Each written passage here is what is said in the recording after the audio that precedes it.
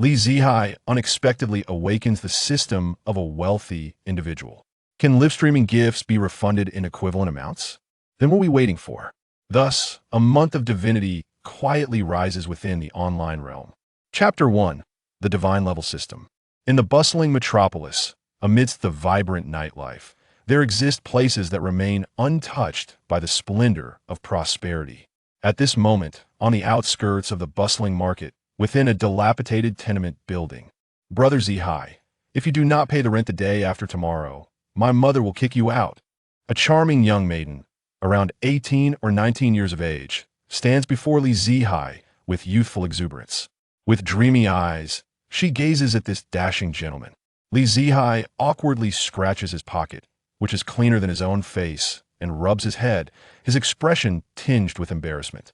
This young lady is the daughter of Li Zihao's landlady, and the day after tomorrow is indeed the rent due date. He had ventured from his hometown to the metropolis, diligently working at a sales company for over 2 years. However, despite Li Zihao's eloquence, he lacks the art of flattery. Consequently, in this hypocritical company, he is the least favored individual. Ultimately, this led to his dismissal, as the manager's relative was set to join the company. Originally earning over $6,000 a month in this high-cost city, he found himself living on the edge. By the end of each month, his salary barely leaves him with anything. Thus, now that he has lost his job, he can no longer afford the rent. Being impoverished at over 20 years of age, he has not even dared to pursue a girlfriend. After all, the cost of dating is exorbitant, with nearly 365 occasions requiring gifts throughout the year.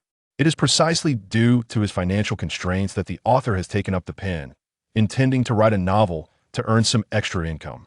Tong Tong, rest assured, no matter what it takes, Brother Zihao will ensure the rent is paid the day after tomorrow. Li Zihao thumped his chest assertively, determined to maintain appearances despite his inner doubts. Wu Xiaotong nodded, gazing at the handsome gentleman who had resided in her family's home for 2 years, and could not help but sigh. Though handsome, alas, he lacks wealth. Otherwise, he could serve as a good emergency friend. All right then, Brother Zihao, I shall take my leave. Wu Xiaotong reluctantly withdrew her gaze from Li Zihao's face. She turned and descended the stairs. After watching Wu Xiaotong depart, Li Zihao opened the door and returned to his room. Sitting on his bed, he took out his phone and began to scroll through his contacts, searching for anyone he might borrow some money from to alleviate his urgent situation. This simply will not do. Having just wed, a husband is no better than a beggar. Furthermore, this option is equally unviable as I have recently started dating, and I have heard that she's someone who celebrates all 365 festivals in a year. An hour later, Li Zihao, with a countenance devoid of hope, set his phone down. He realized that every one of his steadfast brothers was as impoverished as he. Truly, it echoes that old adage, dragons pair with dragons, phoenixes with phoenixes, and lice with bedbugs.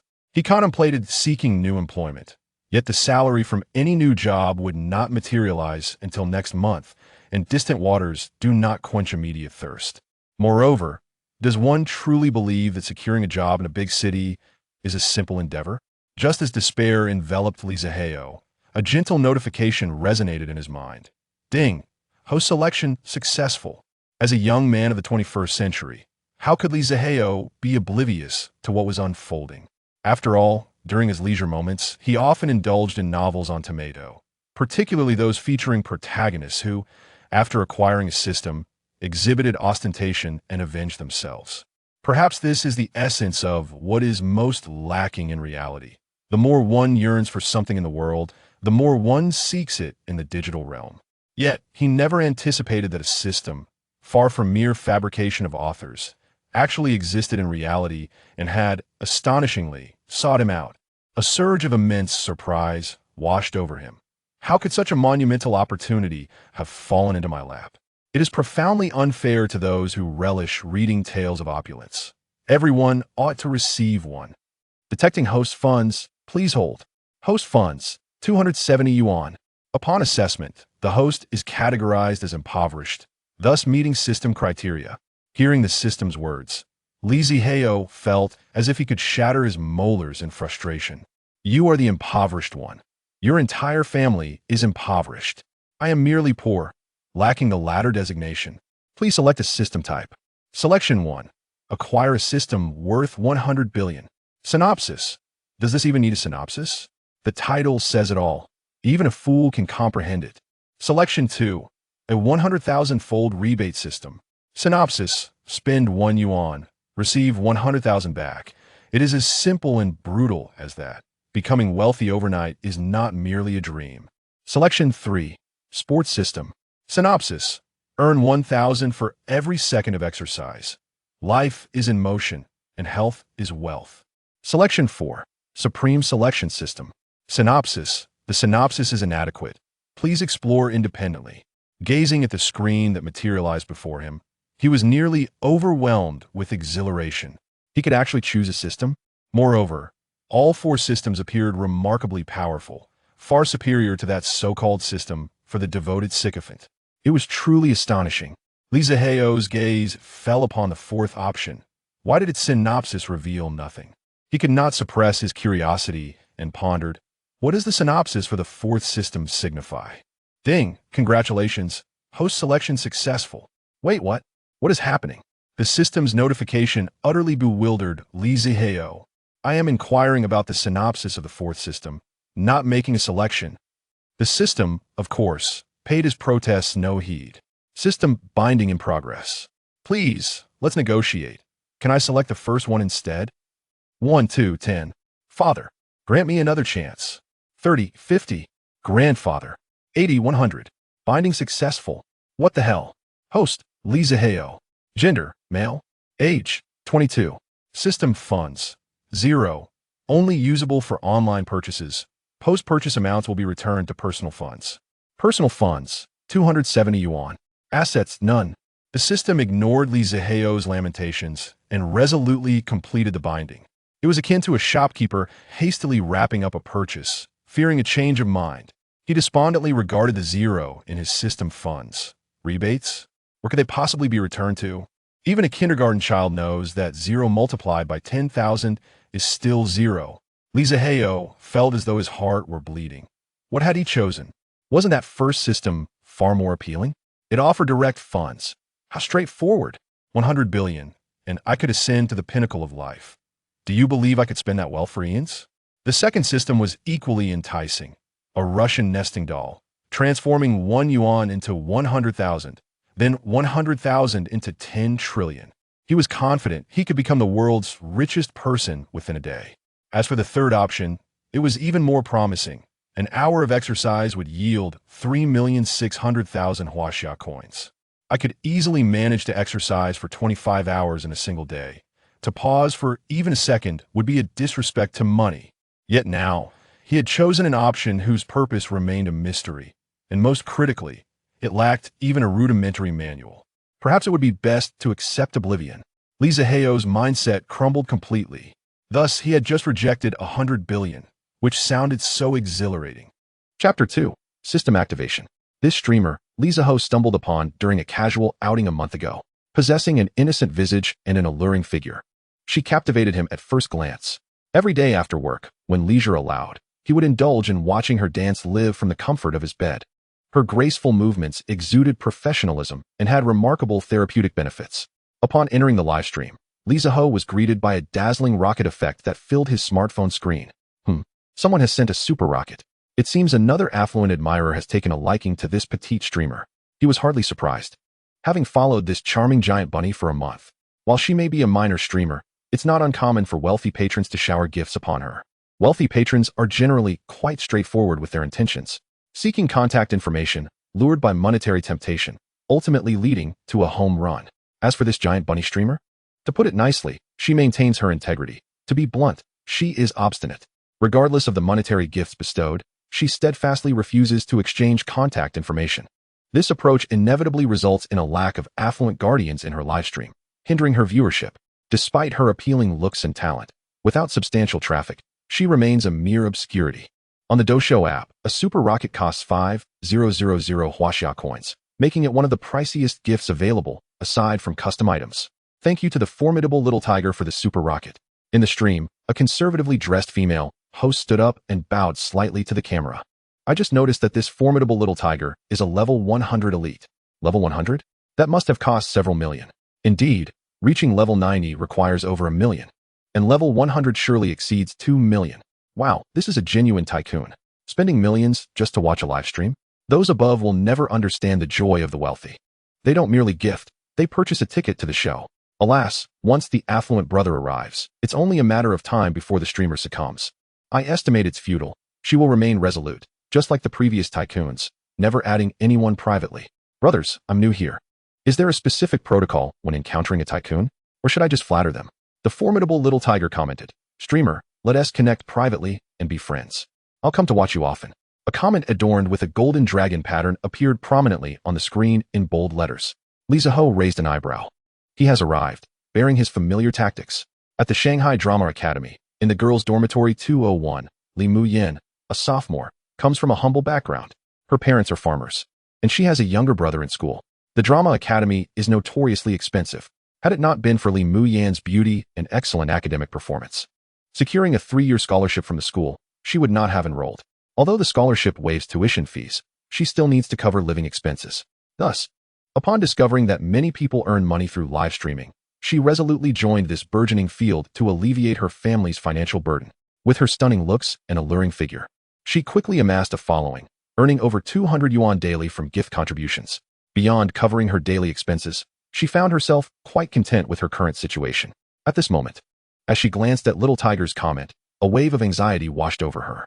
The implication of his words was unmistakable. Friendship? What kind of friendship? The kind that leads to trouble. During her time in live streaming, she had heard enough tales of the sordid affairs of dojo streamers. Therefore, Li Muyin had made it abundantly clear during her broadcast that regardless of the amount gifted, she would never accept private requests. It was precisely this stance that, despite her top-tier looks among dojo streamers, contributed to her lack of fame. Regaining her composure, Li Muyin sweetly addressed the microphone. "Thank you once again for the gifts. Little Tiger, but Bunny is still a student and cannot accept private requests." This response elicited no surprise from Zihao. Indeed, the streamer he admired remained steadfast in her principles. Wow, this streamer is quite resolute, rejecting even a tycoon's request? Is this a game of hard to get? Those above shouldn't misinterpret. The streamer has always been resistant to private requests. New friends shouldn't disrupt the flow. Indeed, I've been watching this streamer for over 6 months. She has received super rockets without ever adding anyone privately. Otherwise, with her looks and talent, she would be already risen to fame. The formidable Little Tiger remarked, "If one rocket isn't enough, I can send more. I find the streamer quite agreeable and wish to be just a regular friend, nothing more." Clearly, Little Tiger believed Li Muyin was playing hard to get with her gifts, but as the enticing big lights flashed on the screen, he impulsively sent 3 more rockets. What on earth? This is akin to just wanting to get in without any commitment. Those above, can this path even accommodate a vehicle? The tycoon is impressive. Just to add a private contact, he spent 20,000, while I'd rather the streamer decline. One can't deny that this price seems reasonable for a streamer with fewer than 10,000 fans. Are streamers now openly pricing their services? This has been common practice. I once added a streamer, and without saying a word, she sent me a price list. I was taken aback. It was more extravagant than a high-end club. Those above, my friend wishes to know which streamer it is. He also wants to add her, with no ill intentions, just looking for a casual acquaintance. Creating friendships out of thin air. Why is the streamer still hesitating? If she doesn't cling to the tycoon's leg, what is the point of broadcasting? Li Muyin bit her lip, glancing at the comments, and with a pitiful expression, she said to the camera, "I'm sorry, Little Tiger, but Bunny truly cannot accept private requests. I can return the portion of gift earnings to you, and I hope you won't make it difficult for me." Her forlorn demeanor tugged at Li Zihao's heartstrings. Yet gazing at the mere 270 yuan left in his wallet, he sighed deeply. "Alas, I wish I could assist, brother." The formidable Little Tiger retorted, "Haha, the 20,000 I sent you is nothing to me. It's merely the cost of my breakfast. However, your refusal to honor me poses quite the dilemma. I apologize, Little Tiger. How about I dance for you as an apology?" Li Muyin said in a low voice. The formidable Little Tiger replied, "No need for apologies. I have no other hobbies but spending money, so I hope you avoid encountering me in future competitions. Otherwise, Li Zihao watched the Little Tiger's comment, feeling an intense wave of anger. This scoundrel truly had no shame. The streamer's refusal to add contacts turned into a threat. The situation is quite restricted. Ding, the selection system is activated. Chapter 3. The system funds amount to 100 million. Option 1. Cling to the wealthy benefactor and lavish praise. Reward, 100 Chinese yuan. Option 2. Remain silent. Distancing oneself from the matter. Reward. Title of coward. Effect. Henceforth, when shopping, there is a 50 chance of doubling the expenditure of Chinese yuan. Option 3. Defy him. With the system at hand, what is there to fear? Reward. 100 million in system currency. The sudden announcement from the system left Li Zihao momentarily taken aback. What? Is this the purpose of the selection system? Making a choice grants 100 million in system currency, once spent. Could he not acquire 100 million in personal funds? This is a fortune indeed. It seems that this selection system is not inferior to the previous 3 options. Instantly rejuvenated, he felt like a phoenix rising from the ashes. Without hesitation, he opted for the third choice. For to waver even slightly would be to show disrespect towards wealth. Watching the system prompt confirming his choice, Li Zihao chuckled. Isn't that just daring? Witness my audacity. In the midst of his thoughts, a comment appeared. Where did this audacious child come from? A monkey who cannot comprehend human speech. The moment he posted this, it was evident that the barrage of comments in the live stream momentarily halted. What a sensational turn of events right upon entering. The popularity of Li Muyao's live stream surged significantly. Thanks to the 4 rockets sent by the little tiger, escalating from over 750 viewers to more than 2,000. A newcomer, completely unaware, timidly inquired. Is the monkey referred to by this novice player the little tiger who just sent the rockets? That should be correct. Goodness, how bold. A level 0 novice dares to confront a level 100 expert? To the one above, you've inspired me. I'm off to write a sensational article titled Shocking. Level 0 novice confronts level 100 expert. By the way, let us settle the copyright fees first. In Sioux City, at the office of the flamboyant gaming company, Raymond, the owner of the gaming company, though not managing many games, still earns over 10 million annually. While not excessively wealthy, such profits are unattainable for an average person even after a lifetime of toil. As a man, once wealth is acquired, it is natural to entertain certain dubious thoughts. He harbors 2 primary passions, the wives of others, and the selection of secretaries. Raymond's criteria for selecting a secretary are few. 1. Must be married. 2. Must be beautiful. 3. Must have an attractive figure. The first criterion is particularly crucial. Once a secretary becomes tiresome, he finds various excuses to dismiss her and continues the search for the next. In just 3 years, he has replaced his secretaries over 60 times. His other passion is to engage in virtual matchmaking through live streaming. If he finds a streamer appealing, he closes the distance by sending gifts and messages, then employs monetary persuasion to successfully win them over. Do not doubt the discerning eye of a man seasoned in affairs. Regardless of how much beauty filters are applied, Raymond can discern the truth. Though affluent, he does not squander his resources indiscriminately, choosing instead lesser-known streamers. This way, he can acquire their affection for the least expenditure while enjoying comparable allure to more prominent streamers. What's not to like? Moreover, in Raymond's view, lesser-known streamers are often much cleaner than their more famous counterparts, who have likely endured untold hardships at the hands of powerful patrons. At this moment, his phone displayed Li Muyao's live stream, a streamer he had just discovered. With his well-trained eye, Raymond immediately recognized that this enchanting figure was undoubtedly a star-level beauty in reality, possessing a splendid figure, particularly notable for her ample assets. However, to his astonishment, his previously infallible monetary strategy seemed ineffective against this young lady today. After spending 20,000 Chinese yuan, any of his prior conquests would have rushed to his bed. Yet here, he could not even manage to add her as a friend. Filled with ire, Raymond pressed a button on his office phone. Come here. Before long, a secretary clad in a miniskirt entered. General manager, you called for me? This secretary was recently hired, married for a short time. On her first day of work, she had been, and afterwards, a tidy sum of 50,000 settled the matter, becoming his latest conquest. Come here. The secretary rolled her eyes playfully. Oh, come on, general manager, it's still broad daylight. If you finish, I want to be able to work. Why not wait until tonight? My husband is away, and I just bought a new leather coat. Let me show you then, all right? Raymond replied with a lewd grin. Let us save that for later. I'm feeling irritable now. Besides, isn't this part of your job? The secretary had no choice but to approach and begin her tasks for the day. Raymond glanced at his phone, just in time to see the barrage of comments from Moonlit drinking alone. He scoffed, his fingers flying across the screen. The audacious little tiger, a level 0 novice dares to boast. They truly do not know how to write the word death. With that comment, the tension in the live stream soared. 666. Indeed, a wealthy individual speaks boldly, right? What does a level 0 novice know of 20,000? I bet they only dare to shout online. In reality, upon encountering the little tiger, they would cower. To the one above, you speak wisely. The little tiger finds this quite amusing. Don't falter now, little novice. Continue to confront him. We support you spiritually. Haha. Big shot. I know how to write the word death. To the one above, is that the crux of the matter? Li Muyao observed the words of the little tiger, nearly brought to tears. This level 0 novice, moonlit drinking alone, was clearly speaking in her defense. And she had a distinct memory of this account. For over a month, whenever she went live, this account would invariably linger in her chat, silent and unobtrusive. It resembled a zombie follower. Each day, when she grew weary from dancing or chatting with fans, even when she called upon him to speak, he never uttered a word. Gradually, Li Muyao had grown accustomed to this presence. Though he had never gifted her anything, she did not mind. Yet, she never expected that this silent follower would speak up for her in such a situation. Her heart swelled with gratitude. Chapter 4. A generous donation of 1 million. Could everyone please stop stirring up trouble? Little tiger, it was just Rabbit's fault earlier. You can blame Rabbit, but not Moonlit brother, alright?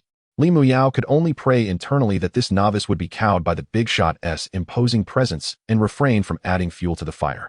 Li Zihao gazed at the barrage of comments in the live stream, his face adorned with a persistent smile, and he felt little irritation within. If he were to be swayed by such comments, it would render his years of experience in sales utterly futile. Over the past 3 years, he had encountered all manner of individuals, weathered numerous storms, and his mental fortitude had matured far beyond that of his peers. Ding! Congratulations to the host for completing the selection. 100 million system funds have been credited. In an instant, his heart brimmed with joy. To be candid, he had felt quite apprehensive when making his choice. It was only upon opening the system interface and witnessing the substantial figure of 100 million in the fund section that he truly felt at ease. Yuxia Duzha, I initially intended to converse with you as an ordinary person, but it seems I have only met disdain. Very well, I shall no longer pretend. I am a billionaire. Uft. Ha ha, this is too much. A novice claiming to be a billionaire. Brother, are you still asleep? Surely. Your billions cannot be in the form of joy beans. Keep your laughter down. What if it turns out to be true? To the one above? Do you actually believe that? Should I call you naive or foolish? There is no need for such animosity. It's just the internet. Let us have some fun. Yuxia Duzha, in this day and age, who would believe you if you spoke the truth? Oh please, I'll believe you when you can send a super rocket. Be cautious with your words, lest the wind carries your tongue away. If you truly can send a super rocket, I'll do a handstand live. In this era, boasting has become second nature. Are you not aware that the average income on the Dojo platform is in the billions now? So timid in reality, yet so bold online. Mighty little tiger. Go ahead, let me see just how impressive this billionaire truly is. Li Zihao chose to disregard the sarcastic remarks in the comments and opened the recharge page of the Dojo app. All rumors would inevitably crumble before sheer strength. The Dojo app had a vast framework. Even ordinary users could recharge up to 1 million at a time, unlike the wealthy novels he had read, where one could only recharge 10 or 20,000. It merely indicated that in their world, the live streaming companies were far too limited. Moreover, the exchange rate of Dojo coins to Huaxia coins is 1, making it rather user-friendly. The amount spent is transparent. Mighty little tiger, respectful billionaire. Shall we have a little contest to see who can top the leaderboard today? Raymond scoffed, having sipped a few bowls of toxic chicken soup on Dojo, genuinely believing that there were billionaires aplenty these days. Wake up, youth, stop indulging in fantasies. The comments from Little Tiger sent the live stream into a frenzy. Everyone loves to witness a spectacle. This trait is etched into the DNA of the Huaxia people, a legacy spanning millennia. Battle arena, battle arena, battle arena. The comments flooded the screen, obscuring even Li Mu Yin's figure.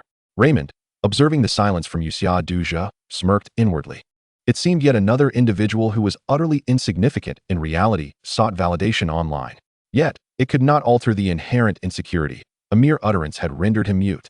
Setting his phone aside, Raymond temporarily dismissed the matter, focusing on enjoyment. It must be said, those who are married indeed possess superior skills compared to their unmarried counterparts. After a full 2 minutes, Li Zihao finally recharged 50 million into Dojo. This should suffice.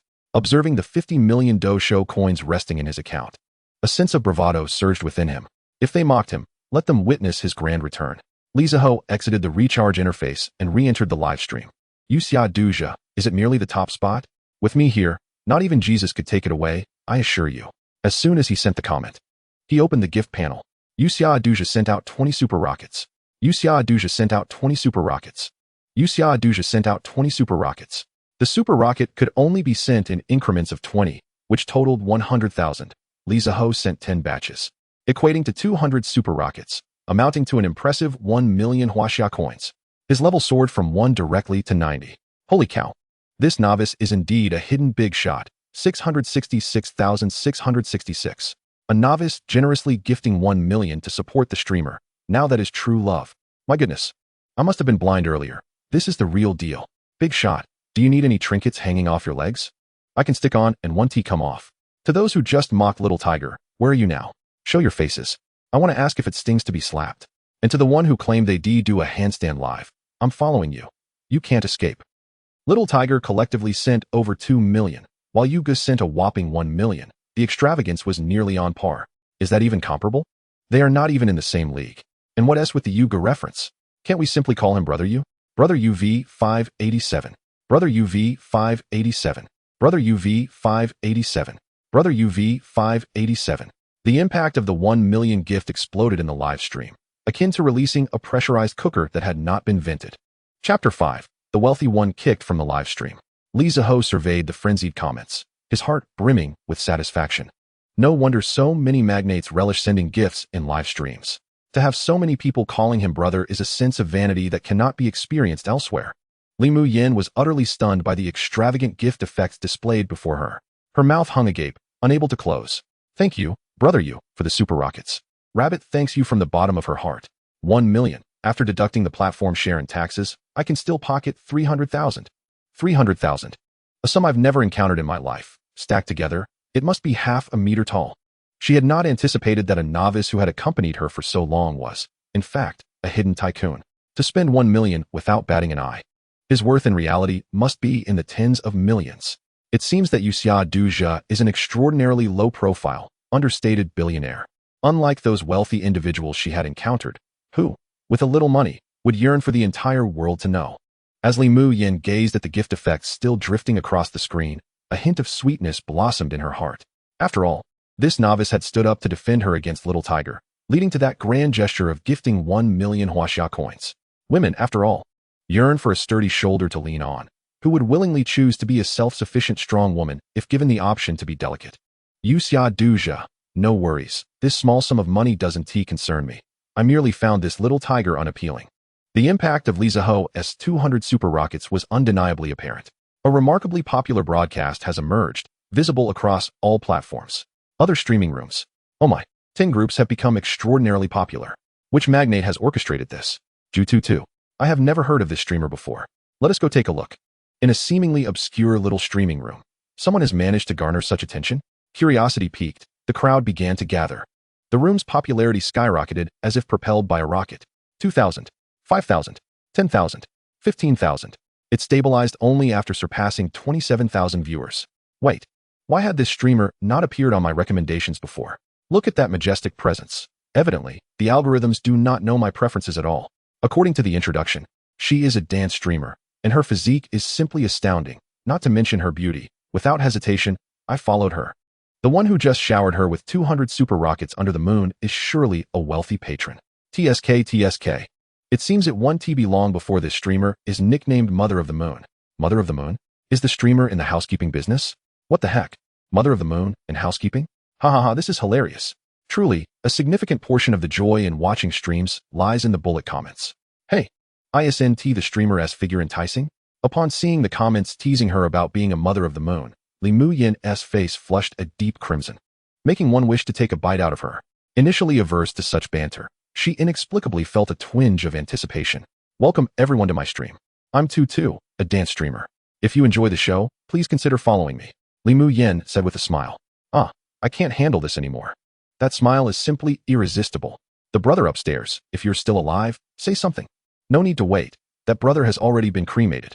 His girlfriend is very pleased, no spice added. Zihao watched the incessant barrage of comments, a smile creeping across his lips. Under the Moon, Mother of the Moon. I like this title.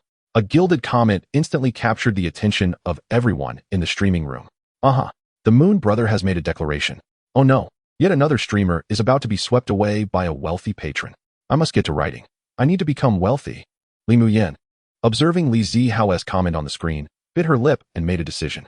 She picked up her mouse, clicked on the profile of Under the Moon, and sent a private message. Moon brother, thank you for your generosity today. LMY15, this is my little signal number. Could you add me? Upon receiving the notification for the private message, Li Zihao couldn't help but smile, intending to check it later. 20 super rockets catapulted Under the Moon to the top of the weekly rankings. Under the Moon, where's Little Tiger? Aren't you supposed to compete for the top spot? Now that I've played my hand, do you wanna? Little Tiger, do you want to? You all sound like a bunch of parrots. Drag this troublemaker upstairs out and have him dealt with. The audience, ever eager for amusement, began to stir. As the inclination to watch chaos is ingrained in our culture, when Li Muyin witnessed Li Zihao's 1 million donation, she felt a sense of reassurance. She knew that with the financial prowess displayed by Under the Moon, she was unlikely to incur any losses. However, upon seeing the comments, her inherently kind nature compelled her to speak up. Moon brother, you've already given enough for 2-2 today. Let us not mention Little Tiger anymore. And please don't be angry. How about I dance for you to ease your frustration? Meanwhile, Raymond was closing his eyes, taking a deep breath. His secretary stood up and collapsed into his embrace. At that moment, Raymond's anger had nearly dissipated, and he casually picked up his phone from the desk. He immediately noticed the barrage of comments asking, "Do you want to?" and felt baffled. What is going on? Why is everyone asking if I want something? Raymond scrolled through the comments and spotted the gilded comment from Li Zihao. He then realized that this Under the Moon, a newcomer, had risen to level 90 in just a few minutes, donating 1 million? But would he be intimidated? Raymond scoffed, tapping the screen. Mighty Little Tiger, don't tell me you're just putting on a front. I don't want to see you in the news in a few days. Another gilded comment streaked across the streaming room, but its content was malicious. Wow, that is a harsh statement. Is this implying that Moon Brother is engaged in illegal activities? However, I've never encountered a low-key wealthy patron before.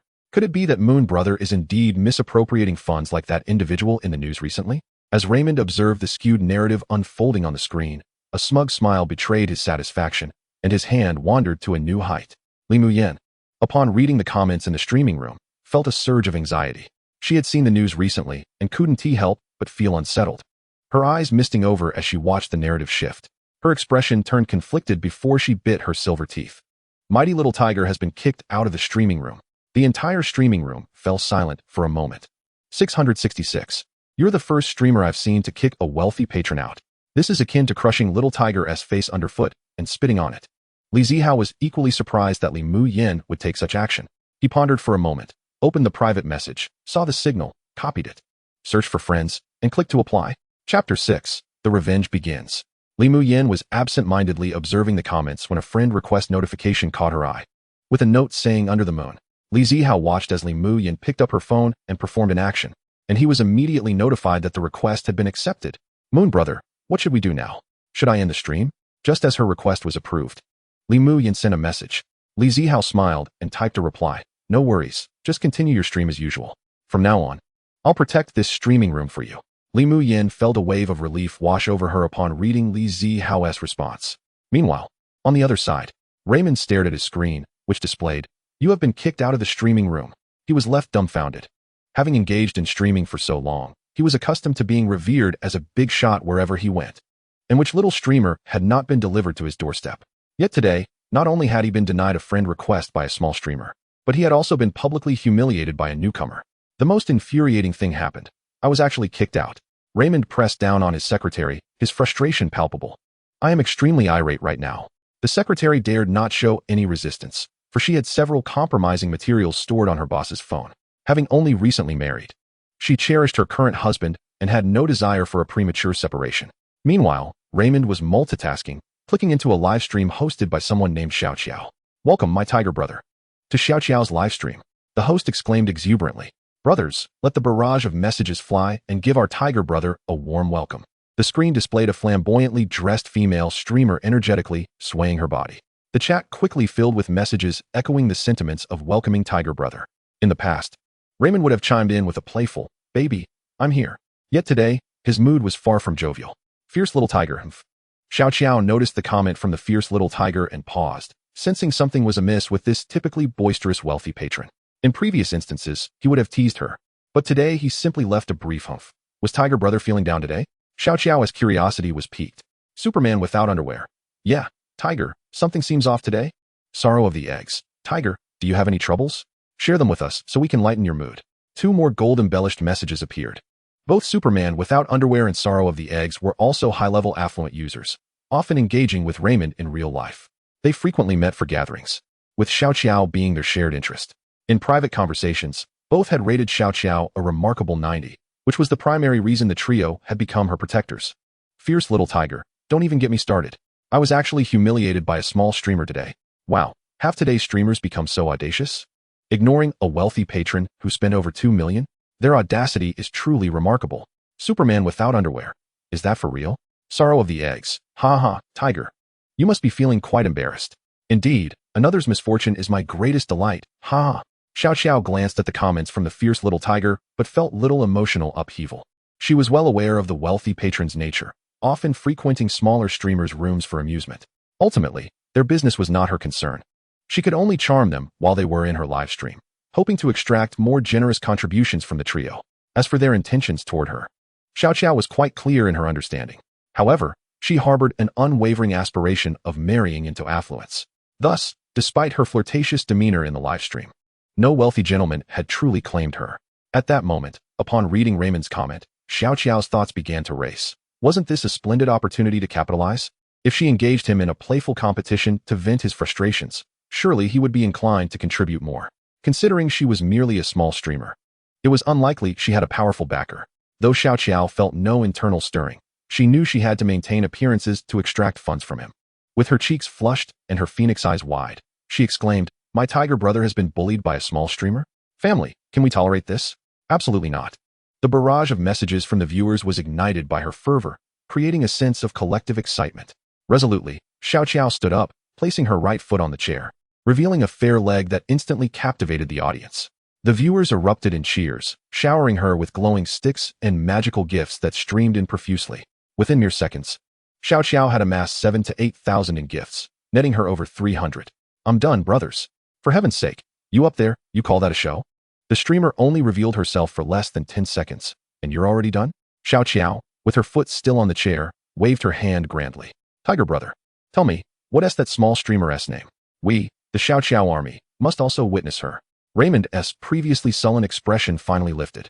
With two affluent patrons over level 100 alongside himself, taking down a small streamer and her minor supporter would be a piece of cake. Damn it. If we don't make them regret it today, I'll gladly use my own head as a chamber pot. Fierce little tiger, giant rabbit, brother under the moon. How well does rabbit dance?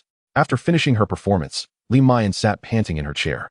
Li Zihao, gazing at the sweat-drenched streamer on the screen, felt an unsettling stirring within. Dancing in front of me will look even better. Wow, Moon Brother is sending heads from miles away. The previous commenter was misinformed. Moon Brother was simply there to collect gifts. Where will you collect from? I can't believe I understood that so quickly. Am I now tainted? Li Mayan, blushing from her exertion or perhaps from embarrassment, was unsure. As she contemplated speaking again, her expression suddenly stiffened. Why is someone named Xiao Qiao trying to connect with me? Upon hearing Li Mayan's words, Li Zihao was momentarily taken aback. He had been watching this live stream for quite a while, simply engaging in casual chats and dances, never having connected with anyone before. Suddenly receiving a connection request felt suspicious. Xiao Qiao?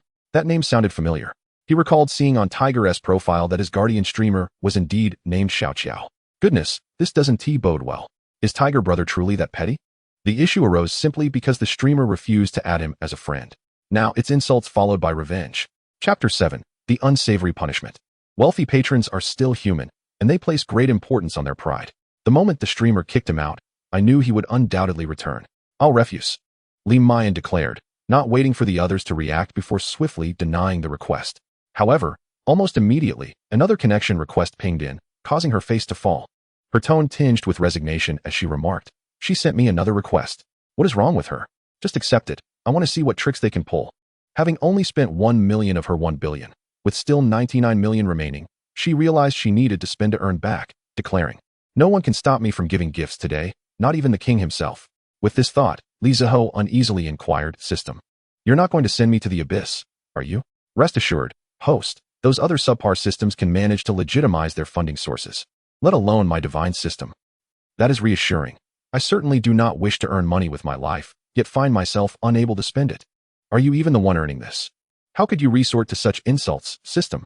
Upon hearing the system's response, Li Zihao felt an immense weight lift from his heart. Drinking alone under the moon, regardless of how many opponents there are today, I shall take them on single-handedly. Brother, you, such grandeur. Is this the confidence of a wealthy individual? I just visited Xiao's live stream, and there are 3 level 100 accounts on the opposing side. Can brother you withstand that? Drinking alone under the moon. Even if the opposing side is an army of thousands, they shall not pass my solitary bridge. Though it sounds grand, something feels amiss. Li Mu Yin displayed a troubled expression. She truly did not wish to connect with this live stream. Feeling it was akin to a scam, Li Zihao, having watched the live stream for quite some time, discerned her thoughts, understanding the nature of this anchor well. Drinking alone under the moon. Do not feel burdened, dear anchor. I am left with nothing but wealth. If you feel uneasy, perhaps dance a few more times as compensation after we are done. Upon seeing Li Zihao's message, Li Mu Yin ceased her reluctance. She had already added Xiao Xin, and it was no harm to return her share later. All right, brother you. I shall dance a few for you when the time comes. Li Mu Yin accepted the invitation. The screen on Li Zihao's phone instantly split into two, and while he gazed at the beautiful female anchor across from him, he couldn't shake the feeling that she exuded an air of worldly experience. It seemed she had turned to live streaming after facing unemployment in Dongguan. Oh, this sister truly is stunning. No wonder my brother Tiger is fond of you. Xiao, upon seeing Li Mu Yin, felt a pang of jealousy. How could someone be not only more attractive than her, but also older? The audacity. Is it now the case that even live streaming has become so competitive? Wouldn't it be better to find a wealthy patron than to compete for our livelihood? Sister, I heard you kicked my big brother out of the live stream. May I ask why? Li Mu Yan's face flushed with embarrassment. Because he wanted to add me as a friend, and I didn't agree, so he. She had never encountered such a situation before and found herself at a loss for words. Drinking alone under the moon applied to join the stream. Li Mu Yin was taken aback, but quickly clicked to agree. Spare us the idle chatter. You know your big brother's character well, so let us not dilly-dally. As soon as Li Zihao joined the stream, he spoke without reservation. Impressive, brother you are truly formidable. His words surged through the audience like a shot of adrenaline, causing the bullet screen to erupt with excitement. Xiao was taken aback. Wait, is he this direct? At that moment, the valiant little tiger applied to join the stream. Xiao, unsure how to respond, gladly brought little tiger on board, retreating to rake in the rewards. It was far more enjoyable. Valiant little tiger. Yes, no need for excessive words. True strength lies in one's wallet. Little brat, dare you take me on for a match? Just 10 minutes will suffice. Whoever has less health has to dance. As for the punishment for the loser, let us keep it simple. Squats for 5 minutes. And the loser has to quit the internet. What do you say? Are you up for it? Wow, is this how the wealthy play? Having watched this live stream for so long, this punishment is truly unprecedented. Is this a punishment for the anchor, or are these big shots bestowing benefits upon us? Preparations for tissues are in order. Whoever faces the punishment will undoubtedly face dire consequences. To the one upstairs, it's you? I digress. My grandfather, who has been bedridden in for 20 years, wishes to sit up and watch the live stream. I must assist him.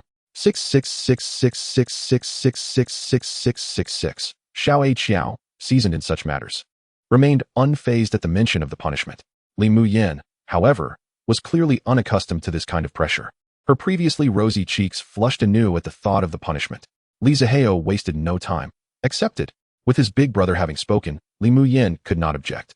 One must respect the authority of the elder. While there are times to be meek, there are also times to be bold. Xiao had no objections either and even felt a thrill of excitement. This would be a lucrative opportunity. What does an anchor enjoy most during a live stream? It is certainly when there is enmity between the two parties. With no animosity, anchors often fabricate drama, but now, real animosity exists. Given the circumstances, this live stream is set to yield at least 1 million. Xiao hastily clicked the PK request, fearing the clearly inexperienced little anchor might back out. With her mindset already prepared, Li Mu Yin did not hesitate and clicked to agree. The PK commenced, and she promptly muted Xiao. Brother you, please refrain from gifting any more. You've already been generous today. It's just a minor punishment that I can manage. Li Zihao replied, that won't do.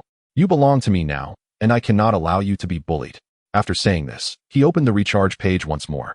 There were still 50 million in system funds yet to be deposited. Today, Li Zihao intended to spend an entire 100 million, as only the funds spent could transform into his own money. Upon hearing this, Li Mu Yin felt as though she had consumed honey. Her heart swelled with sweetness. Unbeknownst to her, she had unwittingly nestled into Li Zihao's warm embrace. As the PK began, the health points for Xiao plummeted instantly.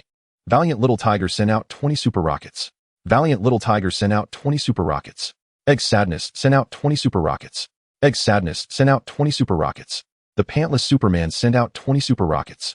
The Pantless Superman sent out 20 super rockets. Chapter 8. One person defeats the opponent. The surging gifts rapidly depleted Li Muyan's health points to the point where even a magnifying glass could not reveal them. Xiao Xiao's flushed face glowed with excitement, her gift values climbing to the brink of ecstasy. 1 million, 2 million, 3 million, 10 million, 20 million, 30 million, 100 million. Witnessing such exaggerated firepower, Xiao Xiao's face turned crimson as she exuberantly shouted, "Thank you, Brother Tiger. Thank you, Brother Sadness. Thank you, Brother Superman, for the torrential rain of rockets." In just 3 minutes, she had earned over 4 million. This was faster than a money printer. At this moment, Xiao Xiao even felt a tinge of gratitude towards Li Muyan. Had she not kicked Little Tiger, these three fools would not have showered her with such a bounty. These three were notorious for being difficult to please. In the past few months, she had struggled to extract a mere 2 million from them. Yet, this single PK could match the entirety of her earnings from all her live streams combined. The bullet screen in the live stream went wild with activity. Oh my goodness, when have I ever witnessed such a spectacle outside of a carnival? A staggering 10 million. How long must I toil without respite to earn such a sum? To the person above, what is your monthly income? Allow me to calculate. I earn 3,500 each month. You'll never amass that amount in a lifetime. Meanwhile, in Li Muyan's live stream, 3 minutes had passed, yet brother, you remained silent. Could he have fled? It is indeed possible. After all, we are speaking of 10 million. I am still trembling. How terrifying. Truly, a big shot is a big shot. Brother, you must not be lacking either. Given his recent extravagant display of spending 1 million, I am still exhilarated. At this moment, Li Muyan spoke up. I trust that my brother would not abandon us, but I also do not wish for him to spend excessively.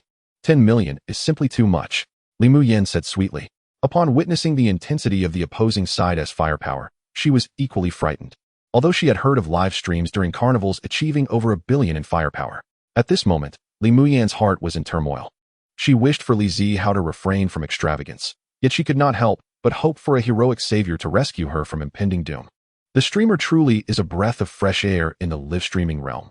Unlike others who are relentlessly scheming to rake in money, she is lamenting the abundance of wealth. Indeed, although this was my first time watching a streamer, I found it quite appealing and decided to follow. Let us boost the follower count. Li Muyan's words garnered the admiration of the onlookers, and in that instant, her follower count soared to 30,000. Meanwhile, the formidable Little Tiger, observing the immovable health bar of the opponent, spoke with a hint of disdain. Where is that, brother you? I've placed my bet. Will you accept it or not? At that moment, Lei Ming felt a surge of satisfaction. Out of the 10 million spent, he personally contributed 6 million. Although it pained him, he felt a deep sense of exhilaration. Dare to challenge me? I bet you regret it now. Lei Ming looked towards Li Muyan and said, Rabbit, do you now realize who the true big brother is? Just don't be deceived by certain individuals. Who knows, perhaps they are already being treated to tea. He added, if you agreed to be my friend, all this money could be yours. How wonderful would that be? But alas, Li Muyan's small face tightened as she heard Lei Ming disparaging Li Zihao. Even her typically gentle demeanor was beginning to boil with anger. You must not speak ill of Brother Yu. Upon hearing her call him Brother Yu, Lei Ming felt as though he had swallowed a dead fly, snorting disdainfully, unappreciative. 3 minutes have passed. It's time to dance. Li Muyan, undeterred, thought to herself that in this world, one must stand firm when facing adversity. Dancing was no great challenge. She had barely begun to dance when Li Zihao finally charged the remaining 5 million into the app. Rubbing his sore wrist, he muttered, damn it. Charging money until my hand cramps. Who the hell has ever experienced this? Upon re-entering the live stream, he saw Li Muyan dancing and glanced at the health bar. Promptly applying to join the mic, noticing the request, Li Muyan halted her dance and accepted. Li Zihao said, Little Tiger, you had a 3-minute head start. And you barely managed this much? You really are lacking. Perhaps it's time to change your name from the formidable Little Tiger to the feeble Little Tiger. The formidable Little Tiger retorted, just being all talk won't win a PK. I'm waiting for that little girl to gasp for breath. I've got tissues ready, huh? Li Zihao's face darkened. Can't you speak properly? Then let your brother you teach you a lesson. Lighting a cigarette and placing it between his lips, Li Zihao furiously clicked on the super rockets. Yuxia Aduja sent out super rockets 20. Yuxia Aduja sent out super rockets 20. Yuxia Aduja sent out super rockets 20. In an instant, the health bar in Li Muyan's live stream plummeted. 100 million firepower points could be achieved with just 100 sets of super rockets. With the speed honed over 30 years of singlehood, he equalized the score in under a minute. Li Zihao paused, rubbing his weary wrist. Is that all? I haven't even exerted myself yet. Is there more? Bring it on. Let your brother you enjoy himself. Who is this big shot, sending out 100 sets, causing 10 million to vanish just like that? Upon witnessing the rapidly rising health bar, Li Muyin was left in a state of shock. She realized that the 10 million from the opposing side was contributed by everyone in their room. Meanwhile, on her side, it was solely Yuxia Duzha who had contributed 10 million. One must be extraordinarily wealthy to throw away such a sum in less than a minute. At that moment, the little Eight Xiao began to panic, regretting her impulsive decision to seek out a confrontation. She realized she had offended someone capable of extravagantly spending 10 million. This transaction was not worth it at all. Lei Meng too was taken aback that the previously insignificant account had indeed spent 10 million Chinese yuan. Don't get too cocky, just wait. Lei Meng opened the recharge interface and added another 200. He pulled up his secretary, who was still on the ground, drawing her into his embrace and groping her. The formidable little tiger declared, "Let us go again." With that, he sent out another 20 sets of super rockets. The saddened Dandan and the pantless superheroes ceased their involvement. They were not foolish enough to spend excessively just to placate little tiger. Contributing 200,000 to save face was sufficient since their funds did not come easily. Chapter 9. The 10 Great Tycoons. Seeing that the opposing side had only spent 200,000 and had fallen silent, Li Zihao couldn't help but scoff. "Is that it? You've been holding back for so long only to deliver such a meager offering?" The formidable little tiger retorted, "Let us see if you can keep up." Li Zihao, growing impatient with the fishing game, observed little tiger struggling and directly proclaimed, "I'm officially starting now. Remember, from now on, when you see your brother, you keep your distance. I don't want to see you around." Oh wow, this is truly impressive. He has already spent 10 million, and hasn't he even begun in earnest? I can't believe it. What kind of family does he come from? Even the richest in China wouldn't he dare to spend like this. Li Muyin, astonished, covered her mouth in disbelief. Her mind was in a haze. Since the PK began, she had scarcely spoken, not out of reluctance but from a numbing confusion about what to say. Li Zihao glanced at the 89 million in his account, feeling a surge of boldness. "Today, I will ensure that the name Yuxia Duzha echoes throughout the entire dojo." As his words echoed, the entire live stream erupted in chaos. Could it be that a god of wealth was about to emerge from this small live stream? It seems impossible, considering that so far, dojo has only had 9 supreme tycoons, each having spent at least 100 million. But wait, I've seen more than 9 max-level accounts. The 9 great tycoons referred to here are not just recycled or guild accounts, but real personal accounts that have genuinely spent at least 100 million. Could it be brother you? Let us wait and see. This is truly exhilarating. Li Zihao stretched his wrist. Knowing he had 7 minutes left to spend the remaining 89 million, this was no simple task. Each set of super rockets costs 100,000. 89 million means 890 sets, requiring over 100 clicks per minute. For the first time, he felt that spending money could be exhausting. However, without brushing off the amount, one cannot receive the rebate. And without the rebate, it cannot be counted as one's own money. There is no alternative, so let us proceed. In an instant, Li Muyin's health bar surged dramatically, showing no signs of stopping. 100 million, 200 million, 300 million. Goodness, it has already reached 30 million. It seems it is indeed heading for 100 million. Could it be that a wealthy patron is truly about to emerge tonight? If so, the dojo platform would then boast 10 affluent patrons. It would be worth it to witness such a historical moment. My mind is in a whirl, and I can only imagine the emotions of little tiger. With such luck, one could easily encounter a wealthy benefactor. What a pity not to buy a lottery ticket. Just as the bullet comments suggested, at this moment, Raymond was indeed somewhat bewildered. Could it be that this drinking alone under the moon is genuinely a wealthy patron? Dandan sorrow. Tiger, who have you angered? This has already reached 30 million. Let me clarify. I will apologize to this affluent patron later. You must not be upset. It seems this is indeed aimed at 100 million. You know, those who can spend this way are not to be trifled with. Superman without underwear. Dandan is right. Tiger. There are no deep-seated grievances in live streaming, merely misunderstandings. If you ask me, you should apologize as well. If you have truly offended someone like the 9 great patrons, your gaming company would not even catch their eye. It would take just one word to bring you to ruin. Listening to these comments, Xiao began to calculate in her heart. Once the PK is over, she must apologize at the earliest opportunity. Observing Li Muyin's expression, which was dazed with shock, Xiao felt an overwhelming surge of jealousy. What merit do you possess to attract the favor of such a wealthy patron? Is it merely your beauty, your figure, or your ample assets? What else do you have? Xiao's heart screamed in frustration. Although I lost today's PK, I still wish to thank the 3 esteemed brothers for their support. It's merely a punishment. I have endured worse. Despite losing the PK, the substantial funds contributed by the 3 were now securely in her gift account, allowing her to maintain some semblance of dignity. Raymond remained silent, for he had never believed that drinking alone under the moon was a figure of wealth. When Li Zihao spent 10 million, he had glanced at the account, which had been created just over a year ago, a novice account, indeed. Raymond could not fathom that a wealthy patron would remain so low-key for such an extended period. With a sudden push, he shoved his secretary aside and spat angrily onto the floor. Damn it, I truly don't believe you're a wealthy patron. You must be just a pretender. 7 minutes swiftly passed, and as the PK time drew to a close, Li Muyan's live-stream firepower finally reached 8.9 billion, while Li Zihao's account level simultaneously maxed out at level 300. On the Dojo platform, reaching 100 million is a watershed moment. Attaining this milestone signifies a max-level account. Since the inception of Dojo, only 9 individual accounts had achieved this status, not under a company name or guild. If one includes guilds and company accounts, the number increases. However, company accounts and guild numbers do not feature on the affluent patron leaderboard. Today, Li Zihao became the 10th individual to reach max-level status on the Dojo platform. The live stream erupted in excitement. I can't believe it. I have truly witnessed the birth of a legendary account.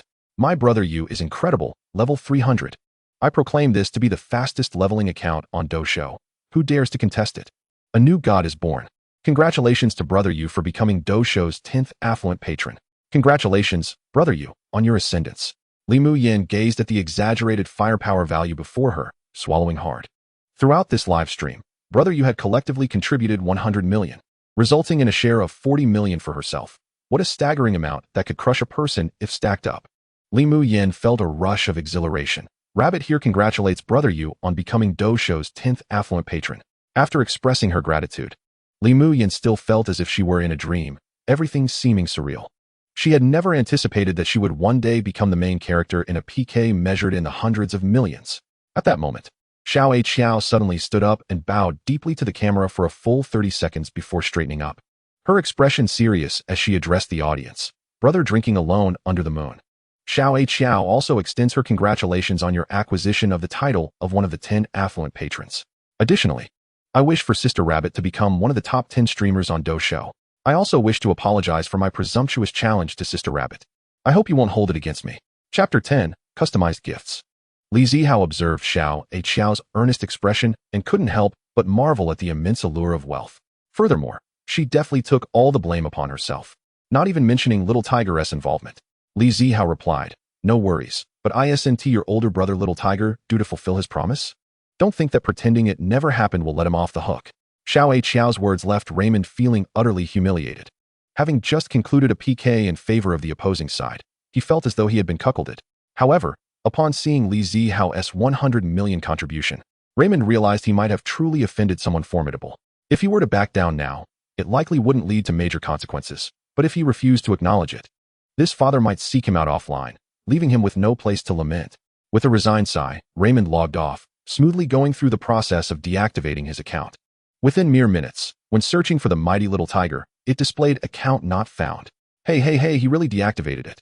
Little Tiger's account is gone. Haha, amazing.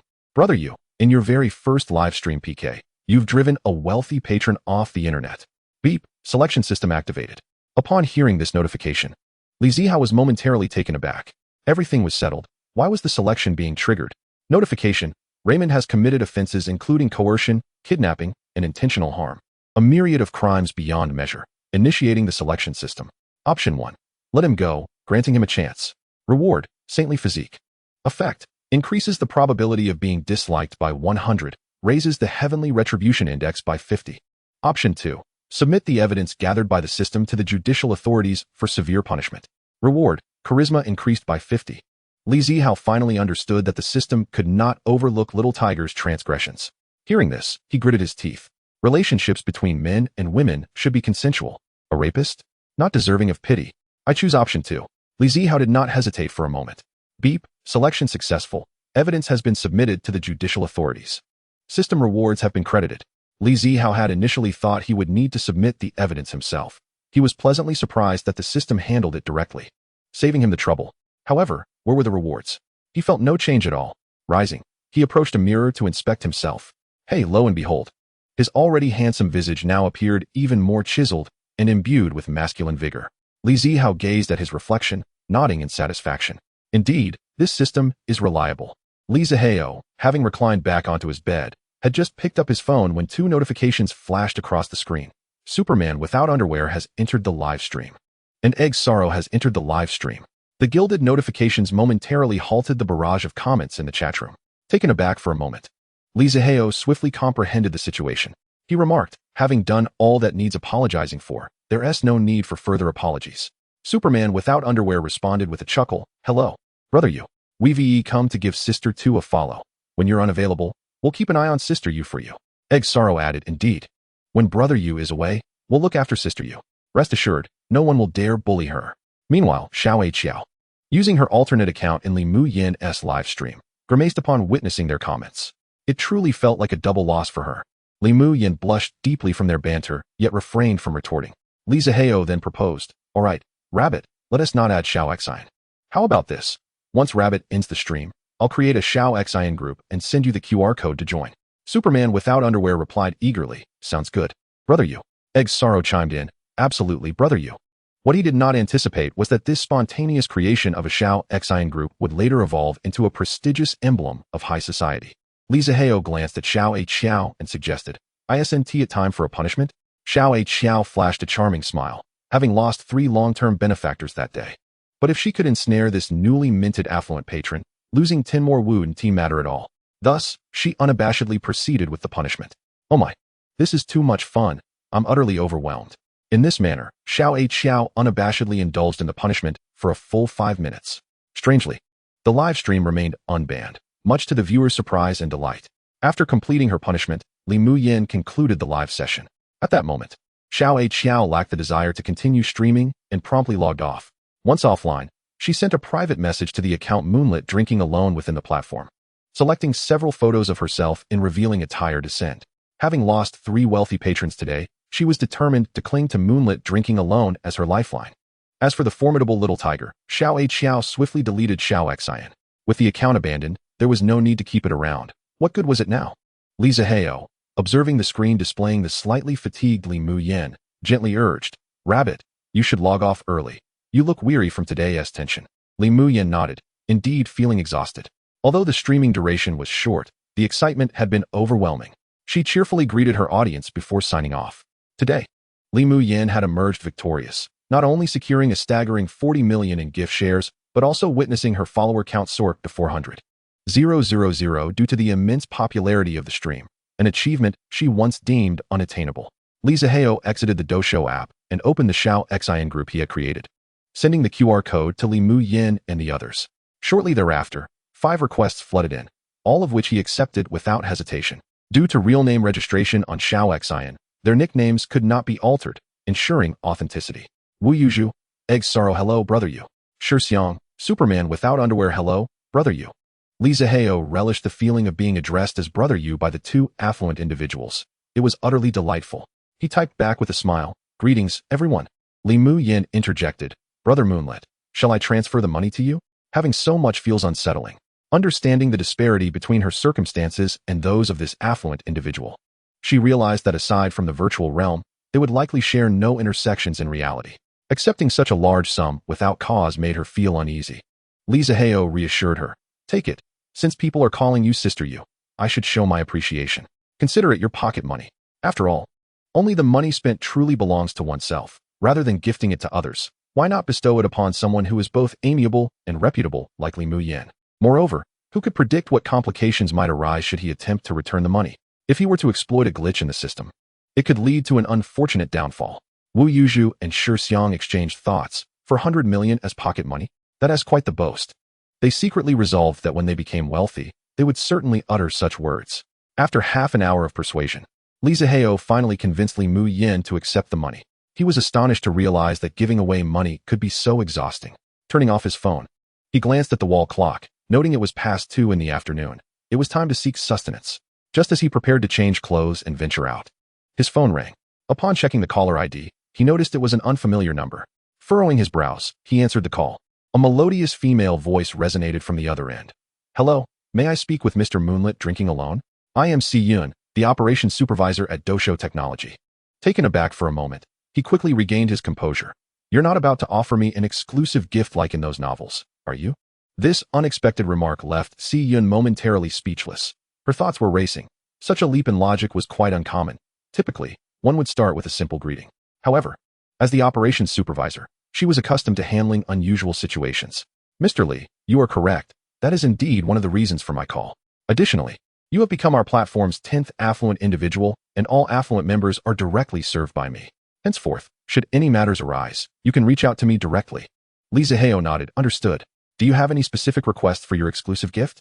Something with flair. That's my sole requirement. Si-Yun couldn't help but chuckle at such a request, finding it both amusing and perplexing. It seemed simple, yet it was almost vacuous. Would you prefer something more imposing or something with poetic charm? He pondered for a moment. Let us go with the poetic charm. It would reflect well on my cultured persona. Very well. What value do you intend to assign, Mr. Lee? Si-Yun continued to inquire. What do others typically set? Values range from 50,000 to 80,000. The higher the rank, the greater the value, with the top position being 80,000. Then let us set mine at 100,000. Si-Yun was taken aback, her mind racing with questions. Such a high valuation could be a matter of pride, but did Mr. Lee truly understand the implications of this decision? Mr. Lee, setting it so high may attract unwanted attention. Si-Yun cautiously advised, subtly suggesting that he temper his ambition lest he attract envy or scrutiny. Not to worry, if anyone has a problem, they can come find me. With a system at my disposal, what have I to fear? His confidence surged as he added, you spend a bit, I spend a bit, I'll profit from it. If things get tight, I'll just venture out and activate the selection system. I refuse to believe anyone can surpass me, especially with a system in hand. Si-Yun refrained from saying more, understanding the importance of maintaining a sense of propriety to avoid causing offense, especially with a client of such opulence. Very well, I comprehend. I shall not disturb Mr. Lee for now. Should you require anything, please feel free to contact me directly. Lee Zihao responded affirmatively. All right. After hanging up the phone, he felt elated, gazing at his personal account balance of 100 million. How could he not feel good? Today, he resolved to indulge in noodles with 2 eggs. No. 3. He would feed the extra 1 to the dog. Lee Zihao declared with flamboyance. Just as Lee Zihao was about to head to the noodle shop, the Sioux City Police Department received an email. The contents of the document prompted immediate and serious attention from the precinct.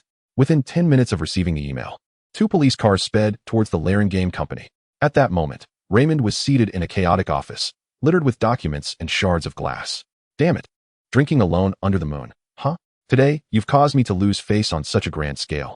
I must uncover your true identity. If you lack any backing, let's see if I can't ruin you. Raymond's expression was fierce, his gloomy eyes glinting with cold fury. The more he pondered, the angrier he became. Evidently casting aside any trace of his earlier trepidation, he summoned the head of security. Just as Raymond picked up the office phone, the door burst open. Several police officers filed in, with the foremost officer brandishing an arrest warrant. Raymond, we now possess irrefutable evidence that substantiates your involvement in crimes of rape, intentional homicide, and various other offenses. Please come with us. Upon finishing, the officer stowed away the warrant and instructed his colleagues, cuff him and take him away. Raymond was rendered speechless, bewildered by the situation. How did the police come to know of his deeds? He had thought he had handled everything adeptly, eliminating those few who refused his attempts at private settlement. As a police officer approached him with a pair of silver handcuffs, he suddenly snapped back to reality, shouting in outrage, "What are you doing? I am an entrepreneur. Do you have any idea how much I have contributed to Sioux City? You dare treat me this way?" As he struggled violently, the lead officer frowned, taking a step closer and delivering a resounding slap across Raymond's face. He then grasped Raymond's collar, his eyes filled with disdain. "I care not for your status as an entrepreneur. In my eyes, you are nothing but a criminal. No amount of contribution to Sioux City can alter your despicable nature." Stunned by the slap and the revelation of the police's evidence against him, Raymond was overwhelmed with shock and fear, resembling a soul lost in despair. "You dare strike me? Just wait until I am out. I will make you pay." The lead officer scoffed, releasing Raymond's collar, his tone returning to a matter-of-fact demeanor. "Based on the evidence we possess, it seems you may not emerge alive from this. Take him away." As Raymond was escorted out, Lee Zihao arrived at a nearby noodle shop. This establishment was one he frequented, renowned for its affordability. He had just taken a seat and ordered a bowl of noodles when a voice filled with surprise emanated from behind him. Lee Zihao? Turning around, he beheld a striking young woman standing behind him, momentarily taken aback. "You? Is that you, Han Shui?" No wonder Lee Zihao had difficulty recognizing her. Han Shui had been his classmate in high school, at which time she was plump and had darker skin. Her family had been rural, and she often wore 2 thick braids atop her head.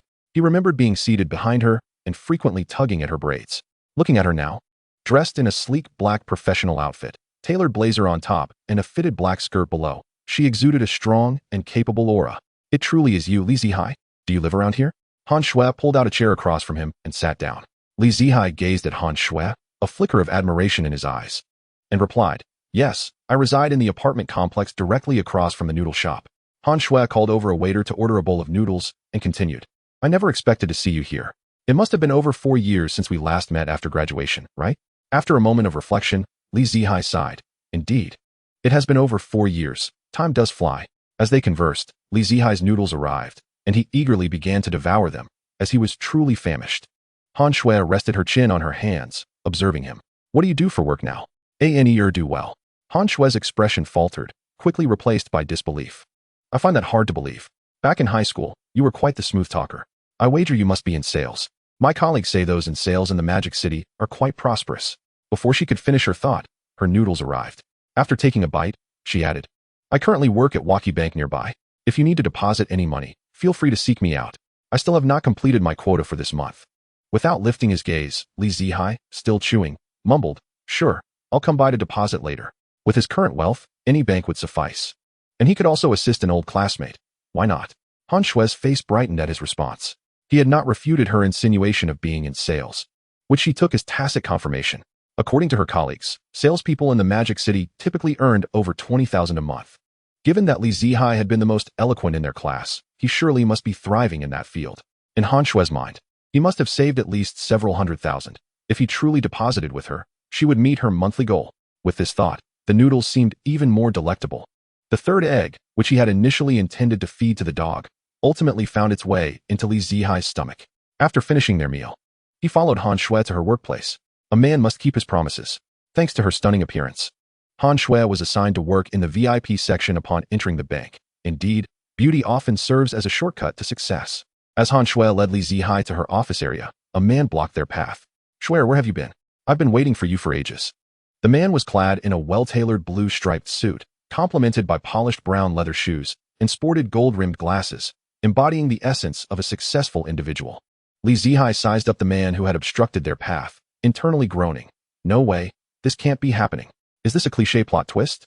Author, if you truly resort to such trite storytelling, I shall go on strike." Han Shui's previously bright expression darkened upon seeing the man. "Manager Wu, I just went out for lunch. And could you please refrain from calling me Shui? We aren't that familiar." Han Shui was exasperated with this man, who was named Wu Tong, a minor manager at a nearby company. Upon first laying eyes on Han Shui while conducting business, he had become infatuated and relentlessly pursued her. Despite her clear disinterest. "Shui, who is he?" Ding, selection system activated. Option 1. Step back and grow increasingly enraged. Telling Wu Tong that you do not know Han Shui, reward 1 million Huaxia coins. Option 2. Step forward with boldness, striking back at Wu Tong. Reward 51 shares in the Magic City National Gold Commercial Center. Li Zihao, who had always harbored a profound disdain for such cliched plots, found himself utterly captivated upon glimpsing the reward for option 2. Shares in the Magic City Commercial Building? This was indeed a remarkable opportunity. The Magic City National Gold Commercial Center, being the pinnacle of shopping malls, brimmed with an array of luxurious brands. Rumor had it that the total annual rent of all the stores here soared to nearly 10 billion, akin to a goose laying golden eggs. With a 51 stake, he could easily anticipate earning over 4 billion annually, translating to a quarterly income of 1 billion. Although Li Zihao had already weathered the storm of 1 million, he could not suppress a slight tremor coursing through his body at this moment. He resolved to choose option 2. "Congratulations, host, you have successfully selected option 2. Li Zihao stepped forward, embracing Han Shui and calmly declaring, "I am her boyfriend." Han Shui, taken aback by his sudden gesture, felt her cheeks flush crimson. Wu Tong, witnessing the intimate display, seethed with rage, her face darkening. "Let go of Shui." She marched forward, forcibly separating Han Shui from Li Zihao. Her expression stormy as she scrutinized Li Zihao's shabby attire. "Shui, are you certain this impoverished fool is your boyfriend? Can he support you? If you agree to be my girlfriend, I will deposit my over 3 million for you, and your task will be completed." Li Zihao, upon hearing her words, recognized the same old tactics at play. The author had evidently run out of fresh ideas. Han Shui, her face contorted with disgust, pushed Wu Tong's hand away. "Wu Tong, let me make myself clear for the last time. The two of us are impossible. Did you not just abandon a girl you made pregnant yesterday? Even if every man in the world perished, I would never be with you. I implore you to cease your harassment, or I shall report you." Upon hearing Han Shue's words, Li Zihao felt an overwhelming urge to collapse onto the ground, the toxicity of short videos weighing heavily upon him. Wu Tong, infuriated by Han Shue's declaration, contorted her previously gentle face into one of malice. Bring your manager here. I wish to deposit 3 million. Is this the service attitude of your bank? The escalating conflict drew the attention of patrons conducting business within the bank, and soon a crowd began to gather. The manager of the VIP area, Su Lin, rushed over, her expression darkening at the sight of the throng of spectators. Chaos in the lobby would surely lead to repercussions from her superiors. Upon noticing Su Lin's approach, Wu Tong, brimming with righteous indignation, proclaimed, Manager Su, I simply wish to know why, when I intend to deposit money, your staff threatens to call the police on me. Is this your standard of service? Su Lin's gaze shifted to Han Shui, her understanding crystal clear. She was well aware of the kind of person Wu Tong was. In her early days as a mere staff member, Wu Tong had used the pretense of depositing money to engage in an affair with her. Now, Han Shui resembled her younger self all too closely. A sense of satisfaction washed over Su Lin. She had long viewed Han Shui with disdain, believing that her beauty had granted her an undeserved position in the VIP area, while she herself had to toil her way up. With the opportunity to oust Han Shui presenting itself, she adopted a stern demeanor and confronted Han Shui. Han Shui, what is the meaning of this? Han Shui, feeling a pang of anxiety, fretted over the precariousness of her hard-won job. Manager Su, it is because this Wu Tong incessantly harasses me that I...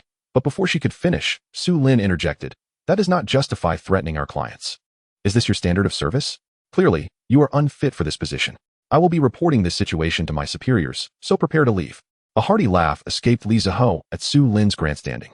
Only then did Su Lin notice Li Zihao, her brow furrowing slightly. And who might you be? This VIP area is not for just anyone to wander into. Li Zihao glanced around at the gathering crowd, a smirk playing on his lips. Do you see this, everyone? This is what the manager of the VIP area at Waki Bank has to say. What? Can I not even visit the VIP area without money? With such service, can you really trust your funds here? Furthermore, how can you be so certain that I am not here to deposit money? The crowd, having heard Su Lin's earlier remarks, began to murmur discontentedly. Indeed, is this how a major bank treats its clients? If this is the attitude toward depositing money, then what would it be like when withdrawing? They might treat us worse than our ancestors. Exactly. I came here thinking a big bank would provide peace of mind. But it seems a smaller bank would be more accommodating. As Su Lin listened to the growing chorus of dissent, panic seeped into her expression. This situation was spiraling out of control, and her position, which she had secured through dubious means, was now at risk. She cast a dark glance at Li Zihao, her smile returning as she addressed the crowd. Please, everyone, do not misunderstand. I was merely a bit hasty. Waki Bank undoubtedly prioritizes its clients. You can rest assured.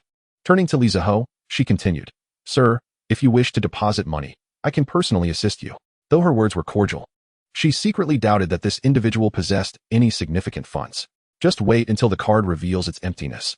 I shall relish in your embarrassment. Li Zihao chuckled. I prefer not to have you assist me. I would like her to handle it. He then turned to Han Shui. I apologize for the trouble. Old classmate. Li Zihao produced his bank card and handed it to Han Shui. Please open an account for me at your bank and transfer the funds from this card. Wu Tong and Su Lin exchanged glances, their contempt deepening as they noted that Li Zihao presented only a standard savings card. They stood by, arms crossed, eager to witness what this shabby, impoverished boy would accomplish. Han Shui accepted the bank card and quietly inquired, How much do you have in there? I hope you won't be embarrassed by the old hag later. Li Zihao smiled reassuringly. Do not worry, old classmate. Just proceed with the transaction. Chapter 13. A deposit of 100 million. Han Shui sighed. Feeling the gravity of the situation, she could only hope that Li Zihao's account held a few million, or today as events would be exceedingly difficult to navigate. As Han Shui opened her computer and skillfully operated it, she swiped Li Zihao's bank card. Upon glancing at the screen, her expression morphed into one of astonishment. Seeing Han Shui's reaction, Su Lin's heart erupted with glee. Han Shui, how much does Mr. Li have in his account? If it does not meet the VIP requirements, then kindly direct him to the regular area. Wu Tong wore a smug expression. I thought he might be a person of means, but it seems he's just another ordinary client. Swear, as I've always said, good looks are meaningless without funds. Li Zihao regarded the two with a bemused expression. He had no intention of humiliating anyone, yet their eagerness to provoke him was irresistible. At this moment, Han Shui regained her senses, and a tumultuous wave surged within her. She had not anticipated that her old classmate's bank card would possess such an astonishing sum of money. The string of zeros nearly blinded her. Hearing the words of Su Lin and Wu Tong, Han Shui cast a peculiar glance at them, adjusting the screen to allow Su Lin a clearer view. Upon catching a glimpse, Su Lin was immediately struck dumb, her expression one of disbelief as she stared at the screen. A few curious onlookers also gathered around, witnessing that staggering string of zeros. 1, 10, 100, 1,000, 10,000, 100,000, billion. Good heavens, 100 million. This card actually contained 100 million. The exclamations of astonishment ignited a wave of commotion among those present. Goodness, 100 million in cash. What kind of family could afford that? A person with 100 million in liquid assets surely had a fortune edging towards 100 billion. This truly was a formidable figure. I thought I was doing well with my few 100,000, but in comparison, I feel utterly impoverished. Haha, this manager has finally met his match. Why does this bring me such unrestrained joy? Meanwhile, Wu Tong stood frozen in shock upon discovering that Li Zihao possessed 100 million. The sight of this seemingly unremarkable young man, draped in lowly attire, having such wealth left her trembling in fear. She realized that she had unwittingly provoked such a powerful figure. If this big shot turned against her, she might not even know how her demise would come to pass. Fearful, Wu Tong's legs buckled, and she sank to her knees. Li Zihao, startled by her sudden action, wondered what was happening. It was neither a holiday nor a festival. Why was she kneeling? With a quavering voice, Wu Tong pleaded, "Big brother, father, I was wrong. I failed to recognize your stature. Please forgive me this once. I shall never dare to offend you again. From this day forth, Han Shui shall be my mother. And I absolutely will not harbor any improper thoughts. You are magnanimous, so please let me go." Li Zihao stared at Wu Tong in disbelief. What a remarkable talent she was. No wonder she had risen to a managerial position. Her audacity was unmatched. Looking down at Wu Tong, who was kneeling before him, Li Zihao couldn't help but smirk. As a child, I was particularly afraid of ghosts due to their terrifying countenance. However, as I matured, my fears shifted from ghosts to people. Do you know why? Wu Tong, perplexed by his words, asked why. Because there are far too many scoundrels like you, who dress impeccably yet lack integrity.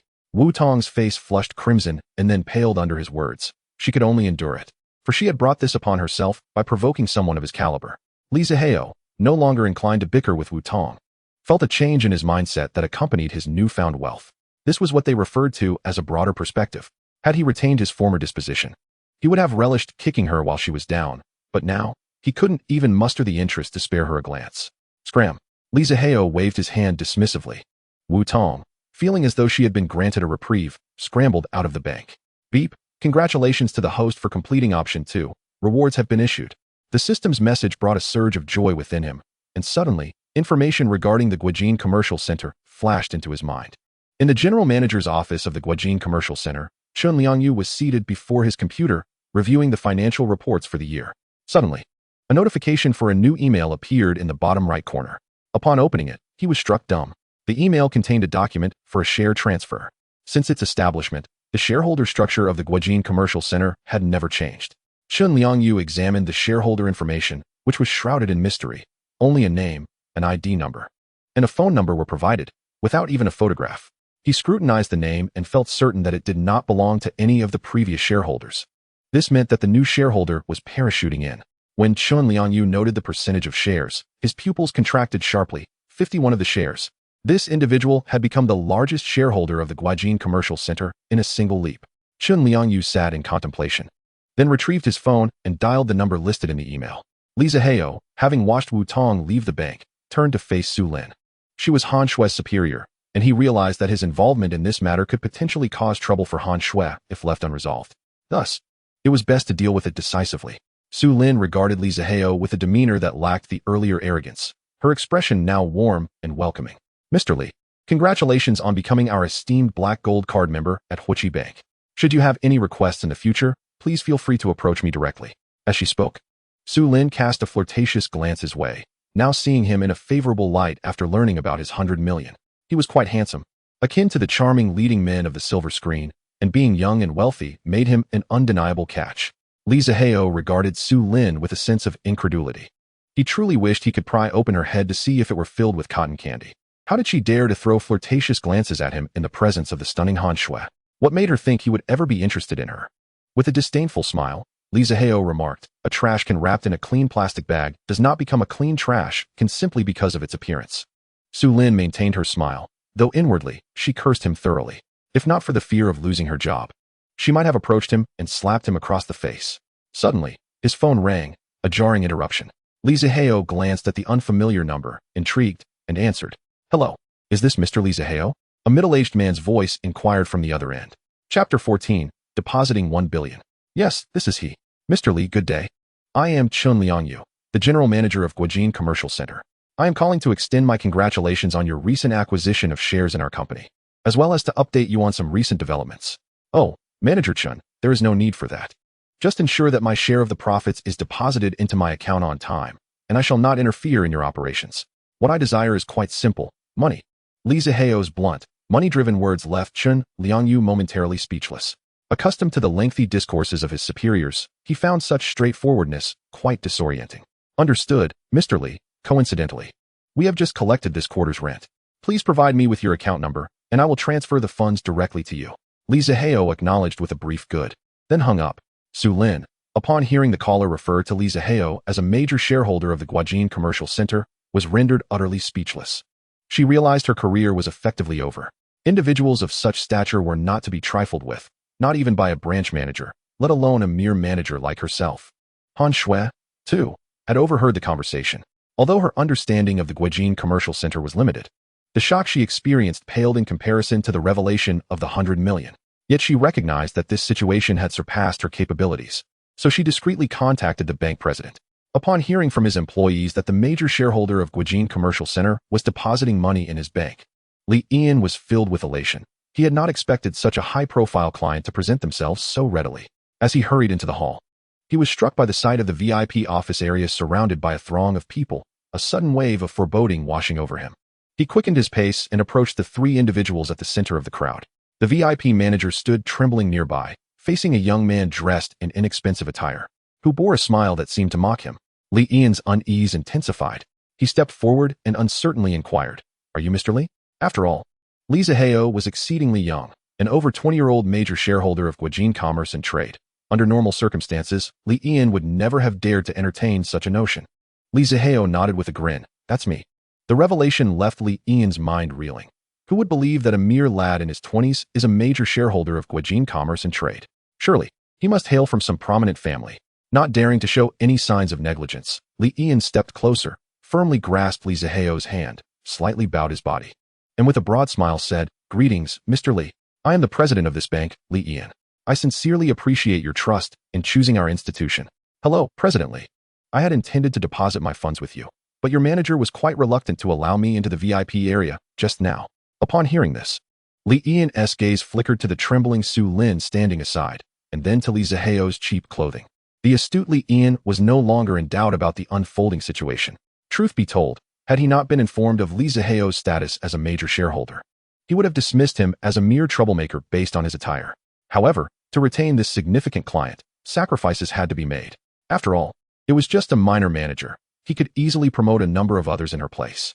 Casting a cold glance at Su Lin, Li Ian declared, You are dismissed.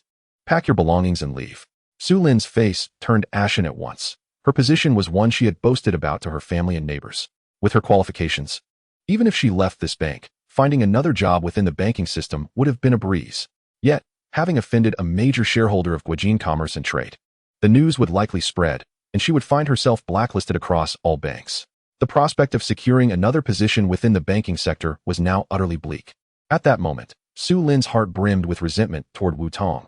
It was all because of that wretched man that she had attracted such a formidable presence. Damn it.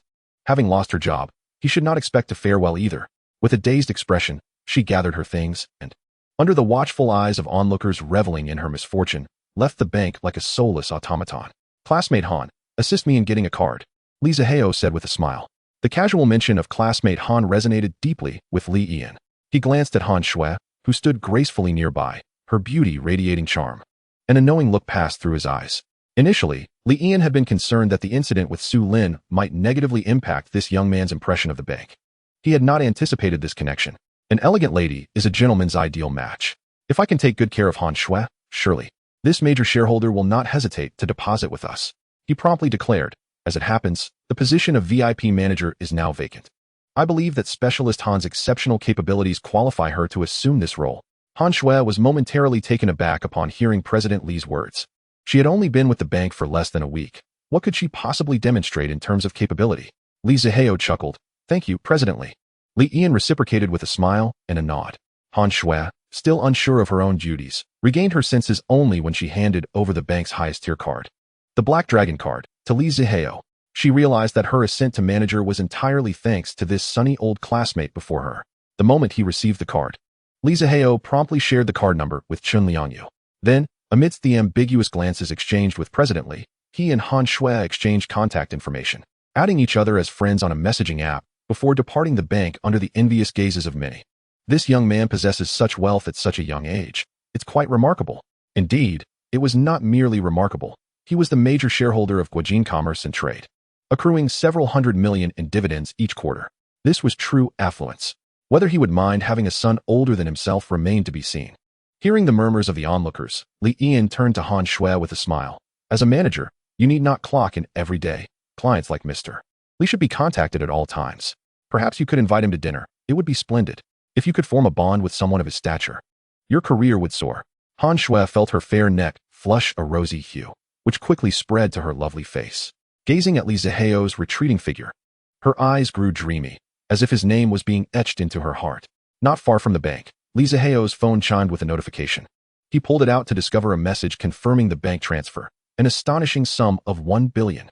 His smile widened to ear. This was indeed a billion, and it was merely a quarterly dividend. Did this mean that with shares in this shopping paradise, he could effortlessly earn over 4 billion annually without lifting a finger? This was wealth that many spend a lifetime striving for, now within his grasp. How could anyone not feel envious? How had I never noticed how splendid life could be?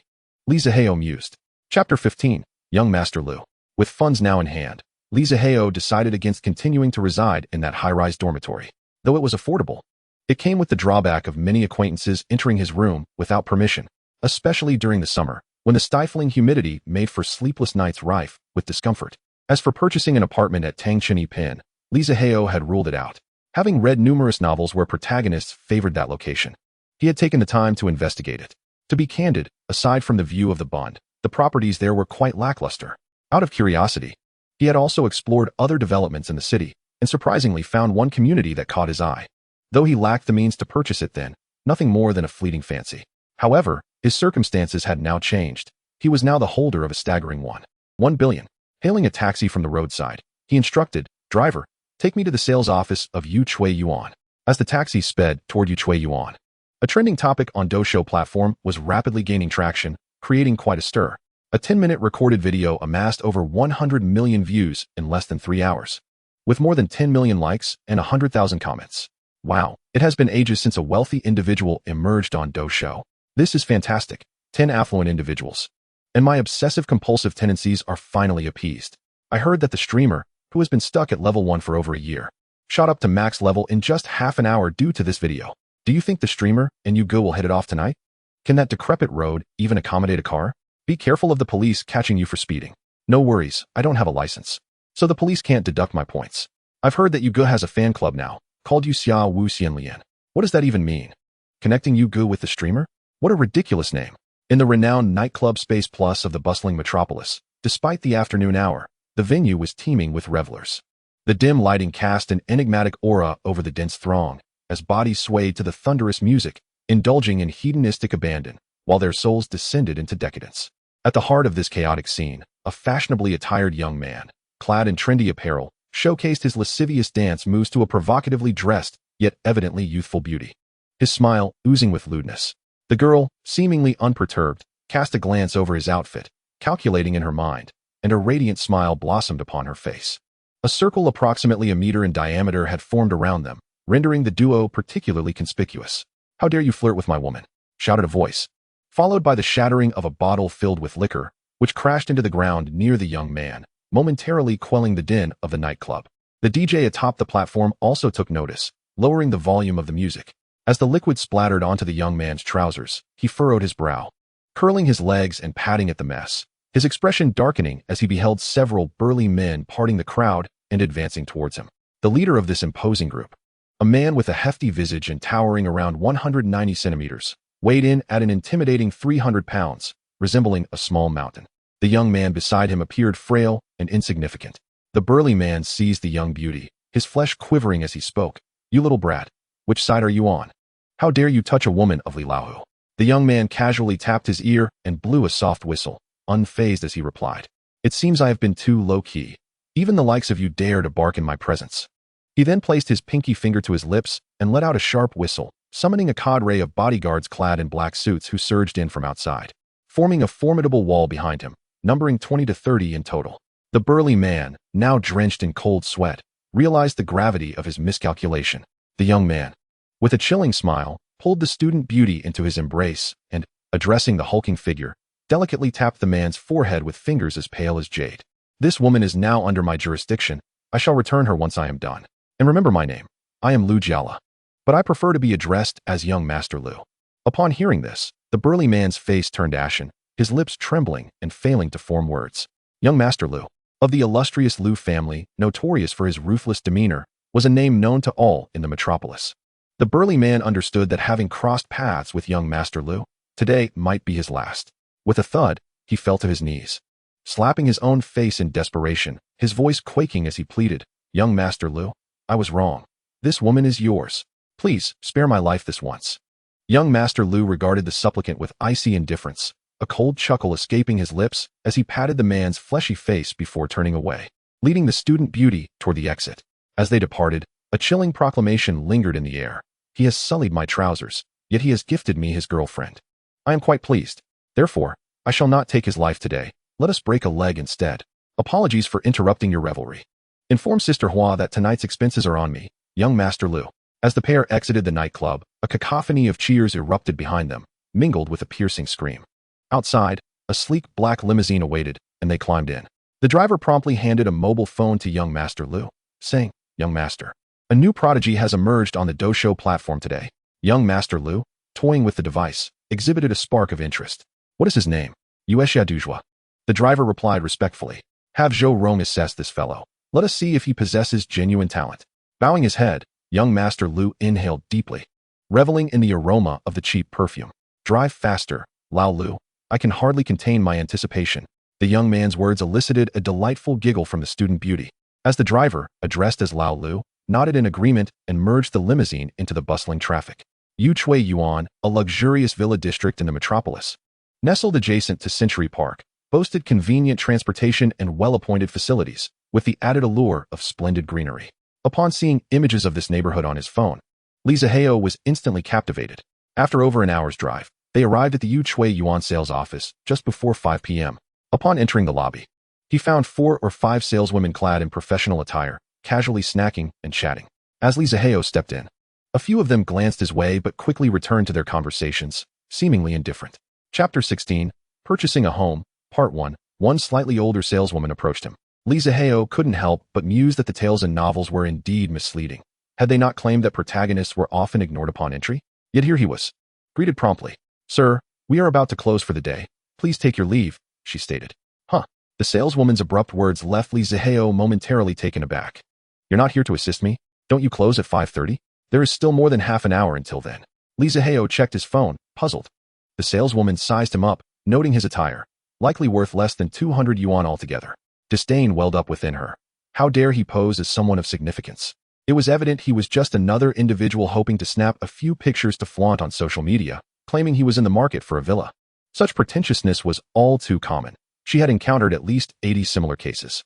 She sighed impatiently. "Sir, our properties are rather expensive. Perhaps you should consider looking elsewhere?" Oh, how amusing it was to encounter such narrow-mindedness, Zihao thought, chuckling inwardly. He had initially believed the tales of novels were exaggerated, but evidently, art does indeed reflect life. "No worries, I'm just browsing," he replied, dismissing her and striding into the hall. The saleswoman's expression soured, yet she dared not impede him further, understanding that the sales office was under constant surveillance. Any obstruction could cost her dearly, regardless of any past connections with the manager. Zihao stood before the model of Yuchui Yuan, realizing it truly deserved its reputation as the premier villa district in the metropolis. The entire estate sprawled over an expanse exceeding 100 acres, yet only featured a mere 10 villas, each boasting vast private gardens. Behind the villa area stood 2 towering 17-story buildings, revealing to him that Yuchui Yuan was not solely comprised of villas. As he gazed at the villa positioned at the center of the model, a satisfied smile graced his face.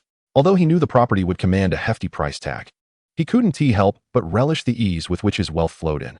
merely watching a live stream or gifting a token generated funds effortlessly. He thought, why not take a few more strolls and trigger the selection system? The money will keep rolling in. Moreover, he had a metaphorical golden goose at his disposal. Zihao waved at the saleswomen in the resting area. As the several female sales representatives busily chatted and munched on sunflower seeds, seemingly oblivious to his presence, his expression darkened considerably. At that moment, one of the saleswomen emerged from the restroom, her eyes lighting up upon spotting Zihao alone, and she hurried over to him. Sir, are you looking to purchase a property? May I ask your surname? I am Li. The first villa you have here has not been sold yet, has it? Zihao snapped back to reality, pointing to the largest villa in the center of the sand table. Haha, coming in dressed like that, and aiming for the first villa? That's quite laughable. Another saleswoman chimed in. Li Hui, even if you don't sell a house this month and face dismissal, you shouldn't resort to such desperate measures. Do you really think this gentleman looks like he can afford it? Our price per square meter is over 300,000. And the smallest villa occupies more than 300 square meters. Are you sure you wish to inquire further, sir? A wave of derisive laughter emanated from the break area, and Zihao's demeanor turned serious, a glint of anger flashing in his eyes. Having been looked down upon 3 times in a single day was infuriating. Even a saint would have their limits, not to mention Zihao, a mere mortal. Beep. The selection system is now activated. Option 1. It's too expensive. I can't afford it. Reward. Title: the coward looked down upon by the system. Effect: reduces the chance of activating the selection system by 99. Option 2. Just buy a cheaper one. Reward. Title: jade-faced little flying dragon. Effect: increases attraction to wealthy women by 99. Option 3. Being looked down upon is a disrespect to the system. A true tycoon only buys the most expensive, not what is right. Buy the most expensive villa. Reward: 1 billion in system funds. As the system's voice echoed in his mind, Zihao opened the interface, staring at the 3 options with a look of disbelief. He suspected this system might be fundamentally flawed. The choice was glaringly obvious, especially the second option, which promised to enhance attraction to wealthy women by 99. Although many might covet such a title, he was already affluent and had no need to rely on others. I choose the third option. Beep. Option 3 selected successfully. After making his decision, Zihao turned to Li Hui beside him and inquired, has the first villa been sold? Mr. Li, no, it hasn't been sold yet. Li Hui replied, her earlier confidence now replaced with embarrassment after hearing the saleswoman's remarks. Coming from a poor family, she was unfamiliar with discerning the value of clothes. In her mind, those who couldn't afford to buy wouldn't step foot in their sales office, who would willingly walk in just to be subjected to ridicule. Since it hasn't sold, please calculate how much I need to pay, Zihao said as he made his way to the break area, finding a seat. Humph. Putting on a show. I can't wait to see how this ends. I hope you can truly come up with the money. Otherwise, I'll have the security throw you out. The older saleswoman remarked sarcastically. Zihao shot her a glance. What's this? Is it not allowed to ask about business when entering a shop? Does your manager know about your remarks? And if I do have the funds to buy, what will you do then? With a scoff, the saleswoman replied. If you really buy, I'll call you dad. Get lost. Why would I want a daughter your age? Zihao retorted dismissively, choosing not to engage in her petty provocations. The saleswoman's anger flared at his words. Fine. If you can actually produce the money today, not only will I call you dad, but I'll also be at your service however you wish. Zihao, upon hearing this, glanced at the saleswoman. She had a decent figure. Particularly notable were her ample assets, albeit somewhat aged, which gave her a unique charm. Please, I have no interest in older women. He scoffed. I am worth over 1 billion. What kind of women can I have? Why would I settle for someone older? The saleswoman was nearly rendered speechless. Her teeth clenched in frustration. How could this little pauper look down on her? Realizing that further comments would only lead to her own humiliation, she decided to remain silent, waiting for him to fail to produce any funds so that she could have security throw him out. Chapter 17. Purchasing a House, Part 2. Not long after, Li Hui rushed over, beads of sweat dotting her forehead, clutching a stack of documents, a calculator, and a cup of coffee. She respectfully placed the coffee before Zihao and sat down opposite him, immediately diving into calculations. The sales office was soon filled only with the sound of papers rustling and the clicking of the calculator. After sipping a few mouthfuls of coffee, Li Hui looked up. Sir, the first villa, including the main structure, private garden, and outdoor swimming pool, spans 3,000 square meters. The total cost amounts to 9.8 billion Huaxia dollars. Zihao felt a chill run down his spine. This was extravagance beyond belief, spending nearly 1 billion on a house. However, recalling the imminent arrival of 1 billion in system funds, he felt at ease. With this transaction, he would effectively acquire a villa and earn an additional 200 million Huaxia dollars. Buying a house without spending a dime and still profiting. Who could argue with that? Splendid. He silently cheered, reaching into his pocket for his bank card. I'll take it. Let's swipe the card. Oh, sir, we can't go any lower. What? You said, you want to swipe the card? Li Hui was momentarily flabbergasted. Was this a marketplace? No, a marketplace would at least allow one to see the actual product. He had only seen a model. Her carefully prepared flow of praise was rendered unnecessary. Li Hui felt a lump in her throat, a tension making her uncomfortable. Taking a deep breath, she managed to calm herself and respectfully accepted the card, swiping it on the POS machine. Beep. Payment successful. Total amount, 9.8 billion. Hearing the confirmation of payment, Li Hui's mind buzzed. Did she just sell it? She could hardly believe it. It was far too easy. The other saleswomen, at a distance, had not seen the type of card Li Zihao possessed, but they all heard the unmistakable notification of a successful transaction. Stunned, they gaped. This young, handsome man actually had close to 1 billion in his account. Their eyes sparkled with greedy intent, wishing they could kick Li Hui out of the way and take her place. In stark contrast to the others, Zhou Jie felt a pang of regret. She had just turned away what could have been millions in commission. Had she not been so short-sighted, that commission could have been hers. If only she had been a bit more proactive and engaged in something more intimate with him, she could have been living luxuriously by now. Who would have thought she too could misjudge someone?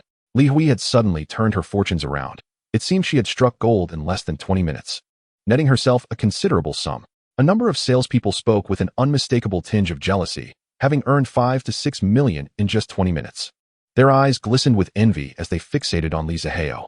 The eldest among them, affectionately referred to as Sister Zhou, despite her age, possessed a charm that several younger salespeople lacked.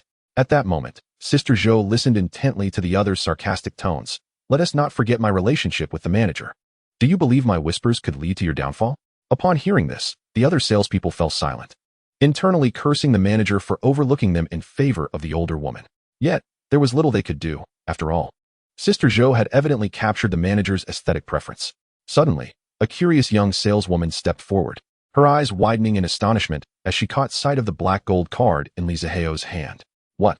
Are you telling me that is the black gold card, which only those whose personal assets increase by 20 billion annually are eligible to possess? At the sound of her exclamation, the other salespeople nearly gasped in disbelief. 20 billion in net asset increase each year. What a staggering concept. This was not mere fixed assets but real, tangible wealth.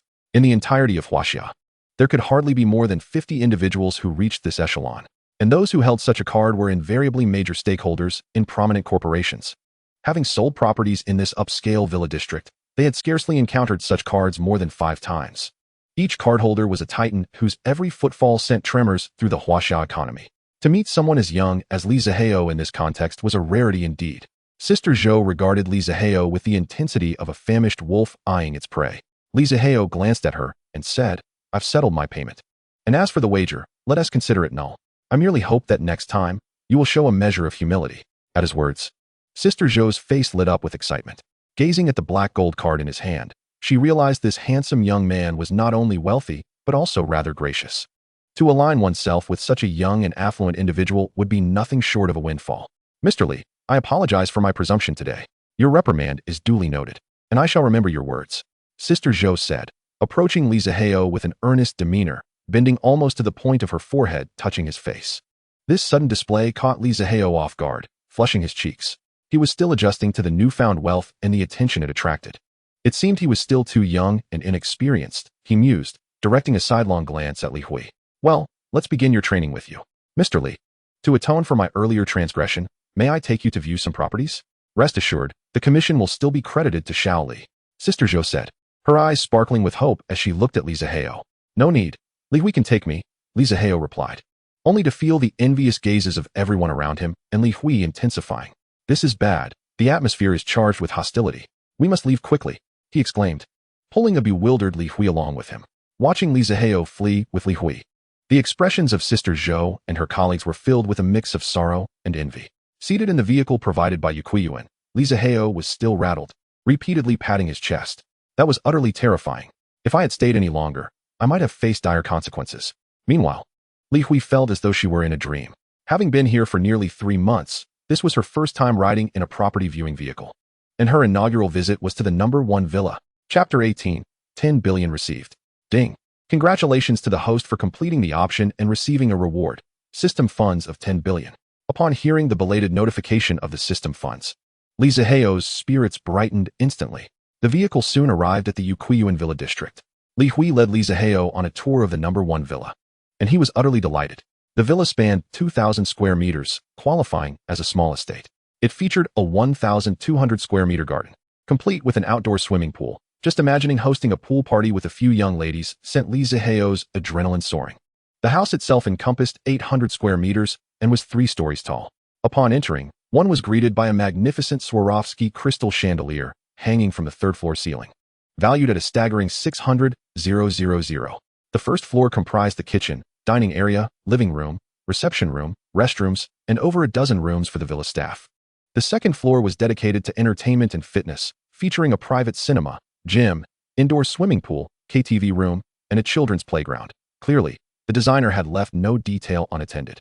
The 3rd floor housed the bedrooms, including a 150 square meter master suite and several guest rooms of varying sizes. Throughout the villa were 8 elevators, and the basement accommodated an enormous garage capable of storing 20 vehicles with ease.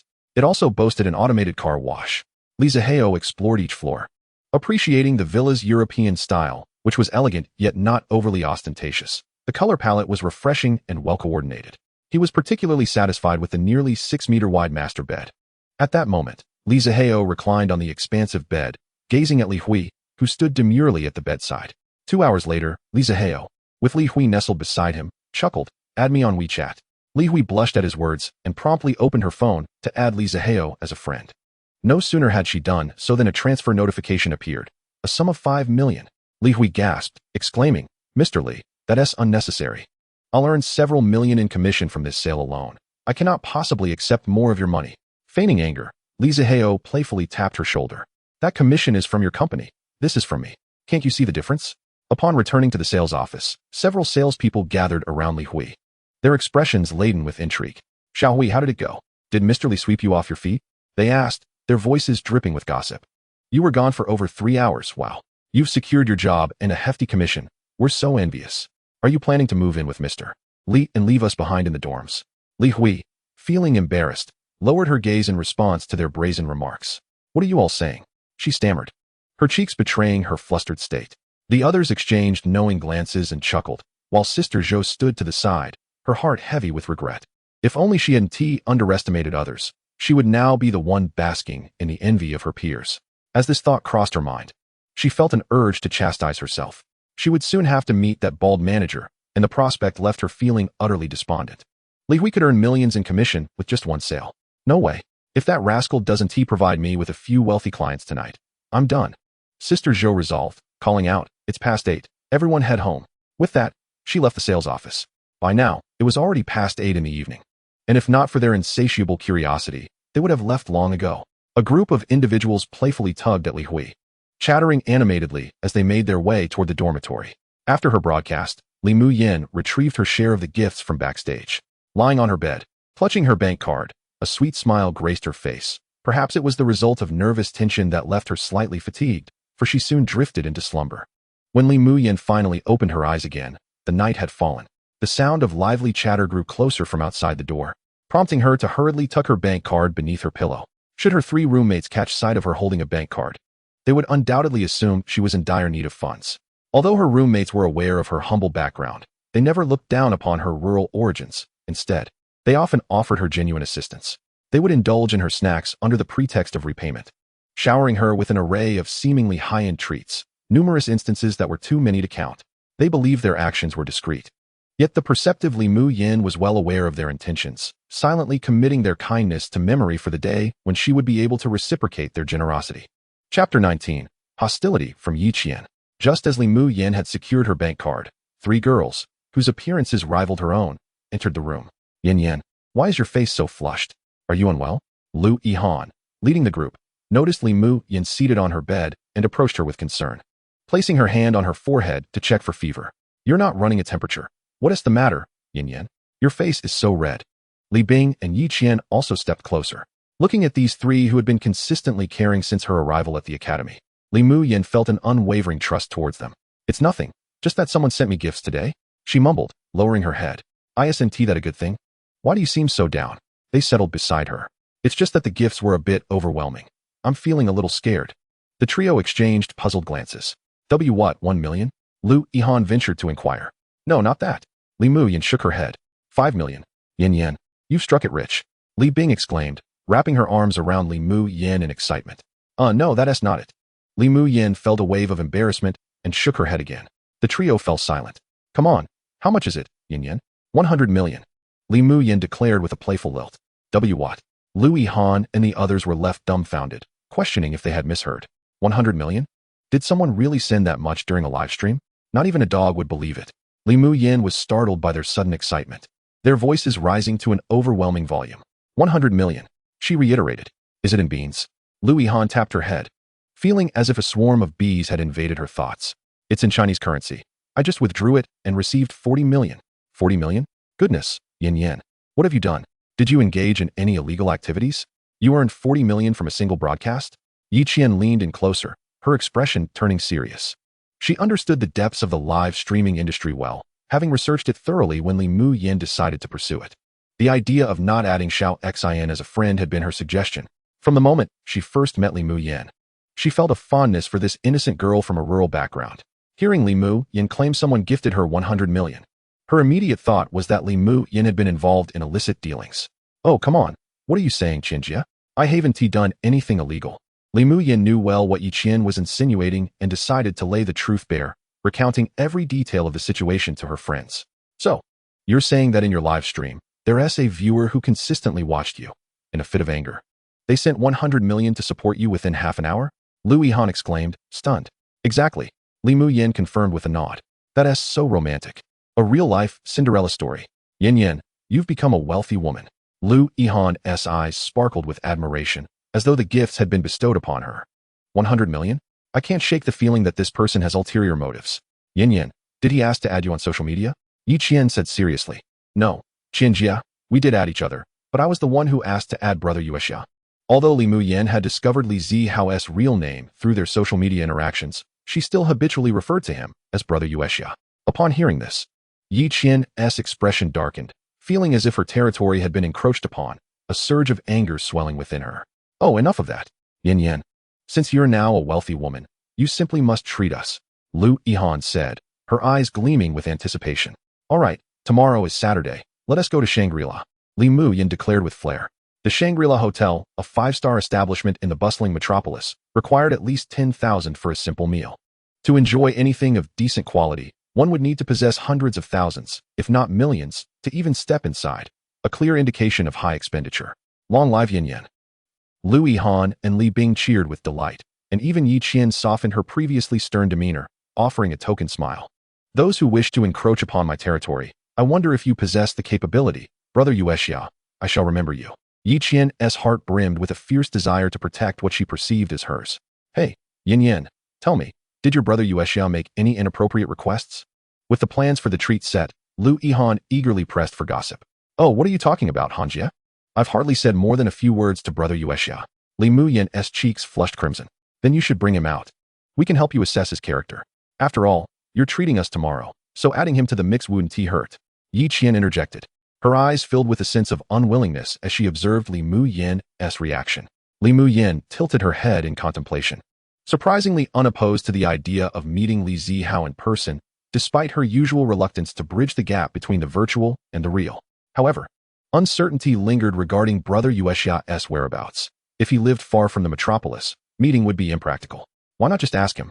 Lu Yihan remarked, shaking her head in exasperation, her gaze drifting to Li Muyin. Indeed, the old adage rang true, beauty often lacks brains. All right then, Li Muyin retrieved her phone, located Li Zihao's social media, pondered for a moment, and composed a message to send. After Li Hui had departed, Li Zihao rubbed his slightly deflated belly from the vigorous activities earlier. Rising, he ordered some takeout on his phone. The hotel he once dared not glance at was now a realm he entered without hesitation. The prices? Simply glancing at them would be an affront to his wallet. He casually ordered a few seafood dishes, racking up nearly 20,000 Chinese yuan. However, compared to the 1,200 million Chinese yuan lying dormant in his bank account, this modest sum was but a drop in the ocean.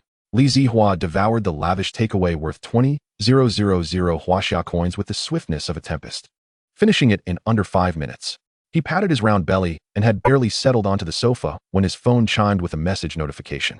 Upon glancing at his phone, he saw a message from Li Muyin. Brother Yuexia, have you taken a break? I hope I'm not disturbing you.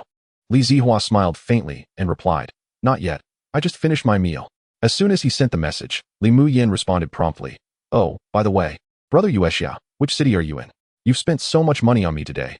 I'd like to treat you to a meal. Reading her message stirred his thoughts. Having followed Li Muyin's streams for the past few months, he was aware that she was a student at the Shanghai Academy of Fine Arts. I'm in Shanghai. You needn't treat me. How could I let a lady pay? Allow me to invite you instead. Tomorrow is the weekend, so let us do it then. And please, refrain from calling me Brother Yuexia. Just call me Zihao Gu. Chapter 20. Recharge of 1 billion. Li Muyin, holding her phone, wore an expression of delight as she glanced at Lu Yihan and the others. Brother Zihao is actually in Shanghai too. What a coincidence. Her fingers danced joyfully across the screen. Ah, all right, Zihao Gu. Zihao Gu is really in Shanghai. What a stroke of luck. But I insist on treating you, or else I would feel too embarrassed to meet you. A subtle smile curled at the corners of Li Zihua's mouth. Very well.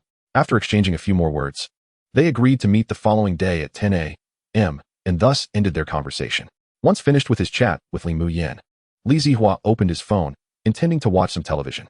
He had recently been engrossed in a drama titled A Grand Journey, with only 2 episodes remaining to finish.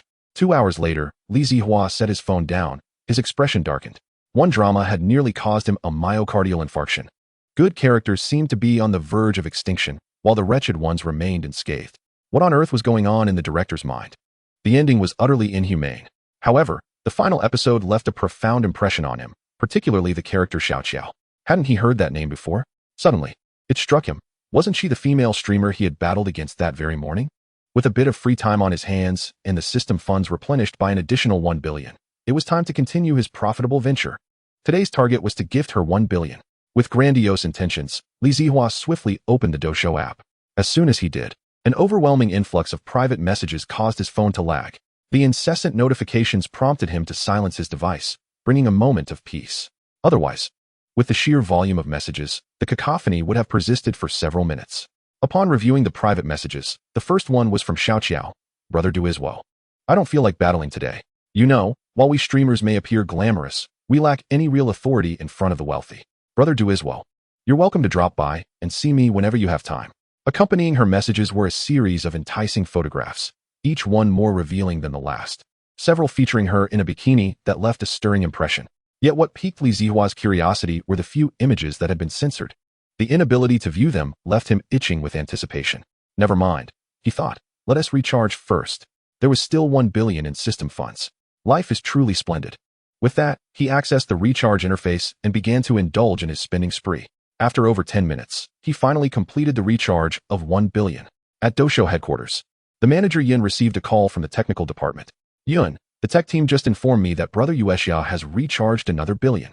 The secretary entered Si Yun's office, her face beaming with excitement. Oh, really? Si Yun was taken aback as well. Just that morning, Brother Yuexia had spent 1 billion, and now, by nightfall, he had recharged 10 billion, while other wealthy patrons had also spent billions. This was the first instance of a single user recharging such an astronomical amount in one day since the platform's inception. This kind of lavish expenditure was not something individuals with mere hundreds of billions could typically afford.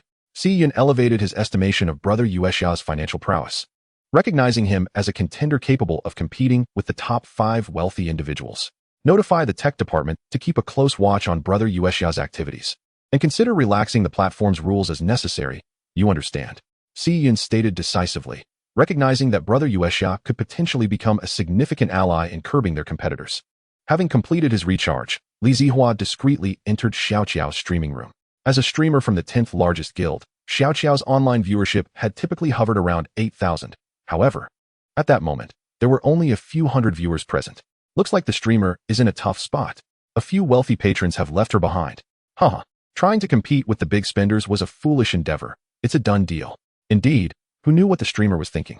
Perhaps she had aimed to curry favor with the wealthy patrons, only to find herself outmatched, resulting in a crushing defeat.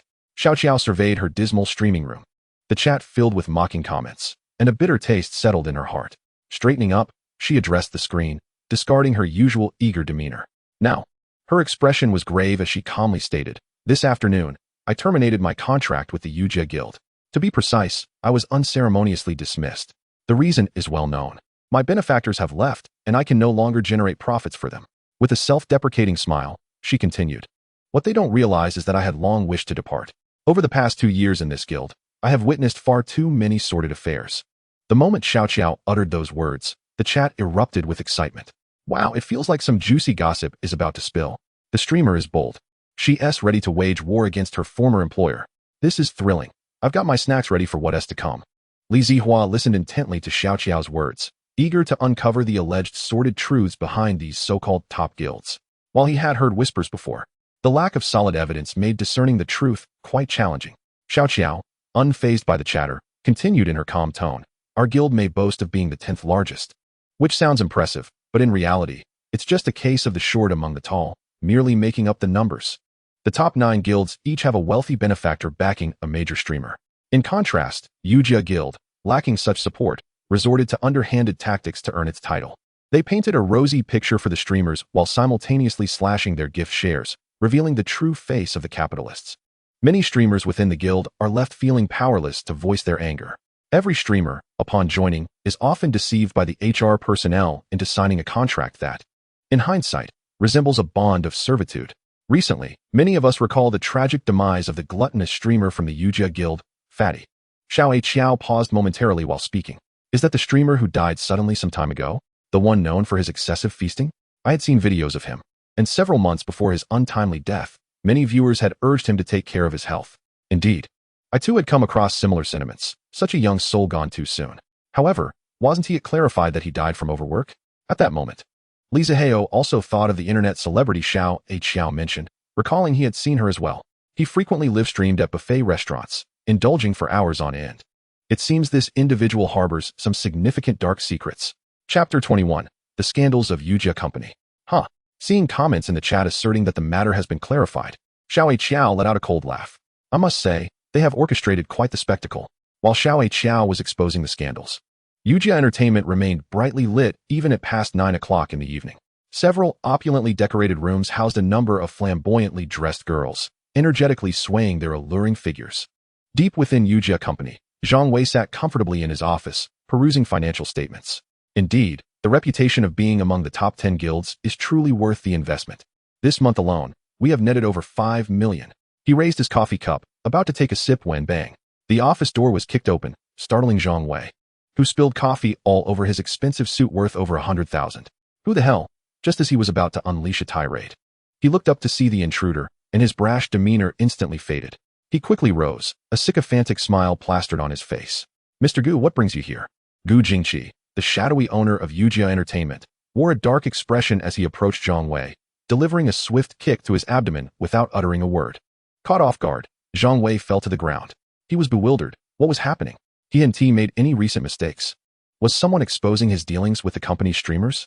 Yet, such an outburst seemed unwarranted, considering he too was involved in the same activities. Zhang Wei, looking at Gu Jingqi's thunderous countenance, stammered, Mr. Gu, what's wrong? Why the fury? You wretched fool.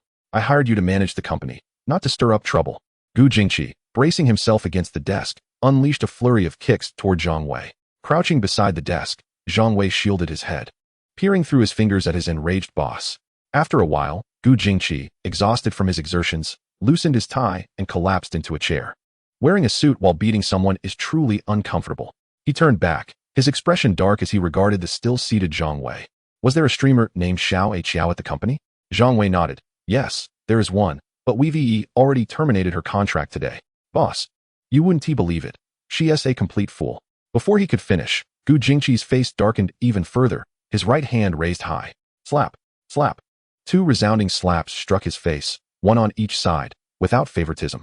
Zhang Wei felt his teeth loosen, and his cheeks quickly swelled with the force of the blows. Gu Jingqi felt his temper reaching a boiling point. He had come to the company today in high spirits, only to receive a call from his secretary upon arriving, informing him that a streamer was exposing the company's scandals on the Doshou platform.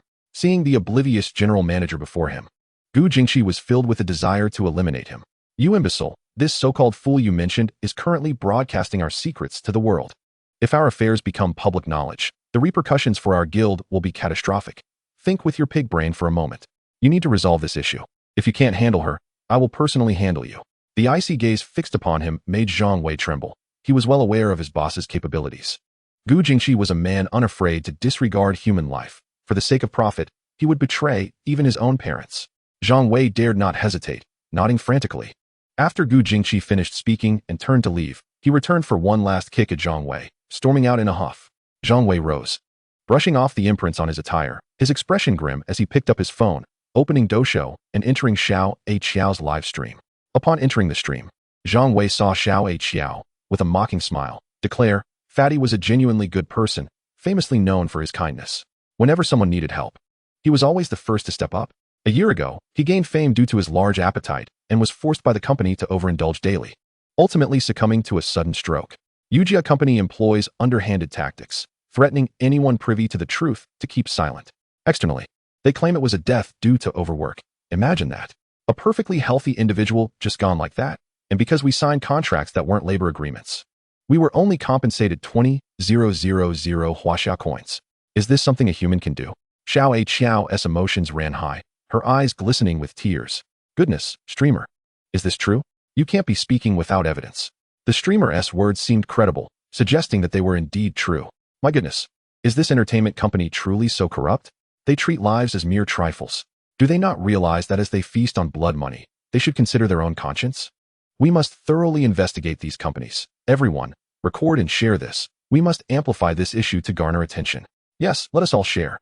Hearing Xiao Xiao's impassioned speech and witnessing the chat's fervent responses, Zhang Wei felt as though he had been doused in ice water, nearly toppling from his chair. Steadying himself, he dialed a number on his phone. Zihao, after listening to Xiao Xiao's words, felt an overwhelming surge of indignation. Thank you all for your support. I am now fully committed to this cause.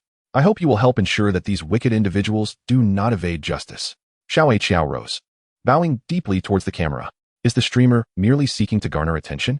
Indeed, it is rather unethical for a host to exploit a situation that has already been clearly defined, merely to garner attention from the deceased followers. How audacious it is to claim that one should not let evildoers go unpunished, when it appears that you yourself embody that very villainy. The live stream of the once modestly attended Xiao Xiao has suddenly surged to 1,000 viewers, and the sentiment of the chat has shifted dramatically in an instant. Zihao, upon observing the barrage of comments, felt a slight tightening in his gaze. The members of the Yujia Guild have arrived. Chapter 22. From this day forth, she has allies behind her. Zihao was acutely aware that the Yujia Guild would inevitably take notice of this development and would surely come. Although he had not anticipated their swift arrival, Xiao Xiao, startled by the sudden change in the chat's atmosphere, found herself at a loss for words. No, I did not. Everything I said is the truth. Her voice trembled with the hint of tears. As a young girl, she had never encountered such an onslaught, with hundreds attacking her in the chat. Does the host have any evidence? If not, they could very well sue you for defamation.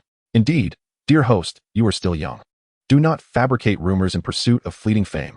Alas, the lengths to which people will go for notoriety are truly astonishing. As these comments flooded in, those who had previously rallied to Xiao Xiao's defense were now engulfed in confusion, uncertain of what was genuine. I have no evidence, but I swear, everything I said is true. Xiao Xiao exclaimed in panic, sensing that the guild's members were indeed making their move. The mere thought of the tactics employed by her former guild leaders sent her heart racing. Huh, no evidence, you say? Let us see how I can bring you down. Zhang Wei, who had been lurking in Xiao Xiao's livestream, felt a weight lifted from his chest upon hearing the words no evidence. He had genuinely feared that she might solidify her claims, which would inevitably lead to dire consequences for him. The barrage of comments continued to roll. The host dares to speak without evidence. Truly, ignorance breeds fearlessness. Host, your days are numbered. Just as Xiao Xiao was about to respond, she received a request to connect via voice chat. Upon seeing the name of the requester, her face lit up with joy. My best friend from the company, Little White Rabbit, has joined the chat. Surely she has come to support me. If we both affirm what I have said, you all must believe at least a little. After expressing her thoughts, Xiao Xiao immediately accepted the request. The screen split in two, revealing a petite girl dressed in a Lolita outfit, exuding an aura of cuteness, with the username A Little White Rabbit displayed in the upper right corner. Upon connection, Xiao Xiao, brimming with emotion, exclaimed, Little Rabbit, you are here to support me, right? Please tell everyone that what I said is the truth. A Little White Rabbit gazed at the camera with an expression devoid of emotion and replied slowly. As for the matters you mentioned, I cannot speak to them. However, I do know that the guild has treated us well. You unilaterally terminated your contract. and the guild did not hold you accountable. Yet you returned to malign us. A Xiao, you have gone too far. Her gentle voice delivered words that struck Xiao like a heavy boulder upon her heart, leaving her momentarily stunned. As if her very soul were about to depart her body. Her eyes glazed over, tears streamed down her face as she muttered incoherently, "How could this be? How can you do this to me? Were we not the best of friends?" The final phrase escaped her lips with every ounce of strength she could muster. Resonating through the air. Ding. Triggered the selection system. Option 1. Stand aloof, paying no heed. Completion reward. 1 yuan of Huaxia currency. Option 2. Justice may be delayed, but it will never be absent. Assist Xiao in punishing the nefarious guild. Completion reward. A Lamborghini valued at 20 million. The system prompt echoed in Li Zihao's mind. In truth, he had the intention of aiding Xiao, yet the absence of evidence left him feeling powerless. His desire to intervene stemmed purely from a sense of justice, not from the allure of a mere 20 million sports car. But how could he assist her without proof? Li Zihao pondered inwardly. Ding. Evidence has been sent to the host's mobile device. A surge of elation coursed through Li Zihao as he exited the live stream and located a file on his phone. After perusing its contents, he unhesitatingly selected option 2. After all, he would eventually have to spend it. Why not do so for a good cause? Plus, acquiring a car would be a delightful bonus. Ding. Option 2 successfully selected.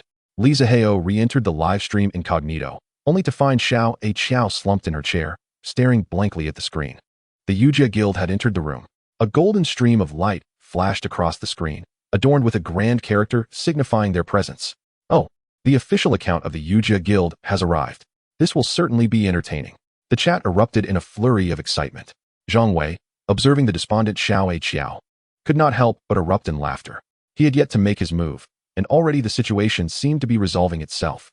The Yujia Guild's account was indeed his own, and he had logged in merely to mock and vent his frustrations. The person he deemed easily manipulable had inadvertently caused him to suffer, and unless he expressed his grievances, he feared he might not sleep well that night. The Yujia Guild declared, due to host Xiao's unilateral breach of contract and malicious slander on public platforms, which has severely tarnished our company's reputation, we will be delegating legal counsel to pursue her criminal liability from this day forth. After sending this statement from the official account, Zhang Wei swiftly switched to his fully leveled return account. I advise the host to refrain from making a scene without the requisite strength. Otherwise, you may find yourself in a perilous position. A glimmering comment appeared prominently on the screen, capturing everyone's attention. Wait, there's actually a level 300 big shot lurking in the live stream? Oh, but wait, why isn't this name on the wealthy leaderboard? The previous commenter must be a novice. Accounts like this return account do not appear on the wealthy leaderboard. What is a return account? Essentially, it means that the money spent can flow back to the account owner, hence the name. So if a return account participates in the carnival, it would essentially be cheating? Well, even if it is a return account, one must first spend real money. But it's inevitable that major guilds have many return accounts, which may lead to some advantages. However, what this person said seems to be a threat. A level 300 account threatening a host is truly despicable. To the previous commenter, I suggest you purchase a train ticket to Mogao Caves and have your likeness painted on the walls. Goodness, in this current internet climate, one cannot even speak the truth. Zhang Wei rose to pour himself another cup of coffee, returning to his seat and reclining slightly, resting his feet on the desk as he leisurely gazed at his phone screen. He had already devised a plan. Once the storm surrounding this incident had passed, he would seek out Xiao to thoroughly dominate her and ensure she understood the depths of his power. He gently blew on the coffee before taking a sip, savoring the exquisite blend, devoid of any bitterness. Li Zihao caught sight of Zhang Wei's barrage of comments and smirked disdainfully. Was there truly any necessity for a guild that could utter such words? With a swift flick of his finger, moments later, a similarly resplendent golden dragon-themed barrage materialized in the center of the screen, detonating yet another bomb in the already somewhat tranquil live stream room. From this day forth, she has someone backing her. Chapter 23. I alone shall bear this. Goodness, the 10th god of wealth is truly remarkable. My brother Yu has arrived. Is he planning to support this streamer? My brother Yu is magnanimous. This is the true measure of a wealthy patron. He played a match with this streamer in the morning and has returned to support her in the evening. Enough said. Brother Yu, wherever you are, I shall follow without hesitation. Oh dear, tonight feels like a continuous drama, one event after another. Xiao, upon reading Li Zihao's barrage, felt her previously parched eyes moisten once again. Thank you, brother Yu, for your support. I apologize to you for my earlier misstep this morning. From this day forth, I shall stand by you. Thank you, brother Yu. Today has been overwhelmingly stressful for me. Earlier, I offended a wealthy patron, causing my supporters to abandon me. I was also released from the guild, and in my frustration, I chose to expose some of the guild's darker secrets, only to be met with accusations due to lack of evidence. Just when I felt engulfed in darkness, I never imagined that the very wealthy patron I had wronged would rise to support me at this moment. It was as if a ray of sunlight had pierced through the night, casting warmth back into my world. In that moment, I could no longer contain myself and collapsed onto the table, sobbing uncontrollably. Zhang Wei, upon observing Li Zihao's barrage, hardly took it to heart, for without evidence, no one could challenge the guild. However, with the matter now personal, he felt compelled to speak out, for pride's sake. What does brother you mean by this? Nothing much. Just find your actions displeasing, Li Zihao replied. Upon seeing the reply, Zhang Wei found himself at a crossroads. This was a patron who had brushed a billion, not someone to be easily intimidated like a small streamer. After a moment's contemplation, he decided to call the big boss. After hanging up, Zhang Wei let out a sigh of relief. Though he had faced some reprimand, the big boss's stance was clear. The guild could not appear weak in this matter. Otherwise, malicious individuals would claim that the guild lacked strength, suggesting there were secrets to hide. Thus, in such times, they must stand firm.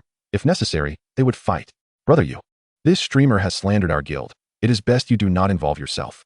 Let us be friends. Should any matter arise in the future, we shall stand by you. Are you truly unaware of the truth behind your slander? And with your guild's behavior, do you truly think you are worthy to be my friend? Wow, brother you is fearless, standing up to one of the top 10 guilds without a hint of fear. It seems he knows some insider information. Clear the way, make room. Peanuts, sunflower seeds, and bottled water, please. Prepare the bench. I must be ready to witness this. Brother you is truly diving into this matter? Though a sense of foreboding washed over Zhang Wei, the situation had escalated to a point of no return. Besides, he doubted Li Zihao possessed any evidence. Without evidence, why should he be afraid? Since that is the case, our guild wishes to witness Brother Yu's strength. Very well, it was about time. It's merely a fight. Summon your people, whether they be returning members or from e-commerce. Let them all come. I shall take on this entire matter alone. Wow, my brother Yu truly embodies grandeur. One man against an entire guild. Even the returning members. I follow no one but Brother Yu. Zhang Wei understood that the situation could not simply be brushed aside, and thus he ceased his idle chatter. All right, give me 5 minutes. In 5 minutes, the Yu Jia Guild shall witness the prowess of Brother Yu. With that, he exited Xiao A Xiao's live stream and directly entered the stream of a little white rabbit who was currently live. Xiao A Xiao, now somewhat steadied, no longer displayed the previous signs of panic. Brother Yu, thank you so much today. This is also for helping me, so any money I send your way, I will return my share. Upon hearing this, Li Zihao felt a twinge of annoyance. Why did streamers seem so disinterested in money these days? Both streamers he encountered after acquiring the system shared this peculiar trait. This amount is trivial to me.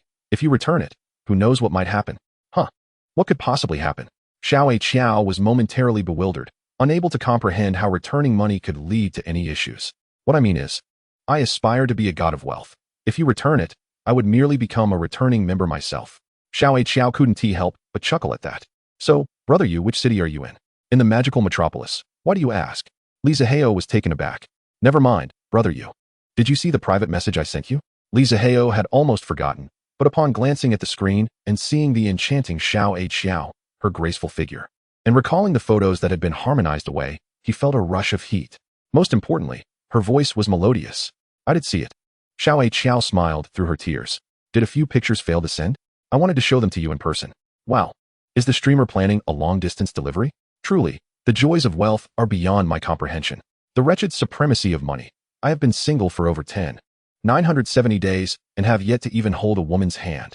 Xiao A Xiao, upon reading the barrage, chose not to argue. That was indeed her intention.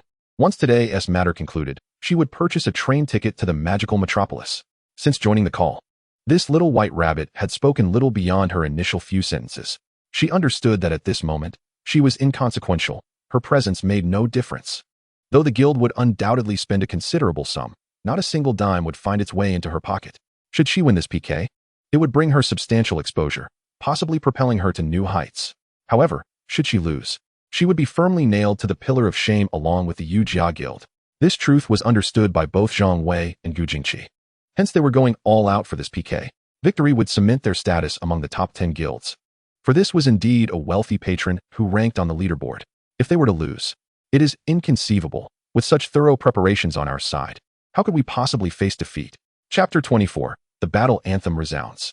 5 minutes swiftly elapsed.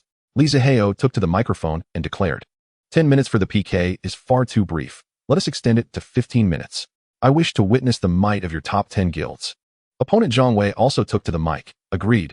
We have no objections. However, since this is a PK, there must be some stakes at play. Hearing this, Xiao contemplated stepping forward to accept the penalty for defeat, but was abruptly interrupted by Zihao. Very well. Should you lose, your guild shall disband. Zihao had already devised a plan to escalate the situation, drawing in more spectators and ultimately revealing the evidence before an audience.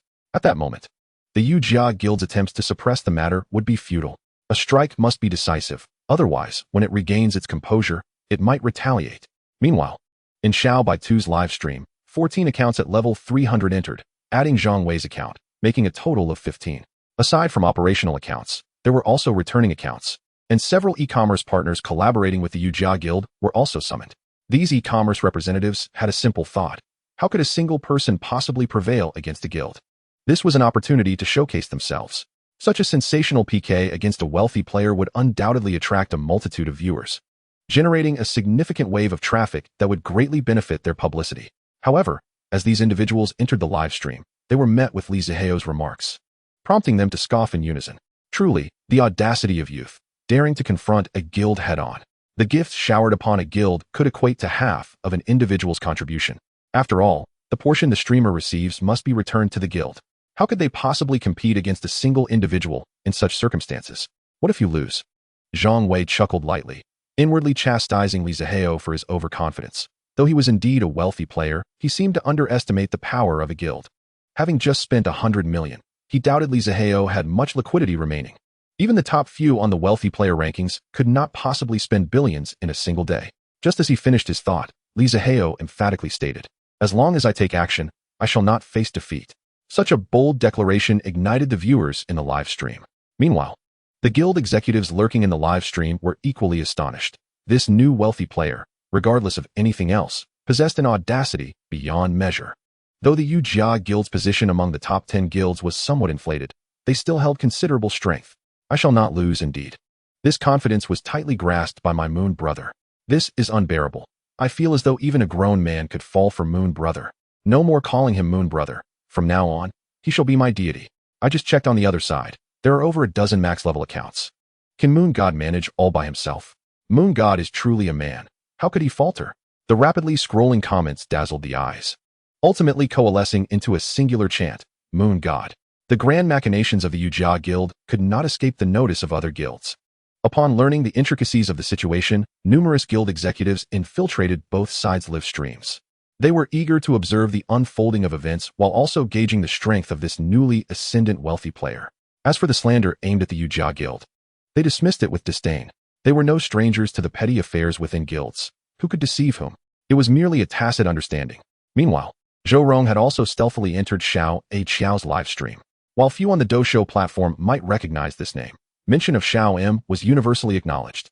An established wealthy player ranked 8th on the wealth leaderboard. In a colossal private estate on the outskirts of the Magic City, Zhou Rong lay on his bed, accompanied by a featherless canary. Watching the live stream comments, his youthful visage bore a mischievous grin. The canary, utterly entranced, incessantly beckoned Zhou Rong with its beak.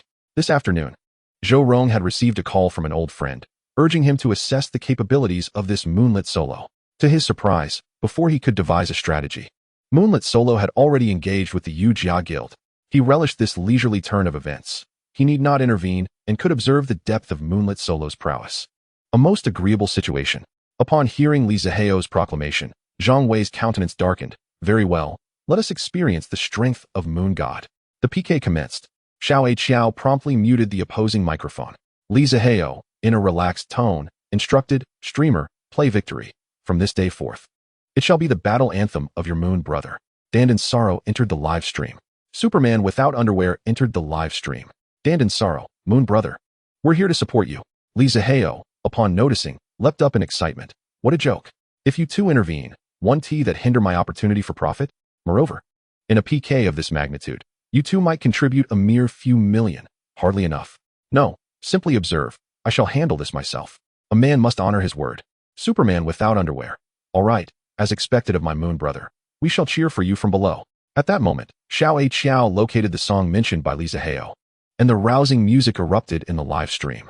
Wow, it's igniting. The army is on the move. What army? It's just Moon God alone. One man can stand against thousands. Yet, Zihao still felt a tinge of nervousness, not from fear of insufficient funds, but rather due to concerns over his own performance. 15 minutes. Even if he maintained a pace of 2 sets of rockets per second, he could only amass 2 billion at most. This figure might not even surpass the Jia Guild. Rubbing his hands, Zihao suddenly had a thought and rose to head toward his bedroom.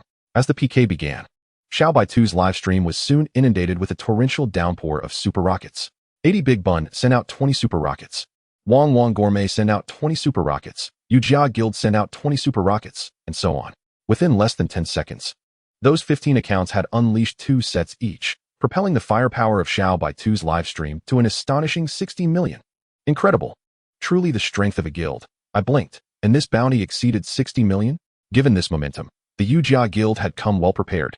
The grand display of super rockets caught the attention of everyone across the Dojo platform. What the heck is happening? Who is this little white rabbit? I've never heard of them. Are they really this formidable? How many sets have there been? I roughly counted at least 10 sets. That means in just a few seconds, over 2 million were fired? Let us go. Let us go. Everyone check out what's going on. In the live streaming room of Little White Rabbit. Following a brief yet explosive surge of popularity lasting merely 10 seconds, the traffic skyrocketed. Chapter 25. A Solo Showdown, Part 1. The number of viewers in Little White Rabbit's live stream surged past 100,000 in the blink of an eye. Zhang Wei and his companions were nearly beside themselves with joy upon witnessing this outcome, especially the several e-commerce accounts, who were thrilled to see such a turnout at the very beginning, fully anticipating a subsequent leap to over 1 million. This venture truly proved worthwhile. Although it might cost a bit today, the results were undeniably promising. In the small group hastily formed by Zhang Wei and his associates for this collaborative operation, Zhang Wei, brimming with pride, typed, "See, I told you so." The promotional effect this time is absolutely explosive. Let us strive to bring this so-called new rich down today. If we manage to slay this god, just imagine the exposure we could achieve by purchasing a trending search afterward.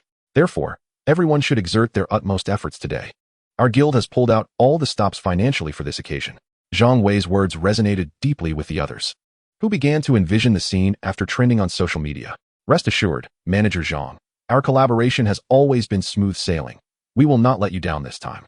Each of our 6 e-commerce accounts has prepared 50 million, but let me clarify, the half you receive must be returned to us.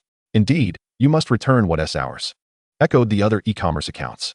That's a given. With your 300 million, combined with what our guild has prepared, we will surely overpower this solitary contender.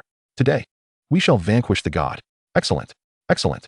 The firepower of Little White Rabbit's live stream surged as if fueled by adrenaline. 60 million, 100 million, 150 million, 200 million. The audience watching the live stream was ecstatic. Oh my goodness, I can hardly believe it. This feels like a carnival. How is it possible that in less than a minute, 20 million has been spent so freely? Isn't it reminiscent of a carnival? If it continues at this intensity, it will surely rival one. Yet, while they reveled in their own explosive performance, the opposing side remained eerily silent. What could be the reason? Are they stunned into silence? Don't be ridiculous. The other side is the moon god. How could they possibly be intimidated? The very same moon god who spent 100 million this morning? Indeed. This PK is going to be thrilling. Is it one person against a guild? Absolutely. Just watch. The moon god hasn't even unleashed their full potential yet, allowing the opponent to run for a while first. In stark contrast, the live stream room of Little Xiao was significantly quieter. Oh dear. Why hasn't the moon god made a move? The moon god enjoys this strategy. They did the same this morning, letting the opponent gain some ground before striking. But let us not forget, this time is different. This morning, the moon god spent 100 million to secure victory, but this time, 100 million won't suffice. If 100 million isn't enough, then let us make it 200 million. Seriously, do the math. How much can one person spend in 15 minutes? It's not that the moon god lacks the finances, but rather the speed. Wow, look. The opposing side's firepower has reached 500 million. If the moon god doesn't act soon, they'll truly be left behind. Why the prolonged silence? Has the moon god run out of steam? Don't be absurd. It's you who is faltering. The moon god remains steadfast. Moon brother, why the lack of action? You talked a big game, yet now you're silent. What is your strategy? Zhang Wei taunted, noticing Little Xiao's blood bar remained at 0. He firmly believed that their overwhelming momentum had intimidated this so-called rich player. At this rate, Perhaps I should discuss with the boss about toppling the rich list? Surely, our guild will become renowned. Little H Xiao, gazing at the opposing side's firepower exceeding 500 million, while her own remained at zero, felt a surge of anxiety. Though she understood that a wealthy player would not toy with her, the disparity in firepower was simply too daunting. 500 million firepower. It appears they came well prepared. Zihao's calm voice resonated in the live room. Moon God, you finally arrived. With such a gap, let us assist you in catching up. I knew the Moon God wouldn't falter. Look, they returned. But even if they return, can they really catch up? The Moon God alone cannot match a guild. Zihao, observing the comments, casually adjusted the prop he had found in his room, stating with composure, "Fear not, everything is under Moon Brother's control. Let the battle commence." Muscle gun. Zihao opened the gift bar and unleashed the muscle gun with fervor. Moonlight alone with a Super Rocket X20. Moonlight alone with a Super Rocket X20. Moonlight alone with a Super Rocket X20. Moonlight alone with a Super Rocket X20. In but a second, Little H Xiao's previously stagnant blood bar surged to 10 million firepower. Wow, a million in a second? Has their hand gone haywire? The Moon God is incredible. The stirring battle anthem played over the live stream, coupled with the dazzling gift effects, ignited a frenzy in the entire room. 10 million vs 520 million. 30 million vs 530 million. 100 million vs 560 million. 200 million vs 600 million. 1 billion vs 1 billion. In less than 2 minutes, Little H Xiao's firepower skyrocketed to 10 billion. Wow, it's a tie? The Moon God is genuinely facing off against an entire guild. Who else in the Dosho platform can match this? Who else? My goodness, I'm too thrilled. One person amassed 10 billion in just 2 minutes. The Moon God truly deserves the title of rich player. Indeed, there are only misnamed individuals, never misnamed nicknames. Zihao remained unfazed, confident that under such circumstances, the opposition would not remain united for long. When people glimpse hope, they may band together for warmth, but when hope dissipates, some will inevitably retreat. In this world, human nature cannot withstand the test. Furthermore, the individuals on the opposing side had united for profit, while Zihao could not guarantee the actions of others. He was certain that those several e-commerce accounts would know when to cut their losses. A successful businessman is invariably sharp-witted. Once they realize their investment will yield no returns, they will undoubtedly withdraw. As both sides surpassed 10 billion in firepower, the Dosho platform's algorithm began to skew the immense traffic towards both live streams. Chapter 26, A Solo Showdown, Part 2. With the influx of traffic from the Dosho platform, the online viewer count in Little H Xiao's live stream experienced geometric growth. 100,000, 500,000, 1 million, 5 million. Ultimately, the count stabilized at an astounding 5,670,000. This is merely the number of viewers in H Xiao's live stream. If we add the viewers from the opposing Xiao by 2, Zihao is certain that the total would undoubtedly exceed 10 million. Meanwhile, Zhang Wei, upon witnessing the equalized health bars, felt a surge of anxiety. With 15 individuals on their side, how could they possibly struggle against just one opponent? Moreover, he had managed to persuade the boss to go all out for this PK, regardless of the cost. The consequences of losing this battle were too grim for him to fathom. Thus, losing was simply not an option. Zhang Wei's fingers flew across his keyboard as he typed in the group chat. "Brothers, lend me your strength. I refuse to believe that they possess billions in Dosho coins. To be frank, our guild has amassed 5 billion in funds, combined with your 3 billion. That makes 8 billion. I truly doubt that one person could have 8 billion. So let us keep our composure. Victory shall surely be ours. Just look at this 10 million viewer count. If we win, I'll arrange for this streamer to promote your products, and you'll all reap the rewards." Zhang Wei's persuasive words undoubtedly instilled confidence in the 6 e-commerce accounts. Those who were initially hesitant reconsidered and increased their tapping on their screens. They were now bound together with the Yujia Guild, compelled to push forward. As Zhang Wei had stated, if they emerged victorious, their gains would be monumental. Moon God. Moon God. The focus shifted back to H Xiao's live stream. The entire screen was dominated by these 2 words. Over 5 million viewers were watching as one person took on an entire guild, leaving newcomers to the stream utterly astonished by the spectacle. How incredible! Is this what it means to be a wealthy patron? The health bars remained fiercely contested, with firepower escalating without any sign of waning. 2 billion versus 21 billion. 31 billion versus 3 billion. 2 billion versus 2 billion. 5 billion versus 5 billion. 10 minutes had just passed since the PK began. The screen was awash with rocket effects, leaving the audience in a daze. After witnessing this PK, I fear that aside from the carnival, I may not find any other PKs engaging in the future. The sentiments expressed above are accurate, considering the firepower they generated. I can't help but feel disdain for them. This scale rivals that of the carnival, and it seems only the finals can showcase such grandeur. It appears that this year's carnival will be met with a formidable contender. Sorrow sent a Super Rocket 20. Underwearless Superman sent a Super Rocket 20. These two gift notifications, juxtaposed with the solitary moonlit drink, instantly unsettled those with obsessive-compulsive tendencies. Just moments ago, the display was so organized and grand. Where did these two distractions emerge from? Hey, what is your deal? Didn't I say I would handle this PK myself? Zihao was not pleased. This was clearly a sign of disrespect. They were right in the midst of their enthusiasm, and these two had the audacity to intrude. Sorrow, well, seeing brother you so spirited got my blood pumping, and my fingers itched a bit. I couldn't help myself. Heh. Alright, you two stop it. Otherwise, I'll be furious. Sorrow. Hee, it won't happen again, it won't. Ha ha ha. This moon god is quite amusing. Not even a little assistance is permitted. I've taken a liking to him. He is a true high roller without an air of arrogance. Unlike those 100+ level tycoons I've encountered who look down on others. Moon God exemplifies true stature. No wonder he is wealthy. The viewers in the live stream, overhearing their exchange, erupted in laughter. A humble wealthy patron. This persona instantly elevated Zihao's appeal among the audience. A multitude of startled show streamers, drawn in by the smell of opportunity, gazed enviously at the moonlit drink on the mic sequence, their eyes gleaming with desire. If he could become my guardian, wouldn't I then be among the top 10 streamers? With this thought, they all opened the message interface for moonlit drink and initiated private messages. The males showered him with flattery, while the females sent their most alluring photos. One after another, they resembled ancient concubines waiting for the emperor's favor.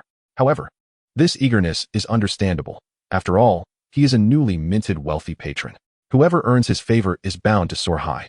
As long as the monetary compensation is sufficient, they wouldn't hesitate to offer their services, even if it meant warming Zihao's bed.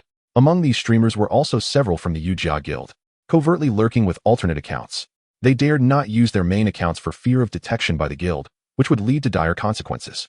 A few sharp-minded individuals realized that even if their guild triumphed in this arduous PK, it would likely leave them severely drained.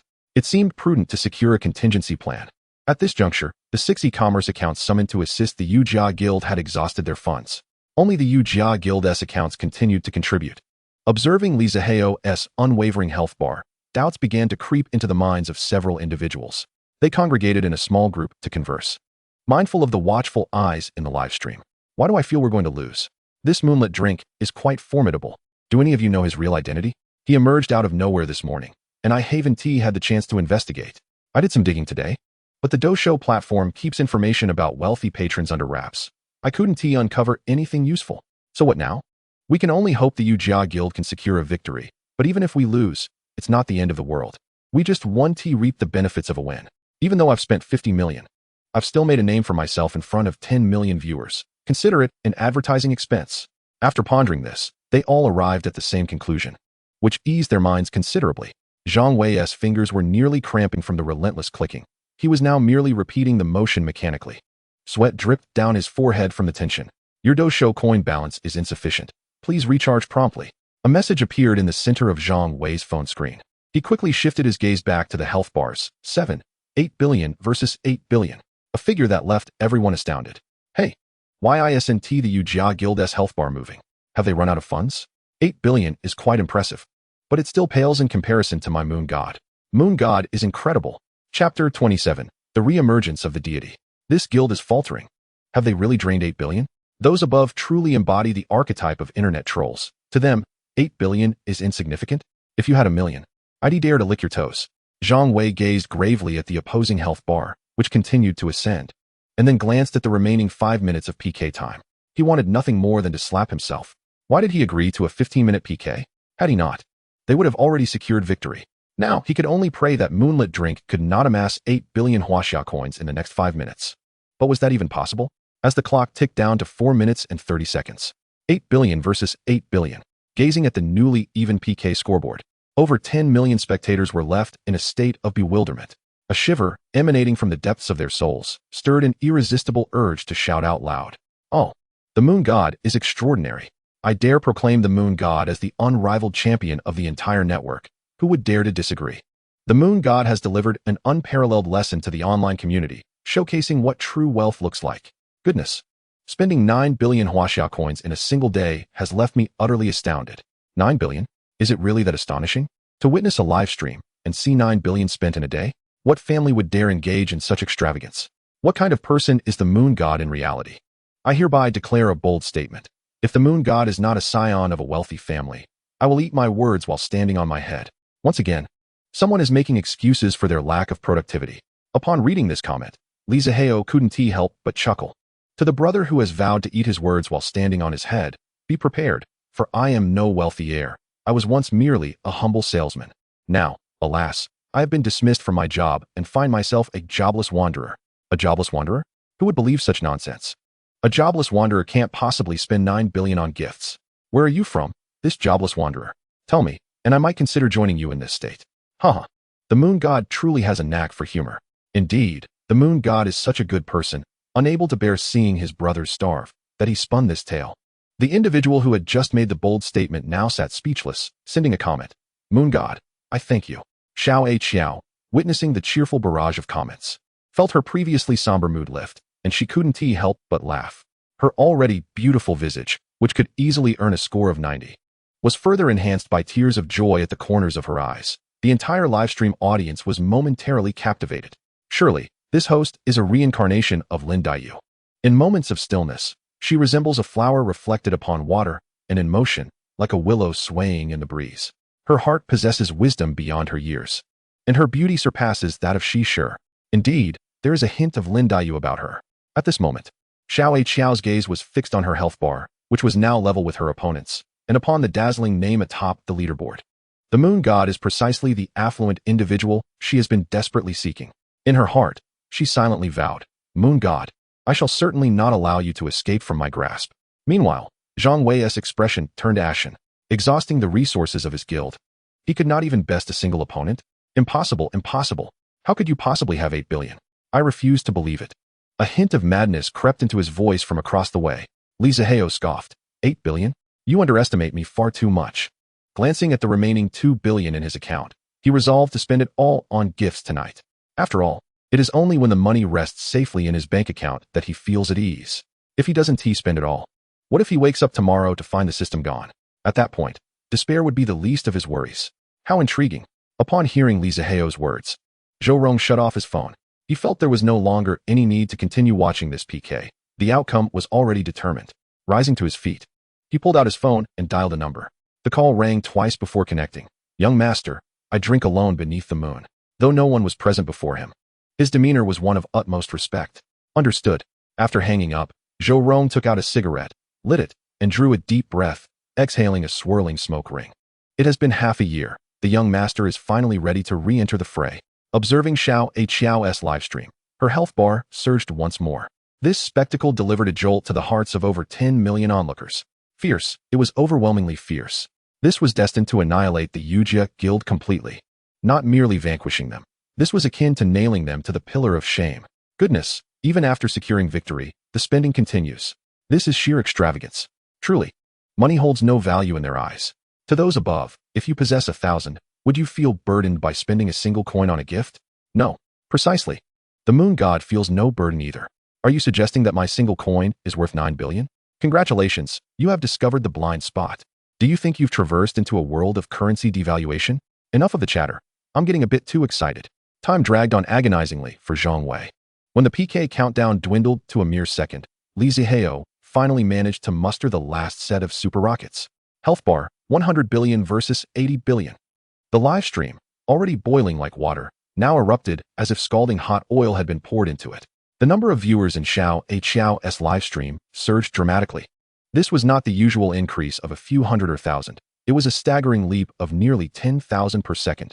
6 million, 8 million, 11 million, 15 million. The final tally left Zihao utterly stunned. This screen has been floating for 15 minutes. I initially had no intention of joining, but curiosity compelled me to see how much was spent.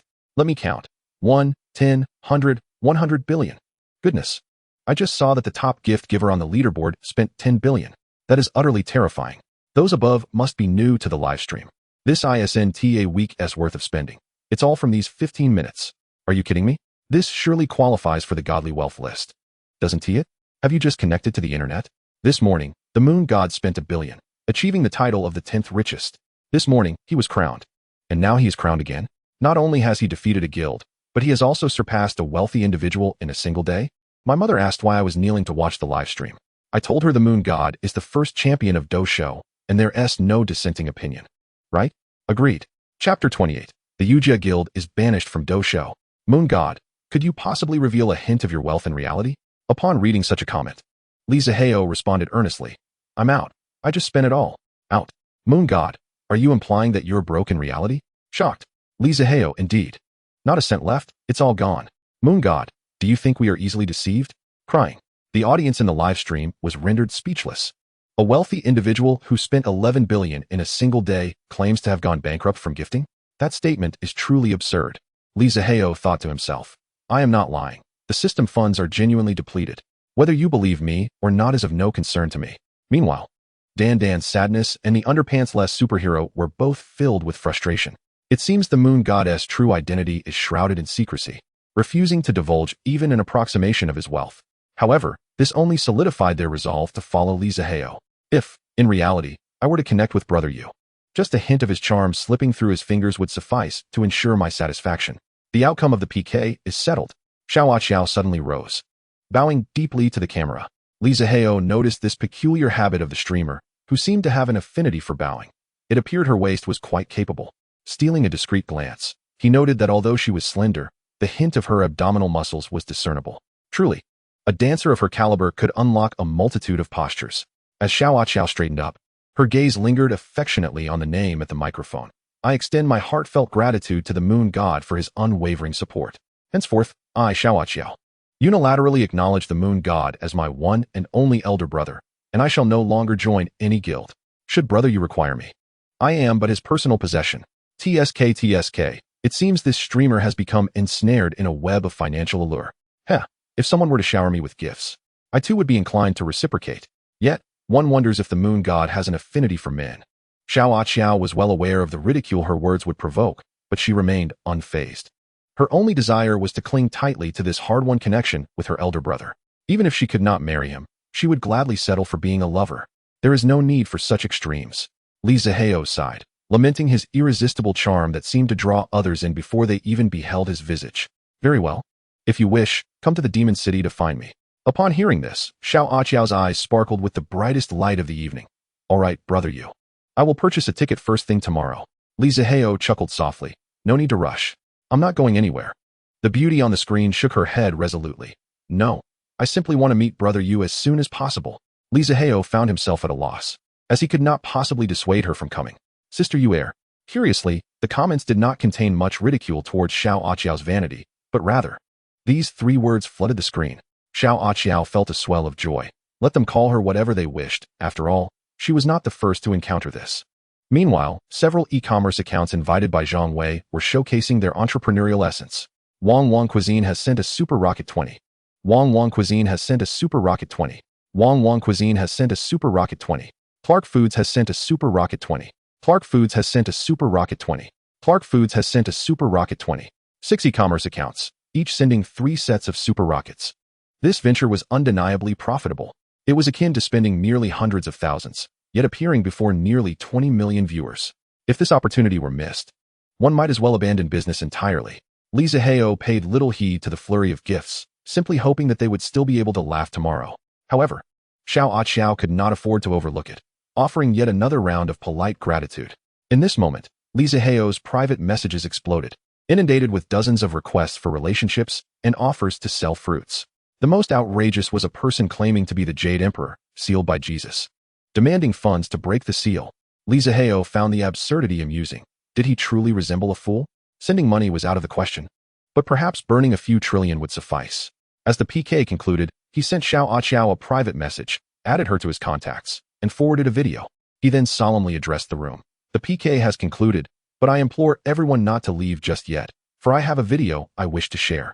Upon finishing his statement, the live screen was replaced by a video through Xiao's deft maneuvers. What had become of the portly streamer?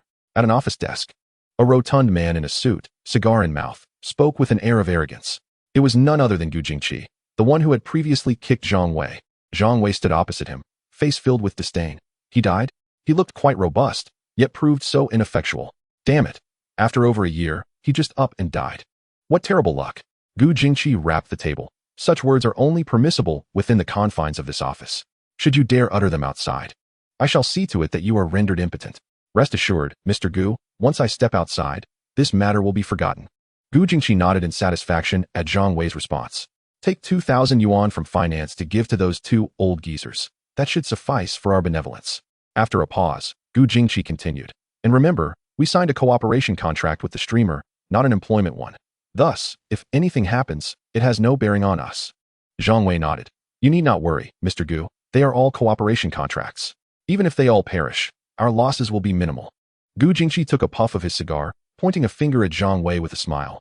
Ha, good. I trust you to handle this. Hurry up and cremate the portly fellow, lest we linger too long and attract attention. I fear they might uncover something. Zhang Wei nodded solemnly. I understand, Mr. Gu. The video abruptly ended. Xiao Aqiao reappeared on the live broadcast. At this moment, her eyes were red, her expression fervent, her body trembling with rage. As she shouted with a quivering voice, Bastard! Yujia Guild, Aqiao, officially report that the Yujia Guild seeks profit at the cost of lives, evades taxes, and calls upon the public security and industry authorities to thoroughly investigate the Yujia Guild. Yujia Guild, get out of Doshou. Though her voice trembled, her tone was resolute and powerful. The viewers were astonished. A case that had seemed settled now revealed such shocking undercurrents. Who would have thought that the renowned Yujia Guild would so callously disregard human life? It was imperative for the judicial authorities to conduct a thorough investigation and provide the public with answers to quell the anger of the masses. Yujia Guild, get out of Doshou. Yujia Guild, get out of Doshou. Chapter 29. The First God of Doshou. Upon viewing the video, Li Zihao felt a surge of anger, his tone grave and earnest. Doshou, I know some of you are present. I hope you can provide an explanation to everyone regarding this matter. As one of the top accounts among the 10 great wealthy, drinking alone under the moon would undoubtedly attract the attention of official representatives.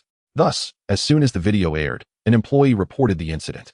If it were an ordinary account reporting a guild, they might impose a token penalty, and the matter would be settled. But now, it was a divine account. And after spending 1 billion Huaxia coins, attracting millions, it was clear they sought no reconciliation. At this moment, the higher-ups at Doshou were livid, contemplating how to obliterate the Yujia Guild. They had never anticipated that a mere guild would so brazenly disregard human life. Even they would never dare. If this situation was not handled properly to quell public outrage, it could lead to chaos. Should the anger of the netizens be directed at them, it would indeed be a grave miscalculation. Thus, as soon as Li Zihao finished speaking, a red comment flashed across the screen. The official account of Doshou, rest assured. Moon God, the Doshou platform will promptly freeze all official accounts and assets associated with the Yujia Guild. And all relevant information regarding the Yujia Guild will be handed over to the judicial authorities and the industrial and commercial departments. Our company will fully cooperate with the investigations conducted by these entities. Wow, the official response is impressively swift. It must be the influence of a wealthy patron, surely. There are dedicated personnel to handle issues faced by affluent users. Indeed, the power of capital is boundless. Li Zihua pondered, gazing at the barrage of comments, remaining silent. If this matter concluded without further scrutiny, he would be profoundly dissatisfied. A life has been lost, although the Doshou platform bears no direct responsibility. Can a mere casual statement of cooperation in the investigation suffice to sweep this incident under the rug? He vehemently disagreed. After approximately 10 seconds of silence, it seemed the Doshou platform had sensed Li Zihua's discontent. Another comment appeared. Regarding this incident, the Doshou platform acknowledges its undeniable responsibility. Shortly, our company will release an announcement to disclose the truth surrounding this matter to the entire network. And the Doshou platform will enhance its scrutiny of guilds to ensure such incidents do not recur. Well, that's good. Li Zihua finally expressed his satisfaction. Moon God is remarkable. The official has even come forth to apologize. I just want to ask, who else is there? The comments continued. The one above is clearly a master of flattery. Forget flattery. If someone were to gift me a few billion, I'd dare to eat excrement. A mere 10 million would suffice. No need to fight. I'll take 1 million. Moon God can truly be called the supreme warrior of Douyin. Though the expenditure is not vast, this record makes him the genuine champion of Douyin. 1 billion is still considered little. Indeed, the average Doshou user possesses tens of billions. Nothing more to say. In my heart, Moon God is the true champion of Douyin. Champion, champion, champion. The jubilant barrage, however, failed to provide even a modicum of joy to Zhang Wei, who felt as though he were ensconced in an icy chamber, coldness pervading him entirely. He had deliberately recorded this segment with the camera set up in his office, leaving himself an escape route. But how on earth had he ended up here? It was over. Zhang Wei, pale as a ghost, collapsed into his chair. The big boss will surely kill me. No, I must leave. He abruptly sat up, retrieved his car keys from the drawer, and hurriedly fled the office. Congratulations, host, for completing the selection. The reward has been issued. Because the host has perfectly completed the task, an additional reward of 1 Rolls-Royce Phantom worth 7.9 million has been granted. Upon hearing the notification sound, Li Zihao felt a surge of delight. He had not anticipated such an unexpected gain. After the PK concluded, the opposing streamer abruptly closed the connection and swiftly ended the broadcast. The guild had already made a fuss. Why would he linger? Little A Xiao observed the nearly 10 million viewers in the live stream, feeling ecstatic. At such a moment, if he did not showcase some genuine skills to retain this traffic, what was the point of continuing the broadcast? Brothers, today we have excised a malignant tumor from Dosho. Little A Xiao is elated today. Tell me, what dance do you wish to see? I shall fulfill all your wishes. Wow, the streamer is generous. I'm not asking for much. How about a striptease? The one above resonates with me. Could it be you are a worm in my belly? Oh, is this live stream so sizzling? I was planning to leave, but seeing the streamer's sincerity, I shall remain to watch. Streamer, do not be ungrateful. Oh well, a striptease isn't out of the question, but shouldn't we first send some gifts? Little H Xiao adopted a daring demeanor. The streamer is incredible. No need to say more, brothers, send tickets. Sent 10 glow sticks. Sent 10 magic books. The screen was inundated with gifts. Various effects filling the entire mobile display. The viewership stabilized around 6 million, no longer declining. Li Zihua chuckled, promptly exiting the live stream. You might ask why he did not stay to watch the striptease. Of course, a man of virtue like him could never indulge in such frivolities. Glancing at his phone, he realized it was nearly midnight. Li Zihua then recalled he should retire early tonight. After completing his evening routine, and just as he was about to sleep, a notification chimed. He picked up his phone and saw a message from little H Xiao. Moon God, my live stream has been banned. Ha ha ha, wanting to see me perform a striptease? Impossible. From now on, I belong only to you, Moon God. Li Zihua chuckled and replied, all right, rest well. Less than 5 seconds after sending the message, a response came. Okay. Moon God, you too should rest early. Tomorrow morning, I'll buy a ticket to Shanghai. When the time comes, I'll perform a striptease just for you. Li Zihua was at a loss. First, there was Li Hui, then there was Li Mu Yin for dinner tomorrow, and now little Qiao had joined the fray. When had his charm become so overwhelming? The next day, Li Zihua awoke after 10 in the morning. He needed to pick up Li Mu Yin from the Shanghai Academy of Art today. What should have taken 5 minutes for dressing and grooming took him a full 6 minutes today. Upon arriving at the garage via the elevator, he immediately spotted a Lamborghini Veneno Roadster, the vibrant red body, and it was the convertible version which Li Zihua adored. This car, rumored to have only 9 units worldwide, was valued at over 26 million. For a man, a car is like a second wife. However, he pondered that if he were to pick up Li Mu Yin and her dorm mates accompanied her, driving this Lamborghini would be rather awkward if it were too cramped. With this thought, Li Zihua's gaze shifted to a nearby blue vehicle. 5 minutes later, a blue lightning bolt shot out of the garage.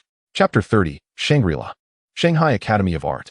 As one of the 2 major art institutions in Huaxia, the Shanghai Academy of Art is never short of handsome men and beautiful women. Today, coincidentally, being a weekend, several luxury cars worth millions were parked at the school gate, clearly waiting for fathers to pick up their daughters. Virum, virum, virum. Accompanied by a series of roaring sounds, a blue vehicle executed a stylish drift, halting at the academy entrance. Rolls-Royce Phantom. Wow, isn't that a Rolls-Royce? That must be worth several million. Brother, this is a Rolls-Royce Phantom. The total cost is nearly 9 million. 9 million? That is utterly ridiculous. One wheel of this car could probably buy my entire vehicle.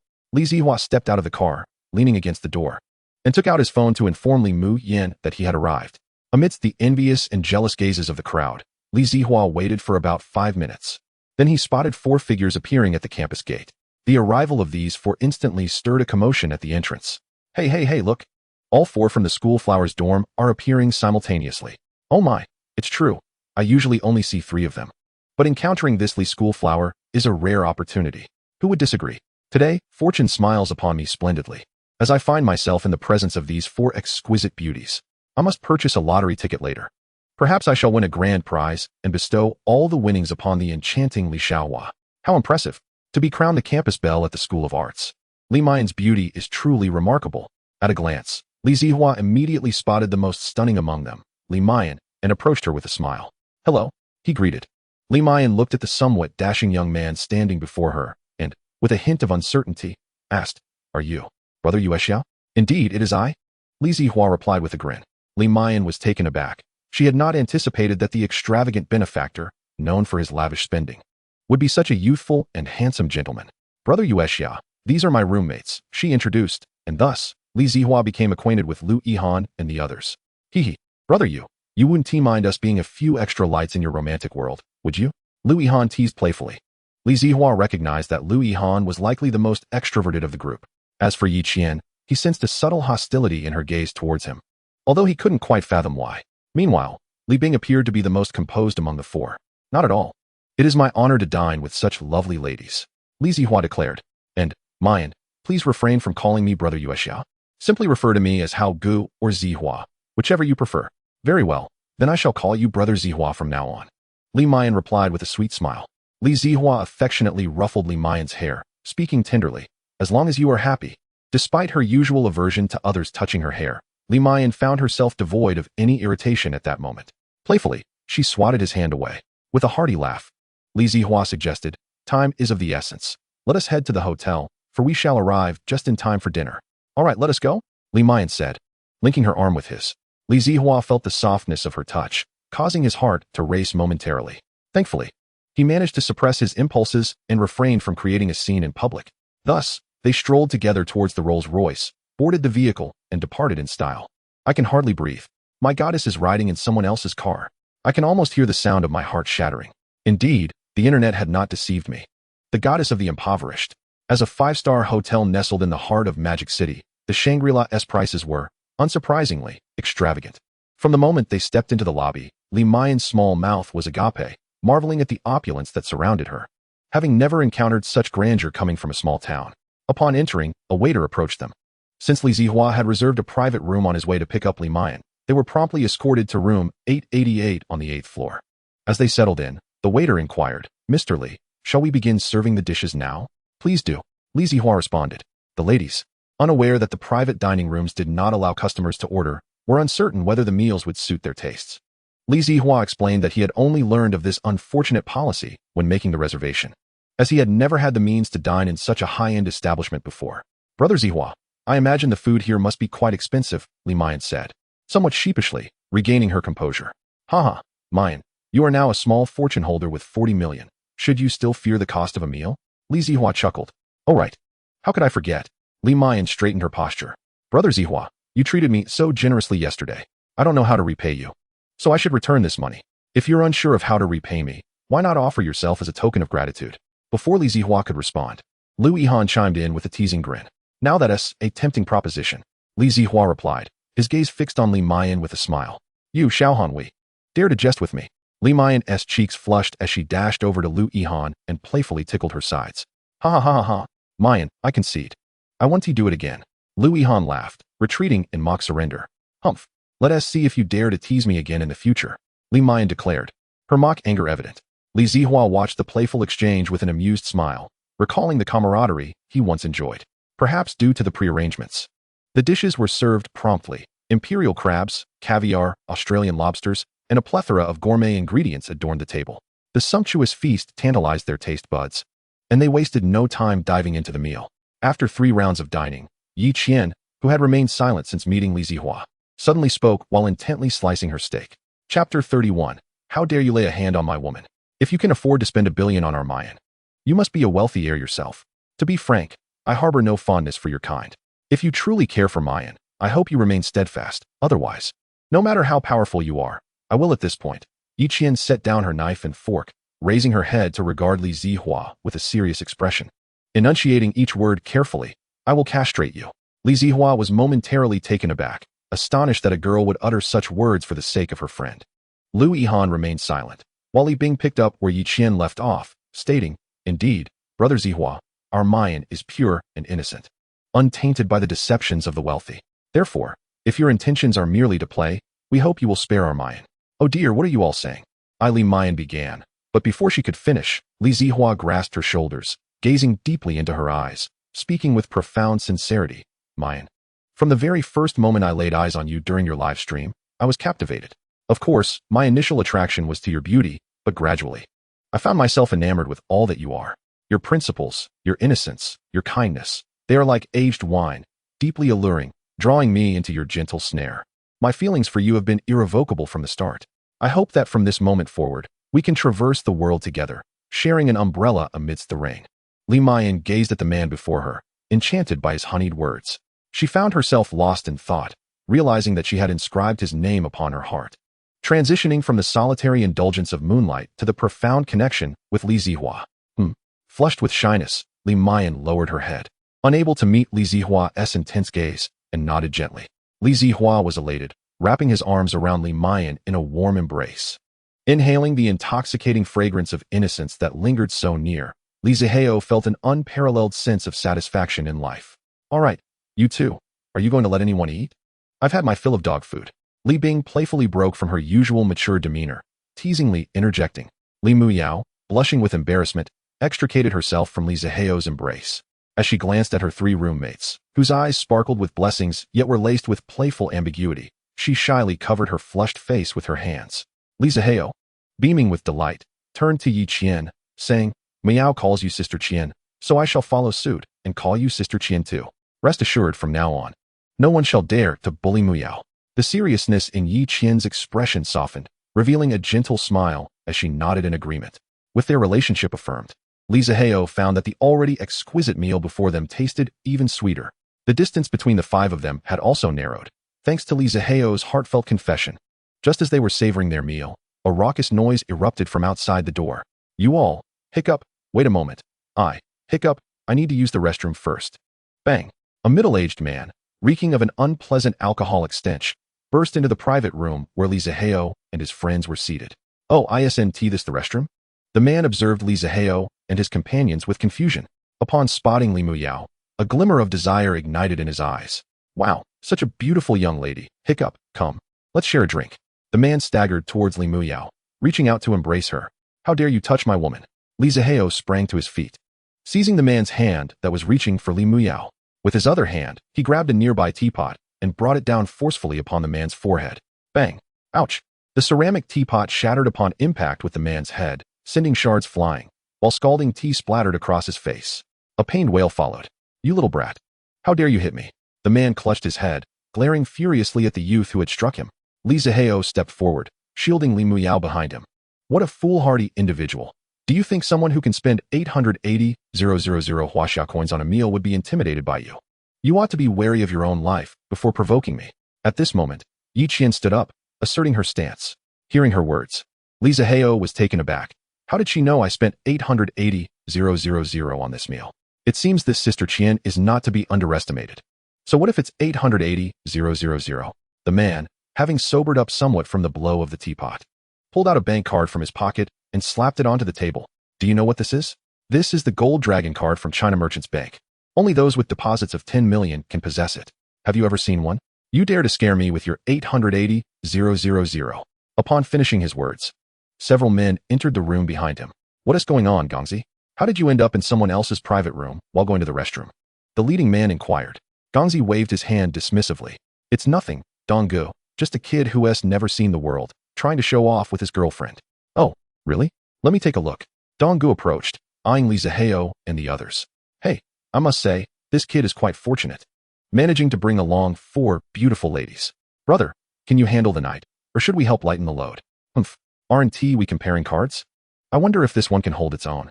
Saying this, Li Zihao produced the black gold card he had just obtained yesterday, tossing it at Gongzi's face. Whoa, what the hell? A black gold card? You have a black gold card? Donggu's pupils widened in disbelief as he saw the card slip from Gongzi's hand to the ground. Donggu, what's so special about this card? I have a gold dragon card as well. This black one doesn't seem as valuable. Gongzi scoffed nonchalantly. Damn it, don't you dare compare your worthless card to this black gold card. Donggu bent down, picked up the card from the floor, and approached Li Zihao with a deferential demeanor. Sir, I apologize. My brother lacks understanding and has offended you. Please, in your magnanimity, let this slide. Gongzi was displeased at this. What do you mean apologizing to this brat? Shut your mouth. Donggu, furious, kicked Gongzi in the rear, wondering how he had ended up befriending such an ignorant fool. It seems your brother isn't very convinced, is he? Li Zihao remarked coolly. I understand, sir, Donggu replied, stepping forward to deliver 2 swift slaps to Gongzi's face. Upon turning back, he noticed Li Zihao had seated Li Muyao in a chair, remaining silent. With a sigh, he turned again and delivered 4 more stinging slaps. After 6 strikes, blood trickled from the corner of Gongzi's mouth. All right, let us go. If you can't control your hands in the future, I can help you cut them off. Li Zihao waved his hand, wishing not to appear too petty in front of the ladies. Donggu felt relieved, leading Gongzi and the other men, bowing repeatedly in gratitude as they hurriedly exited the private room, even closing the door gently behind them. Chapter 32, Returning Home. The group returned to their private room. Donggu, why are you so afraid of that kid? Gongzi asked, puzzled. Donggu patted Gongzi on the shoulder, speaking earnestly. Gongzi, you need to curb your habit of being mesmerized by beautiful ladies. Do you know what kind of card that man just displayed? No idea. Gongzi shook his head. What does it matter? Use your brain, for heaven's sake. Donggu snapped, smacking the back of his head. That is a black gold card, issued by various banks in Huaxia. Only individuals with an annual income of 2 billion are eligible to possess one. Brother, do you think you can afford to offend someone with an income of 2 billion a year? Upon hearing this, Gongzi broke into a cold sweat. 2 billion a year? A person like that could probably crush me with a mere sneeze. After their meal, Li Zihao drove the Rolls-Royce Phantom, taking Li Muyao and the others to the Guijin shopping center, just a street away from Shangri-La. This was the first time he had visited since acquiring shares. They embarked on a lavish shopping spree, spending a staggering 60 million. Even in Guijin, such a large expenditure was a rare occurrence, drawing considerable attention from onlookers. Staff at various luxury boutiques stood eagerly at their doors, anticipating the arrival of the affluent customer. Among the 60 million spent, the most extravagant purchase was a Patek Philippe Calatrava watch. As the saying goes, the poor indulge in cars, the rich in watches. And those neither poor nor rich indulge in their elder siblings. This single watch alone was priced at a staggering 46 million. It could almost buy 2 of the Lamborghinis in Li Zihao's garage. He still vividly recalled the astonished expression of the sales staff when he expressed his desire to purchase this particular watch. Their incredulity mingled with barely contained excitement. Initially, Li Zihao had contemplated purchasing a watch for Li Mayan as well. However, the exorbitant price of the Patek Philippe left her utterly flabbergasted, and she resolutely refused. Li Mayan had believed that her earnings of 40 million from last night's live stream were quite substantial. Yet she was taken aback to discover that this amount was insufficient to acquire a watch for her brother Zihao. Indeed, she still regarded herself as a pauper. Moreover, the expenses for clothing, perfumes, cosmetics, and other such items amounted to nearly 20 million. Li Zihao also indulged in buying 2 sets of clothing for himself, spending around 600,000, as his previous attire no longer befitted his current status. Dressing elegantly would save him from the constant encounters with pretentious displays of wealth. After concluding their shopping spree, it was already past 5 in the afternoon. Originally, Li Zihao had intended to invite a few friends to his villa for a casual visit, merely to admire the place. However, Li Mayan and the others, citing their need to attend classes the next day, staunchly refused to go. With no other option, he lamented internally, as he had hoped to swim with Li Mayan in the outdoor pool, which would have also allowed him to showcase the bikini he had just purchased for several thousand. Alas, all his plans had crumbled. Li Zihao then drove the 4 of them back to school, and subsequently returned to his villa alone, feeling an inexplicable sense of solitude in the vast emptiness of the house. Reflecting on the horror film The Conjuring he had watched recently, even a grown man like him felt a twinge of fear in such a spacious villa. It seemed he needed to recruit some company. Otherwise, living alone in such a large house was indeed daunting. Seated on the sofa, devoid of any accessible funds from the system, he found himself at a loss for what to do. He opened a messaging app and chatted with Li Mayan, expressing his yearning for her during the hour they had been apart. Following that, he accessed the banking app to gaze upon the more than 1 billion Huaxia coins resting in his account. Looking around at the opulence of the villa, who could have imagined that this was the fruit of his labor in just a single day? His thoughts then drifted to his newly acquired girlfriend, the campus belle. He mused that he had indeed escaped poverty. He wondered if the onlookers would feel envious of such a lifestyle. Elegance. With his newfound wealth, his parents would no longer need to toil tirelessly at home. Li Zihao contemplated sending a few million to his parents' bank account, but ultimately decided against it. Perhaps a phone call would be more prudent. Sending a sudden transfer of millions might very well shock his mother. He dialed the number. After a prolonged wait, just as he thought no one would answer, the call connected. Hello, son, what prompted you to call home? The familiar voice on the other end made Li Zihao's heart swell with emotion. Since he had moved to this unfamiliar city 3 years ago, he had returned home only once during the first year for the new year, and not since. Just as he was about to speak, he heard an enraged shout from the other end. Li Daoguang, you son of a dog, stop trailing behind me all the time. If you keep following me, I swear I'll burn your house down. Hearing these words, Li Zihao's expression turned icy. That was indeed his father's name. How could his father be insulted in such a manner? What on earth is happening over there? He inquired with urgency. There was a brief silence on the line, but he could sense his mother hurriedly entering the house, followed by the sound of a door slamming, which silenced the earlier tirade. Only then did his mother's voice come through. Oh, it's nothing, son. Your father and Uncle Wong were playing cards, and things got a bit heated. It's fine. You know how much your father enjoys his games. No, Mom, I just heard someone insulting Dad. What is going on? Li Zihao pressed, increasingly anxious. Oh dear, it's really nothing, son. Don't worry about it. What is your reason for calling? If it's not important, I still have to clean the yard. So I'll hang up now, okay? The call abruptly ended with a busy tone, leaving Li Zihao's face a mask of distress. His mother would never have hung up so hastily in previous conversations. He was certain he had not misheard, coupled with his mother's reaction. It became clear that something was amiss at home. He informed Li Mayan via the messaging app that he would not be in contact with her that evening. Li Zihao then swiftly opened a ticketing app, relieved to find a flight to Lusher province departing in just a few hours. He purchased a ticket and summoned a ride, hurrying towards the airport. 3 hours later, the plane touched down at Lusher province's Quanqing airport. Li Zihao hailed another taxi. After a series of twists and turns, he finally caught sight of his home village around 8 a.m. As he glimpsed the familiar outlines of the village, his eyes grew misty. It had been 2 years since his last visit, and he wondered if the village had changed. Unconsciously quickening his pace, he entered the village, where a group of elderly men and women sat chatting on a small mound. Isn't that Xiaohao? One of the elderly women exclaimed. Ah, Aunt Zhang, I missed home. So I came back to take a look.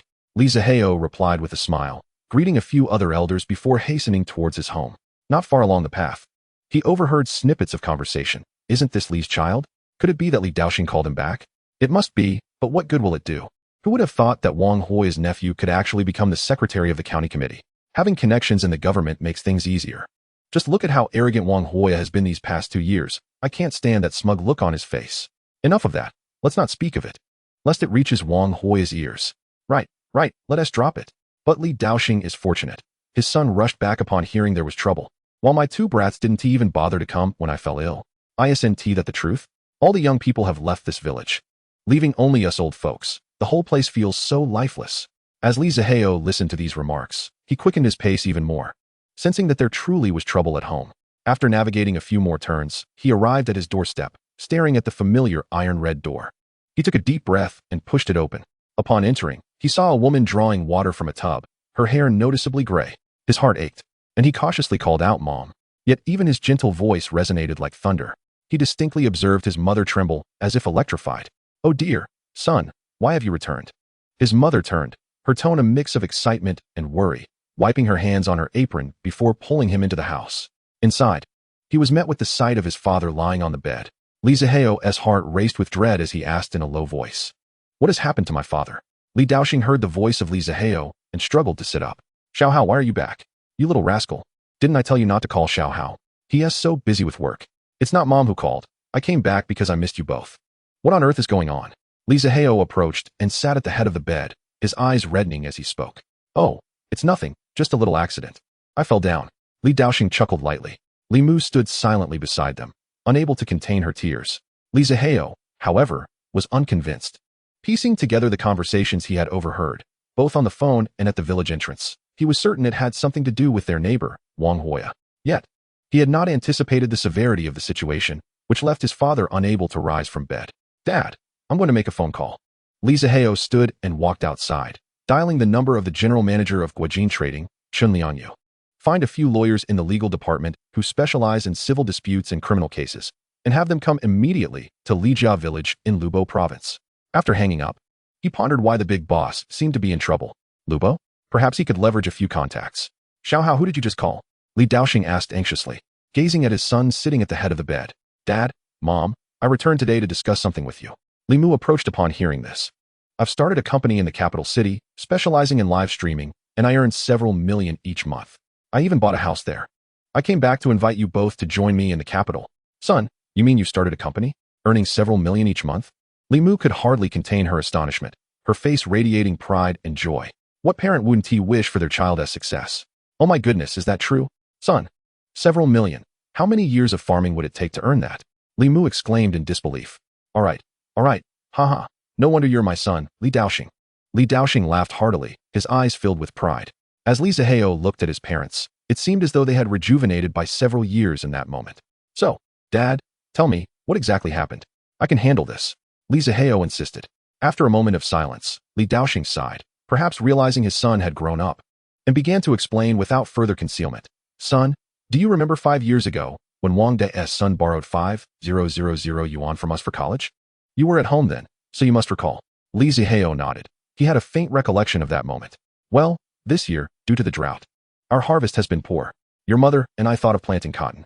So we approached Uncle Wang to ask if he could repay at least a portion of that 5,000 yuan. But then, sigh, Li Daoxing sighed heavily, unable to continue. Yet, Li Zihao understood the implication. How is your health now, Dad? Li Daoxing remained silent, and Li Mu, sobbing, spoke up. Son, you don't know. That Wang Hoya has a murderous intent. He beat your father and even tried to kill him with a shovel. Whoa. Li Zihao's pupils dilated in shock. He had never imagined that their neighbor could be so deranged. To resort to murder over 5,000 yuan? He stood up resolutely. Dad, you need not worry about this. I will handle it. With that, he strode towards the door. Son, make sure to speak to Uncle Wang calmly. Don't escalate the conflict. I'm all right besides. His nephew is the county secretary. Historically, commoners do not contend with officials. Li Daoxing's voice trailed behind him. I understand, Dad. Li Zihao waved dismissively. Commoners do not contend with officials? It depends on the official. Moreover, with his wealth of over 1 billion, he was certainly eager to test his mettle against a mere county secretary's secretary. Upon stepping outside, he retrieved a small button-like device from his pocket. It was a miniature camera he had purchased yesterday, capable of directly connecting to his phone and transmitting live footage. Initially intended for a playful game with Li Mu Yin, it now found itself in a more pressing situation. After securing the camera, Li Zihao approached the doorstep of neighbor Wang Hoya.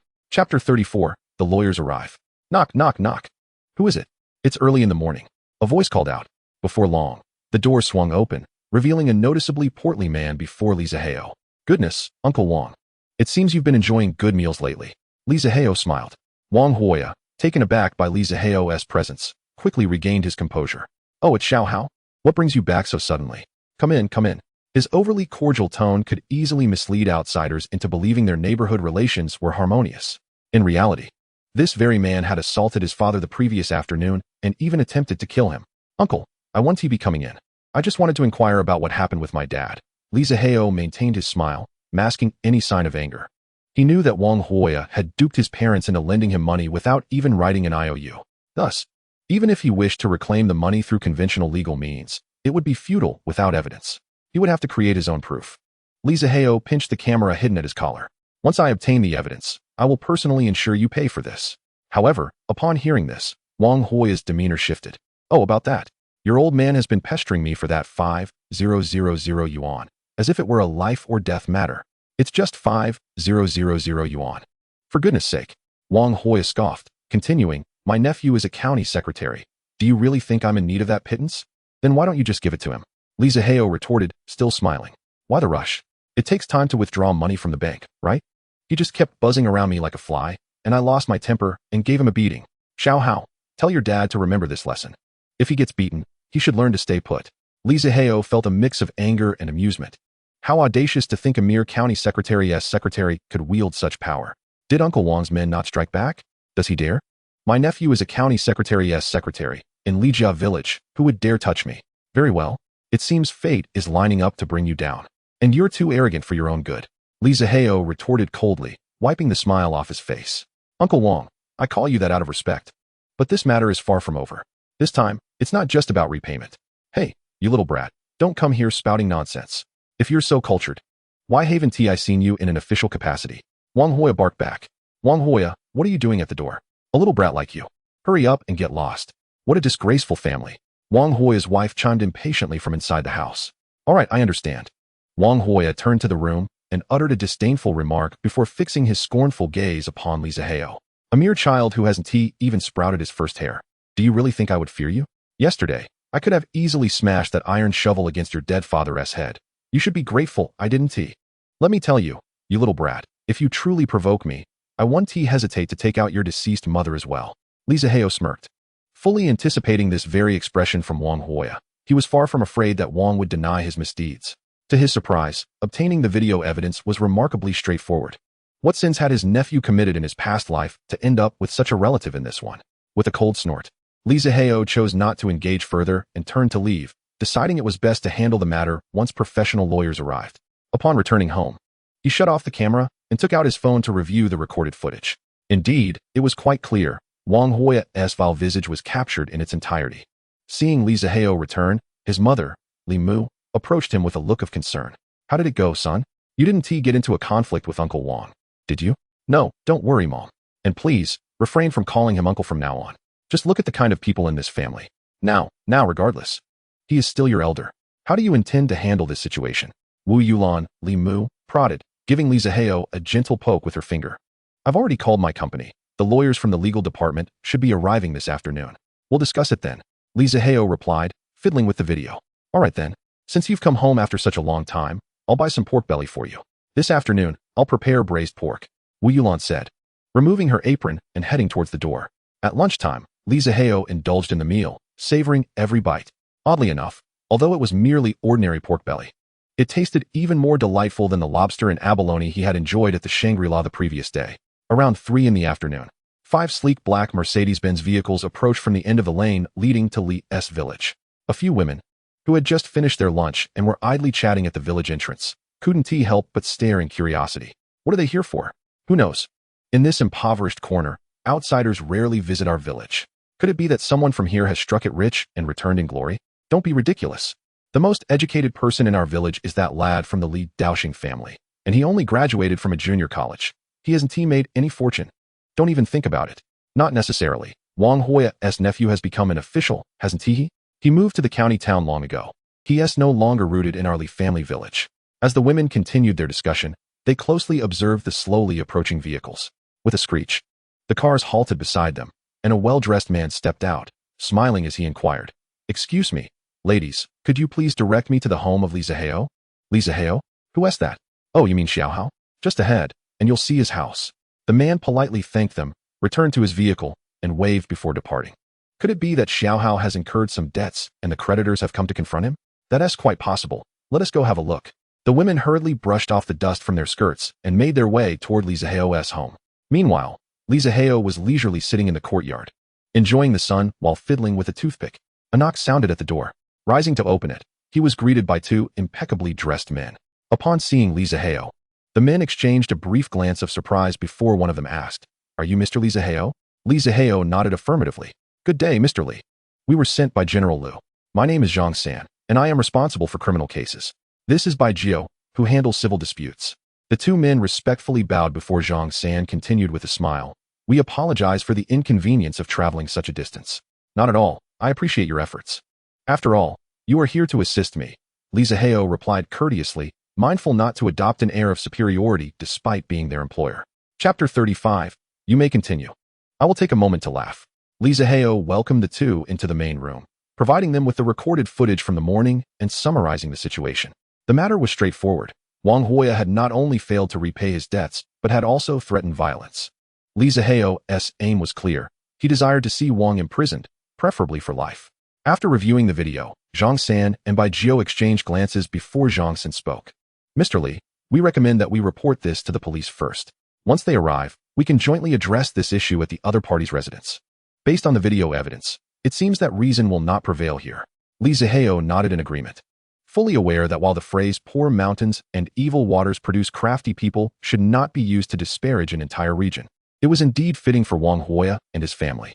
Half an hour later, the sound of police sirens drew the attention of the village's elderly residents, who rushed to Li Zihao's doorstep to witness the commotion. 2 police officers disembarked, and Li Zihao succinctly recounted the situation once more before leading the 4 of them to knock on Wang Huoya's door. "Who the hell is knocking on my door again?" came a voice laced with curses. As the door swung open, Wang Huoya's furious expression met them. "What do you want, you brat? Do you really think you can intimidate me?" "Sir, I am Mr. Li's attorney, Zhang San." "Go to hell with your Zhang San and Li Si. Were you named that way to save your mother some trouble? You think I'm afraid of your lawyer? If you have the guts, why not call the police?" "Mr. Wang, we are right here." The 2 police officers interjected, ready to step in. Wang Huoya froze momentarily. genuinely surprised that the police had been notified. What is the police going to do? Aren't they supposed to be reasonable? The officers, however, had no intention of entertaining Wang Hoya's rants. Sir, we have reviewed Mr. Li's video, and we have reason to suspect that you have failed to repay your debts and have made threats of violence. Therefore, we ask that you accompany us for questioning. Video? What video? Investigate your grandmother's leg. The two officers exchanged glances, having encountered their fair share of defiant suspects. It was rare to find one so brazenly assertive. Without further ado, they advanced to apprehend Wang Hoya and escort him to the police car. Finally, someone is putting this Wang Hoya in his place. It seems Xiao truly has the ability. Look at all these lawyers and police officers. The onlookers felt a sense of vindication witnessing this scene. Ever since Wang Hoya's nephew became a secretary to the county mayor, he had been insufferably arrogant in the village. Realizing the gravity of the situation, Wang Hoya attempted to resist, plopping himself down on the ground and throwing a tantrum like a petulant child. Oh, so you're colluding to frame an old man like me? What video? You just want to drag me off to some secluded place and do away with me. Oh heavens, look at these vile creatures in human skin, wreaking havoc.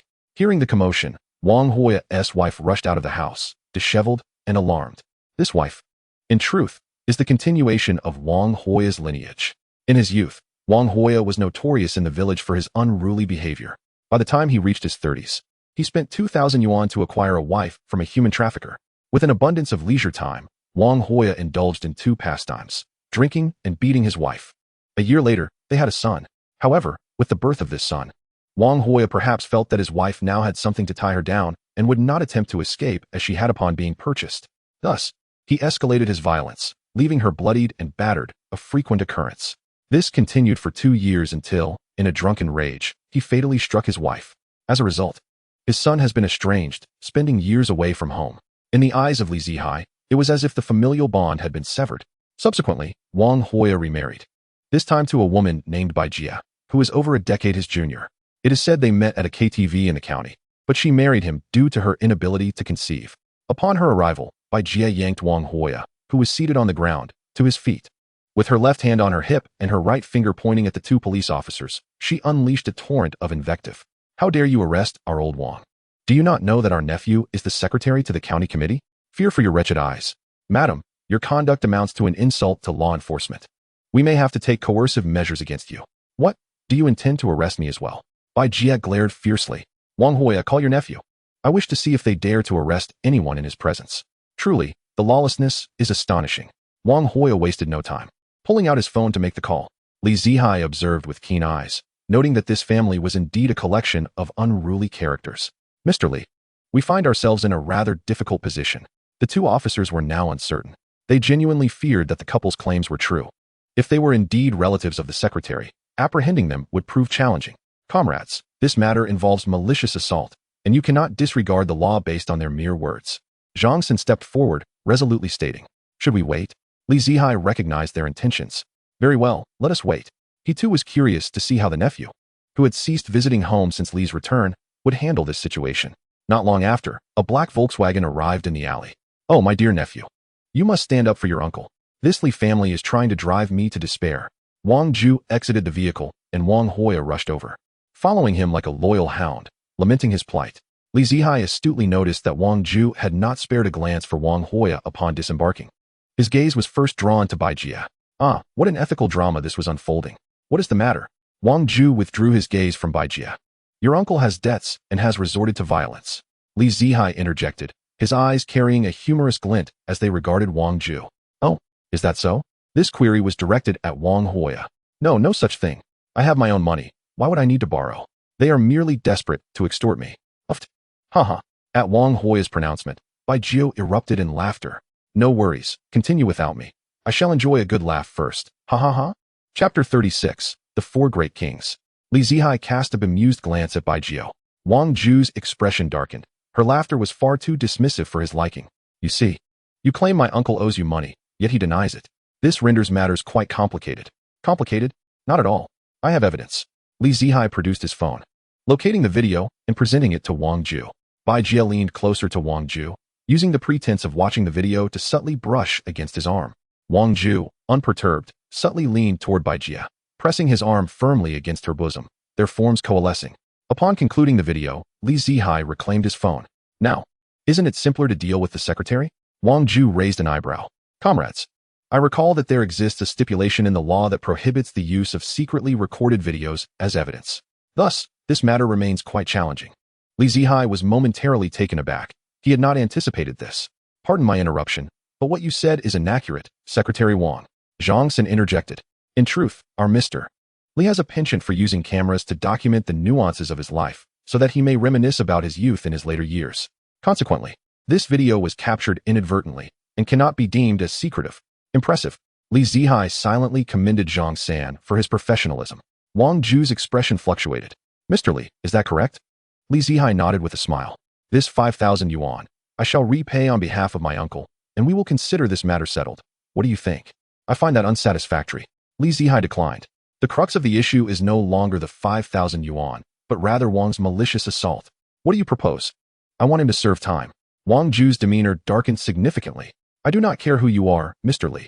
In this domain, my word is law. I hope you do not overstep. Li Zihao regarded Wang Ju with growing impatience.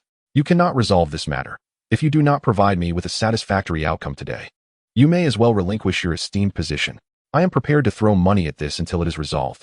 If 1 million is insufficient, I will offer 10 million. If that is not enough, I will present 100 million. Wang Ju, do you believe your backing will forsake 100 million to protect you? Wang Ju, upon hearing these words, felt a surge of cold sweat as the audacity emanating from Li Zihao was palpable. His instincts warned him that this seemingly youthful man was not jesting.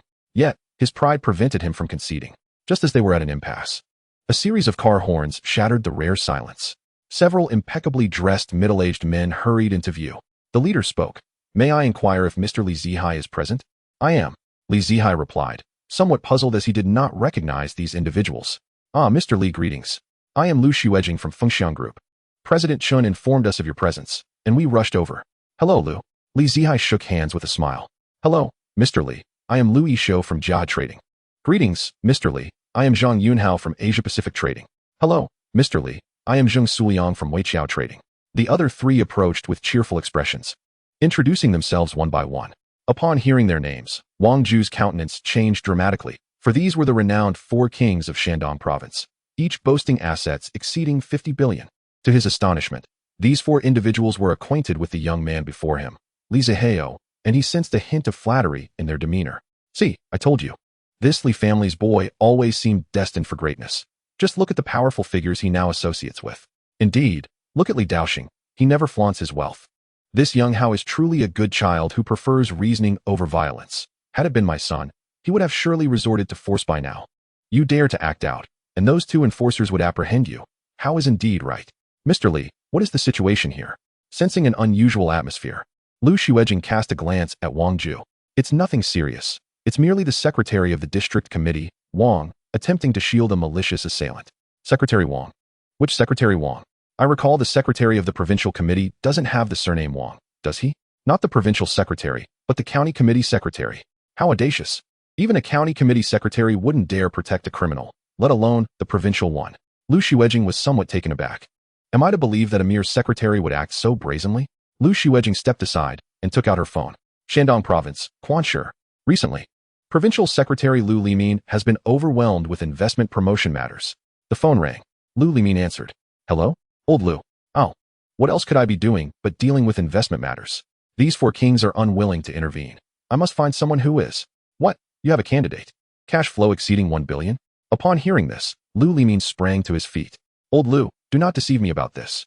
Where is he now? In a bit of trouble? What kind of trouble? What? This is outrageous. Unbridled. I shall call the county committee secretary immediately. All right. Do not forget to introduce me to this young talent. Fine, goodbye. Lu Xuejing hung up the phone, returning with a smile. Li Zihao nodded in gratitude towards Lu Xuejing. In less than half a minute, Wang Ju's phone rang, and sweat instantly poured down his face. He answered the call with trepidation. Wang Ju, where are you? Hearing the chilling voice on the other end, Wang Ju's teeth chattered. As secretary, I am at Li's village. Where the devil have you gone? I am asking you a question. I came to capture my uncle. Nonsense. I tell you, Wang Ju, it's over for you. The provincial secretary has personally issued the order, and you have been suspended. Beep, beep, beep. Listening to the busy tone, Wang Ju turned pale. Xiaoju, are you all right? Bai Jie gazed at the obvious big shots standing beside Li Zihao, a flicker of fear growing in her heart. Her delicate hands clutched Wang Ju's arm tightly, as if grasping the last straw of hope. "Officers, are you not going to arrest him?" The two police officers exchanged incredulous glances. The situation had escalated beyond their imagination. A mere secretary's word carries weight. Yet here stands Li Zihao, the true heavyweight, with Lu Xuejing, who could directly converse with the provincial secretary, showing him utmost respect. Chapter 37, The Bloodstained Brick. The two police officers advanced. Click. A pair of silver bracelets were placed upon Wang Hui's wrists, and he was escorted towards the police vehicle. Bai Jia watched helplessly as her husband was led away, her hands gripping Wang Ju's arm, pleading, "Xiao Ju, you are the strongest." And he begs you. Think of a way to save your uncle. He is your only uncle. He can barely save himself. What can he use to save anyone else? Li Zihao's tone turned icy as he regarded the dejected Wang Hui. He initially felt a twinge of sympathy. However, recalling the merciless man who had raised his shovel against his father and threatened to annihilate his entire family, any semblance of pity evaporated in an instant. Wang Ju stood in a daze, as if all vitality had been drained from him in that moment. Indeed, with his future gone, he felt utterly devoid of value. How could he save anyone? No, you are not entirely without, for you still have your aunt with whom you share a harmonious bond. A peculiar glimmer flickered in Li Zihao's eyes as he spoke softly. Those words seemed to possess an incredible charm, rekindling life in Wang Ju's once dull eyes. Yes, he still had a woman he loved dearly, who also cherished him in return. He turned to Bai Jia, gripping her shoulders tightly, perhaps due to his overwhelming emotion. His grip inadvertently tightened. Ouch! Bai Jia winced, letting out a cry of pain. "Auntie, let him be captured. Perfectly, you can divorce him, and I shall take you far away. From henceforth, we need not hide in secrecy." Wang Ju appeared almost mad, with a deranged smile gracing his lips. Li Zihao felt as if his worldview had shattered. Good heavens, this vixen would not even spare her own nephew. What a pair of scoundrels. If word of this spread, where would the reputation of Li's village stand? Such a woman deserves to be punished severely. How utterly shameless. Listening to the whispered discussions of the elderly bystanders, Li Zihao sighed. This world can sometimes be a tad unfair to women.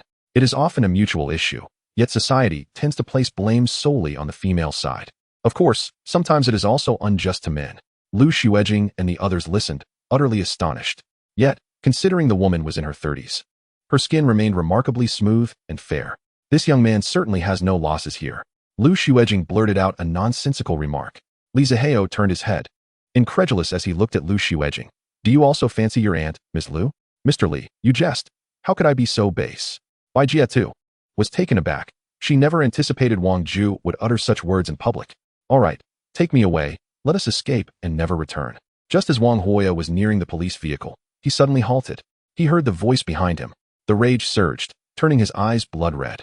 He violently broke free from the grasp of the two officers, spinning around, veins bulging on his neck, his teeth grinding, his face contorted in fury. He could not believe that the two closest individuals to him, his nephew and wife, had secretly entangled themselves with each other. Consumed by rage, blood seeped from the corner of his mouth. Wang Hui's gaze caught a glimpse of a brick at the base of the wall. He swiftly advanced 2 steps, seized the brick, and charged towards Wang Ju and Bai Jia. The sudden turn of events left the two police officers momentarily stunned. Yet, Li Zihao remained remarkably composed. As he uttered those 2 phrases, he had already foreseen the current predicament. Wang Hui moved with great speed, while Wang Ju and Bai Jia were lost in an intense gaze, oblivious to the impending danger. A large hand wielding the brick came crashing down upon the back of Wang Ju's head. Bang! The furious blow shattered the brick into 2 pieces. Blood splattered. Wang Ju's body weakened and collapsed to the ground, blood gushing forth, instantly staining the earth crimson, his breath extinguished. "Bastard you!" Bai Jia stared at Wang Ju, who lay in a pool of blood, her dreams of a beautiful life cut short before they even began. Tears welled in her eyes as she slapped Wang Hui across the face. "You filthy scoundrel, you dare to betray me, and you still dare to strike me? I'll make you pay." Wang Hui raised his hand to block her, then lifted his right foot and kicked towards Bai Jia. The intensity of love transformed into deep hatred. The kick sent the already frail Bai Jia hurtling backward. Bang! A dull thud echoed as her body collided with the wall. Her head jerked back due to inertia. Crack! Bai Jia's skull collided with a protruding brick on the wall, producing a sound that made one's teeth ache. Her body slowly slid down the wall, leaving a trail of dark crimson blood before she crumpled to the ground, devoid of life. In a fleeting moment, 2 lives extinguished. The onlookers were rendered speechless. Farmers who had rarely ventured beyond their county were aghast at such a scene. Elderly men and women, pale with fright, abandoned their aches and pains. Rushing back to their homes, the two police officers hastily subdued Wang Huoya, pressing him to the ground. With bloodshot eyes, he gazed at the lifeless forms of Wang Ju and Bai Jia, unleashing a maniacal laugh. Ha ha ha, dare to betray me? I will end your lives. Wang Huoya was taken away in a police vehicle. Li Zihao and Lu Xuejing, along with their companions, followed to the precinct to provide their statements. The inevitability of the death penalty loomed for Wang Huoya, having committed murder under the watchful eyes of the police. After giving their statements, the sun set. Zhang San and Bai Jiu caught the last bus to Quancheng. Their affairs here had concluded, and they were set to return to Modu the following morning. Meanwhile, Lu Xuejing and her companions insisted on escorting Li Zihao home. Observing their obvious ulterior motives, Li Zihao chose not to confront them. In this life, it is rare to be blissfully ignorant. Upon returning to Li family village, Li Zihao found that the bodies of Wang Ju and Bai Jia had already been removed from the alley, leaving behind only a patch of dark soil. And there, under the moonlight, lay the brick, exuding an eerie red glow. Chapter 38. She is my woman. The following morning, Li Zihao boarded a flight to Modu. He opened his system panel to check the details. Host, Li Zihao. Gender, male. Age, 22. System funds, 0. Personal funds, 52, 461, 270. Assets, 1. 1 villa in Yutsue Garden valued at 980 million. 2.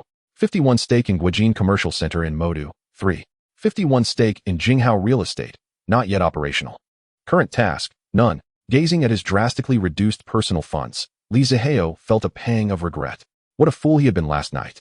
That scoundrel Lu Xuejing had swindled him out of 1 billion, all for real estate. Yet, he reasoned that this endeavor was meant to fulfill Secretary Lu's investment task, thus placing him in a position of small debt towards Li Zihao. Furthermore, he need not participate in management.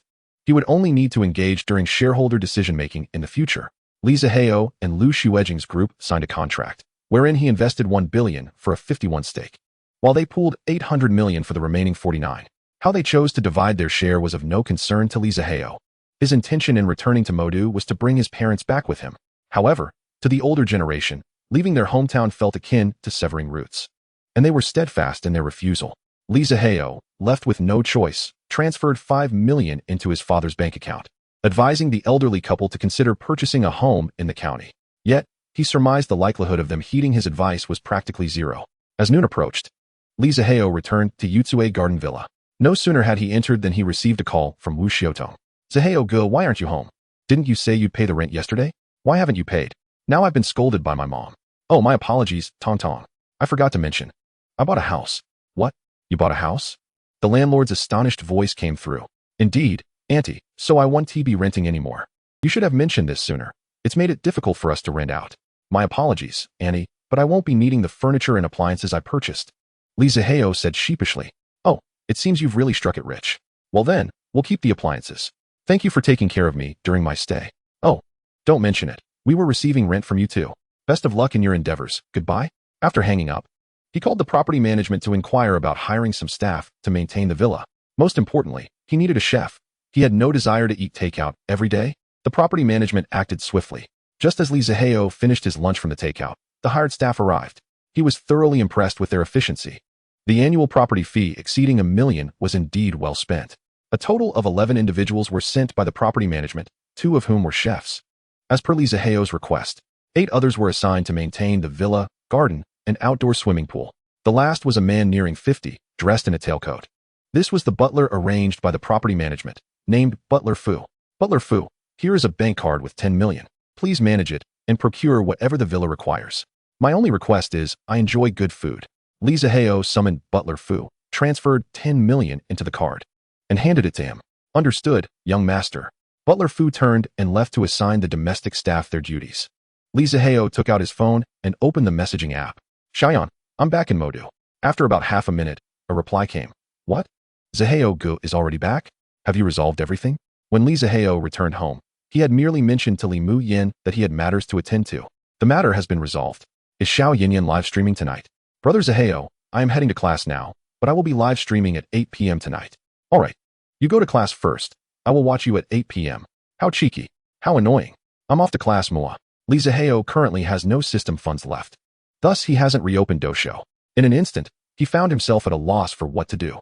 Well, since I have this time, I might as well visit Xiao Huihui. Li Zihao informed Uncle Fu and then departed from the villa. These past few days, Li Hui has been somewhat distracted at work. She has sold Villa Number 1, thus averting the threat of dismissal. Moreover, she has risen to become the sales champion of the month.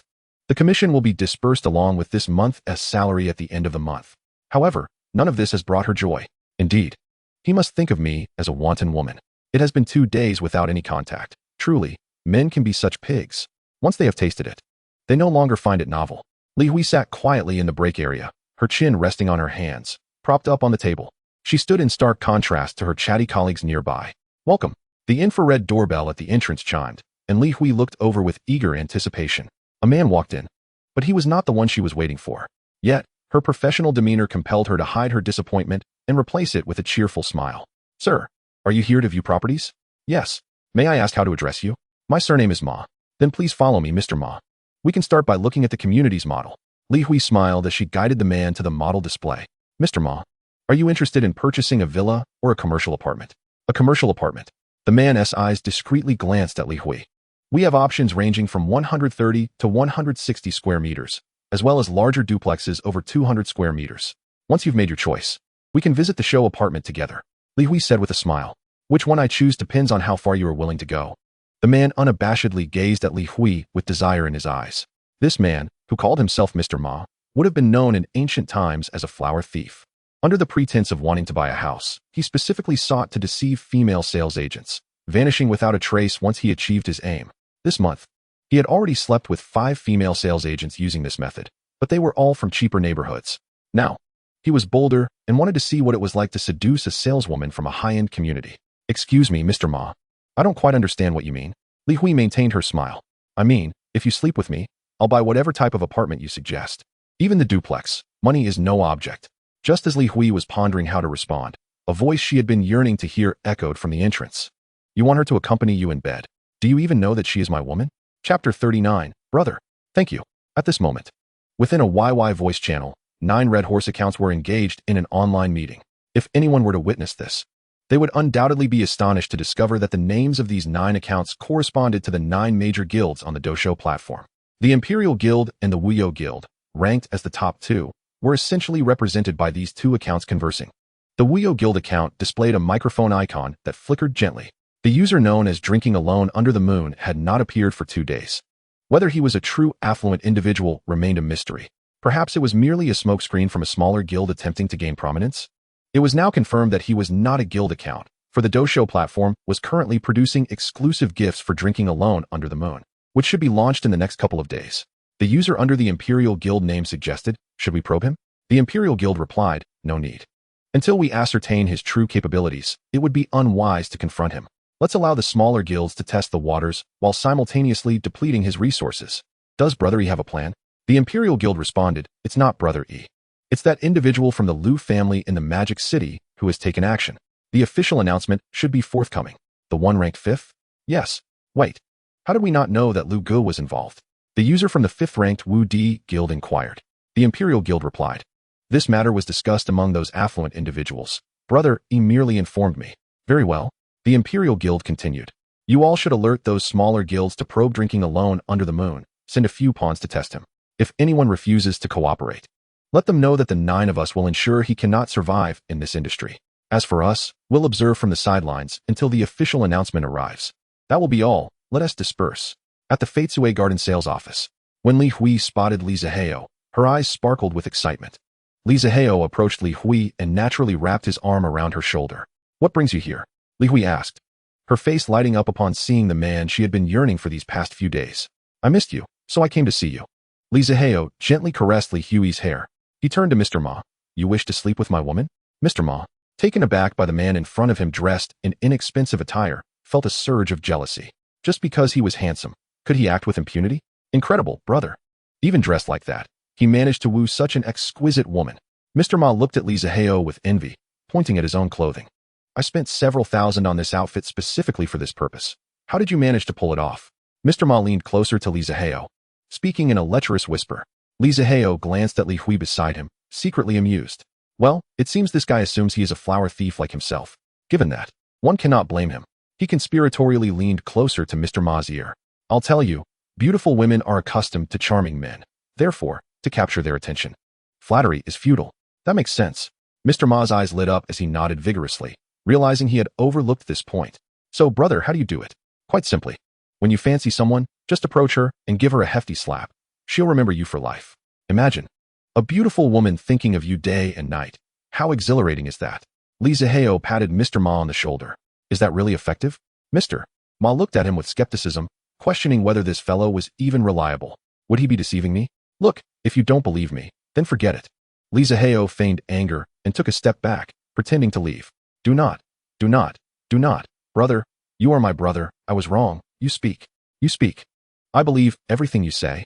Ma Baohua, in a fit of urgency, grasped him by the arm, his gaze fixed upon the ethereal beauty of Li Hui standing beside him. Anyone who possesses such a stunning girlfriend must possess exceptional character. She exudes reliability and certainly would not deceive me. Zihao chuckled softly, leaning closer to whisper in his ear. At that moment, she might appear upset, but that's merely for the sake of pride. Consider it, in front of others. She would undoubtedly feel embarrassed to express her fondness for you. Come back in a few days, and she will surely remember you. At that time, you can ask for her contact information, and then, Moreover, if she seems even more furious, it indicates that your impression on her is all the more profound. He playfully patted Ma Baohua's shoulder, adding, this is all experience. Had I not seen your round face, I would not have shared this insight with you. My brother, you are truly a good person. Thank you. Ma Baohua exclaimed, gripping Zihao's hand with fervor. You are the guiding light on my path forward. I shall go and try it now. Go forth. A beautiful life awaits you. How would you know if it suits you without trying? Zihao's eyes sparkled with genuine encouragement. Indeed. Ma Baohua made a gesture of self-motivation and turned towards the sales team in the resting area. The winds howl and the waters of the Yi River run cold. It's time to find a wife and celebrate the new year. Zihao recited a poem from behind, cheering him on. Upon reaching the resting area, Ma Baohua found himself in a quandary. Which one to choose? They all appeared quite attractive. He surveyed them one by one. The sales staff looked on with curiosity at this man who stood silently before them, seemingly lost in thought. Is he suffering from some sort of affliction? Never mind. Those are far too young. That one, slightly older, looks gentle. She shall be the one. With his target chosen, Ma Baohua strode confidently towards Sister Zhou. Hello, sir. How may I assist you? Sister Zhou stood up, for it was impolite not to acknowledge a customer who approached her. Ma Baohua remained silent, offering a slight smile before suddenly slapping Sister Zhou across the face with a loud crack. He aimed to leave a lasting impression on the saleswoman with that force. Zihao, witnessing this from behind, felt a sympathetic sting on his own face. After the slap, Ma Baohua shouted, Now you remember me, don't you? Sister Zhou was utterly bewildered. What in the world is going on? Are you insane? Did I offend you? What the hell? She covered her face, her eyes reddening. She had never been struck in such a manner before. She shouted towards the entrance, Security. Where are you? There's a troublemaker here. Throw him out. The security personnel at the door, alerted by the commotion, rushed in. They glanced at Sister Zhou and then at the man standing before her. Impressive, brother. You're the first to commit such an act here. The two security guards remarked as they seized Ma Baohua, dragging him towards the exit. Zihao smiled and gave a thumbs up to the departing Ma Baohua. Ma Baohua caught sight of it, his face beaming with joy. As he neared the door, he called out to Zihao, Thank you. Safe travels, brother. Zihao waved goodbye. Rest assured, I shall return. Chapter 40. You are so bad. The exclusive gift is here. Upon hearing Ma Baohua's final words, Li Hui could no longer contain herself and burst into laughter. Her delicate fists playfully struck Zihao, her tone teasing. Why are you so wicked? Hee. After a chuckle, she continued. But that person is so foolish. He was tricked and still thanked you. Zihao wrapped his arm around Li Shui, a mischievous grin spreading across his face. How did I deceive her? You were the one who got slapped, weren't you? Hee. When did you slap me? Li Hui questioned, puzzled. At the villa, have you forgotten? Hee. I plan to do it again soon.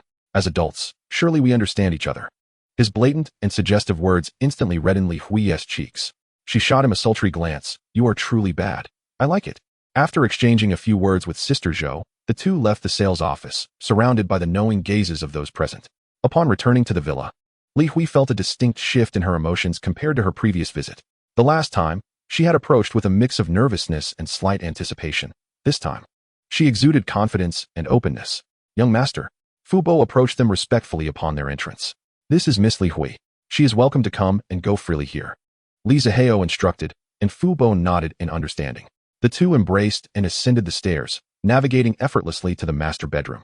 As they entered, Li Hui wrapped her arms around Li Zihao, her eyes misty with emotion. Li Zihao lifted her effortlessly and tossed her onto the bed. He leaped onto her, pinning her down.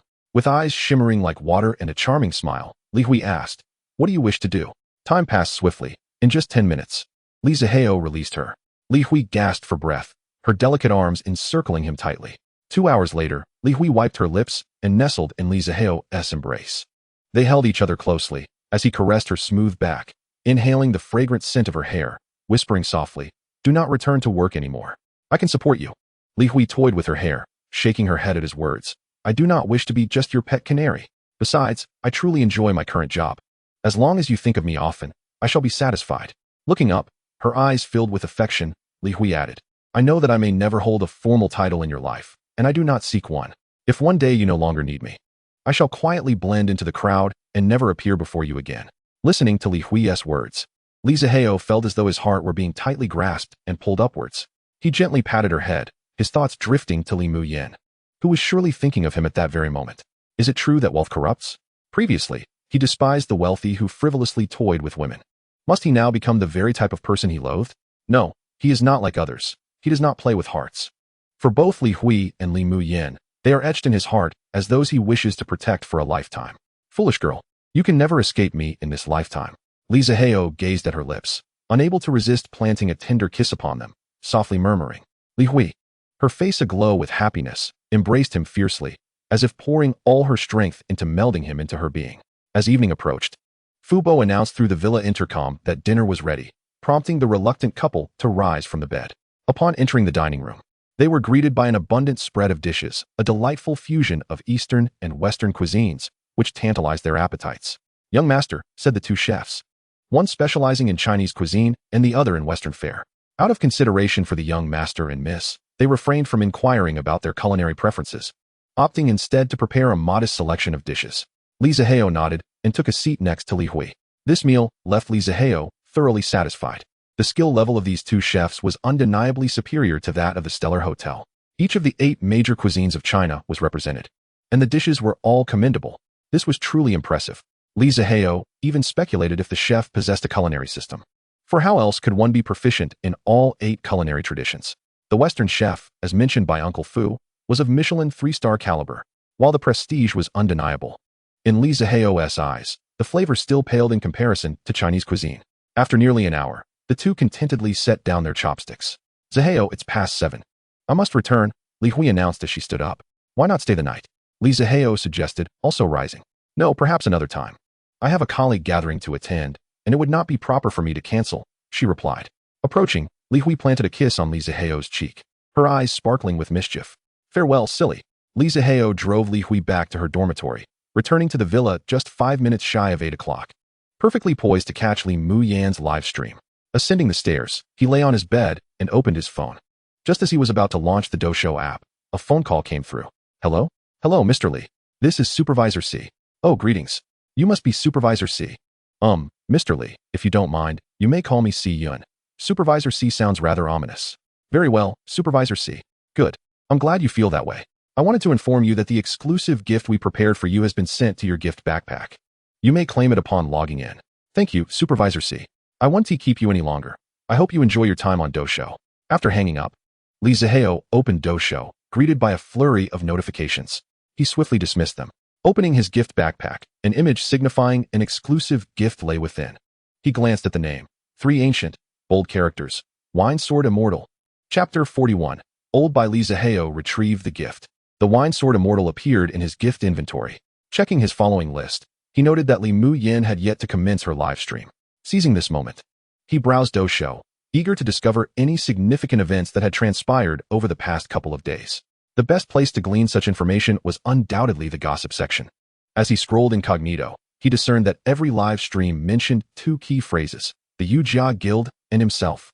Since the exposure of a particular video, the Yujia Guild had faced severe backlash, leading to a direct inquiry from the provincial authorities demanding a swift investigation.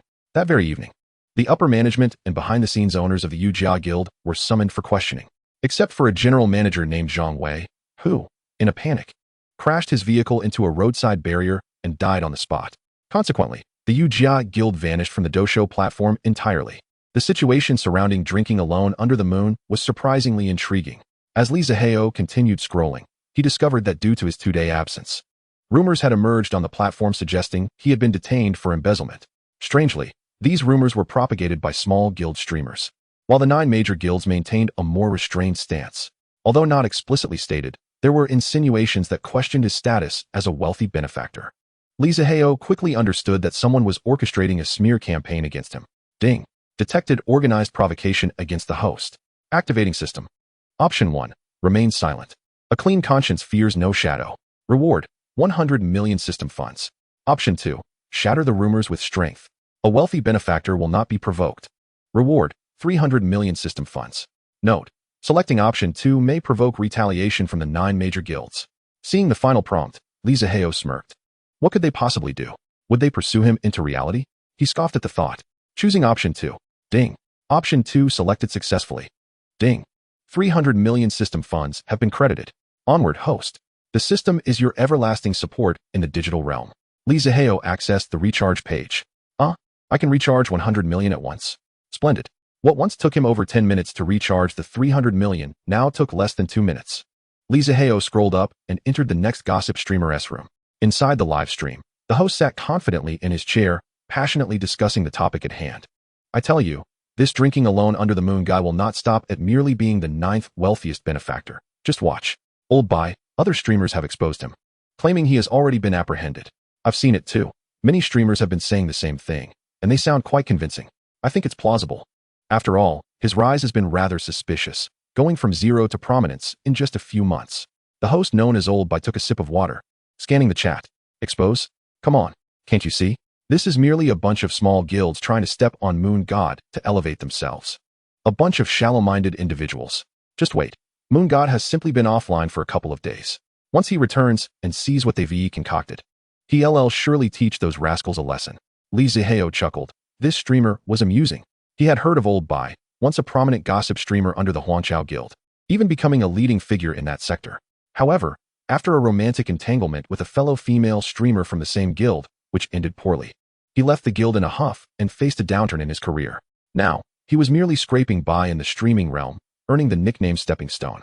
New gossip streamers sought to use him as a launchpad to their own success. Old Bai, are you planning to become Moon God's loyal follower? A longtime fan quipped in the chat. Glancing at the overwhelming number of viewers, Old Bai sighed. He had very few loyal fans left. If Moon God were to come to my stream, I'd not only be his devoted follower, but would gladly bow down and pay my respects. Being a streamer without resources and traffic is truly arduous. Enough about that. Come on, brothers, let us check out some female streamers. With that, Old Bai clicked to match with another streamer. The screen split in two. By heavens, why is it a man? Quickly, shut it down, let's match the next one. The brothers are eager to see beautiful women. Oh, isn't that our esteemed senior, Old Bai? Just as he was about to click to close and proceed to the next match, the male broadcaster on the other side spoke up. To his surprise, Old Bai, you are still on this platform. How about a round? I don't have many people here, just over 10,000. Oh right, I forgot, Old Bai, times have changed. You probably don't even have 1,000 viewers left, right? Alas, Old Bai cast a cold glance. Having heard such comments frequently since leaving the dynasty over half a year ago. Damn, this brat, Old Bai, let us go after him. We old fans support you. Indeed, let us confront him.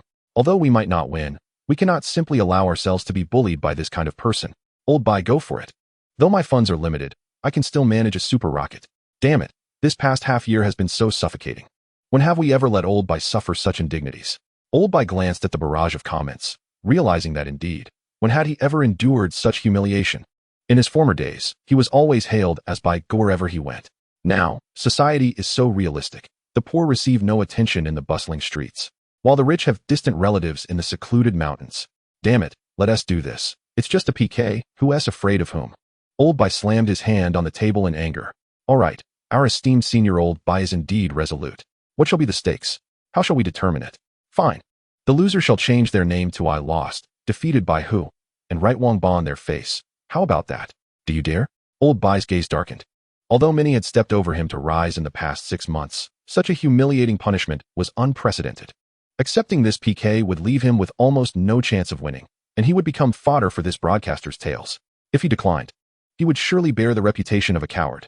Damn it, one must die with dignity. I accept. Chapter 42. fulfill your promise. Haha, splendid. The male broadcaster laughed heartily, his tone brimming with excitement. He secretly marveled at his good fortune to step on the head of a once prominent figure. Even if he couldn't crush him, he would at least annoy him. Apologies, old boy. Let us not beat around the bush. Let us get started. Enough of this nonsense. Old boy, strike back well. It should be this way, damn it. The male broadcaster's expression shifted rapidly. He cursed inwardly. Damn it, despite being in such a position, he is still so arrogant. I will crush you today. As the PK commenced, both parties adhered to the rules and muted their microphones. The male broadcaster's face turned crimson, clearly agitated. He shouted loudly, veins popping from his neck. The result was evident. The livestream's health bar surged dramatically at the start of the PK. In the blink of an eye, it soared to 2 million power points, indicating that the opposing side had contributed 200,000 Huaxia coins in that brief moment. It seemed he had some strength after all. Conversely, old Bai's side faltered a bit. Aside from 5 or 6 individuals gifting a super rocket, the rest were merely scattered light sticks and the like. Altogether, they did not exceed 110,000 power points. All right, brothers, stop sending gifts. I, old Bai, understand your sentiments. Save your money to buy ribs for your wives and children. Isn't that more delightful? To send you gifts, my wife wouldn't allow it. I just got divorced. Damn, that's the way it is with you big brothers. I couldn't take it, and now I'm back at my mother's house crying. A wife? What need is there for a wife? Isn't watching live streams more enjoyable? Isn't playing games more entertaining? What can I say about you lot? Old Bai felt a pang of bitterness in his heart, knowing that these comments were meant to alleviate his discomfort. Damn it, why can't a benefactor pass by? If a benefactor came and allowed me to win against this brat, I would immediately kneel and call him grandfather. Oh, come on, old Bai, everyone knows your little schemes. You think no one sees your current state? You still dare fantasize about having a benefactor in your live stream? Sigh, old Bai. Was it worth it for that kind of woman? Let us not bring up that topic. It's all in the past. You lot. Have you sold me out like this? I was hoping to stimulate some hidden benefactor. With you saying this, even if there is one, they wouldn't send me gifts. With you old fans, I've truly drawn the short straw. Old Bai, your health bar is quite underwhelming. Isn't it? Just this little bit? You're not trying to swindle my benefactor for medical expenses, are you? With only a minute left in the PK, both sides opened their microphones. The male broadcaster remarked in a sarcastic tone, health bars, 120,000 vs 2, 100,000. Brother, I advise you to boost your health bar with just this much. If I steal the tower, you won't even find your grave when you cry. Old Bai sat leisurely in his chair, wearing a confident smile. Come on. What is happening on your side that I don't know? 10-second countdown. Look at your situation now, 9 seconds. Still boasting, 8 seconds. Do you really think you're still? 7 seconds. The former you? 6 seconds. Still stealing towers, huh? 5 seconds. Go ahead and steal one, 4 seconds. Let me see. 3 seconds. Under the moon, I toast alone sends a drunken sword immortal gift. Under the moon, I toast alone sends a drunken sword immortal gift. 2 seconds remaining. 1 second remaining. 2, 120. 000 vs 2, 100, 000. Old Bai wins.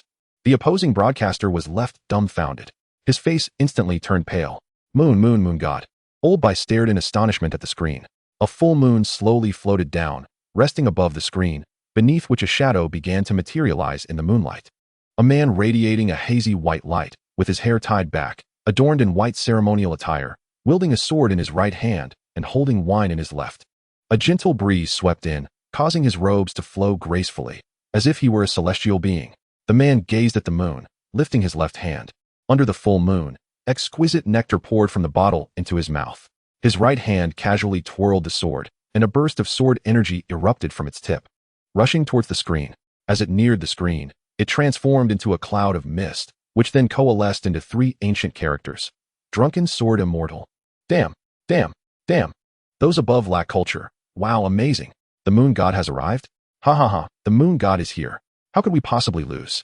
Unexpectedly, the moon god would come to watch old Bai's live stream. I, the moon god, am indeed remarkable. Upon arrival, I instantly defeated the opponent. This is merely the beginning. This amount of money is just pocket change for the moon god. I must say, the moon god's exclusive gift is truly exquisite. Old Bai has finally regained his composure. His expression was one of fervent excitement as he glared at the screen, bellowing, "Welcome, my moon god.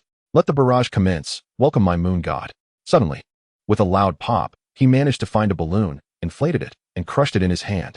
"Welcome, my moon god. Welcome, my moon god." The barrage erupted into a frenzy.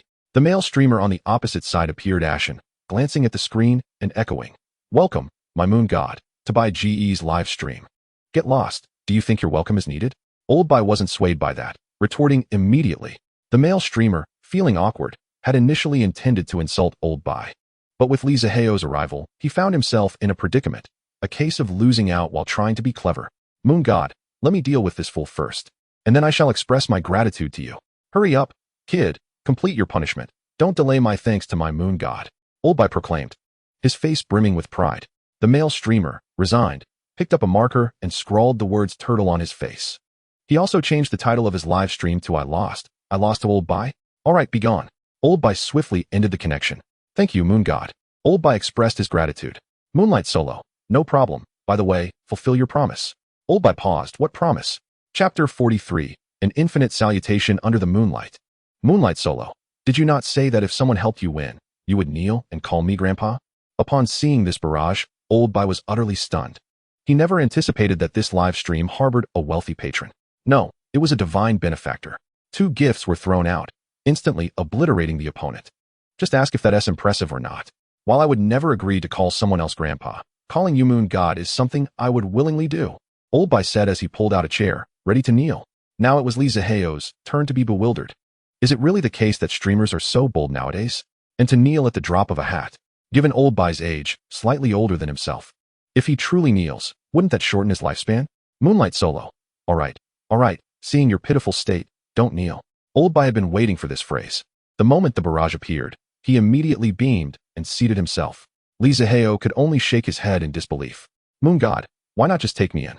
Old Bai said cheekily while gazing at the screen. "Moonlight Solo, forget it. I prefer women." Uffed. "Ha ha, I can't hold it in, ha ha ha." Old Bai is online. Seeking love in vain, ha. Oh my god, he really likes women. Ha, moon god is extraordinary. Old Bai's illustrious reputation, all lost in a day. Ha ha. Brothers, let us put it on the public screen that the moon god likes women. Meanwhile, due to the 2 gifts from Li Zihao, some viewers from other live streams, upon seeing the barrage, were momentarily stunned. They were all puzzled. What on earth is this wine sword immortal? Curiosity piqued. They clicked to enter the stream. Oh, isn't that Old Bai? He's still streaming? Earlier, they had heard he was in trouble and thought he had retired from the scene. Who is Old Bai? Upstairs, you must be new to live streaming. Old Bai was once the king of the gossip section. Is he really that impressive? I'm following him now. I used to be a fan of Old Bai, but after he stopped streaming for over 3 days, I thought he had quit. Same here, since Old Bai stopped streaming. I barely watch the gossip section anymore. But since he is back, it means our Bai family army is still alive. We're the brothers of the Bai family army. The Bai family army is here. The Bai family army is here. The Bai family army is here. Bai family army, Old Pao is applying to rejoin. Bai family army, lift your skulls to apply for rejoining. Bai family army, Ma Rong is applying to rejoin. Old Bai gazed at the somewhat silly yet fervent barrage, his eyes moistening with emotion. When he disbanded the fan group, he indeed contemplated withdrawing from the online world. However, some old fans who had his number encouraged him. And that was what brought him back to the live stream. He never expected that, after more than half a year, so many fans would still be waiting for his return. Li Zihao, observing the barrage, felt deeply moved. This was the so-called charisma. How could someone like him falter? With his assistance, he believed Old Bai would surely ascend to greatness once more, and he too needed such a person to safeguard him. Moonlight Solo, add me on WeChat. You can contact me if needed. Old Bai was momentarily taken aback, and then his heart was enveloped by joy. With a whoosh, he sprang to his feet. The sudden movement caused his chair to crash to the floor. Old Bai paid it no mind, bowing deeply, Moon God. From this day forth, I, Old Bai, shall follow you faithfully. Li Zihao chuckled. Moonlight Solo, no need for such formalities. Elevating you is beneficial for me too.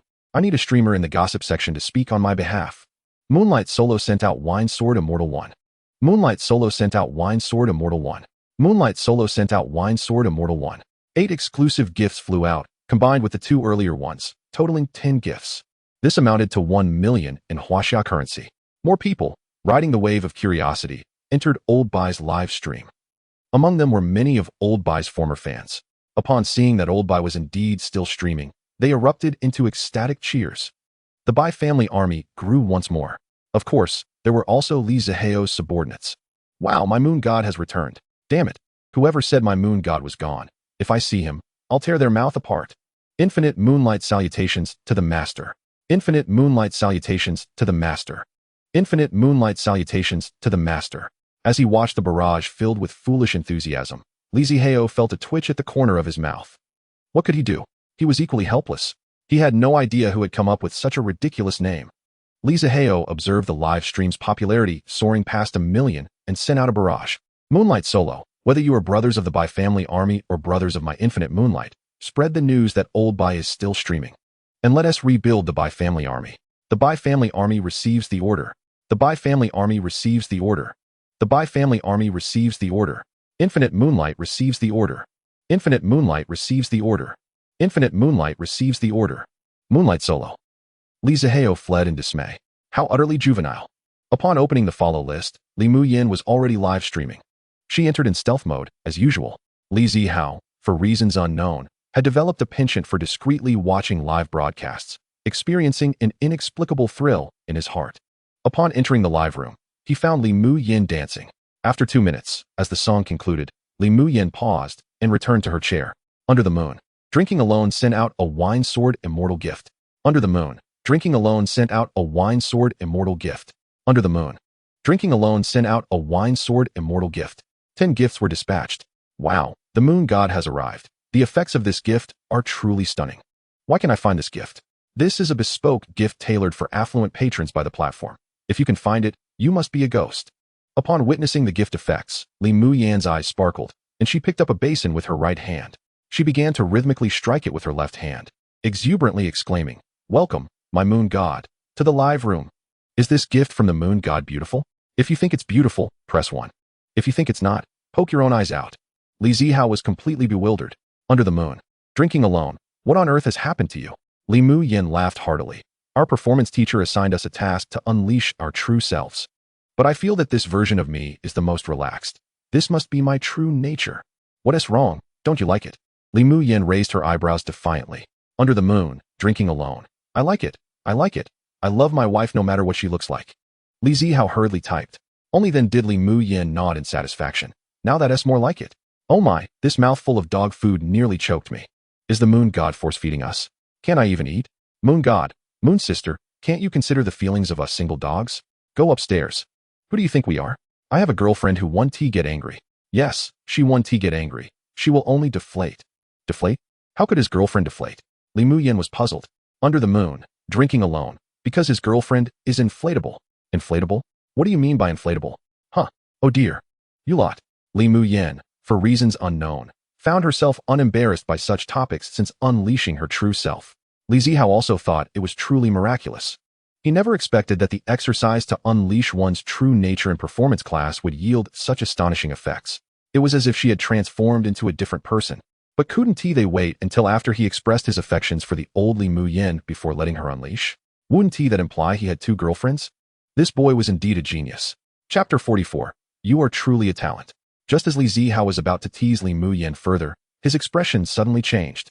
He saw a flurry of bullet comments flooding the screen. Under the moon, infinite greetings to the master and the master's wife. Under the moon, infinite greetings to the master and the master's wife. Under the moon, infinite greetings to the master and the master's wife. This group of overly dramatic fans had actually come as well. Hello, brothers. Li Zihao greeted. Master greetings. Master greetings. Master greetings. Li Zihao was perplexed. Is this under the moon, infinite a supporter of the moon god? Though somewhat dramatic, what is this inexplicable fervor? No. The flame within me has been ignited. I must join in. Haha, brothers, come on. Let us unleash our true selves together. Those wishing to join, please change your name format to Under the Moon, Infinite, and you shall be accepted. Under the Moon, Infinite. Let us follow our master and create our own glory. May our glory never fade away. May our glory never fade away. May our glory never fade away. The ranks of Under the Moon, Infinite grew even larger before Li Zihao's astonished eyes. Giggles erupted from Li Muyin as she watched the comments. Under the Moon, Infinite. Ha ha ha ha, Brother Moon. The name of your fan group is truly delightful. Ha ha. Under the Moon, drinking alone. What is the name of your fan group? Li Muyin was momentarily taken aback, then asserted confidently. I don't have a fan group yet. Under the Moon, drinking alone. Then you are worse off than I am. Li Muyin clenched her teeth, indignantly stating, the next time I see you, I will definitely bite you. Oh dear, how does the Moon Sister intend to bite? Those upstairs, don't be shy, I'll ask. Moon sister, where do you intend to bite? The car in front. Stop. Get out. Hands on head. Damn it. The wheels ran over my face. Biting is simply biting. Besides the arm, where else can I bite? Li Mu Yen inquired, a mischievous glint in her eyes. Under the moon, drinking alone. Silly girl, try reading it backwards. Oh my, you actually understood so quickly. Tell me, are you particularly experienced? Li Mu Yen placed her hands on her hips, pretending to be angry. However, the mischievous sparkle in her eyes did not escape Li Zihao's notice. Under the moon, drinking alone. Well done, little girl. You've learned the tricks. Did you understand this long ago? Ha ha ha, you caught me. Do you really think we girls don't understand anything? It's you guys who are merely leftovers for us to play with. Li Mu Yen proudly proclaimed, lifting her small face. Li Zihao grinned wickedly. He had to try something with this little girl next time they met. Under the moon, infinite, bystander, A. Oh my, is the streamer so confident? Of course. After all, I am a beautiful girl born in the aughts. Under the moon, infinite, bystander, A. Well then, I have a romantic dilemma and would like the streamer and all the brothers to lend a hand. Go ahead. Li Mu Yen clasped her hands in front of her chest, eagerly awaiting the tale. Under the moon, infinite, bystander, A. So, I have a crush on a goddess from our company. One night, I confessed my feelings to her. And then, what happened? Did she agree? Li Mu Yen asked with wide-eyed curiosity, unable to contain her eagerness. Little girls simply adored such gossip. Under the moon, infinite, bystander, A. She agreed. And I was ecstatic at that moment. Under the moon, infinite, bystander. While I was escorting her home that night, I had drunk too much water. So I asked her, can I use your bathroom? TSK, TSK, TSK. Li Mu Yen's face contorted in distaste, her expression vividly imagining the scene. Under the moon, infinite. Bystander A. Streamer, what are you thinking? I really needed to use the bathroom. Bro, we believe you. Yes, it was truly about using the bathroom. Under the moon, infinite. Bystander A. You just wait over there. It was genuinely about using the bathroom. But that is not the main point. Under the moon, infinite. Bystander A. The key was the goddess's reply, which I truly couldn't comprehend. Quick, quick, what did the goddess reply to you? Why are you typing so slowly? Under the moonlight. You're just too impatient. Li Muyao. Under the moonlight, infinite connections. Bystander A. The goddess replied. Oh dear, it's nighttime. That must consume a lot of electricity. I just don't understand. Even when I'm in the bathroom, it should be wastewater. So how could it consume electricity? Indeed, how could it possibly consume electricity? Li Muyao scratched her head, equally puzzled. Li Zihao was also a bit bewildered. He recognized that the question was off, but at that moment, he couldn't quite grasp what was amiss. Bro, are you not very old? Is your goddess older than you? A comment popped up out of nowhere. Huh. What does that have to do with age? Li Muyao questioned, perplexed. Under the moonlight, infinite connections. Bystander A. I am indeed quite young, just graduated. And she is 3 years older than me. But what does that have to do with age? Bro, what your goddess means is, if the lights are off, you might not find your way. Uffed. Li Zihao had just taken a sip of water when he saw this comment, and nearly spat it all over his phone. Under the moonlight. You truly are a remarkable talent. Chapter 45. Be gentle. I'm afraid of pain. Li Muyao was also dumbfounded. This person's train of thought was simply astonishing. Under the moonlight, infinite connections. Bystander. So that's how it is. I understand now. I'll practice more at home today, aiming to find my way without turning on the lights. Wow, bro, you're a genius. Keep it up, brother. Isn't anyone curious why this brother's goddess is so wild? Didn't the streamer say they understood everything? Haha, the first one to be stumped. This doesn't count. It's practically a riddle. Give me another one, and I'll definitely get it right away. Li Muyao felt somewhat indignant. Meanwhile, Li Zihao was genuinely bewildered.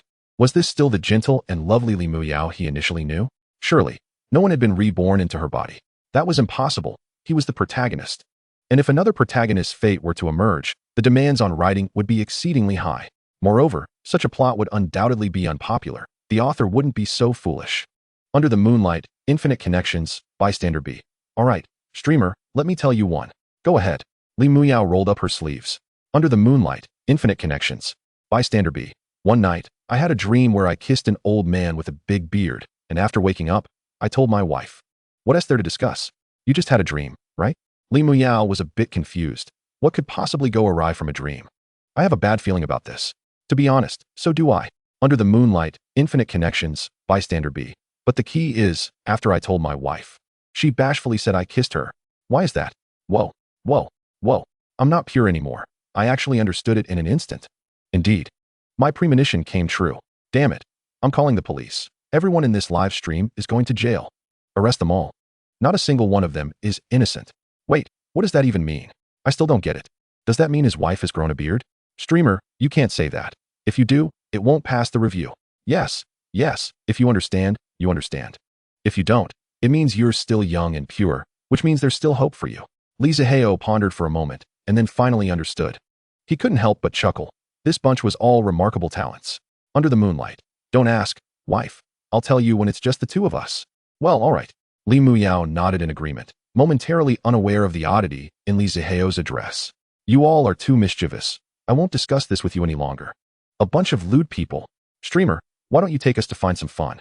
Yeah, streamer, let us play a game together. All right, I'll take you all to have some fun. As she spoke, Li Muyao prepared to matchmake. Old Bai entered the live stream. Old Bai, Moon brother, Moon sister.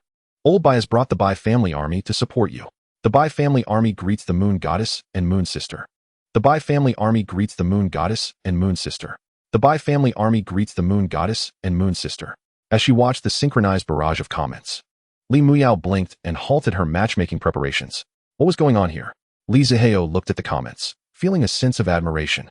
Old Bai was impressive. In such a short time, judging by the scale, the Bai family army must have nearly 1,000 people now.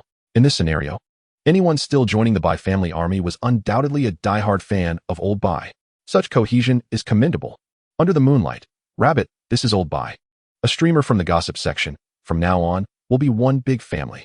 Bai Jiasuo felt a bit emotional upon seeing Li Zihao's comment. Half a year had passed, but who knew how he had endured during that time?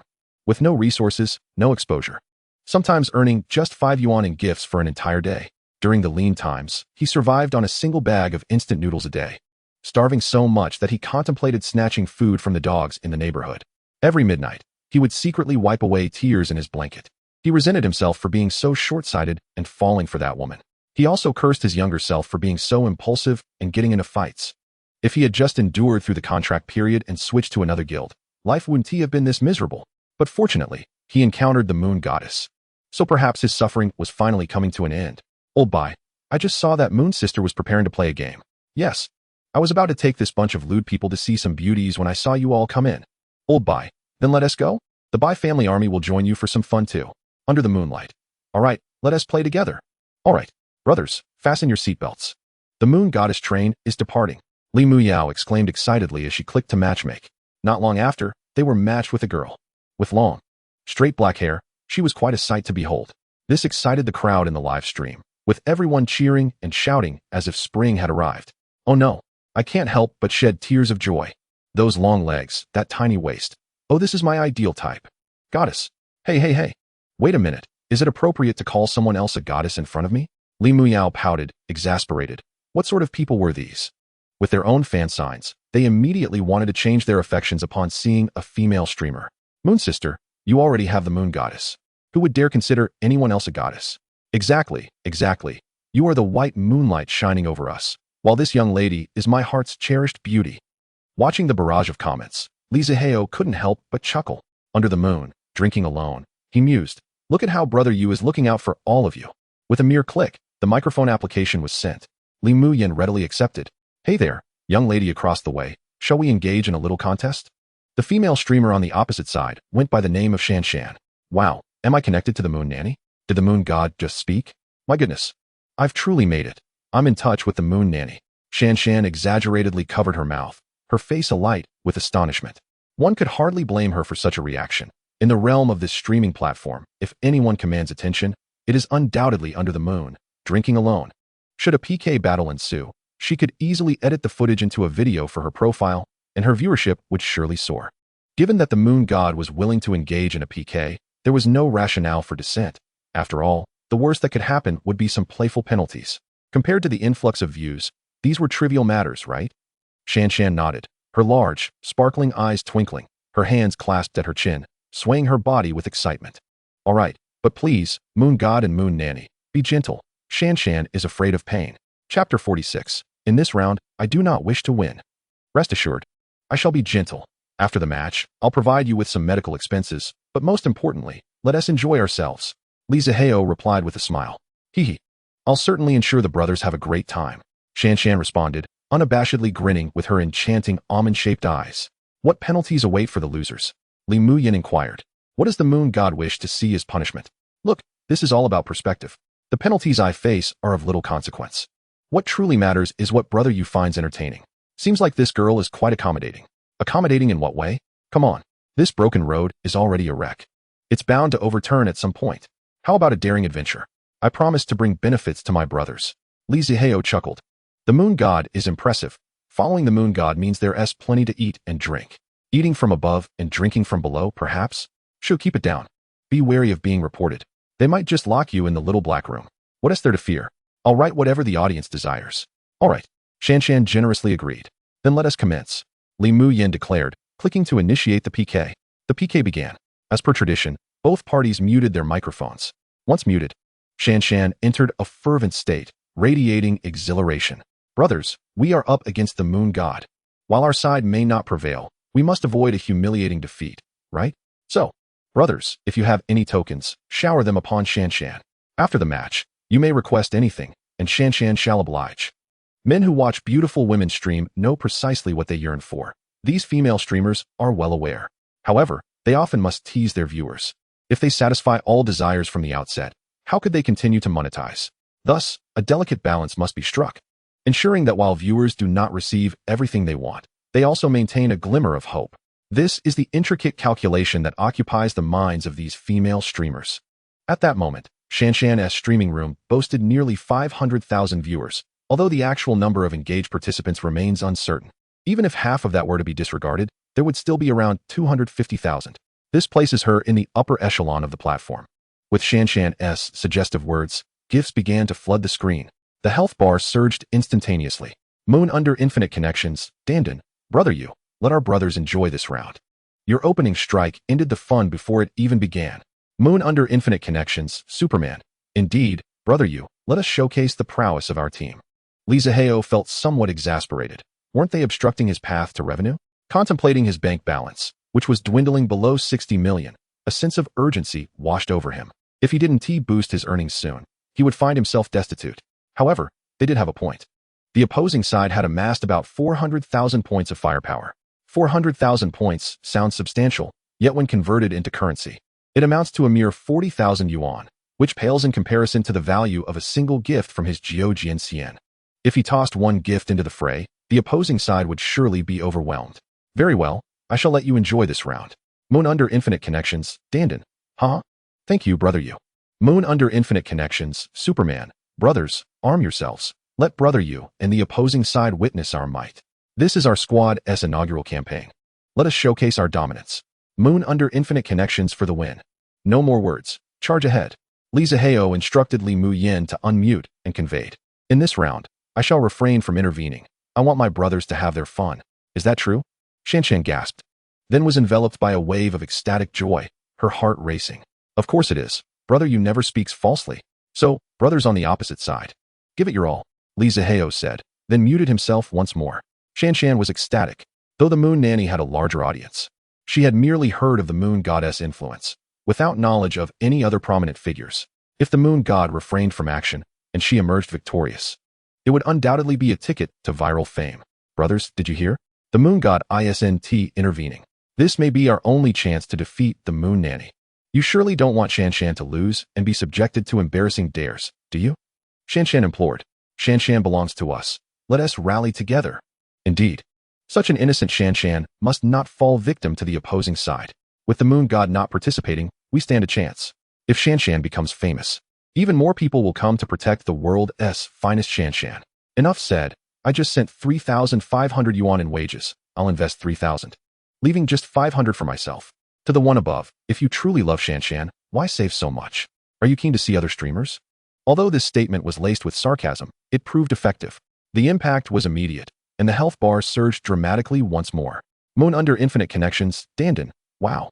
The opposing side is nearing 500,000 points of firepower. Brothers, let us march forth. As this comment was posted, it was akin to the starting gun at a competition. The health bar shot up like a runaway stallion, surging forward with vigor. Thousands of viewers showered gifts, creating a truly spectacular scene. Among the flood of gifts, two stood out, Dandan and Superman. However, the gifting was not a one-sided affair. It was the back and forth that made it truly engaging. The fervent health bars entwined like a pair of lovers in a passionate embrace, One moment, I dominate you. And the next, you have me under your control. Oh dear, let it extend a bit more, a bit more. Its brevity is quite disconcerting. Alas, the opponent is pressing forward. Counterattack. Excellent, excellent. I am once again on top of them. Now this feels gratifying. Zihao was thoroughly exhilarated. Indeed. It is the balance of power that renders the spectacle most enthralling. A one-sided massacre is simply devoid of interest. There is but 1 minute remaining. Both sides' health bars have reached their limits. 2 million versus 23 million. Li Mu Yen is trailing slightly. Enough now, cease the spamming. Zihao suddenly declared. Yu Xiao Wu Xian Lian, Dan. Why, brother? Oh, you wish for us to sneakily take the tower in the end? Fine. I shall unleash a set of super fire and secure the victory in an instant. Zihao, gazing at his phone, spoke calmly. In this match, I do not desire to win. Chapter 47, The Moon God Lost. Why? Li Mu Yen was the first to inquire. Yu Xiao Wu Xian Lian, Dan. Indeed. Brother Yu, why? With just a set of super fire, I could clinch the battle. Rabbit, while you were not streaming earlier, I took a stroll and sensed that someone was about to crack. So I thought I would stoke the flames, urging them to reveal themselves quickly and then eliminate them one by one. Zihao spoke in a hushed tone. Yu Xiao Wu Xian Lian, Superman. Very well, I shall heed your words. Brother Yu, all brothers, cease the spamming. As Superman's barrage appeared, the gift effects gradually subsided. Ultimately, the firepower value settled at 22 million versus 26 million. Li Mu Yen lost. Both sides activated their microphones. Shanshan's face radiated with excitement. She could hardly believe she had truly won, though she remained puzzled as to why the opposition had halted in the end. Brother Yu, sister Yu, and the esteemed gentleman on the other side. Surely you are going easy on your little sister, aren't you? Zihao smiled faintly and replied with utmost calm. There is no question of going easy. A loss is a loss. What sort of grand adventure do you wish for us to undertake? Shanshan tilted her head, pondering. Anything goes? Obviously. Illegal actions are out of the question. Zihao retorted. In that case, I wish to add Brother Yu on WeChat and serve as his vanguard. After all, I am without a guild. Zihao was taken aback. He had not anticipated that Shanshan would make such a request. He was even more astonished to learn that this Shanshan had no guild.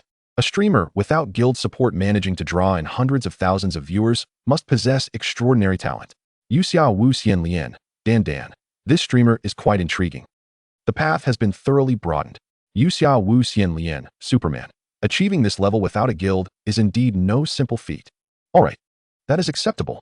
Zihao pondered for a moment and acquiesced. Through private messaging, the two connected on WeChat. Shanshan's face flushed with excitement. This was a wealthy benefactor. Henceforth, she too would be a small streamer with a solid backing. After adding WeChat, Zihao said, Shanshan, I would like to ask a favor of you. Upon hearing this, Shanshan immediately protested.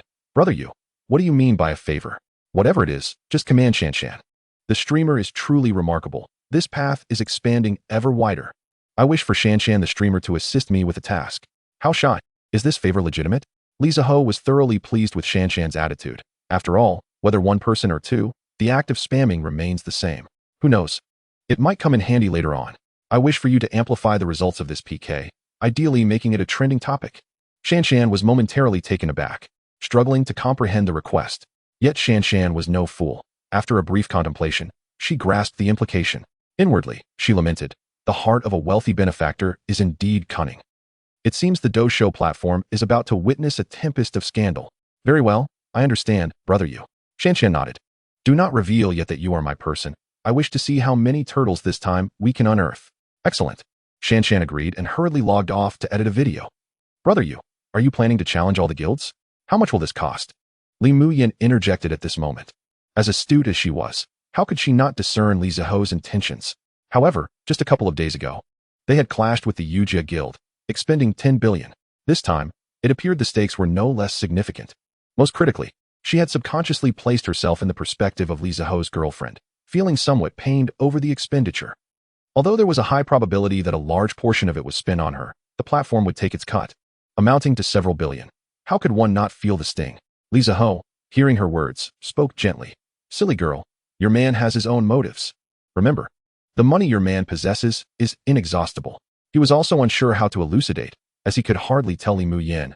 I have a system. I must spend the money for it to count as mine. That would surely lead others to perceive him as deranged. Well, all right then. Li Mu Yen nodded. Dan, You all change your accounts and disseminate the news. Yu Xiao Wu Xian Lian, Dan Dan. Understood, brothers, let us set off. Li Zihao contemplated for a moment and continued. Lao Bai, you and your Bai family army should join in too. Lao Bai, all right, brother Yu. The Bai family army is on the move. What about me? Li Muyan asked. You? My wife. You stay here and wait for me. Li Zihao replied calmly. A promotional force of nearly 10,000 is formidable. Moreover, it pertains to the moon goddess defeat. The news of the moon goddess loss spread like wildfire, as if it had sprouted wings, reaching the entire internet within a mere half hour. With discussions on the topic flourishing everywhere. Open any live stream, and the conversation revolves around the moon goddess downfall. Even several gossip segment streamers altered their stream titles to an expose on the past and present of Moon God, the illusory path of the pseudo-wealthy moon god. As long as it captures attention, some even retitled it to My Years as the Son of the Moon God. Various bottomless sensationalism, various mind-bending narratives. Furthermore, some female streamers renamed their streams to The Stories We Must Discuss Regarding the Moon God, and so forth. Yet the most conspicuous outcome was that the topic of the moon goddess defeat soared to the top of the trending charts. Still in the same YY voice channel.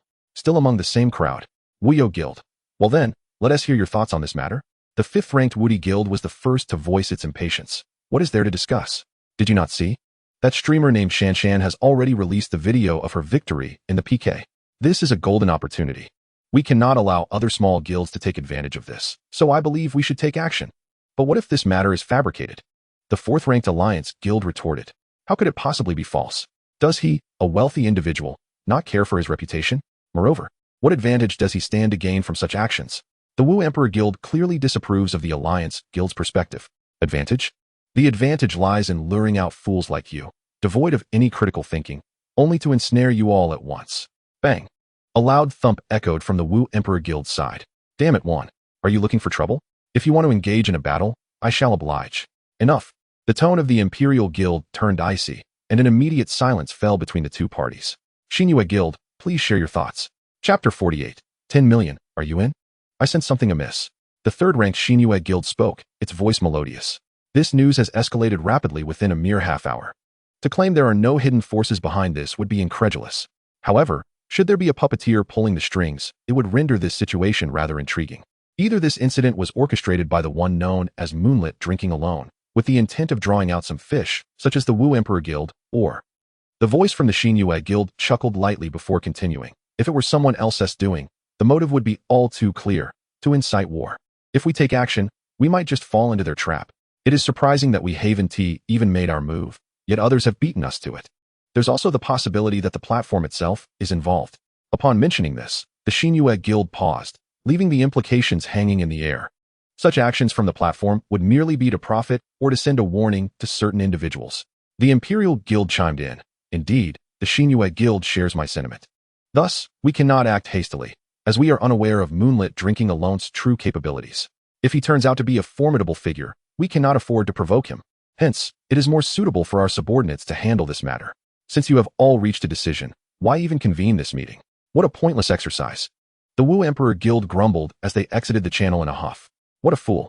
The Imperial Guild muttered in annoyance before declaring, all right, everyone disperse. Meanwhile, in Li Mayan's live stream, as the topic continued to gain traction, an increasing number of viewers flooded into the stream. I heard that Moonlit Drinking Alone has flopped? Oh, he barely contributed anything before going down. Exactly.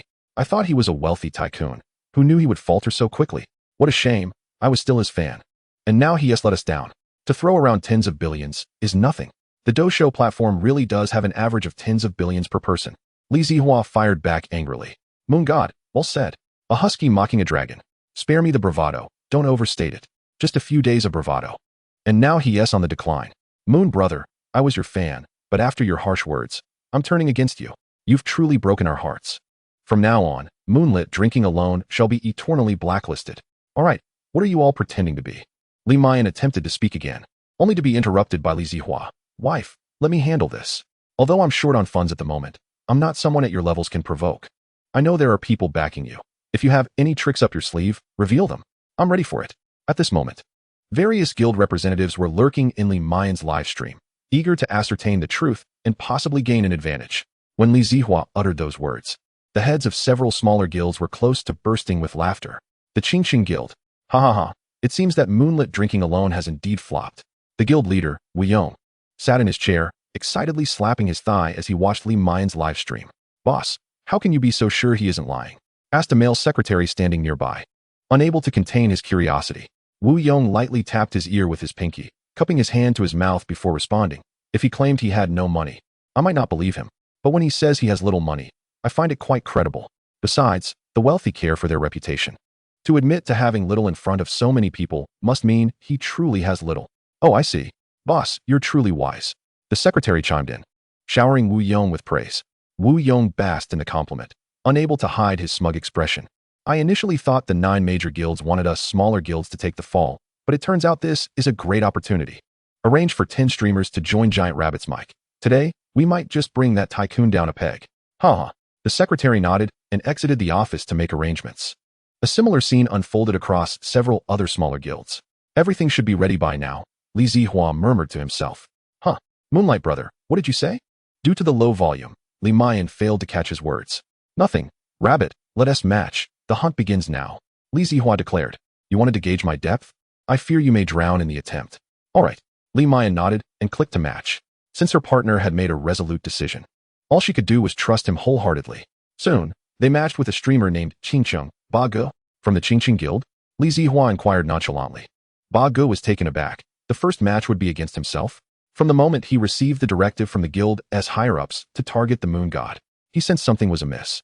He wondered if those incompetent leaders had any semblance of intelligence to willingly walk into a trap that was so obvious. Yet, he had no choice. Streamers had no say. Greetings, Moon God and Moon Ma'am. I am a small streamer from the Qingqing Guild. Ba Ge greeted awkwardly. Let us get straight to it. You should be prepared on your end. Hearing Li Zihua's words, Ba Ge couldn't help but bitterly smile, realizing his suspicions were correct. This was indeed a trap. Moon God, I'm at your mercy.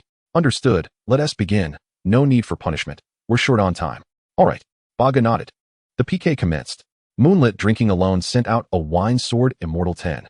Moonlit drinking alone sent out a wine sword immortal 10. Moonlit drinking alone sent out a wine sword immortal 10. A barrage of 10 gift notifications flooded the screen. The blood bar in Li Mayan's livestream plummeted to 100 million. Qingqing Guild, 10 million. Are you in? Oh my heavens, another 10 million gone? Didn't he the moon god say he had little money? Fool, do you believe everything you see online? Besides, even if he yes broke, a starving camel is still larger than a horse. Moon god is incredible. Let us go for it. A disagreement leads to 10 million when it comes to extravagance. I only bow to my moon god. I merely wish to comprehend the true identity of the moon god. Is he perhaps the proprietor of a printing factory? Even if he were, one would not dare to flaunt such extravagance.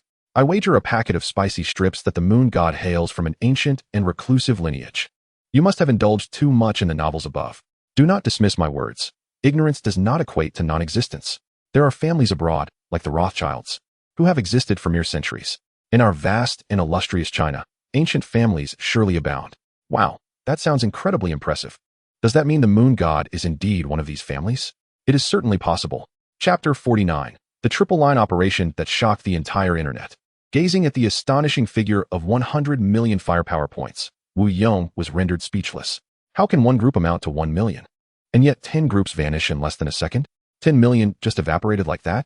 You dare call this insignificant? My dear fellow, if this is what you term as having little money, what are we then? Beggars? This is utterly inhumane. Wu Yong hastily took out his phone and dialed a number. Increase the dignity tickets, and then withdraw immediately. Move on to the next one. Damn it, I only prepared 10 million for this round. And it's not even enough for one match. What on earth is going on? Inform the operations team that this mission shall primarily deplete the finances of drinking alone under the moon. Who exactly is this drinking alone under the moon to possess such wealth? They rival the former number one, don't they? This is utterly outrageous. With that, Wu Yong hung up the phone and spat vehemently on the ground. Blast it. This is ruthless. Beige, observing the rapidly depleting health bar, felt his head spin, swallowing hard. This is fierce, too fiercely so. Without hesitation, they just threw 1 million at me and asked if I wanted to join. Do I look like I have a hammer to hammer away at this? The official account of the Tianqing Guild symbolically threw in 1 million, leading Beige to concede defeat. Carry them away next. The PK continued. Before long, the second streamer successfully connected. Named Tianqing, Nanan. Upon seeing this name, Wu Yong turned pale. They say the bullet strikes the bird that stands out. Now, he truly had become that standout bird. In contrast, at that moment, Li Zihao was overjoyed. It was exhilarating, the thrill of money flowing in legitimately. He watched as another 10 million was added to his bank account. He was so delighted that his back teeth were exposed. Moon God, Moon Nanny, you are fantastic. Once Nan Nan connected the stream, she eagerly greeted. The usual rules apply. No penalties, let us keep it swift. The PK commenced. Drinking alone under the moon sends out a wine, sword, immortal 10. Drinking alone under the moon sends out a wine, sword, immortal 10. Drinking alone under the moon sends out a wine, sword, immortal 10. Once again, 10 groups, still amounting to 10 million. Nan Nan, 2, continued to send 1,000,000 dignity tickets. Carry them away next. Drinking alone under the moon sends out a wine, sword, immortal 10. Drinking alone under the moon sends out a wine, sword, immortal 10. Drinking alone under the moon sends out a wine, sword, immortal 10. Carry them away next. Drinking alone under the moon sends out a wine, sword, immortal 10. Drinking alone under the moon sends out a wine, sword, immortal 10. Drinking alone under the moon sends out a wine, sword, immortal 10. Carry them away next. Goodness. How many have been PKD now? I'm counting, it's 13. That amounts to 100 million in no time, doesn't it? I suspect the moon god is the reincarnation of the god of wealth. If I were a woman, I would certainly kneel and worship him. With your appearance resembling that of Li Kuei, you might just scare the moon god to death. I now wish to know, where is that little blackie who claimed the moon god had been spending lavishly? Is he coming back to chatter? No, this is taking too long. Li Zihao gestured for Li Mu Yan to halt. At this juncture, he was no longer inclined to keep things under wraps. Shan, old bai you too. Start your streams and match for PK. This will speed things up. Goodness, is the moon god initiating a triple line operation? Indeed. This is the first time anyone has done such a thing on this platform. Nothing more needs to be said. The moon god is simply magnificent. Have you not noticed? The Shan called out by the moon god is the very streamer who triumphed over Moon Nanny. My heavens, does this mean everything was premeditated by the moon god? These small guilds are being played like puppets by the moon god. Incredible. Indeed, the hearts of the wealthy are often devious. Shan and Old Bai obediently started their streams, joining the ranks of PK. In Old Bai's live stream, Drinking alone under the moon sends out a wine, sword, immortal 10. Drinking alone under the moon sends out a wine, sword, immortal 10. Drinking alone under the moon sends out a wine, sword, immortal 10. 10 groups sent forth. No further words wasted. They directly opened Shan's live stream. Another 10 groups of wine, sword, immortals emerged. It's madness. The moon god has gone berserk. There must be at least 10 participating guilds now. So far, 10 have emerged. Who knows how many more will follow? The moon god is too impressive. Entering the live stream, tossing down 10 million, and turning to leave. How manly. Carry them away next. In Li Muyan's live stream, Li Zihao remarked, shaking his slightly sore hands.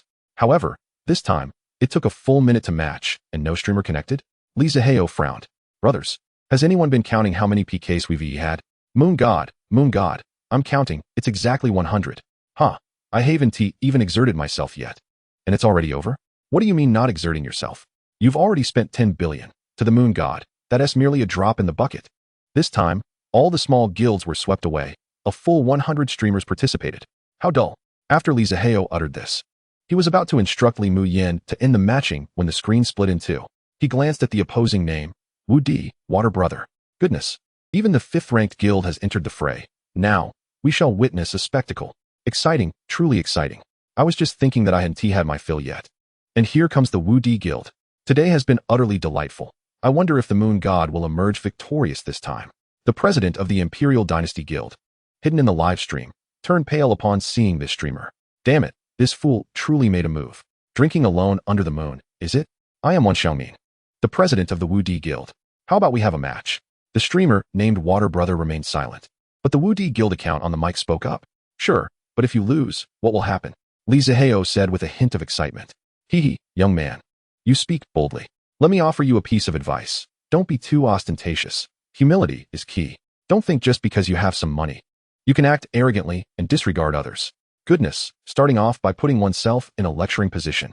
Li Zihao was not swayed by such tactics. Being without money and power is called arrogance. Possessing wealth and strength is called confidence.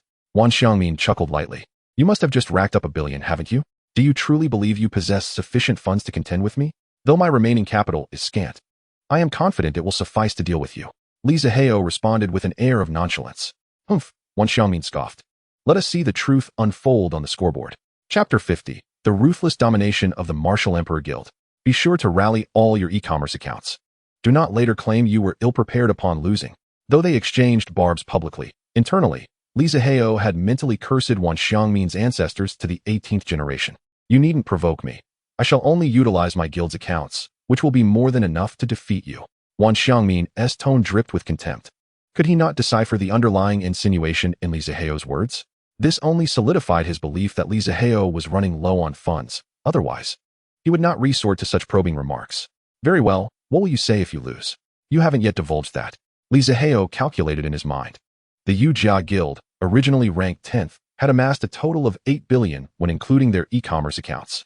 The Martial Emperor Guild, ranked 5th, was undeniably stronger than Yujia, yet without the use of e-commerce accounts, Li Zihao felt confident that 10 billion would suffice. What do you propose I do?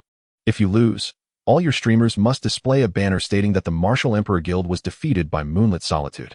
How does that sound? Do you dare? At this, a surge of fury welled within Wan Xiangmin. This was an attempt to trample the reputation of the Martial Emperor Guild. Young man, do not go too far. Li Zihao's cold laughter resounded. Am I being too much? Who was it that, during my absence, spread rumors about me on the Dojo platform?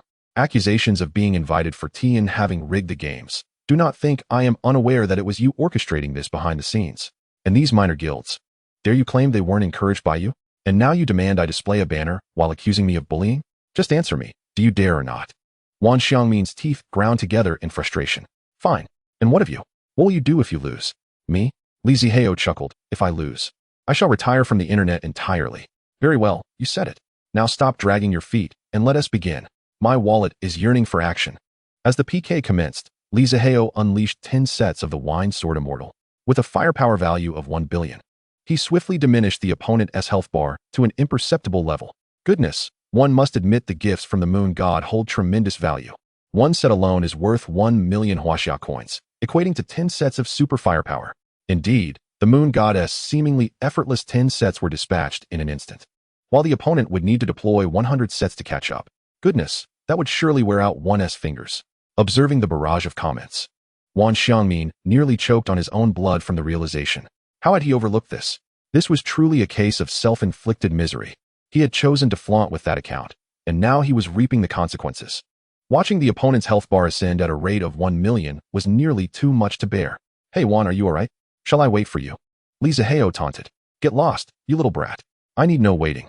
Suddenly, a pang of sympathy for President Wan struck Li Mayan, who covered her mouth with concern. This is hilarious. I never anticipated a battle filled with smoke could be this amusing. Exactly. I too feel a bit sorry for President Wan. The Moon God shows no respect for elders or youth. Haha. Doge head for protection. Then I shall take flight. Li Zihao chuckled, his hands moving without pause. Moonlit Solitude sends out Wine Sword Immortal 10. The firepower surged, ultimately reaching a staggering 50 billion, 6,666. Coupled with the 10 billion just garnered from defeating the Minor Guild, the Moon God has racked up 15 billion Huaxia coins tonight. I truly wish to interview those who initially accused the Moon God of rigging. I wonder how they feel now. What feelings could they possibly have? They merely changed their aliases and become heroes anew. Wan Xiangmin gazed at the opposing 50 billion firepower and felt a chill run down his spine. He could barely scrape together 5 billion, but he could not show weakness. His hands moved tirelessly, firepower climbing at a rate of 1 million per second. 2 billion, 230 million, 3 billion. Feel for President Wan. The Moon God lacks martial ethics. Li Zihao stared at the flood of comments, utterly dumbfounded. This was not the script. Wasn't everyone meant to cheer for him? Why were they now turning against him? Li Mayan could no longer contain herself, collapsing onto the table in laughter. Li Zihao was left speechless. As the seconds ticked by, when the PK countdown reached 0, the final firepower was locked at 50 billion versus 49 billion, 800 million. Oh my goodness. Just 2 million short. Just 2 million. President Wan must be heartbroken. President Wan, it's not that I didn't want to win. It's that I lack the lightning-fast fingers from 30 years of being single. Hey, speedy fingers up there. We could become good friends, shy? Daily envy for Moon's wife. Having found such a good man in Moon. Hey, miss up there. I'm also a good man. But are you as wealthy as Moon? No. Then you are not a good man. PK concluded. Li Zihao spoke with a hint of frustration. President Wan, do not forget our wager. Wan Xiangmin responded tersely. I cannot forget, you little brat. Had time permitted, it would have been you losing. Did President Wan think I only had this 5 billion? Wan Xiangmin paused. There was truth in that statement. A banner, is it? Understood. I shall not forget. With that, Wan Xiangmin exited the stage. Eager to escape the humiliation he had suffered today, he had only managed to impressively rack up a few minutes of fervent donations, while he himself had struggled like a donkey for 10 minutes, ultimately facing defeat.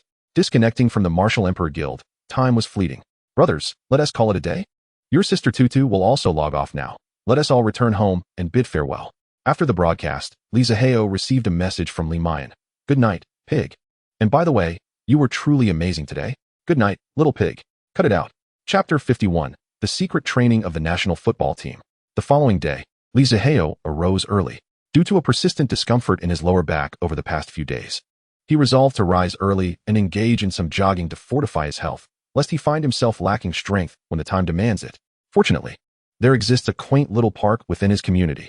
Clad in athletic wear, Li Zihao made his way to the park, where he encountered a fair number of early risers, predominantly elderly individuals. The residents of this community are undoubtedly affluent.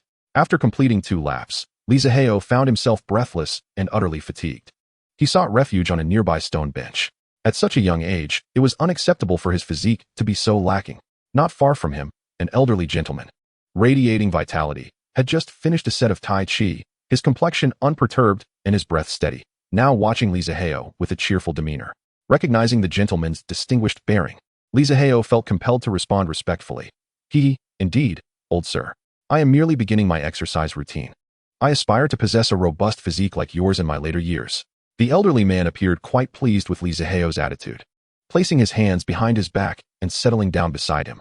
You must be the owner of Villa Number 1. The elderly gentleman's assertion surprised Li Zihao. Although the park was in close proximity to Villa Number 1, he was certain the old man had not seen him emerge from there. I am familiar with nearly everyone in this community. Even those I do not know tend to seem familiar. However, young friend, you appear quite new to me.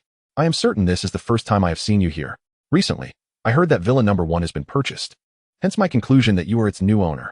The old man smiled.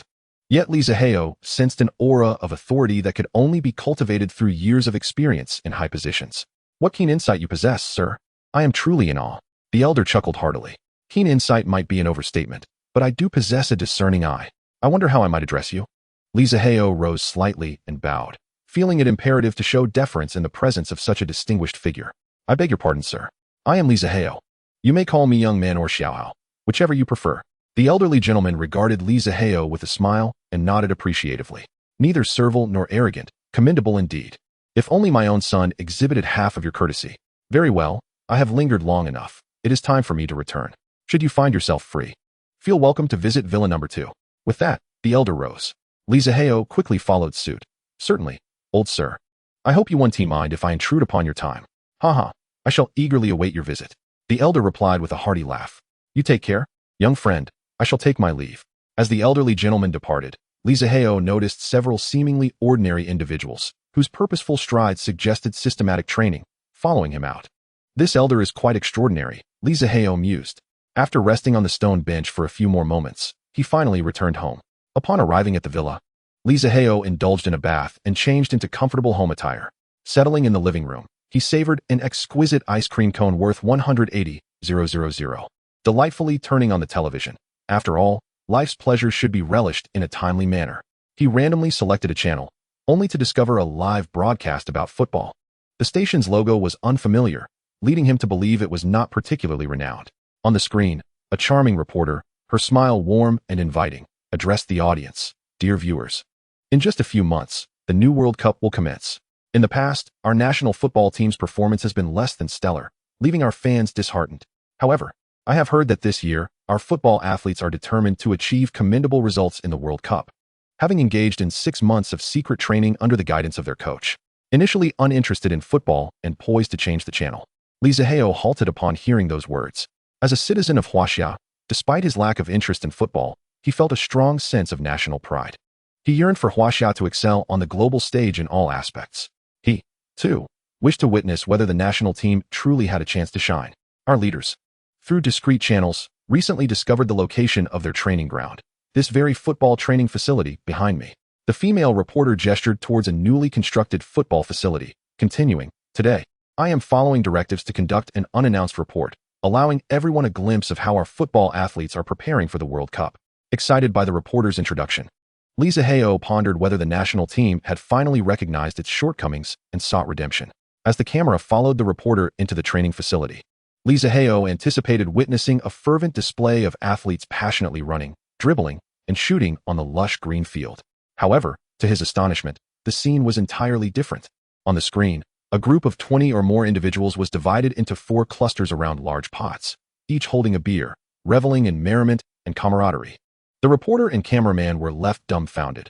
Having been instructed to conduct a surprise report to authentically portray the athlete's vigor, they were now faced with an entirely unexpected scenario. What should they do now? The reporter's heart raced with uncertainty. One individual, upon noticing the female reporter, stood unsteadily, beer bottle in hand, clearly inebriated. As he approached the reporter, he belched loudly. "Ah, who called for the lady? I must say, the quality is rather decent." The reporter's face paled, likely struck with fear, while Li Zihao's expression mirrored his outrage. An impulse surged within him to hurl his ice cream cone at the television screen. What had happened to the training? Where was the fervor? Beer and hot pot. Was this truly their preparation? If he were to guess, those pots likely contained sea cucumbers. Chapter 52. I am ranked 10th on the godly wealth list. The broadcast abruptly cut off. Although he had only witnessed the national team's antics for less than a minute, it left Li Zihao seething with indignation. It was no wonder that fans in attendance shouted, "Your mother, refund," separated by the television screen. Li Zihao felt the urge to storm in and deliver a few kicks. The absurdity was infuriating. Just as he simmered with rage, a knock echoed through the room. Uncle Fu opened the door. "Is Brother Hao at home?" came a youthful voice. Curious, Li Zihao wondered who it might be, as he had no recollection of any male friends knowing of his whereabouts. Noticing Uncle Fu's inquiring expression, he nodded. Uncle Fu then gestured for the visitor to enter. A rotund young man, approximately 175 centimeters tall and weighing around 300 pounds, entered, clutching a large chicken leg, oil smudged across his face as he devoured it with gusto. Upon seeing Li Zihao seated on the sofa, the chubby fellow grinned broadly. With an exuberant rush, he bounded over, a beaming expression illuminating his face. "You must be the illustrious Hao Gu, as my grandfather described," he exclaimed. "Oh, thanks to you, I'm finally able to enjoy some time outside." Li Zihua was somewhat bewildered, pondering, who on earth is this? He mentally scanned through all the individuals he could possibly recognize, only to conclude that he had no acquaintance with this portly fellow. Gazing at the grease-stained individual lounging on the sofa, who clearly regarded him as an intimate friend, Li Zihua could not help but ask, "And you are?" The rotund man, gnawing on a chicken leg, mumbled, "I'm Shui Qian. You can call me Xiao Qian." "Oh, all right, Xiao Qian. When you mentioned being grateful to me, what did you mean?" "Hey, how good, you wouldn't believe it. My grandfather disdains my weight, claiming I embarrass him when I go out. He keeps me cooped up at home, forbidding me from enjoying any delicacies." As he spoke, the chicken leg was reduced to nothing but a bone, which he casually discarded into the trash. But for some reason, after his morning exercise today, he said I could go out, but I had to find a young man named Li Zihua at Villa Number 1 and learn from him. That is how I managed to escape my house. So, you see, this is all thanks to you, right? Hee hee. At that moment, Li Zihua realized that this must be the grandson of the elderly gentleman he encountered that morning. No wonder the old man had mentioned his grandson with a hint of disdain. Observing the pudgy figure before him, despite a reasonably acceptable physique, the sight of him voraciously devouring a chicken leg was quite off-putting. Most troubling was that Li Zihua noticed the fat boy had placed the greasy hand that had just held the chicken leg behind him. He was certain that this rascal had smeared grease on his sofa. Suppressing the impulse to kick him out, Li Zihua inquired once more, "Learning from me? What exactly are we to learn?" "How would I know? As long as I'm allowed out, I'm up for anything." The rotund boy chuckled, surveying the surroundings. "This Villa Number 1 is magnificent. How good? It's far grander than my home." Before Li Zihua could respond, Shui Qian leaned in closer, grinning. "How good? Living in a place like this, you must be quite wealthy. I've heard this villa is worth $1 billion. At this, Li Zihua instinctively leaned back, a wary expression crossing his face as he scrutinized Shui Qian. This chubby intruder had approached him with undue enthusiasm. Surely, he harbored some ulterior motive. "Hey, how good? What are you doing? I'm not here to borrow money. I have money." Sensing Li Zihua's evident distrust, Shui Qian became flustered. "I really do have money. Don't you believe me, Hao Ge?" Without hesitation, Li Zihua nodded. "I'm a tycoon on the Do Show platform. I truly have wealth. If you don't believe me, I can show you." As he spoke, Shui Qian pulled out his phone, opened the Do Show platform, and displayed his personal profile to Li Zihua. "Hao Ge, see? I'm not lying." Upon seeing the nickname Shui Do Bai, Li Zihua was astonished. "You're truly on the list of top tycoons." He could hardly believe that the portly boy who had just been devouring chicken legs was actually one of the top 10 tycoons on Doshou. Who would believe such a sight? Hee, I'm not deceiving you. How go? I'm really a tycoon, just ranked 9th. No, now I'm 10th. It's all because of that moonlit solo drinking. I was originally 9th. But who would have thought that this scoundrel would surge ahead and push me down to 10th place by racking up billions in just a few days? Unaware of Li Zihua's darkening expression, Xue Qian rambled on, but in a few days. I'll surely reclaim my 9th place and show that moonlit solo drinking that he is in, even worthy of licking my toes. Humph. He concluded with an arrogant huff. Are you really that impressive? Li Zihua remarked, his tone laced with skepticism. Xue Qian, now thoroughly caught up in his excitement, failed to notice the subtle shift in Li Zihua's demeanor. Of course, in any live stream I enter, everyone calls out Brother Xue. That is my status. If you're so formidable, how did you get overtaken by this moonlit solo drinking? Li Zihua asked. How go? That was when that little rascal took advantage of my grandfather confiscating my phone and launched a surprise attack. Otherwise, how could he possibly push me down to 10th? It's absurd. Li Zihua shifted in his seat. A smile plastered on his face as he observed the chubby boy's antics.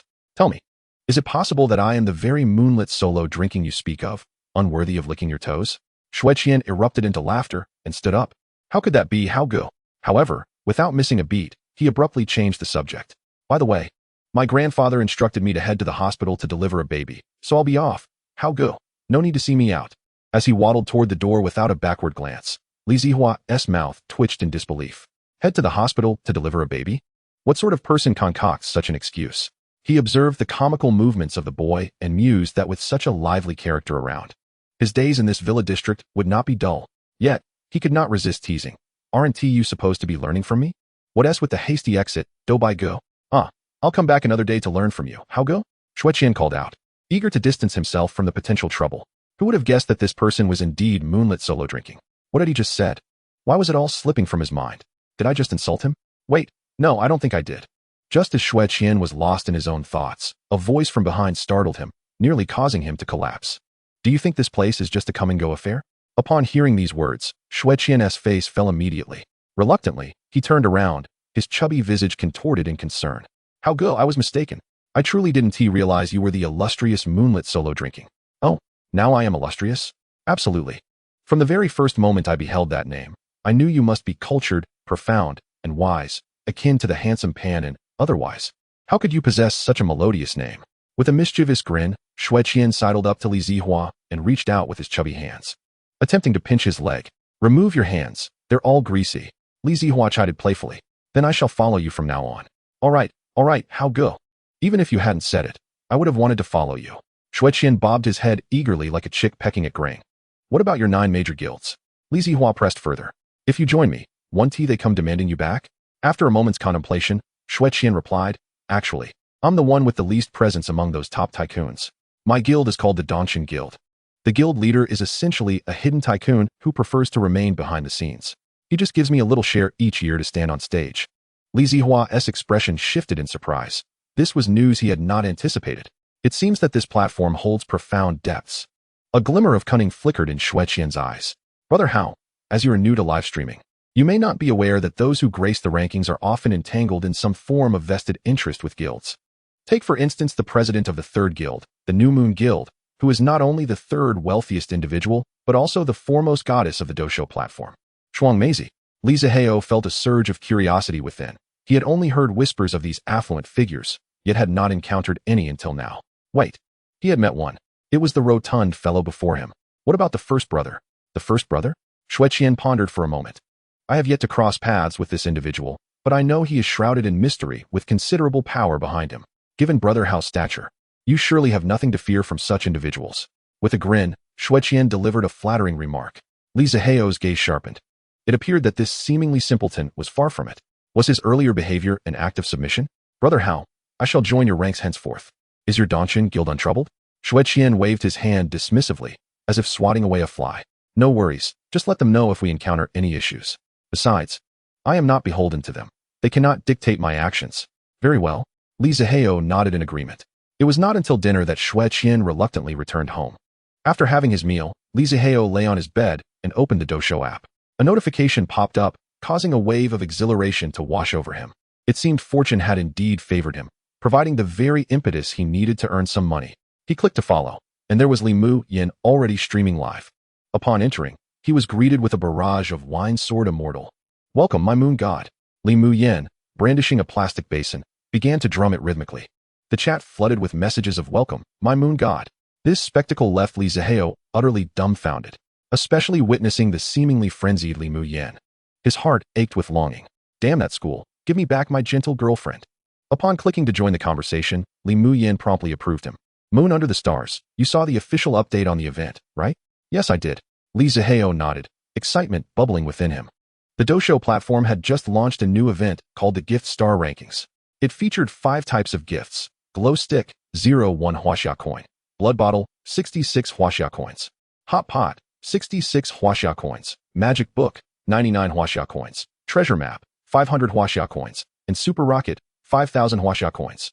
Each gift would have its own leaderboard, ranking the total count of gifts over a week, with only the top 20 displayed. Moreover, this leaderboard would be visible in every live stream. Achieving a rank would significantly bolster a streamer's fame. This time, the Dojo officials are bound to rake in substantial profits. However, the benefits to the streamers are evident, provided, of course, that one makes it to the leaderboard. This time, it seems that even the wealthy elite will need to exert themselves.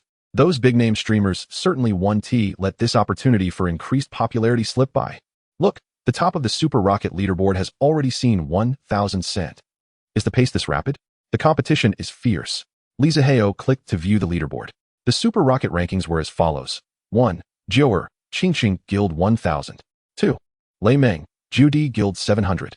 3. Xiao Biao Gu, Yiren Guild 400. Li Zihao only glanced at the top 3. Jiudi Guild ranked 8th among the 9 major guilds, while Yiren ranked 7th. It seemed the 9 major guilds had yet to unleash their full potential, while Qingqing Guild sought to leverage this opportunity to enhance its visibility. He opened the gift section and silently apologized to Qingqing Guild. Moon Under the Stars sends 20 Super Rockets. Moon Under the Stars sends 20 Super Rockets. Moon Under the Stars sends 20 Super Rockets. The action had commenced, and the Moon God was making waves. Watch closely as the wealthy compete for the rankings. How far do you think the Moon God can ascend? Needless to say, with the Moon Goddess standing, anything less than first would be beneath him. Moon Under the Stars sends 20 Super Rockets. Moon Under the Stars sends 20 Super Rockets. This has been going on for about 5 minutes, and the Moon God shows no signs of stopping. Impressive. Look at the leaderboard. Whoa. He just shot up to 7,000. The Moon God is determined to elevate the rankings single-handedly. I'm utterly flabbergasted. Li Mu Yin was equally astonished. The effects of the Super Rockets had not ceased since the beginning. The entire channel buzzed with notifications. Wealthy individual Moon Under the Stars has sent 20 Super Rockets in the Ju 22 live stream. The alerts kept flooding in. Dojo was in a state of shock. Wow, has the Moon God already begun? I'm completely dumbfounded. To charge in so early. This gives no chance to the smaller guilds at all. What are you waiting for? Hurry up and worship the wealthy individual up close. Meanwhile, other streamers gazed at the overwhelming flood of notifications, jealousy burning in their eyes. In the world of the affluent, the one who possesses wealth holds dominion. A mere trickle from their fingers could satiate their hunger. Moon Under the Stars sends 20 Super Rockets. The gifts continued, and the viewership in Li Mu Yan's stream soared past the million mark once more, following the PK with Yu Jia Guild. Chapter 54. The Frenzied Rush for the Rankings. The Moon God is incredible. The Moon God is incredible. The Moon God is incredible. The comments flooded the screen like a repetitive echo. The audience in Li Mu Yan's live stream was utterly swept up in excitement. For a full 10 minutes, the deluge of Super Rockets showed no sign of abating. Under Li Zihao's frenzied gifting, the top spot on the Super Rocket leaderboard changed hands. New leader, Ju 22, 10,000. Damn, the Moon God is simply indulgent.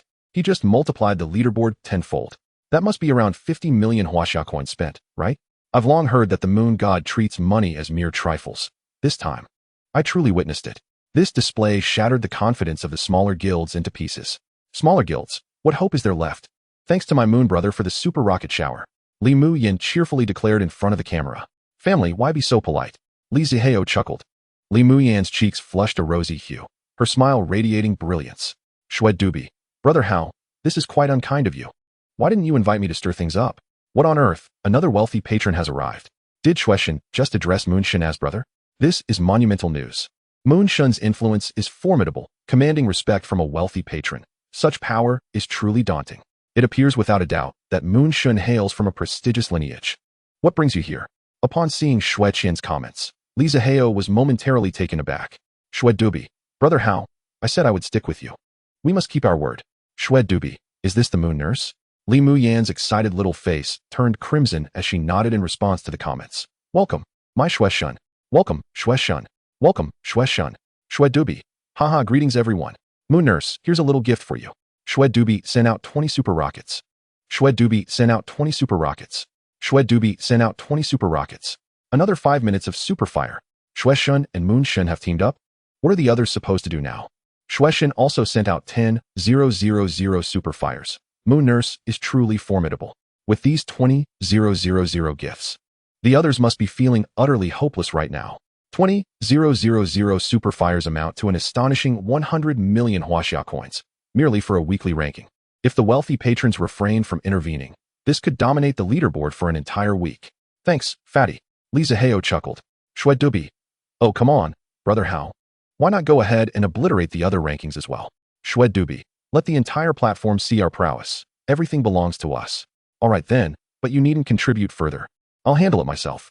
Li Zihao nodded, having already contemplated this plan, glancing at his dosho wallet, which still held 144.7 billion dosho coins. Xue Dubi, huh? Why not? Brother Hao, I haven't had my fill yet. Of course, if you've had your fill, what should I do? Li Zihao replied, somewhat displeased. Isn't this cutting off his income? He still had so much left to spend. I said you should observe, so observe.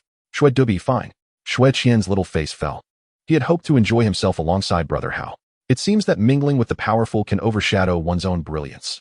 How can he flaunt his charm now? Moon Shun is incredible, spending 50 million and still feeling unfulfilled. In the realm of the wealthy patrons, we mere mortals can only gaze in awe. Moon Shun, do you need any accessories for your legs? My hands are quite large. I can definitely hold on tight. I just broke up with my girlfriend. Boo-hoo. Why? She said she wants to find a boyfriend as wealthy as Moon Shun. Boo-hoo. Then she'll be destined to a life of solitude.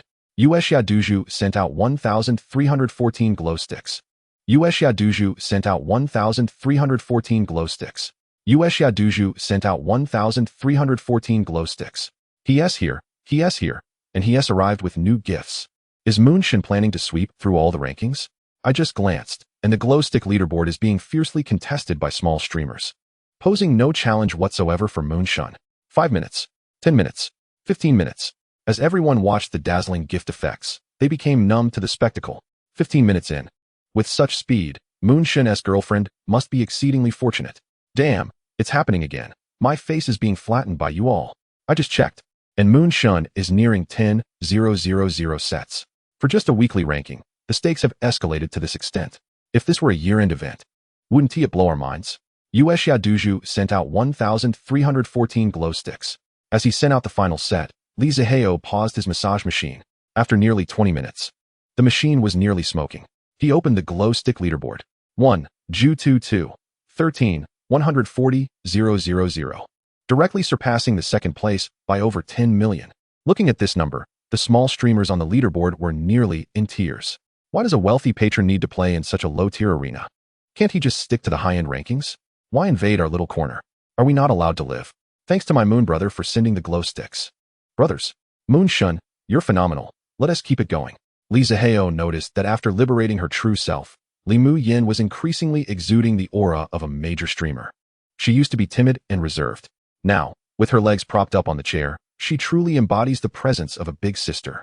Let us pause with the glow sticks for now. How about we play some mini-games? Oh dear, Moon Shun wants to play some games. No worries.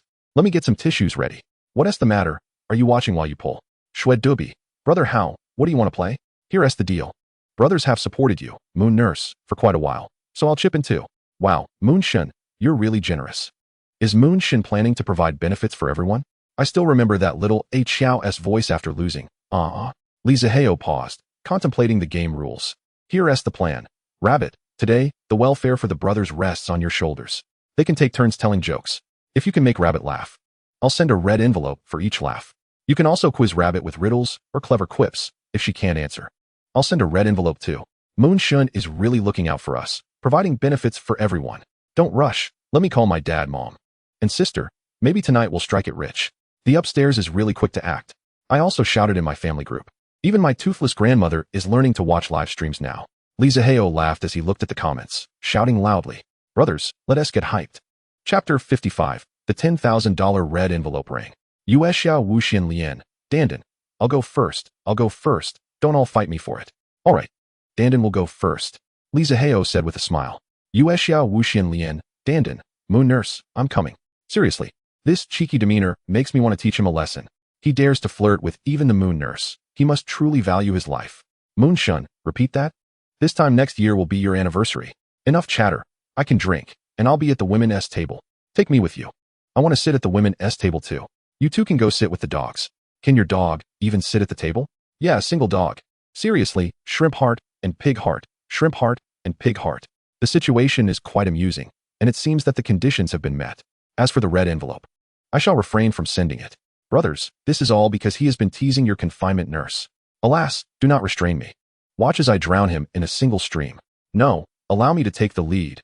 You, with your diabetes, must not let him relish the sweetness. Perhaps I should handle this. I am afflicted with uremia. Brother, go ahead, you take charge. Under the moonlight, the infinite connection unfolds. Egg, I confess my wrongs to the moon goddess, tears flowing profusely. Haha, fret not. Your moon brother is merely jesting with you. Li Muyin burst into laughter, lightening the atmosphere. Under the moonlight, the infinite connection continues. Egg, I proclaim, my confinement nurse possesses such grace. Under the moonlight, the infinite connection persists. Egg, I declare, well, my moon brother is equally gracious. Quickly, speak your piece. Li Zihao chided playfully. Under the moonlight, the infinite connection carries on. Egg, I respond eagerly. I have opened a shop. Under the moonlight, the infinite connection continues.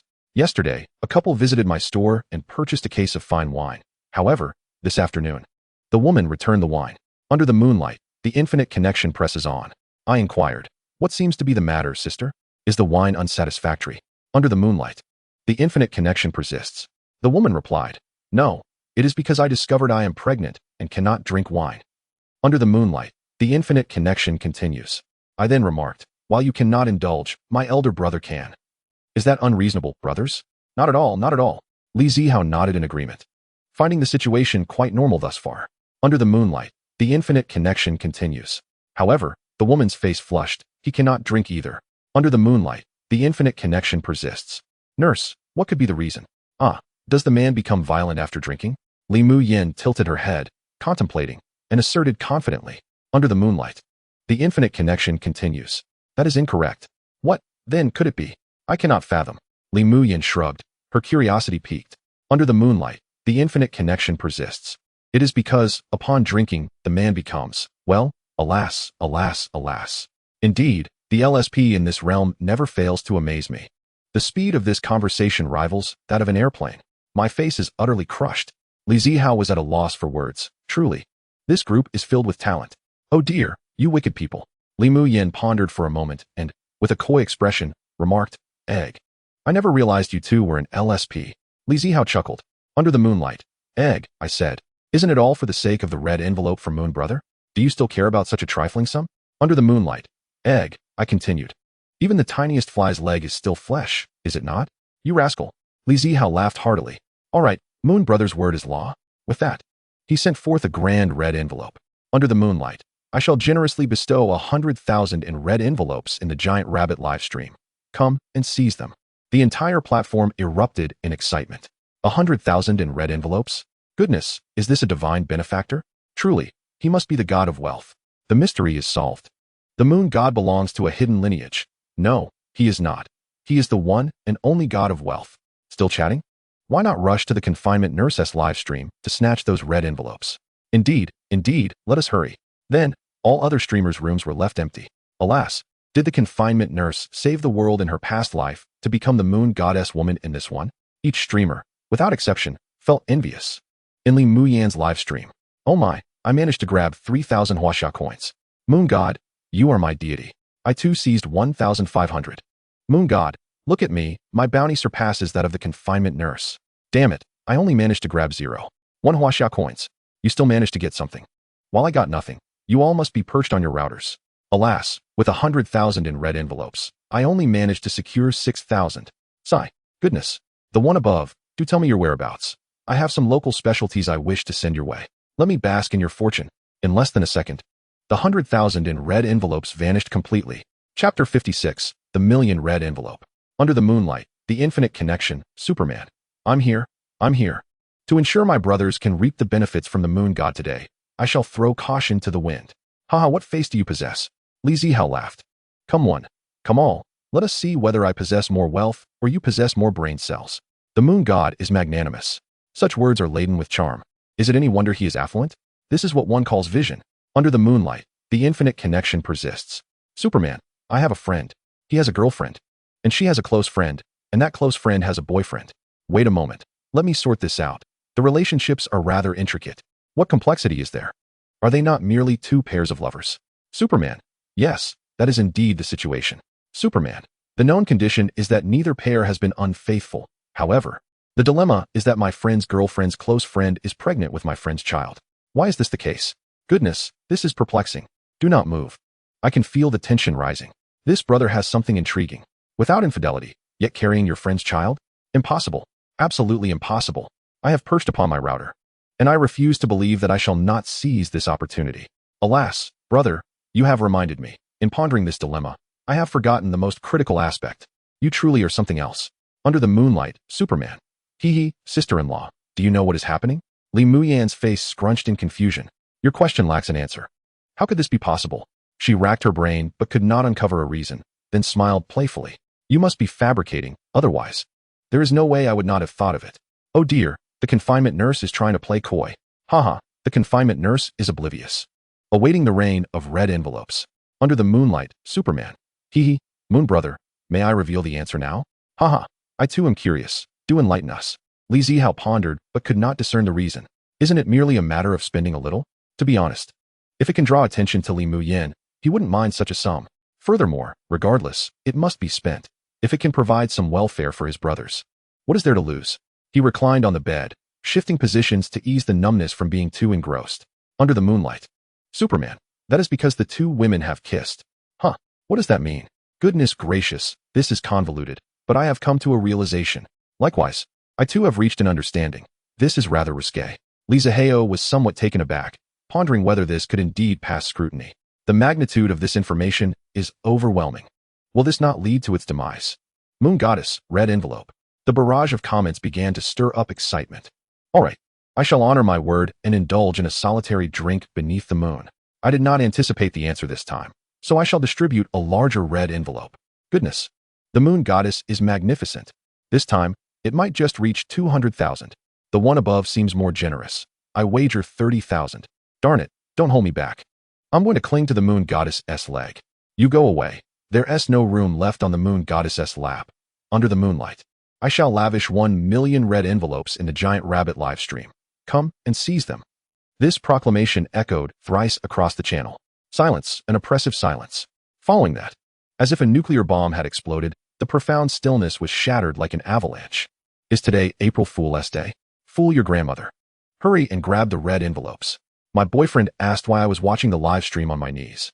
I slapped him, and now he is kneeling beside me watching the stream. I must admit my perspective was limited. I thought the moon goddess would only give out 200,000, but I was mistaken. My titanium-gilded eyes are in disbelief.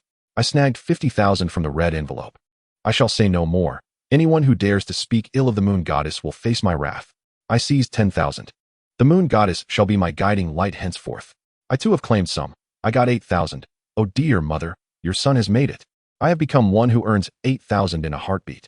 As the 1 million red envelopes rained down, the online viewers in the live stream surged to 20 million. Li Muyan gazed in astonishment at all that was unfolding. She questioned whether she was dreaming. She had never envisioned that a mere red envelope could reach such astronomical figures. Had someone mentioned this in the past, no one would have believed it. Yet now, witnessing the frenzied barrage of comments in the live stream, her eyes welled with tears. The overwhelming excitement caused tears of joy to spill forth.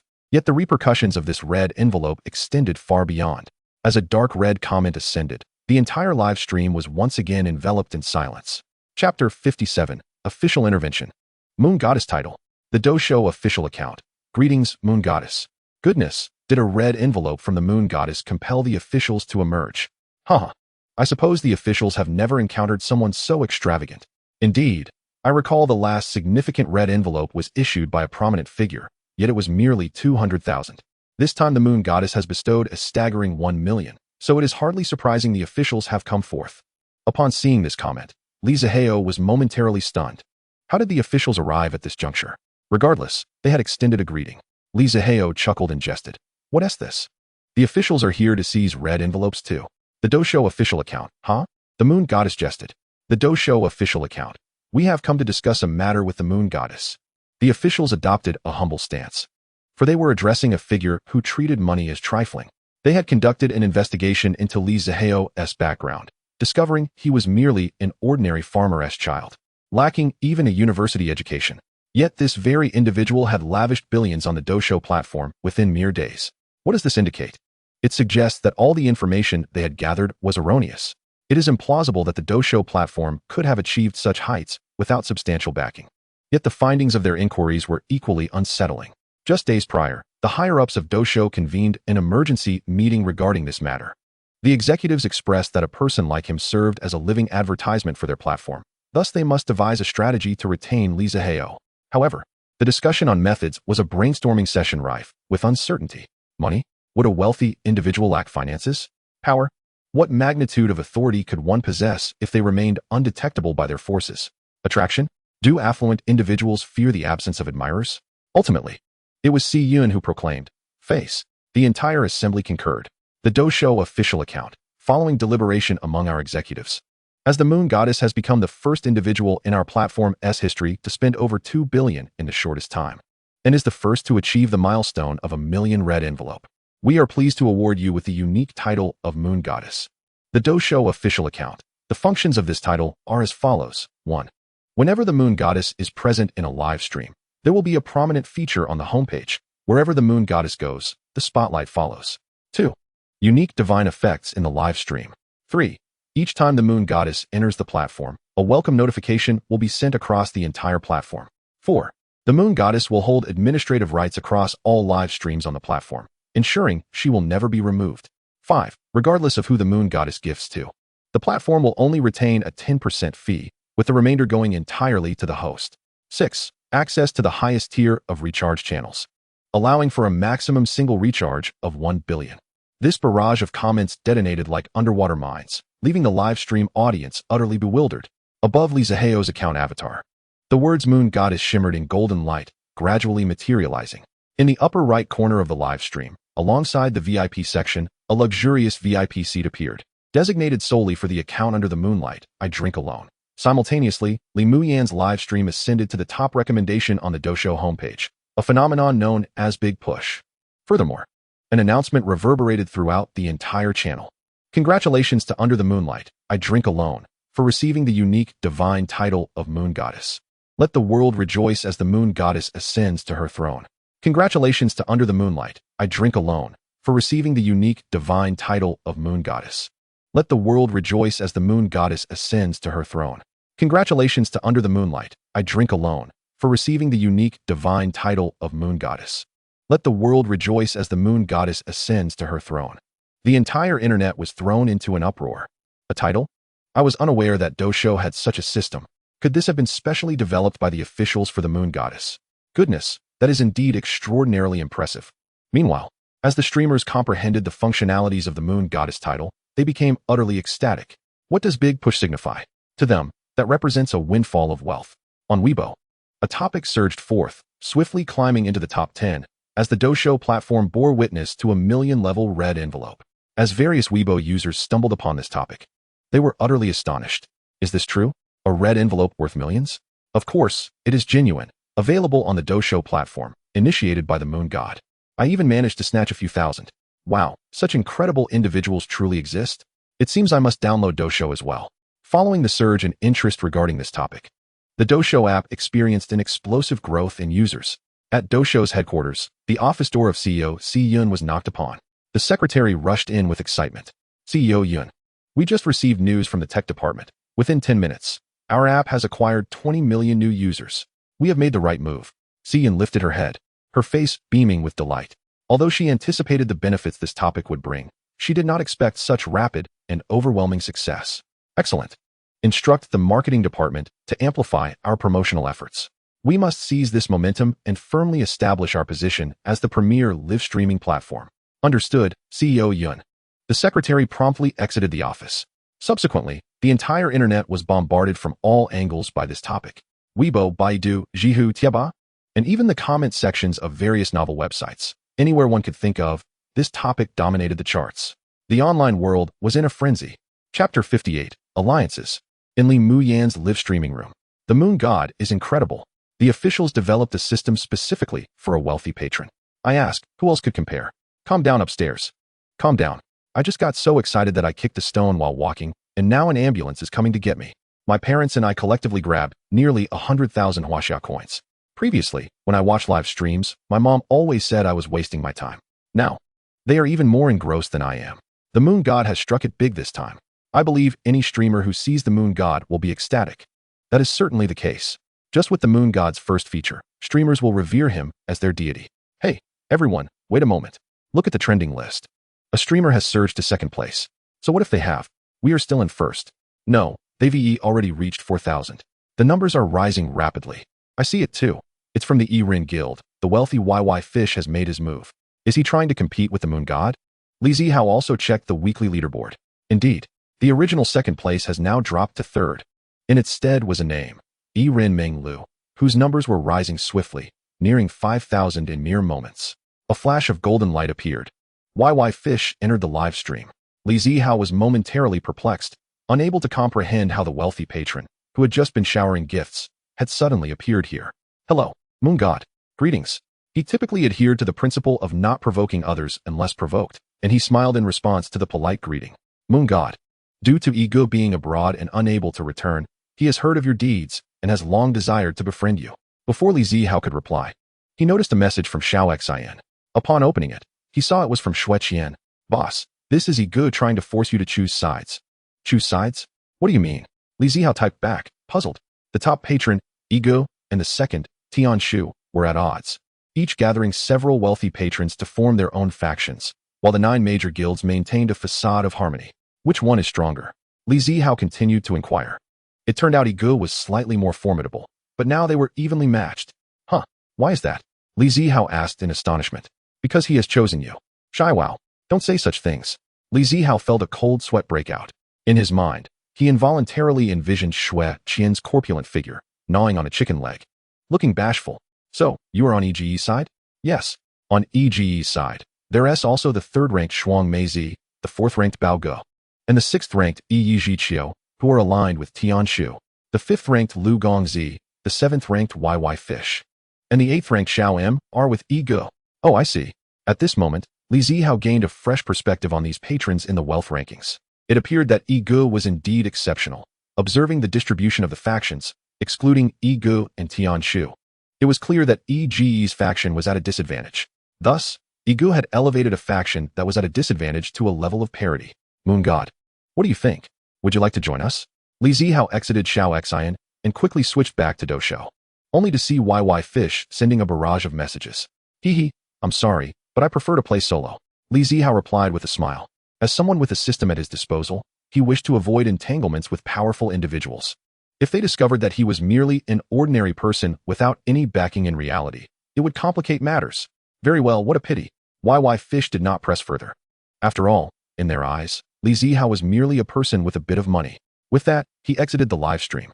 Moon God, you should consider agreeing. I've heard that Ego is quite arrogant. Moon God, if you continue to snub him, he may cause you trouble later. Let him come. I have never feared anyone online. Li Zihao replied nonchalantly. After all, with the system safeguarding him, he possessed an inexhaustible wealth in reality. What was there to fear? At worst, he could just withdraw from the internet. Ding! Detecting that the host has a negative attitude, the system issues a first warning. If there is a next time, it will be directly destroyed. The sudden voice of the system nearly made Li Zihao's back go out. What was happening? Must he indeed comply? The dignity of the Supreme System does not permit the host to retreat. Then go ahead and destroy it. I have enough money. Ding! Reminder to the host. The system exists within the host's mind. Once destroyed, the host will also perish. Damn. At this moment, YY Fish dialed an overseas phone number. Boss, he has declined. Once the call connected, YY Fish spoke respectfully. On the other end, a deep, sultry male voice responded. I will return to the country in a few days. I should be able to make it for the carnival. Last time, I couldn't uncover this guy's secrets. But this time, you and Xiao Lu will team up. I want to see if he is worthy of my attention. Understood, boss. YY Fish stood up, slightly bowing as if this so-called boss were right beside him. After hanging up, YY Fish dialed another number. Weren't you eager to meet this moon god under the moonlight? This time, the boss has spoken. Let us join forces. Chapter 59. Little A Xiao has arrived. Excellent. Hissing. Delightful. A tantalizing voice resonated from the other end of the phone. You, day in and day out, will surely meet your demise at the hands of a woman's belly one day. YY Fish sighed, expressing a tone laden with disappointment and exasperation. That need not concern you. Dying in the embrace of a woman is far more preferable than perishing for the sake of money. You're still young. Stop fixating solely on wealth. One must learn to seize joy in the moment. The voice on the other end replied nonchalantly. Sooner or later, you'll exhaust yourself. All right. Remember to log on at this time tomorrow. We discerned a pattern for our solitary indulgence under the moon, and he typically appears around this hour. YY Fish did not dwell on this topic further. As he listened to the sultry sounds emanating from the other end, a surge of wicked desire coursed through him. After hanging up, he muttered to himself, damn it, it seems I must find a woman too. In Li Muyan's live streaming room, due to Li Zihao's influence, it has consistently remained at the top of the trending list. The number of viewers has been steadily increasing. Wow, so this is a maternity nurse. Her looks, her figure, truly. The ancients did not deceive me. The discerning eye of the wealthy is indeed trustworthy. Alas, I do not envy the mandarin ducks or the celestial beings, but rather the everyday of those affluent individuals. Now, Li Muyan is no longer the obscure little streamer of just a few days ago. She has transformed into a rising star under the formidable financial prowess of Li Zihao. With the initial extravagant gift of 100 million during their solitary indulgence beneath the moon, she achieved fame instantly. Subsequently, she faced off against the Yujia Guild in a PK, elevating her notoriety even further. Then came the remarkable feat of one person opposing 10 small guilds, along with a PK against the Alliance's Wanxiang men. Finally, with the boost from topping the weekly rankings, Li Muyan's follower count has now surpassed 20 million. This astounding figure was attained in less than 10 days. For other streamers, this is nothing short of a miracle. In mere days, her followers surged to millions, netting her several hundred million in gifts. If it were them, they wouldn't just be in bed. They'd be willing to be treated like dogs. While filled with envy, many sent their most revealing photos to the private messages of the solitary moon indulgence. Some even went so far as to forego clothing entirely, each one devoid of any sense of shame, vying for the attention of the wealthy. Meanwhile, Li Zihao lay on his bed, enjoying the sight of Li Muyan dancing with a look of complete contentment. The private messages have been set to Do Not Disturb mode, rendering the streamer's subtle intentions futile. He remained vigilant about the weekly ranking, noticing that the once rapidly climbing second place stalled after reaching 5,000. After waiting for 5 minutes without any reaction from the competitor, Li Zihao ceased his attentiveness. It wasn't until after 10 o'clock that Li Muyan finally concluded her stream. How utterly astonishing. Yin, who exactly is this wealthy brother of yours? Lu Yihan exclaimed with fervor, gripping Li Muyan's shoulders. That evening, Lu Yihan opted to stay in the dormitory rather than attend evening study sessions with Li Bing and Yi Qian, genuinely witnessing a live streaming event featuring Li Muyan. The scene left her utterly awestruck. When she had previously heard Li Muyan mention receiving 100 million in gifts, she could not fathom the impactful visual, having not seen it with her own eyes. Yet today, she felt the overwhelming cascade of gifts, as if someone were throwing heaps of money directly into her face. The sheer force of it could truly elevate a person to ecstasy. I'm not entirely sure about the details, but I don't care. As long as he is sincere with me. Li Muyan tilted her head, wearing a serious expression. 50 million. This is indeed 50 million. Lu Yihan shook Li Muyan's shoulders, her face flushed. Why are you not even a bit excited? Because I have several hundred million in my account. Li Muyan teasingly patted Lu Yihan's shoulder, bursting into laughter. Yin, you've changed. But this is quite good. Thank you, Sister Han. At midnight, a plane landed at the airport in Mo. Amidst the crowd disembarking, a girl, standing at an impressive height of 175 cm, stood out remarkably. The girl approached a bench and sat down. She took out her phone and began scrolling through Weibo. She stumbled upon the headline soaring at the top of the trending news: astonishing cash gifts on the Doushou platform. After glancing at it, a sly smile crept across her red lips. Brother, I have arrived. This time, I will unleash all my charms to ensure you cannot escape my grasp. The next morning, Li Zihao was jolted awake by the insistent ringing of his phone. He glanced at his phone. It was only 6:30 in the morning. Hello? He answered, still groggy. Brother you, I'm an Mo. A sultry voice chimed from the other end of the line. Who are you? Li Zihao inquired. Eyes still closed and voice listless. Oh dear brother you, it's me little Qiao. Oh little Qiao. What? Li Zihao abruptly regained his alertness. Sitting up in bed and rubbing his eyes. You truly made it to Mo? Yes, brother you I've come. I traversed 1,000 miles to meet you. At the Mo airport, the girl held her phone, her face beaming with a radiant smile. With her captivating beauty and enchanting smile, she left every passing man momentarily spellbound, their gazes seemingly glued to her. Little Qiao has arrived. Chapter 60. Let us subtly discredit him. Li Zihao rose from bed, rubbing his forehead. A delightful dilemma enveloped him. Ever since witnessing Li Muyan's live stream for the first time, she had become the unattainable moonlight in his heart. And now, with Li Hui and the present little Qiao, are they his faithful marks? I am not a scoundrel. I merely wish to provide each woman who loves me with a home. Li Zihao silently defended himself within his mind. As long as his women are happy, societal norms hold no significance to the affluent. A 60-something man marrying a 20-something beauty still stirs jealousy in today's society. Men envy the old man's wealth, while women envy the young wife's lavish lifestyle. Of course, not everyone is so superficial, as they are all aspiring to become or are already wealthy individuals. Li Zihao spent 5 minutes freshening up before taking his Lamborghini, which had been gathering dust in the garage since its acquisition, and sped towards the airport. During the ride, he took a moment to review his personal information. Host, Li Zihao. Gender, male. Age, 22. System funds, 1,435,586,000. Personal funds, 1,621,414,000. Properties, 1 villa in Yuchui Garden worth 980 million. 2. 51 shares in the Guajin Commercial Center in Mo. 3.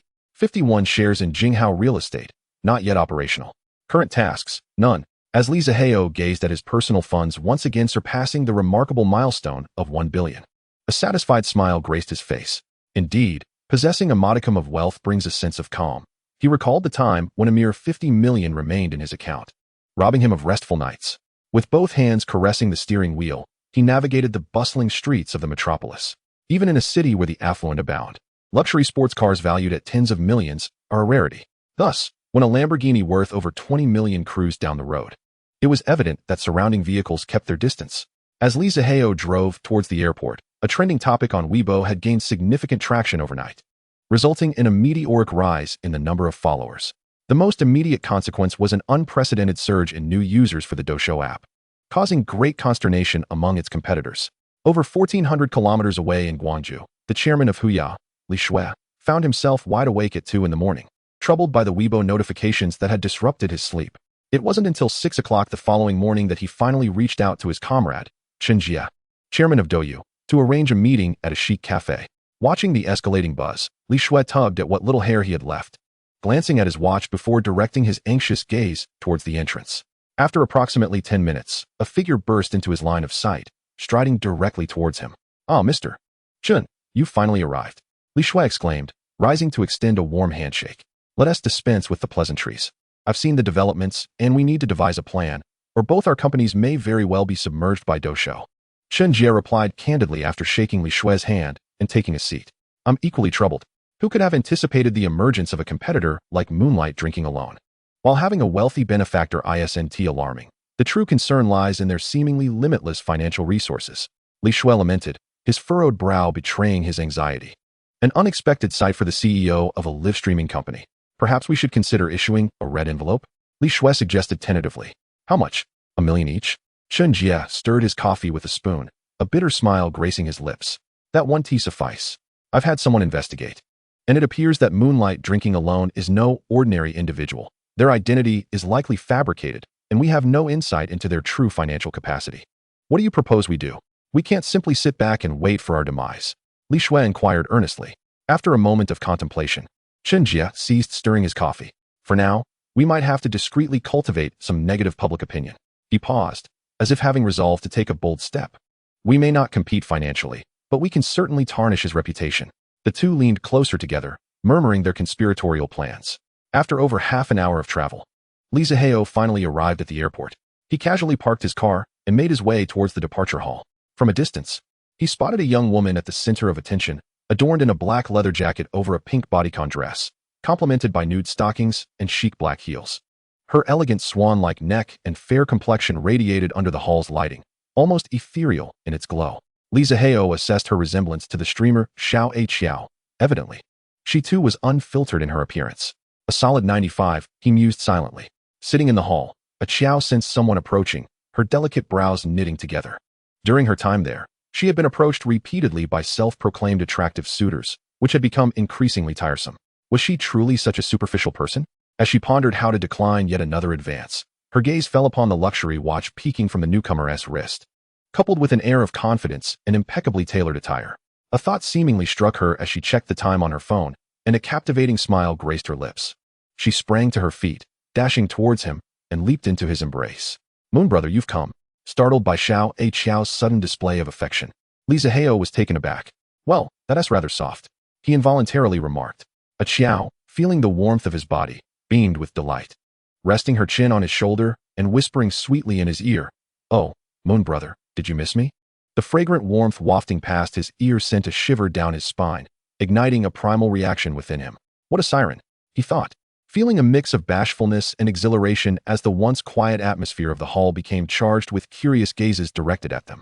Zihao gently patted Xiao's backside, whispering, "Come on, let us not attract too much attention." He wished to vacate the scene swiftly, sensing the gaze of a few burly men lingering nearby. Xiao clung tightly to him, shaking her head like a playful child. "I want tea.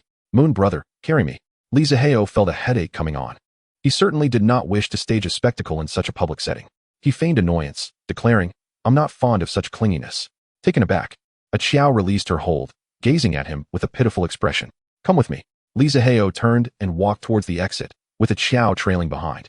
Her dejected demeanor only lifting upon glimpsing his luxury sports car, valued at over 20 million. With a gentlemanly flourish, Zihao opened the car door, prompting Xiao to excitedly rush over. After planting a quick kiss on his cheek, her cheeks flushed, she settled into the vehicle. As Zihao closed the door and slid into the driver's seat, he chuckled, feeling the lingering warmth on his cheek. "Why do you keep staring at me?" Xiao leaned against the car door, her arms propped up, her gaze fixed on him with an unabashed smile that made him somewhat bashful. "Moon brother drives so handsomely," she exclaimed, her eyes sparkling. "If you don't like me being clingy, how about this?" With that, she took his right hand and placed it on her thigh clad in stockings. "I like it." Zihao gently caressed the fabric of the stockings, noting their superior quality and the silky smoothness that tantalized his fingertips. The warmth that seeped into his palm stirred a tempest of emotions within him. "By the way, I see your little nickname is Xiao. Is that your actual name?" "Indeed, my surname is A, and my given name is Qiao." The petite Qiao affirmed with certainty. Zihua's hands continued their movement, and to facilitate his actions, Qiao subtly inched closer to the driver's seat. "Such a rare surname. Brother you." Qiao belongs to the Mongolian ethnicity. The little Qiao shifted her body closer to Zihua, leaning her head towards the center, her eyes shimmering as they gazed at him. "Brother you, do you know the characteristics of our Mongolian people?" "Not really. What are they?" Zihua, focused on driving, shook his head in response. Qiao's smile remained bright, her tone soft and alluring. "That isn't the main point. The essence is, I was born there and learned to ride horses at a very young age." As she felt the delicate movements of her gentle hand, Zihua took a deep breath, suppressing the urge to act on his desires, and gritted his teeth as he said, "I'll take you to have breakfast first." "Hee, brother you. Qiao doesn't want breakfast. She wants you." The little Qiao was certainly aware of what Zihua was thinking at that moment. "Can you drive?" Zihua asked abruptly. This left Qiao momentarily perplexed. "Of course. Why do you ask, brother you? Damn it, I'll take you to buy a car." With a swift turn of the steering wheel, Zihua veered onto another road. Brother you, don't you already have a car?" Qiao questioned, somewhat confused. "It's for you," Zihua declared emphatically, with a hint of excitement. "Huh, why would you buy me a car?" Qiao felt a mix of surprise and intrigue. With gritted teeth, Zihua replied, "This car is too cramped. It's inconvenient." Qiao was momentarily stunned, her cheeks flushing slightly. How could she not understand Zihua's intentions? Yet, she did not refuse. Since she had arrived in the bustling metropolis, she was prepared for such matters. As long as it brought joy to her brother Yu and secured a place in his heart, she would do anything. Yes, little Qiao only wished for a small space in his heart. That alone would suffice. She understood that a person like Zihua was destined for greatness. And how could someone extraordinary be content with just one woman? Following the navigation prompts, Zihua drove to the nearest Mercedes-Benz dealership, parking in the designated spot. He and Xiao exited the vehicle and headed towards the sales hall. Chapter 62. Just one request, a big one. As soon as Li Zihua and Xiao entered the hall, a sales representative hurried over. Good day, sir or madam. How may I assist you? Gu Xian had just received word from the security desk about a sports car arriving. Based on the description, she quickly surmised that it was undoubtedly a supercar worth millions. Not long after finishing her call with the guard, Li Zihua and Xiao walked in, so she was certain these two were not short on funds. I'd like to purchase a vehicle, Li Zihua stated directly, cutting through any superfluous conversation. Gu Xian maintained her smile, her heart brimming with joy. Individuals like this, if they found something appealing, typically wouldn't quibble over price. It seemed today would yield a sizable sale. May I ask your name, sir? Gu Xian inquired gently. Sales representatives undergo rigorous training upon employment. Every customer entering the hall is a potential client. Regardless of their appearance, professionalism must prevail. And a smile is the most fundamental requirement. The tone of Gu Xian's voice was exceedingly pleasant to Li Zihua's ears. My surname is Li. Li Zihua replied. Do you have any specific requirements for the vehicle, Mr. Li? No particular demands, just one. The rear space must be ample. Gu Xian was momentarily taken aback by this request. She had encountered clients with demands for style or power, but a request for space was indeed a first. However, when she glanced at the blushing Xiao, who had hardly spoken, she instantly understood. Gu Xian maintained her composed demeanor, her smile unwavering. Right this way, Mr. Li. We have an MPV that should meet your needs. She led them to a large black MPV. The imposing front grille left a strong impression on Li Zihua. Mr. Li, you've come at the perfect time. This vehicle just arrived yesterday. This is the Brabus V-Class MPV. Gu Xian opened the rear door. Knowing the client's focus was on the back seat, there was no need for further elaboration, just a simple showcase of the rear would suffice. This exemplifies the professionalism in high-end car sales. No unnecessary chatter, just fulfilling the client's requests. Mr. Li, this Brabus is a 7-seater business vehicle with a spacious rear, featuring airline-style seats, and most importantly, the seats can recline. Additionally, this is the top configuration, complete with a sunroof, allowing one to gaze at the stars while driving at night. How romantic. Gu Xian turned to Li Zihua, adding, and the most crucial point, this vehicle is available immediately. Once the paperwork is complete, you can drive it away. Her final statement struck a chord in Li Zihua's heart. He examined the spaciousness with great satisfaction. The rear seats had ample distance, and reclining them didn't feel cramped at all. Without hesitation, he declared, I'll take it. Li Zihua's straightforwardness caught Gu Xian off guard. Was he not even going to inquire about the price? Then, Mr. Li and this lady, please wait in the lounge while I prepare the paperwork. Gu Xian could hardly contain her excitement. This sale was proceeding remarkably smoothly. From the moment they entered until now, it had barely been 5 minutes. As Li Zihua and Xiao settled into the lounge, another sales representative arrived with 2 cups of coffee, placing them before the pair. The sales representative smiled and said, enjoy, before turning to leave. In this line of work, securing a sale in a high-end dealership is nearly non-existent. You can never predict a client's thoughts, and if you provoke their displeasure leading to a lost sale, the consequences could be dire. Brother you, is this car easy to drive? It looks a bit large. Xiao's face was slightly flushed, although she usually carried herself boldly. This was her first experience in such matters. Li Zihua glanced at Xiao, affirming, it is indeed quite large. I'm not sure how well it drives. Brother you, are you referring to the car? Yes, the car. Before long, Gu Xian approached with a bright smile. Mr. Li, please take a look at the materials. I just calculated that the bare price of the car is 21 million, and after all the procedures are completed, it amounts to 641,122. Let's round it off to 64 million. All right, let us proceed with the card payment. Li Zihua produced his black card and handed it to Gu Xian. In today's society, possessing wealth indeed grants one numerous privileges. In less than an hour, the car was delivered, windows tinted, and license plates acquired. All settled. As he was about to leave, Li Zihua passed the Lamborghini key to Gu Xian. Could you kindly assist me by driving my car to Yutsue Garden? The property management will take care of parking it in the garage. Certainly, Mr. Li. Gu Xian accepted the key with a smile and a nod. Li Zihua and Xiao entered the car, pressing on the accelerator as they departed from the dealership. Gu Xian stood at the entrance, waving her arm. Mr. Li, safe travels. It was only when the taillights disappeared from sight that she turned and returned to the hall. The wealthy indulge in their leisure by purchasing a vehicle, such as the way of the city. Li Zihua set the destination to Jinxiao in Pudong, Magic City, and activated the cruise control system. It must be said that car manufacturers truly understand the subtle inclinations of their clientele. The cruise system, after all, seems designed to facilitate the driver's indulgence in mischief. Li Zihua turned to Xiao, draping his right arm over her shoulder. With her head slightly tilted back, Xiao slowly closed her eyes, her hands clutching Li Zihua's clothing, a faint blush creeping onto her cheeks. Meanwhile, Li Zihua was entranced by the delicate fragrance emanating from her, completely captivated. As the Maybach glided smoothly along the bustling thoroughfare, the outside world was a blur of incessant traffic, while inside the car, the atmosphere brimmed with spring-like vitality. Chapter 63. Smearing? Brother Yu, where are you taking me?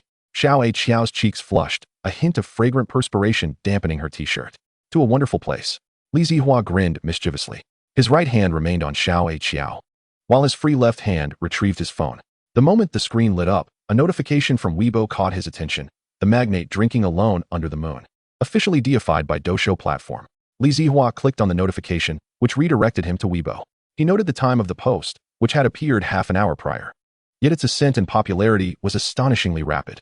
In today's society, terms such as tycoon and wealthy second generation invariably attract public interest, especially with the endorsement of the currently trending live streaming platform, Doshou. Upon reading the article, Li Zihua found it remarkably detailed, documenting when gifts were given, to whom, the amounts, and the reasons behind the actions. He suspected that such intricate details could only have been orchestrated by Doshou, as no individual could achieve such thoroughness alone. The article was replete with extravagant praise, particularly emphasizing the deeds of the magnate drinking alone under the moon in its conflict against the Yujia Guild. It meticulously described how to create a scenario to attract attention before releasing a video that dismantled the malignancy of the live streaming industry, painting the figure as a harbinger of justice and a beacon of hope amidst darkness. Even someone as thick-skinned as Li Zihua felt a slight flush upon finishing the piece. Scrolling to the end, he noted that the likes had surpassed 100,000. However, the comments section proved unexpectedly disheartening. Isn't this just a piece written by a sycophant? The flattery is over the top, right? I refuse to believe there's such a perfect person in the world. I know. But I'm certain that the magnate drinking alone under the moon is merely a publicity stunt. This is disgusting. It seems they want to establish a persona and then rake in profits. Impossible. You must be haters. Brother, you would never act like that. Huh. The delusional fans above are hopeless. What is wrong with society, allowing such a person to exist? Especially one so wealthy, with such poor character. How can he be so affluent? Was he perhaps a block of stone destined to become a Buddha in his past life? Doshou platform is equally repugnant for deifying such a person. Perhaps they are in cahoots. I'm still a part of the Moonlight Infinite connection. I never imagined the magnate drinking alone under the moon to be such a person. From fan to foe, a lifelong adversary. Until there's concrete evidence. I believe neither side. These myriad comments caused Li Zihua to furrow his brow, and he instinctively halted his movements. Noticing his reaction, Xiao snapped back to reality, also picking up her phone to check. Indeed, Weibo had pushed the same post to her. While a few positive comments were sprinkled among the negativity, they were utterly drowned out by the overwhelming tide of disparagement. A significant portion of the audience maintained a rational stance, expressing neutrality and skepticism toward both sides. Brother Yu, I can't shake the feeling that someone is trying to elevate you to martyrdom, Xiao remarked, her brow knitted in concern after reading the article. Li Zihua nodded gently. Indeed, someone is attempting to steer the narrative.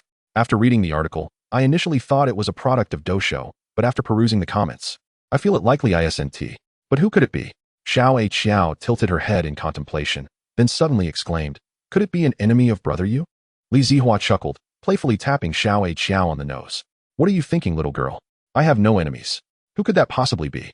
It seems directed at me, but the true objective is likely aimed at Doshou, or perhaps both Doshou and I are their targets. Li Zihua pondered, uncertain if his recent high profile had drawn unwanted attention. But why? If it were to target Doshou, why involve you? Xiao tilted her head, confusion evident on her face. Because I have become quite the topic of conversation, Li Zihua replied, and before Xiao could react, he slapped himself across the face. Damn it, why am I getting distracted at such a time? Then, regaining his cheerful demeanor, he reached out his large hands toward Xiao once more. Oh, Brother Yu, don't be foolish. Aren't you worried? She giggled. What do I have to worry about? This article poses no real threat to me. The only damage it can do is tarnish the reputation of the account magnate drinking alone under the moon. Beyond that, it holds no power over me. As Li Zihua savored the softness in his hands, he continued, besides, even if my reputation is sullied, what of it? As long as I keep spending money, I remain that magnate. Thus, this smear campaign bears no consequence for me. His hands continued their gentle ministrations, gradually leaning closer to Xiao. As warmth enveloped her cheeks, she instinctively understood what was to come and slowly closed her eyes. Chapter 64. Long time no see, Mr. Ma. Li Zihao drove Xiao to a secluded area, finally bringing the Maybach to a halt as noon approached. You rest for a moment. I'll drive you to grab a bite to eat. Xiao, her energy waning, managed a weak smile, her damp hair glistening with sweat, rendering her all the more alluring. Li Zihao closed the back door, took his place behind the wheel, and drove away from that troublesome place. Shall I take you out for noodles?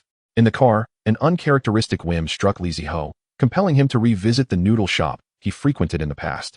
Is it true that once individuals find material satisfaction, they develop trivial quirks? Hangzhou Ma is indifferent to money. Dongdong Chang is oblivious to his wife's beauty. Could it be that Li Zihao's trivial quirk is his cheapness? All right, as long as brother Yu is pleased, I am willing to do anything. Then let us go for noodles. Miss Han, is this the dining establishment you had in mind? Ma Baoguo, who had once crossed paths with Li Zihao at Yutsue Garden, looked disdainfully at the noodle shop before him. Indeed, Mr. Ma, let us dine here today. Han Shui nodded with a professional smile. Her thoughts were consumed with how to persuade this man to deposit the 10 million funds he mentioned into Huchi Bank. Ever since she assumed the role of manager, the bank president had repeatedly brought up her old classmate Li Zihao, speaking of how wealthy the major shareholder of Guojin Trading was, often implying that she need not exert herself so laboriously. All she needed was to attach herself to that man wielding a black gold card, and her life would be free of worries. Yet, Han Shui was reluctant to pursue such a path, though she harbored feelings for her high school classmate. She could not bring herself to shamelessly throw herself at him. Miss Han, shall we enter? Ma Baoguo, impeccably dressed in a tailored suit, feigned disdain while secretly reveling in delight. The stunning manager he had fortuitously encountered during a recent bank visit had captivated him at first sight. It seemed he had previously been rather superficial, focusing solely on the beautiful saleswomen, unaware that the financial sector also boasted such remarkable talent. Most importantly, the beautiful manager had a penchant for dining in such an inexpensive noodle shop. It appeared he could achieve his aims with far less expenditure this time. Han Shui nodded and entered the noodle shop alongside Ma Baoguo. After perusing the menu, Ma Baoguo inwardly approved. Goodness, the eateries near the two building are indeed economical. One could indulge without exceeding 200 yuan. With a grand gesture, he declared, Miss Han, feel free to order whatever you desire. Do not hold back. Ultimately, each of them ordered a bowl of noodles, and in a bid to impress, Ma Baoguo also ordered a portion of cumin lamb. Mr. Ma, remember, I am treating you today, Han Shui asserted politely as they sat down. How could that be? Dining with a beautiful woman. How could I allow you to pay? Ma Baoguo replied with an expression of genuine chivalry. I initially planned to take Miss Han to a 5-star hotel, and now that we've settled here, I feel quite embarrassed. Mr. Ma, please do not be so courteous. Our bank values esteemed clients like yourself. Han Shui was not inclined to dwell on who would pay, for she had her own motives for dining with Mr. Ma. Of course, Miss Han. Before he could finish, Ma Baoguo suddenly trembled, facing the entrance. He seemed to have seen something that rendered his expression ghastly, a mix of fear, confusion, and even a hint of animosity. Noticing his pallor, Han Shui felt a surge of curiosity and turned to see what had captivated his attention. Just then, a voice filled with surprise and teasing, laced with a hint of schadenfreude, rang out from behind her. Oh, what a coincidence. Life is full of unexpected reunions. Long time no see, Mr. Ma. Ma Baoguo's countenance darkened profoundly as he recognized the newcomer. Just the day before, he had been thrown out by security. The following day, he returned and concealed himself in a hidden spot, entering only when the sales office was relatively empty. He had envisioned himself launching an assault on their stronghold. However, the reality of their encounter was far from his expectations. Upon sighting him, that woman had approached without hesitation and kicked him. Thankfully, he had reacted swiftly, or he would have become a relic of a bygone era. Then, he spotted the petite Xiao. Damn, this kid has found yet another girl. How does he manage this? Could it be he wasn't lying to me? Is his method correct, and my failure is due to my own errors? Ma Baoguo found himself questioning his own judgments. Meanwhile, Han Shui turned with delight at the voice behind her. Li Zihao, what brings you here? She exclaimed, rising in surprise. Hearing her words, Ma Baoguo's heart shattered. Damn, is this my unlucky year? The two women I've set my sights on are both connected to this guy. Li Zihao's luck with romance was indeed enviable. I brought my friend out for a meal. Li Zihao had been preoccupied with Ma Baoguo until Han Shui spoke. And only then did he realize the person before him was, in fact, Han Shui. At the mention of Li Zihao, Han Shui finally noticed the petite Xiao standing beside him. She wrinkled her nose, sensing an unusual scent, although Xiao wore a faint trace of perfume. Han Shui's keen senses detected it immediately. Hello, I am Xiao, a friend of Brother Zihao. Xiao smiled at Han Shui, extending her right hand politely. In the presence of others, she refrained from calling Li Zihao brother you. From Han Shue's earlier expression of surprise, Xiao gleaned that this professional woman harbored feelings for her brother Zihao, setting off alarm bells within her. The competition had officially begun. Meanwhile, Han Shui caught sight of the faint reddish mark on Xiao's neck. Even without experience, it was easy to deduce its origin. An inexplicable wave of jealousy surged from her heart. Hello, I am Han Shui, a classmate of Zihao. Just moments ago, she had referred to him as Li Zihao. And now, in a heartbeat, she had shifted to calling him Zihao. Women are indeed creatures driven by competitiveness. Ma Baowu observed the exchange between Xiao and Han Shui, and tears of frustration welled in his eyes. Suddenly, his gaze caught Li Zihao, who wore a bemused expression as he watched the scene unfold. Brother Zihao, let us sit together and eat. Boss, bring us 2 more bowls of noodles. Han Shui exclaimed warmly as she ushered Xiao to the seat beside her. Tilting her head to call out to the back of the shop, she then turned to Xiao and asked, do you eat marinated eggs? Of course. Xiao replied with a smile. Then it's settled. Boss, 1 bowl of noodles with an egg, and another with 3. With a grin, she turned to Xiao and added, Xiao, you have no idea how much Zihao loves marinated eggs. A smile played on Xiao's lips as she glanced at Li Zihao, who had now settled beside Ma Baowu. Brother Zihao also has a fondness for steamed buns. With a bashful demeanor, she lowered her head, exclaiming, is that so? I don't recall Zihao having a penchant for steamed buns. Han Shui remarked, casting a puzzled glance at Li Zihao. Ma Baowu, observing the unfolding situation, suddenly felt somewhat superfluous in his presence. Witnessing the woman he admired engage in a dramatic rivalry with another, he was overwhelmed by tumultuous emotions, especially considering that the man in question was not him. Li Zihao, noticing Han Shui's gaze, awkwardly cleared his throat. Well, I've been wanting to eat some recently. He stammered. Really? I had no idea. Han Shui responded, her skepticism evident. At that moment, the food was ready and placed on the table. Li Zihao grabbed a bowl and began to eat hastily to mask his embarrassment. Meanwhile, Xiao elegantly opened her slightly flushed lips and commenced her meal as well. The atmosphere fell silent. Wu Tong is dead. Han Shui's random proclamation shattered the stillness. Li Zihao was taken aback, momentarily at a loss. Who is Wu Tong? He inquired. Upon hearing this, Han Shui's previously bright eyes dimmed somewhat. It seemed evident that he regarded her merely as an ordinary friend. After only a few days, he had forgotten her. Perhaps it was understandable.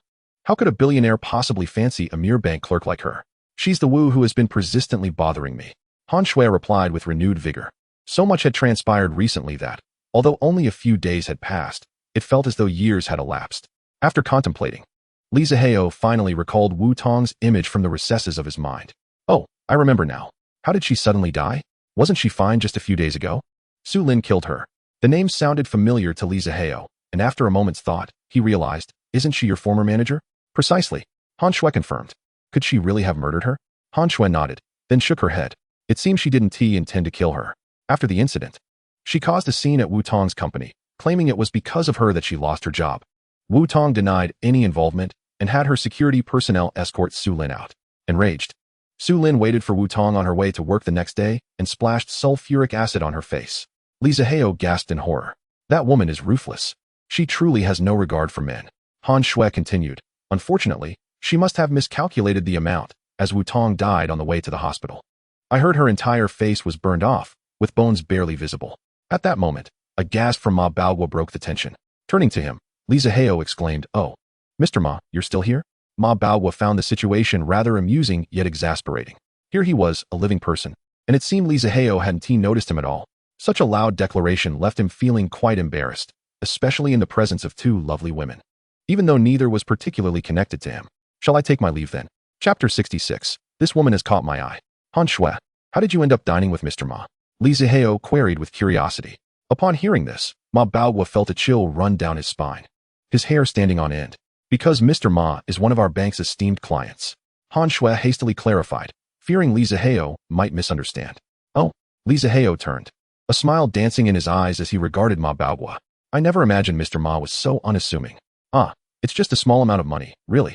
Ma Baowu laughed awkwardly, rising to leave. Well, you 2 continue your conversation. I've finished eating and have matters to attend to this afternoon. He was eager to escape this den of wolves, having felt as if he were sitting on pins and needles, fearing that Li Zihao might divulge all of his secrets. A perfectly good opportunity to charm a woman had been thoroughly disrupted by this young man. As he recalled the last time Li Zihao had deceived him, He felt an overwhelming urge to punch that perpetually smiling face. Yet, he was also wary of revealing his identity as a rogue in front of the lovely ladies. In their line of work, the most crucial elements were pretense and face. He even began to wonder if he had stolen this man's wife in a past life, which led to his current torment. Why the rush? Li Zihao stood up, grasping Ma Baoguo's arm and lowering his voice conspiratorially. Did you manage to win over that beauty last time? It would have been better left unmentioned, for as soon as it was spoken, Ma Baoguo felt a surge of frustration. He lowered his voice, gritting his teeth. Little brother, how can you even ask? You've caused me so much trouble. You were nothing but deceit. How could I deceive you? Why do you say that? Li Zihao feigned surprise, a puzzled expression on his face. Didn't you succeed? No.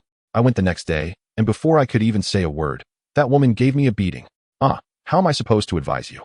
Li Zihao responded, shaking his head in disappointment. You were far too impatient. Good things come to those who wait. Didn't I tell you to wait a few days before going back? You went too soon. Her longing for you hadn't reached its peak. Is that so? I can't shake the feeling that you're just stringing me along. Ma Baoguo replied, still skeptical. What are you saying? Look into my earnest eyes. Would I deceive you? We are in the same profession, after all. Ma Baoguo nodded in agreement, gradually convincing himself that the fault lay with him. Just then, Li Zihao gestured discreetly towards Xiao Xiao. Did you see the beauty who came with me? I did. She is stunning. Ma Baoguo whispered, casting a glance at Xiao Xiao, tears of joy glistening in his eyes. That is how I managed to win her over using the same method. Is that true? You think I would deceive you? Trust me. Wait a few more days before trying again, and you'll surely succeed. Li Zihao asserted earnestly. In that moment, Ma Baoguo was completely convinced that his impatience had been the issue, rather than any flaw in Li Zihao's approach. Slapping himself across the face, he muttered, Damn it. Why am I so incompetent? I wasted the advice from Brother Zihao. Ma Baoguo excitedly grasped Li Zihao's hand and prepared to approach Han Shui. Hey, brother. I've taken a liking to this lady. You should pursue your saleswoman instead. Li Zihao quickly pulled Ma Baoguo back. Understood. Ma Baoguo replied, a mischievous grin spreading across his face as he leaned in closer and whispered, Brother, are you planning to indulge in a little one dragon with two phoenixes tonight? I must say, I admire your ambition. With a casual pat on Li Zihao's shoulder, he declared, I shan't impede my brother's endeavors any longer. I shall take my leave. After a graceful clasp of his fists, he took a couple of steps before turning back with a solemn expression, inquiring, Brother, do you believe in light? This unexpected question left Li Zihao momentarily bewildered. Indeed, does every man harbor a hidden Ultraman within his heart? I believe, Li Zihao replied, though whether his belief was genuine remained a mystery, for the author is not the protagonist. Upon hearing the answer, Ma Baoguo's face blossomed into a joyful smile. Truly, my earlier assumptions were correct. All men believe in light. Except, why do I not? Contemplating this, Ma Baoguo earnestly proclaimed, You are my light. With that, he promptly turned and departed. Li Zihao waved him off with a smile before taking a seat. Meanwhile, Han Shui was utterly flabbergasted. Although she had overheard the two conversing for quite some time, the specifics had eluded her. However, the statement, I have taken a liking to this woman, resonated clearly in her ears. In that instant, it felt as if a small tortoise was scuttling chaotically within her chest, and a buzzing filled her ears, rendering the entire world outside eerily silent. She could hear nothing but the pounding of her heart, and it seemed she could even perceive the sound of her own blood flowing. A delicate blush crept onto her porcelain cheeks, and she didn't even notice when her major client took his leave. As Ma Baoguo reached the door, he turned back, pointed a finger at Li Zihao, and repeated that classic line, Brother, thank you. Li Zihao, unable to contain himself, spewed the noodles he had just taken into his mouth, splattering them all over the petite Xiao Xiao opposite him. Fortunately, none landed on his face. Oh dear, Zihao Gidge, how naughty of you. Xiao Xiao pouted playfully, springing to her feet to brush off her clothes. At this moment, Han Shui returned to reality, helping Xiao Xiao remove the noodles from her attire while her eyes would occasionally dart toward Li Zihao, only to quickly avert. Ahem, I apologize at Xiao. I simply couldn't hold it in.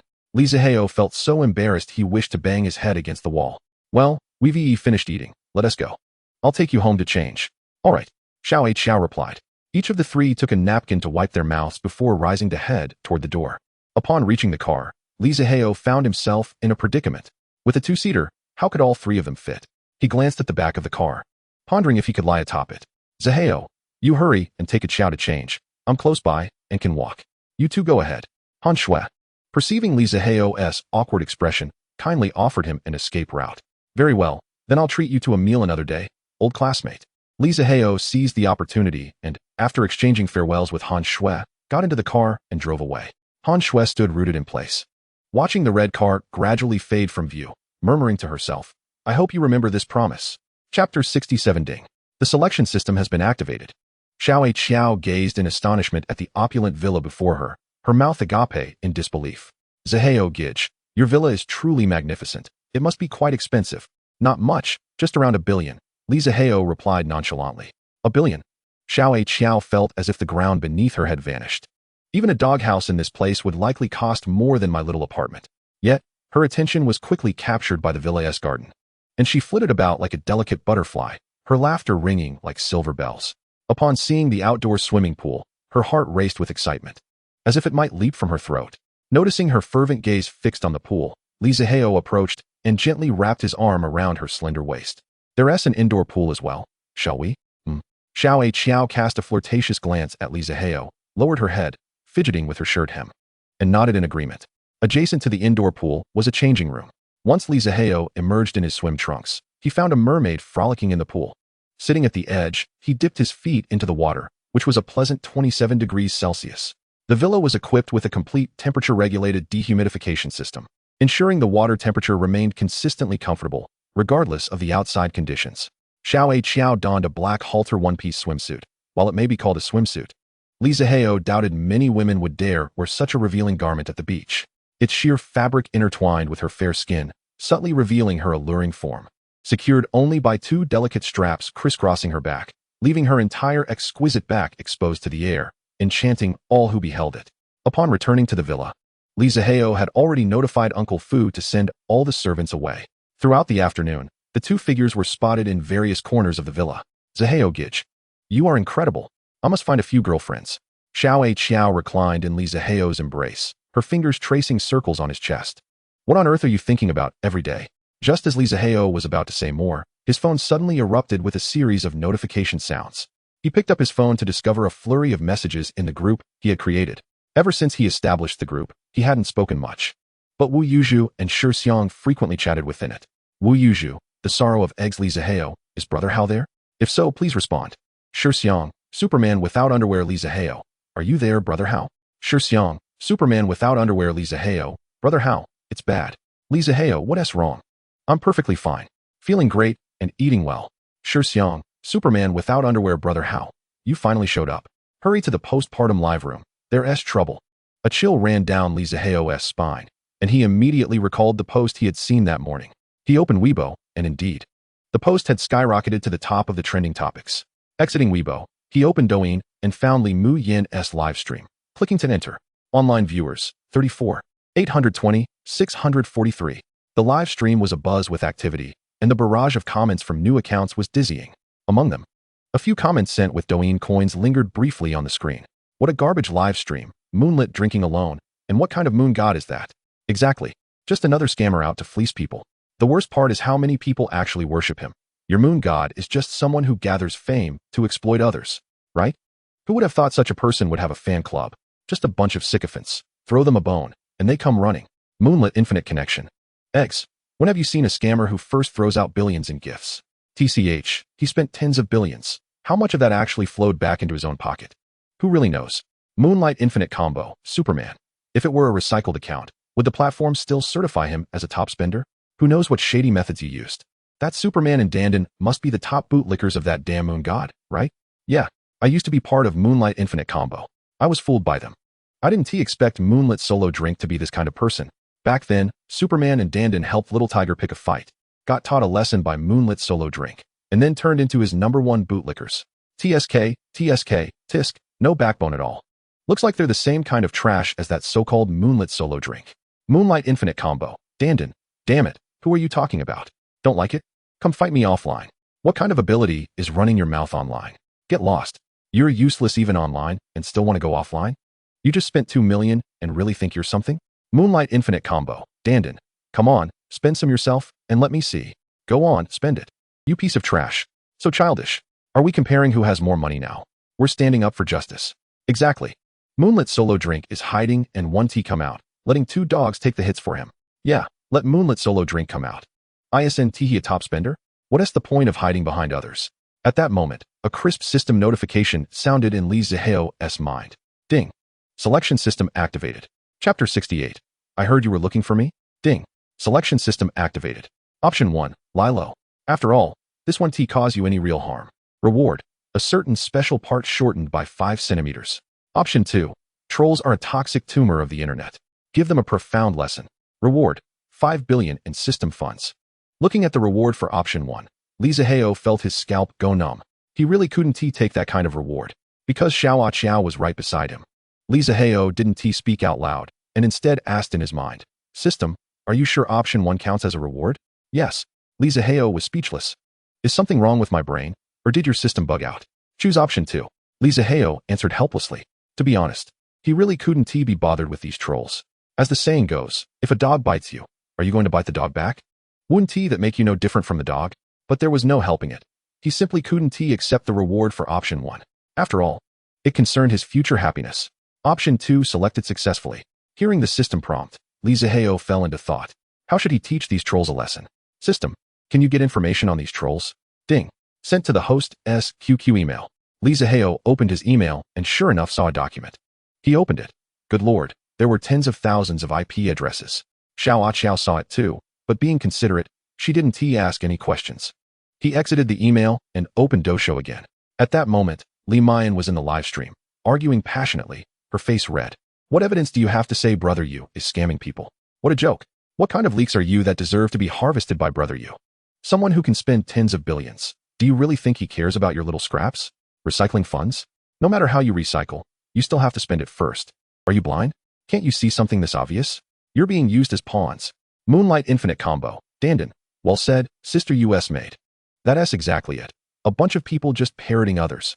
As Li Mayan said this, the number of bullet comments clearly dropped a lot. After all, many people didn't know the truth and were just going with the flow. They didn't care what the facts were.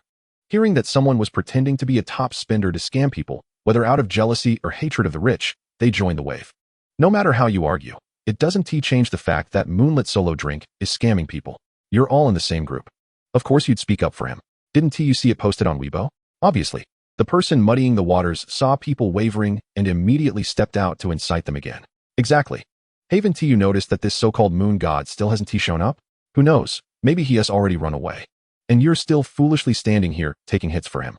At that moment, Li Zihao removed his invisibility status. His avatar appeared in his exclusive VIP section. The huge moon god title, shining like an emperor ruling the world. A golden bullet comment frame glowing with sacred white light slowly appeared. The moment it showed up, all other bullet comments vanished without a trace, as if no other comments were worthy of appearing on the same screen as his. Moonlit Solo Drink. I heard you were looking for me? The air seemed to fall completely silent. Seeing that comment, a joyful smile appeared on Li Mayan's face. Bang! A pull-string confetti popper appeared in Li Mayan's hand, and she pulled it without hesitation. Welcome, my moon god.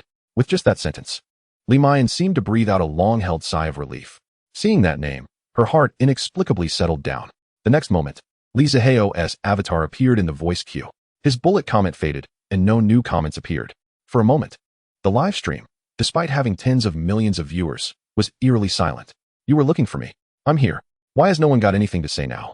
Li Zihao's tone was calm, but the anger hidden within it was obvious to anyone. Moonlight Infinite Combo. Dandan, my boss is here. Whereas that arrogance you had just now. No one responded. Neither Li Zihao nor Li Mayan spoke, and the atmosphere was extremely oppressive.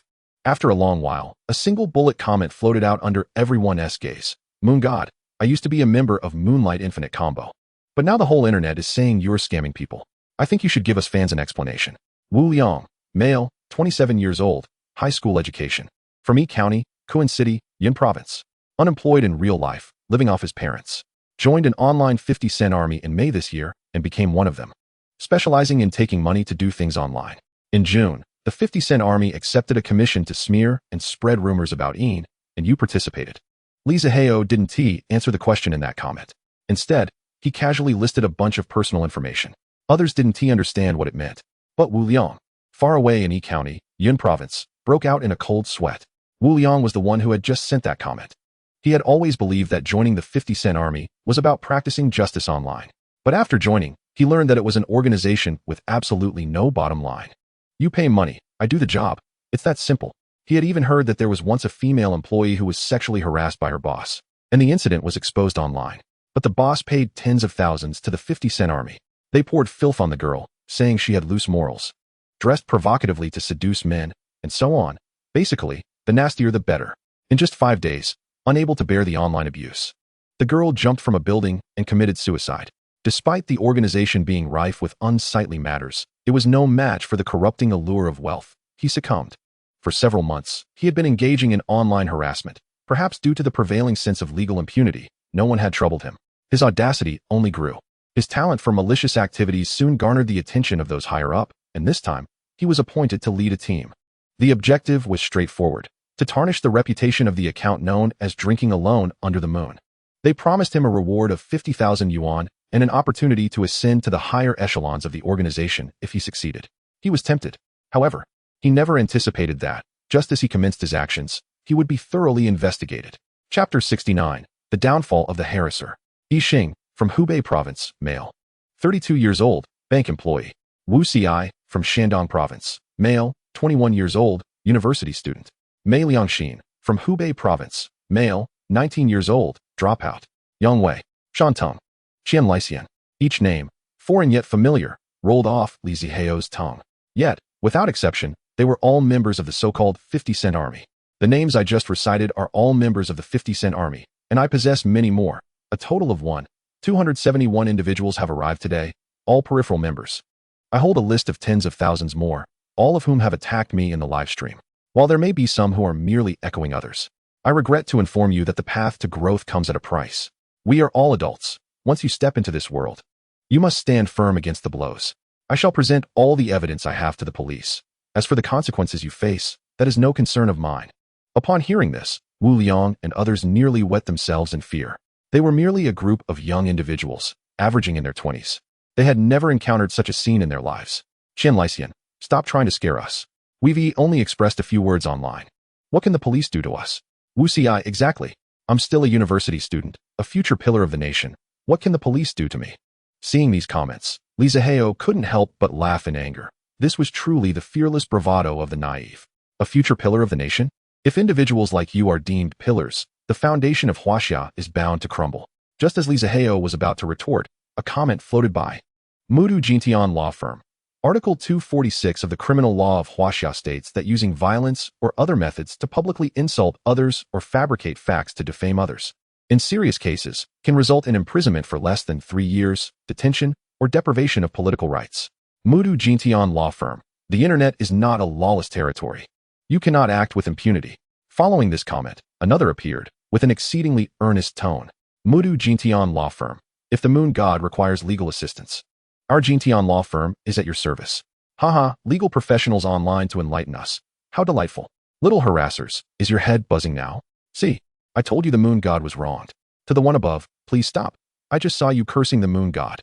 You were sprawled in the latrine. And your username nearly made me retch. It left a deep impression, so I want to mistake it. You definitely cursed. Get lost. You're slandering me. That's against the law.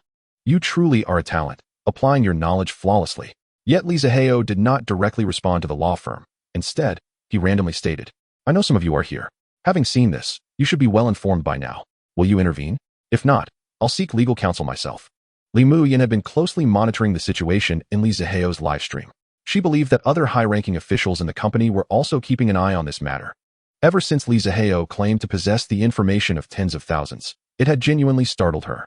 Her apprehension towards this newly emerged wealthy individual intensified. It's worth noting that this situation had only begun in the morning. They had the resources, yet had only managed to extract data on a few thousand individuals by now. Just how powerful was the moon goddess backing to have amassed such extensive information in such a brief period? It was truly unbelievable. Even the top figures might not possess such capabilities. At that moment, Li Zihao's words interrupted Si Yun's train of thought, prompting her to hastily respond.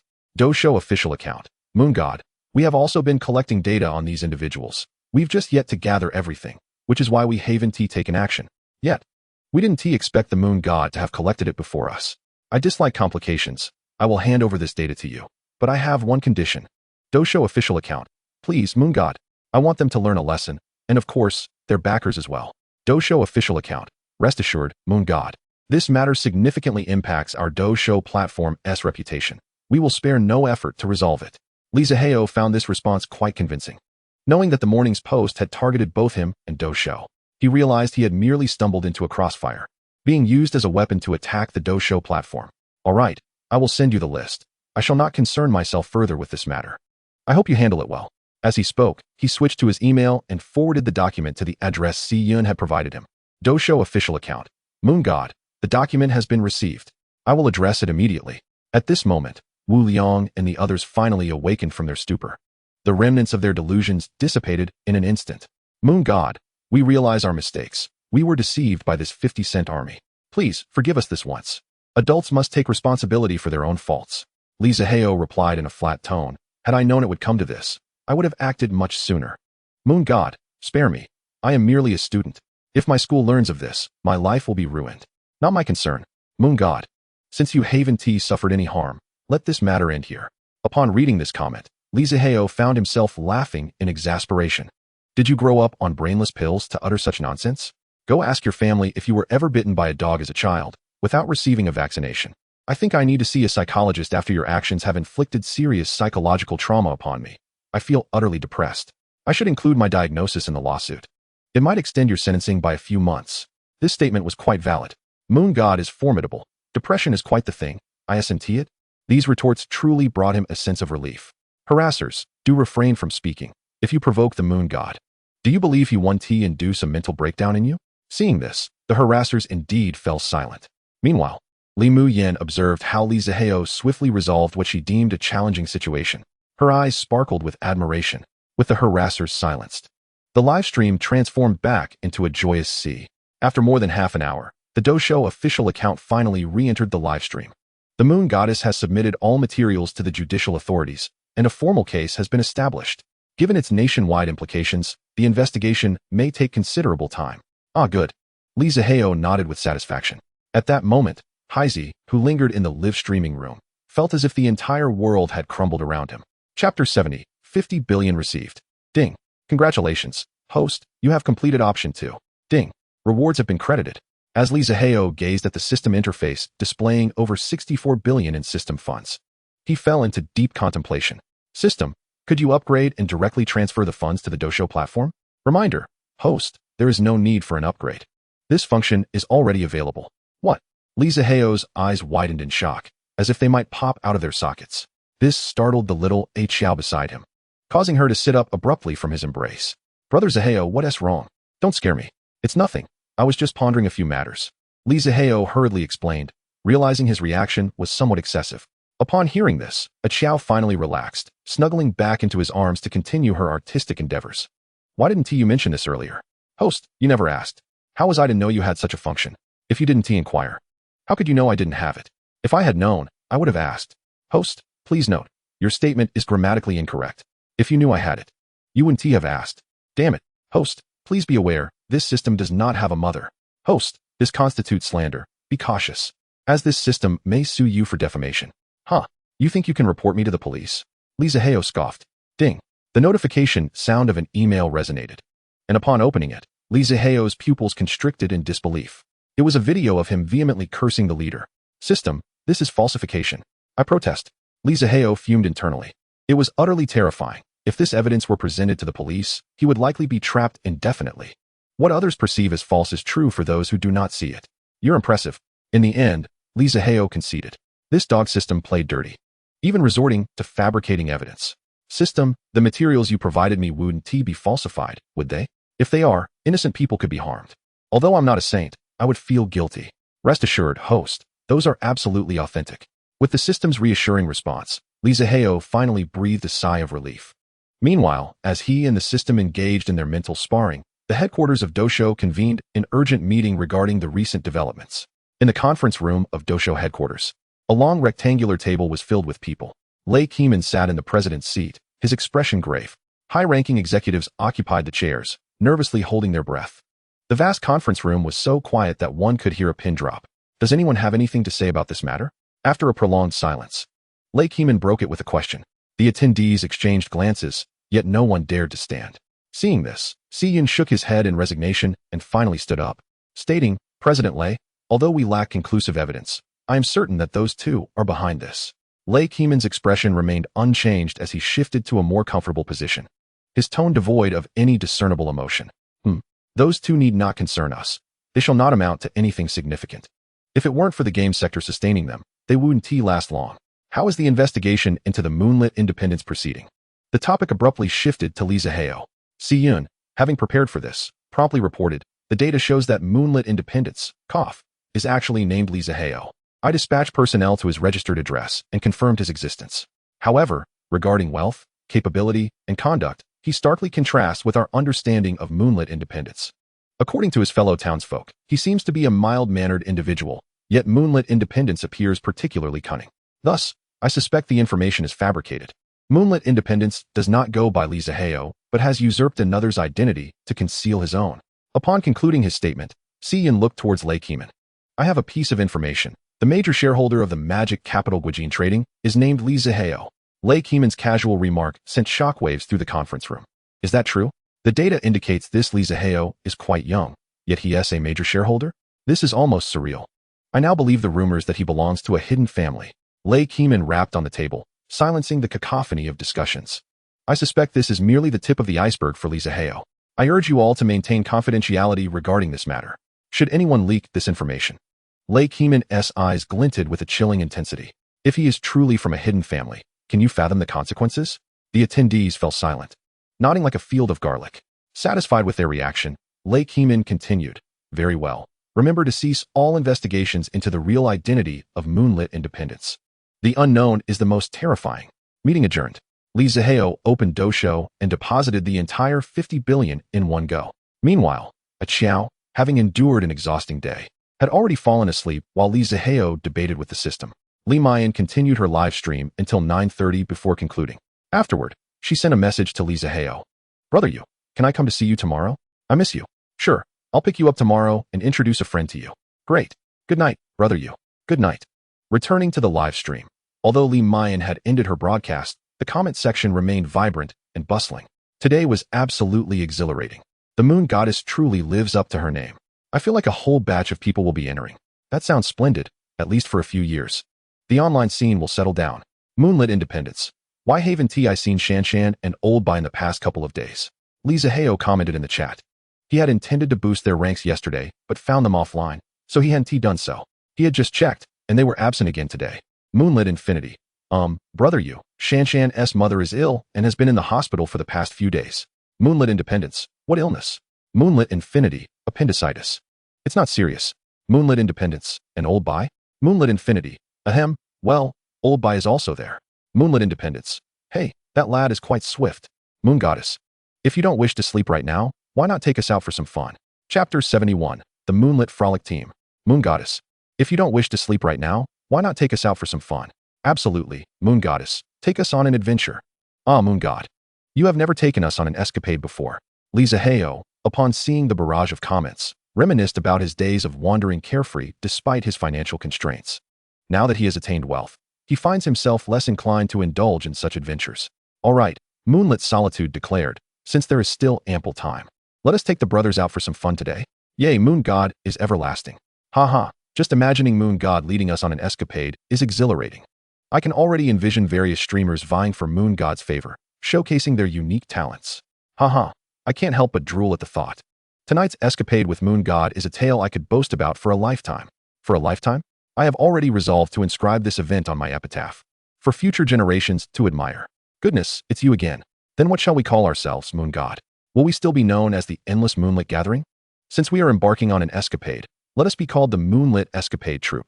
Moonlit Solitude replied. I'll seek our target. Once I have found it, I will signal you with the Wine Sword Immortal, and you can fly over. Understood. Understood. Understood 14,588. All right. The Moonlit Escapade Troop departs. Li Zihao exited Li Mayan's livestream and casually entered a random broadcast. This one won't do.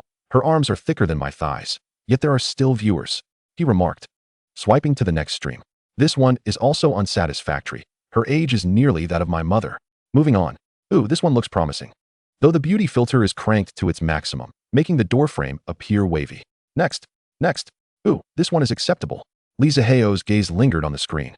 Before he could deactivate his stealth mode, a female streamer, whose looks could easily score a solid 90, proclaimed, "Ladies, I must tell you, we must achieve financial independence. We cannot rely on men for everything. Remember, economic status is not the sole criterion for all matters. Love is. In essence, we women must not be materialistic." Zihao nodded in agreement. He then noticed the live stream had over 2,000 viewers, with more than half being men. Moonlit Solitude sends Wine Sword Immortal 1. Moonlit Solitude sends Wine Sword Immortal 1. As he deactivated his stealth mode, a colossal dragon-shaped apparition materialized on the screen. The moon god has arrived. Zihao was momentarily taken aback. He hadn't anticipated such a dramatic effect, but it undeniably exuded a sense of grandeur. Goodness, it's the moon god. The streamer is bound to rise to fame, having caught the attention of the moon god. Oh no. My newly chosen goddess is about to fall into the arms of a wealthy suitor again. Fear not. The lovely Meng Meng is unlike those superficial women. Didn't you hear her? Women should not be materialistic. How could someone who espouses such wisdom seek the favor of a wealthy patron? Goodness, let's welcome our moon god. I can't believe the moon god has graced my live stream. I'm beyond thrilled. The female streamer, witnessing the influx of gifts, leapt in excitement. The viewers were left speechless. Recalling her earlier declarations against materialism, what happened to her being independent? It seems she was merely establishing a facade. My heart is shattered. I feel as though I shall never love again. The streamer has deceived my affections. I believed she was advocating for us men, yet it appears she merely desires our money. The Moonlit Escapade Troupe has paid a visit. The Moonlit Escapade Troupe has paid a visit. The Moonlit Escapade Troupe has paid a visit. The Moonlit Army purchased their tickets, and in an instant, they descended upon the live stream. The viewer count surged from over 2,000 to nearly 18,000, fueled by the allure of the moon god's title. Wow, this streamer is quite attractive. While she may not rival the moon matron, she is certainly more appealing than many others. Indeed, the moon god's taste is eternally trustworthy. Upon witnessing the sudden influx of viewers, the streamer's face flushed with excitement. Moon god, shall I perform a dance for you? I have some dance experience. How about a motor shake? I can also do the Gatling. The female streamer gazed hopefully at the comments, her eyes sparkling with ambition. After all, the previous gifts represented a sum equivalent to 2 months of her income. Why endure the discomfort of uttering disingenuous words to appease a group of old men? It was all for the sake of garnering gifts from these gullible patrons. Now that a wealthy benefactor had arrived, pleasing him would suffice, rendering the others irrelevant. Zihao soon realized that her earlier words had been nothing but empty rhetoric. Moonlit Solitude, I initially thought you were different from the other streamers. But I see you have revealed your true colors so soon. How dull. Brothers, it's time to move on. With that, he swiped up the screen, seeking the next stream. The female streamer was left bewildered. What just transpired? Did he really think I was unlike other streamers? Then it dawned on her. She recalled the words she had spoken before the moon god showered gifts upon her and instantly regretted her choices. Damn it, not all affluent individuals appreciate flattery. Who would have guessed? Haha, the moon god is not fond of such behavior. What is going on? I just entered and am utterly confused. Can someone explain? My friend, let me enlighten you about this woman's true nature. Oh dear, I never realized this streamer was so shameless. What a pity. Such a lovely exterior concealing a wicked heart. I'm leaving. Unfollowed. Unfollowed. The female streamer watched in horror as her viewer count plummeted below 10, her face turning pale as she slumped to the ground. She failed to win over the wealthy benefactor, and her facade crumbled. This was a disaster. As 2 flowers bloom, each with its own story, Zihao found himself in a new live stream. His presence here was not due to the streamer's beauty, but because of a sign prominently displayed. The sign bore 2 words that captured Zihao's attention. Assist farmers. A woman, appearing to be around 30, possessed an attractive demeanor, exuding an impressive aura with her sun-kissed skin, radiating robust health. Greetings, everyone. A warm welcome to the newcomers in the live streaming room. I am Qi Xiaowan, the mayor of Yuan County in Yun Province. Upon hearing this, Zihao couldn't help but raise an eyebrow. A county mayor so youthful and female is indeed a rarity. However, the comments flooding the screen caused a slight furrow in his brow. A young female county mayor? Surely she must have ascended through dubious means. Have you all seen the recent news? An assistant director in a certain district of Yangzhou was exposed for having an improper relationship with a leader. I have heard about that too. Do you think this county mayor also climbed to her position by such tactics? It's likely, one must admit. It seems women nowadays have it much easier than men when it comes to achieving success. Just lie back and do nothing. Qi Xiaowan, observing these comments, stifled her disgust and pretended not to see as she continued. I was appointed as the county mayor just this year, but upon my arrival, I discovered a troubling situation. The infamous ugly apples from Yuan County are known throughout all of China, with market prices soaring to over 6 yuan per pound. Almost every household here cultivates them. And during this season, we can harvest over 1 million pounds of these ugly apples. Yet, why is Yuan County still classified as a poverty-stricken area every year? I find it perplexing. After conducting numerous visits, I learned that due to the isolation of information, fruit traders buy the ugly apples from farmers at just 1 yuan per pound, only to resell them for over 6 yuan. The previous county mayor, Wu, was unaware of this situation due to his lack of internet knowledge. However, I have come to understand it, and that is why I wish to sell the true ugly apples through this live stream at a price of 4 yuan per pound. This way, you benefit from lower costs, and the farmers can earn more. Qi Xiaowan's words were both sincere and pragmatic. At that moment, more comments appeared on the screen. Just because you call them ugly apples, does that make them ugly apples? We can't see or touch them. What if they aren't what we expected? Indeed. While they may cost over 6 yuan here, at least we can trust our purchase. If you are unsatisfied with your order, we will offer you a full refund, Qi Xiaowan said urgently. She had witnessed firsthand the arduous efforts of the humble farmers in cultivating these ugly apples, only for them to be sold for a mere 1 yuan per pound. Her heart ached for them. Thus, she had intercepted the middlemen who came to collect the apples this year, promising the farmers that she could secure a much better price. She could not bear to imagine the devastation it would cause the farmers if the apples rotted unsold on the ground. All right, this is what you said. If we are not satisfied, we can return and get a refund. Zihao shook his head at this. The young county mayor had good intentions, but she was still too naive. Just this one promise, if exploited by unscrupulous individuals, could lead to a situation where they claim dissatisfaction and demand refunds, which, solely based on shipping costs, could completely crush her. Under the moonlight, I will buy all of today's apples. No, I will buy every single apple you have. Qi Xiaowan was momentarily taken aback by this startling comment.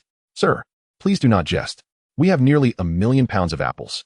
Even if you could buy them all, you wouldn't be able to consume them, leading to waste. Not to worry, I have many friends. To those here trying to be middlemen, you can all leave now. I will buy all the apples here. Don't think I am unaware of your petty schemes. Do not cross the line when it comes to making a profit. And to those who just accused County Mayor Qi of using underhanded tactics to rise to her position, what proof do you have? It seems my actions this afternoon did not serve as a warning for you. Such vile minds see the world through a filthy lens. If your mothers were to see these comments, they would slap you silly. You lot are a bunch of lowlifes. Even a placenta would have more class than you. Who are you calling that? Shut your mouth up there. This is the Moon God. You truly are bold to confront him. Well said, Moon God. I was about to curse too. Let us throw them all in jail for defaming public officials. With Zihao's comment, the live stream, which had originally boasted over 200 viewers, suddenly saw nearly 300 drop off. Aside from those who had just spoken vilely, the remainder consisted mainly of fruit traders who dared not provoke this recently infamous figure. Had they not seen how he had taken down thousands this morning? They were keen to avoid any confrontation with him. Some middlemen even felt a sense of relief that this gentleman had vented his frustration. Had he truly set his sights on them, they would not have known how they had perished. County Mayor Qi, you must be cautious with that promise. If those middlemen buy the apples. Zihao's sentence trailed off. Upon reading this comment, Qi Xiaowan's heart sank, and a hint of apprehension crossed her face. If those apples were indeed purchased by them and then returned with various excuses, the fruits would surely spoil within days, resulting in both unsellable produce and a substantial loss in shipping costs. Qi Xiaowan sincerely responded, "Thank you for the reminder, dear sir, otherwise." Before she could finish her words of gratitude, a spectacular gift effect filled the entire screen. Moon God has gifted a wine sword immortal. Stunned by the gift effect, Qi Xiaowan exclaimed, "Dear sir, please refrain from sending gifts. If you truly wish to support us, consider purchasing some apples instead. They can be enjoyed personally or given as gifts. We offer them in gift boxes. Do not be misled by their appearance. They are all sweet and delicious. I have mentioned that I have many friends. Let the gifts fly for a while." As Zihao's comment appeared, the number of viewers in the live stream surged dramatically, as if they had been injected with adrenaline. Qi Xiaowan, who had previously doubted the possibility, was now astonished to see the influx of notifications flooding the screen. What was happening? Qi Xiaowan felt dizzy. She had been streaming for hours, and the room had barely gathered 200 viewers, with over 100 being middlemen. Yet, just one gift from the Moon God had drawn in so many newcomers. She glanced at the online count, over 20,000. Zihao chuckled. "County Mayor Qi, I told you, I have many friends." Chapter 73, spending 5 million to buy apples. Wait, has the Moon God's taste declined? Shut up, can't you see this is for the farmers? Wait, from what the Moon God suggests, this beauty is a county mayor. Wow, an extraordinarily young female county mayor, impressive. Observe the complexion. This captivating county magistrate is, indeed, A person of action. Without further ado, let us proceed to the link, for the moon goddess has graced us with her presence, and it will be a swift affair. Yes, yes, yes, beautiful county magistrate. Hasten to share the link. Share the link now. At this moment, Qi Xiaowan's mind is still slightly buzzing. With a sudden influx of 20,000 viewers, she had previously thought the individual's words were mere bravado, only to discover that her companion truly possesses substantial resources. Upon noticing the barrage of comments urging her to share the link, her eyes sparkled with excitement, and she quickly replied, "Oh, splendid. Thank you all." In the midst of a flurry of frantic actions, she fortunately recalled how to share the link, thus avoiding a lapse in this critical moment. 4 yuan per pound for apples? Outrageous. Even in the name of aiding farmers, that price is simply absurd. Is it true that the individual above has never tasted the peculiar apples from Yun province? 4 yuan for those unsightly apples? My goodness, I just checked. And the beautiful county magistrate indeed hails from Yuan County in Yun province. This must be the authentic Yuan County's peculiar apples, surely not a counterfeit. 4 yuan per pound? The cheapest in our region still goes for 6. Even our slightly cheaper ones are still over 5. While these apples may be pricier than the average, they are genuinely delightful. The moon goddess is truly bestowing benefits upon us. What are we waiting for? Swift action is paramount. Charge forth, brothers. Everyone, please hold on. Zihao, sensing the situation, quickly intervened. What a splendid opportunity to rake in money. Would I allow you to seize it first? Upon his message appearing, the chat room fell silent, and everyone instinctively halted their actions. It was I who brought you all here, so why should you be the ones to spend money? Indeed. Moon brother, we cannot act like thieves. Exactly, moon goddess, my brothers do not lack this little sum. Moon goddess, we cannot engage in unlawful acts. Why must you all chatter incessantly? Can you not wait for the moon goddess to finish speaking? Moreover, thievery? Let me see you attempt to steal something from the little yellow bike. If you truly succeed, I shall kneel and call you my ancestor. Well, that's true. Zihao, observing the comments, was left utterly speechless by this group of rascals. Robbery? What robbery? I am a person with more money than I can spend. What need have I for theft? Moments later, Zihao sent out a message. What are you all thinking? County Magistrate Qi, could you possibly set the price to 1 cent per pound? Moon Goddess, that is outright robbery. Wow, how is this different from blatant theft? Hello, is this the police? I wish to report a robbery in the live stream. Qi Xiaowan was momentarily taken aback by the sudden influx of comments. The flickering flame of hope within her heart was doused in an instant. Zihao, recognizing the playful nature of the comments, paid them no mind, but soon realized the ambiguity in his own message and quickly typed an explanation. My apologies for not being clearer.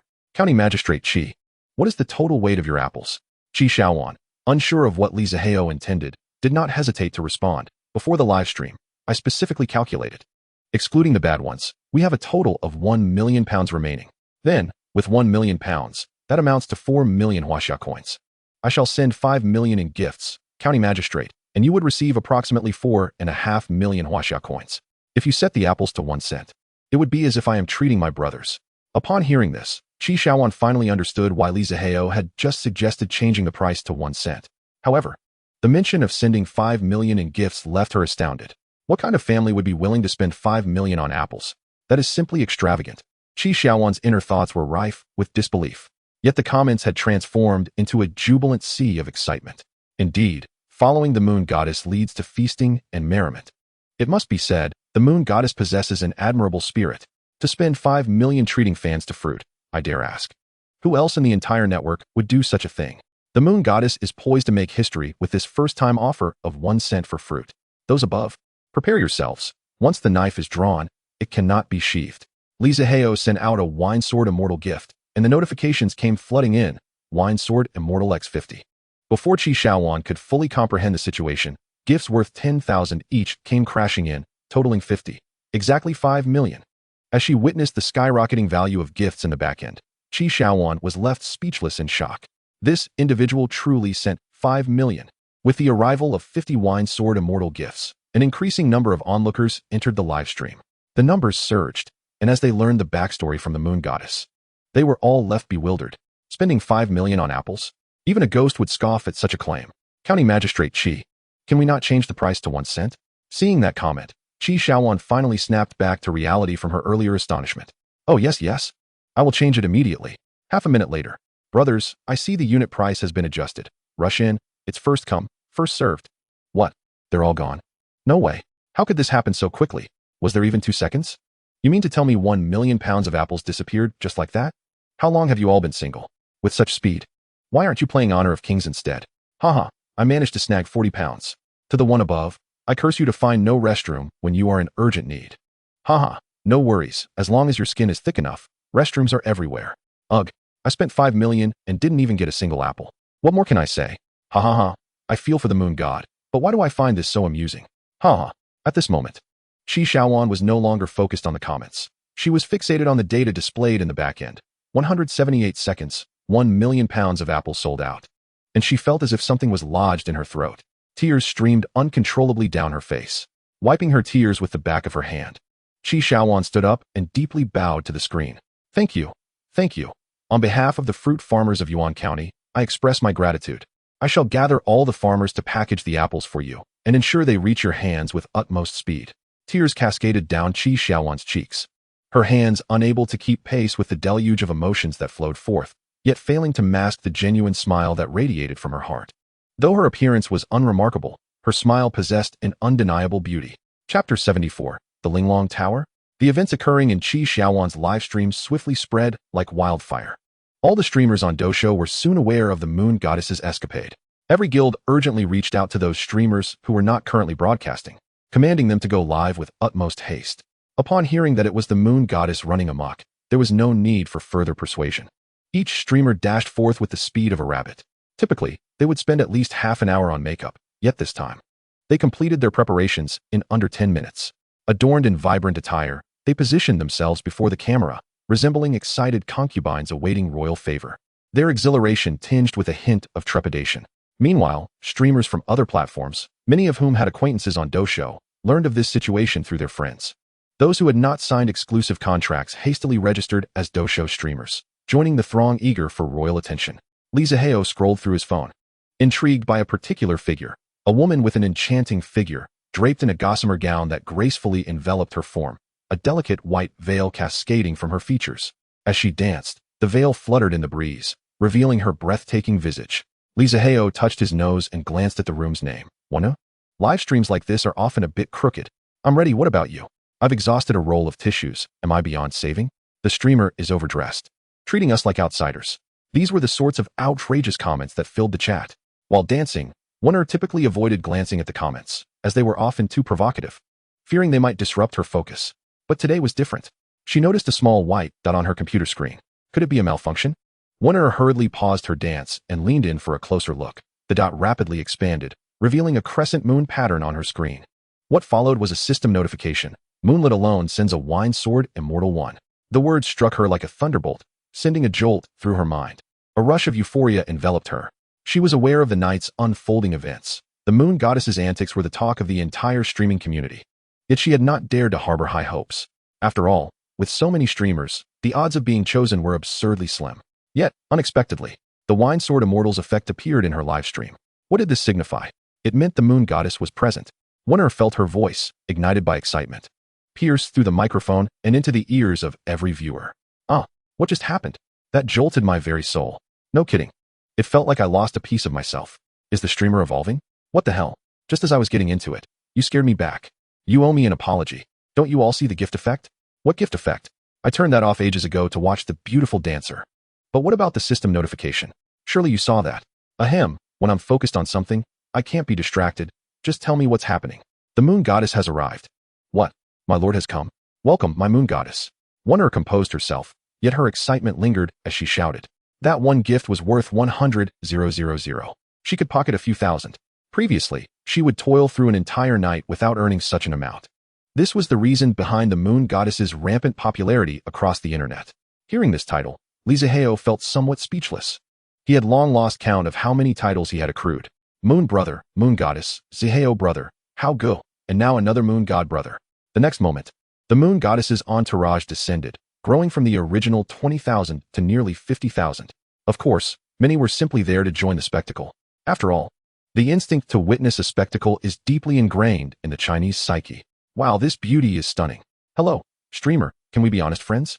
From above, the sound of pipes wafts down. Welcome, everyone, to Warner's livestream. Warner returned to her seat, lowered the music volume, adjusted her microphone, and smiled as she spoke. What dance would you like to see, moon god? Moonlit alone. Can the streamer sing? Wonder flashed a sweet smile, her alluring eyes curving like crescent moons, making her even more enchanting. I can, moon god. How about I perform my signature piece, Linglong Tower? Linglong Tower? Is that the one reputed to be able to stifle an ox? It must be. I've only heard of that Linglong Tower. Wow, after watching Wonder for so long, I didn't know she could sing. Moonlit alone, great. To be honest, Zihao had never heard this song, but judging by the comments, it seemed remarkable. He couldn't help but feel a sense of anticipation. Wonder, beaming with delight, started the music. A strong, rhythmic prelude filled the air. What the hell? It's even at double speed? Wonder is impressive. I've tried this. Let's just say the King of Hell has invited me for tea. Zihao furrowed his brow slightly. Aside from its strong rhythm, there wasn't much appealing about the song. And what was this about the King of Hell inviting someone for tea? But as the music progressed, Wonder's voice soared. With her mouth moving at lightning speed, each character burst forth like bullets, piercing Zihao's eardrums. The dense lyrics left him utterly stunned. What sort of tongue could sing so swiftly? Chapter 75. You are not the third party. On a high mountain, an old monk, clad in layers of robes. If you ask the old monk how high he has climbed, he remembers the yellow river's clear waters. The eldest disciple is named Qing Tu Long. The second disciple is named Lung Tu Qing. The seventh disciple is named Feng Sui Hua. The eighth disciple is named Hua Sui Feng. Is this even a lyric? This is pure tongue twister. Strangely enough, it sounds quite captivating. What sort of agility is required to sing this fast? Zihao found his thoughts wandering. The intense rhythm compelled him to involuntarily shake his leg, rousing the nearby Xiao A Qiao from her slumber. Zihao, brother, do you like Wuna? I'm quite familiar with her. Should I lend you a hand? Xiao A Qiao rubbed her eyes, catching a glimpse of Wuna on Zihao's phone screen, a smirk playing on her lips, her tone laced with playful teasing. Zihao's eyes sparkled upon hearing Xiao A Qiao's words. He playfully ruffled her hair and chuckled. What? Are you trying to push your big brother away? At this, a hint of melancholy washed over Xiao A Qiao's face. I don't want to either. But I know I can't hold your heart on my own. So, I must gather a few more sisters to keep an eye on you, lest you take advantage of your lecherous ways. She scrunched her nose at Zihao, but her expression suddenly darkened. Moreover, strictly speaking, I am actually the third party. Zihao wrapped his arms around Xiao A Qiao's shoulders, sighed, and spoke in a serious tone. No, don't think like that. You are not the third party. Really? Big brother Zihao, you truly don't see me as the third party? Xiao A Qiao's eyes sparkled with excitement as she gazed at him. Zihao gently cupped her face and replied, because before you, there was another. You are the fourth party. A heavy silence enveloped the air. Big brother Zihao. I'm not talking to you anymore. Seeing Xiao A Qiao sulking with her lips pursed, Zihao could no longer resist and leaned in to kiss her. Big brother Zihao. My wish is quite simple. As long as you always have a place for me in your heart, that suffices. After a deep, lingering kiss, Xiao A Qiao's cheeks flushed as she spoke. Zihao remained silent, merely tightening his embrace around her. At that moment, when Air's song reached its final verses, the great wind blows fiercely, scattering the stars across the sky, leveling the ground's pits, melting the ice within them, uprooting the pines above the ice, sending the eagles soaring from the pines, whisking away a venerable monk, overturning the scriptures before the monk, extinguishing the lamp before the scriptures, removing the nails from the wall, collapsing the bough upon the nails. In an instant, the scene transformed into one where stars scattered and pits were leveled, the ice melted. Pines fell, eagles soared, monks departed, scriptures flipped, and lamps extinguished. Such a tongue twister. It flowed effortlessly and exhilaratingly. Once the song concluded, Zihao felt as if he had just savored a chilled watermelon on a sweltering summer day, an overwhelming sense of refreshment making him want to sigh in delight. It was as though every pore in his body had opened wide, taking in the air. Without further ado, he began sending gifts. Under the moon, I drink alone. Sending out the wine, sword, immortal one. Under the moon, I drink alone. Sending out the wine, sword, immortal one. X2. Under the moon, I drink alone. Sending out the wine, sword, immortal one. X3. Under the moon, I drink alone. Sending out the wine, sword, immortal one. X50. The continuous stream of gift notifications left when Air's fans utterly dumbfounded. How much are these gifts worth? Does the person upstairs only care about When Air and not the outside world? Let me enlighten you. This is our moon god's exclusive gift, worth 100,000 Huaxia coins. 100,000. So the total value of these 50 gifts is 5 million? Oh, come on, don't be so surprised. Compared to the moon god's previous splurges of 1 billion, this time's expenditure is merely a drop in the bucket. 1 billion? Oh my. Is that how much one can spend on a live stream? Upstairs, our moon god has already hit dozens of small targets. Listening to you all, I now feel that spending 5 million isn't such a big deal. As someone who earns 500 a month, I can't believe I'm starting to look down on 5 million. You're not alone upstairs. Am I not human? Am I some beast? Watching the backstage display of 5 million in gift value, when Air was left astounded. Though she had heard of the moon god's fame and knew that gifts during a live stream were measured in billions, it was merely hearsay. One could understand that a billion was a substantial sum, but it didn't evoke much emotion. However, when such a grand sum appeared before her very eyes, even though she had prepared herself mentally, it was impossible to remain composed. It was akin to how a chubby person knew the author of Slaying Gods could earn tens of thousands daily, but wouldn't he feel much of an impact? Yet, when he earned 150 yuan on his first day of labor, he treated himself to take out that night. Thank you, moon god. When Air removed the veil from her face, revealing her beautiful countenance, with tears glistening like dew on a pear blossom. Oh my, when Air actually took off her veil. She is truly stunning. Why would someone so beautiful wear a veil? I remember when Air once mentioned her romantic history. It seems she has been hurt before. Wow. If someone of such divine beauty were to be with me, I would worship her as a goddess. Just look at her beauty. Even the 4 great beauties would feel ashamed in her presence. And her skin is so flawless, a mosquito could slip right off. At this moment, I find myself somewhat envious of mosquitoes. Even Li Zihao, who had encountered the likes of Li Muyan, Li Hui, and Xiao, couldn't help but be momentarily mesmerized. When Air's beauty appeared delicate, evoking a sense of fragility akin to Lin Daiyu, yet her singing was robust and powerful. Big brother Zihao. I truly know this when Air. If you like her, I can persuade her. Hearing this, Li Zihao's eyes lit up. Are you confident? Chapter 76. Want to steal the tower? In the following days, Li Zihao and Xiao found themselves ensconced in bliss. Although it was somewhat exhausting, they reveled in it. Of course, Xiao was not without her own challenges. For the past few days, the weather at the villa had been persistently gloomy and rainy. Time swiftly passed, and it was soon the final day of the weekly rankings. Around 10 o'clock in the evening, as usual, Li Zihao and Xiao lay in bed, embracing each other while watching Li Muyan's livestream. In Li Muyan's streaming room, ever since Li Zihao's rise, the comment section had remained remarkably harmonious. Rarely did it descend into the vulgarity often found in other female streamers' chats. Even the occasional risque remarks were always within acceptable limits. Today marks the last day of the weekly rankings, right? Yes, but I wonder what rewards await the top spot. Does our monthly nanny care about such trivial rewards? With the moon god, one possesses everything, don't you think? Honestly, these past few days, without any foolish interruptions, life has felt rather dull. Li Muyan sat lazily in her chair, engaging in casual banter with the comments. In the past, she would exhaust herself dancing, with only a handful of viewers online. Now, she simply sat chatting, attracting millions of viewers every day. Gifts pouring in daily amounted to tens of thousands. It was quite the irony. Taking a moment, Li Muyan lowered her head to fiddle with her phone. Then, with a faint blush, she lifted her gaze. Just then, Li Zihao's phone received a message. Big brother Zihao, I miss you. Li Zihao should have been overjoyed, but now, he could not summon any happiness. Upon glancing at the petite figure of Xiao lying beside him, he found himself at a loss for words. Brother Zihao, bring her here tomorrow, don't worry. I shall assist you.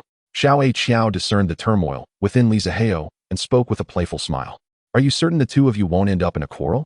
Li Zihao felt a twinge of uncertainty, but then recalled the presence of Li Hui, and possibly when Air in the future, which left him with a sense of overwhelming complexity. Brother Zihao, rest assured, that Xiao has great confidence in her abilities. As Li Zihao gazed at Xiao's crimson lips, he nodded in affirmation.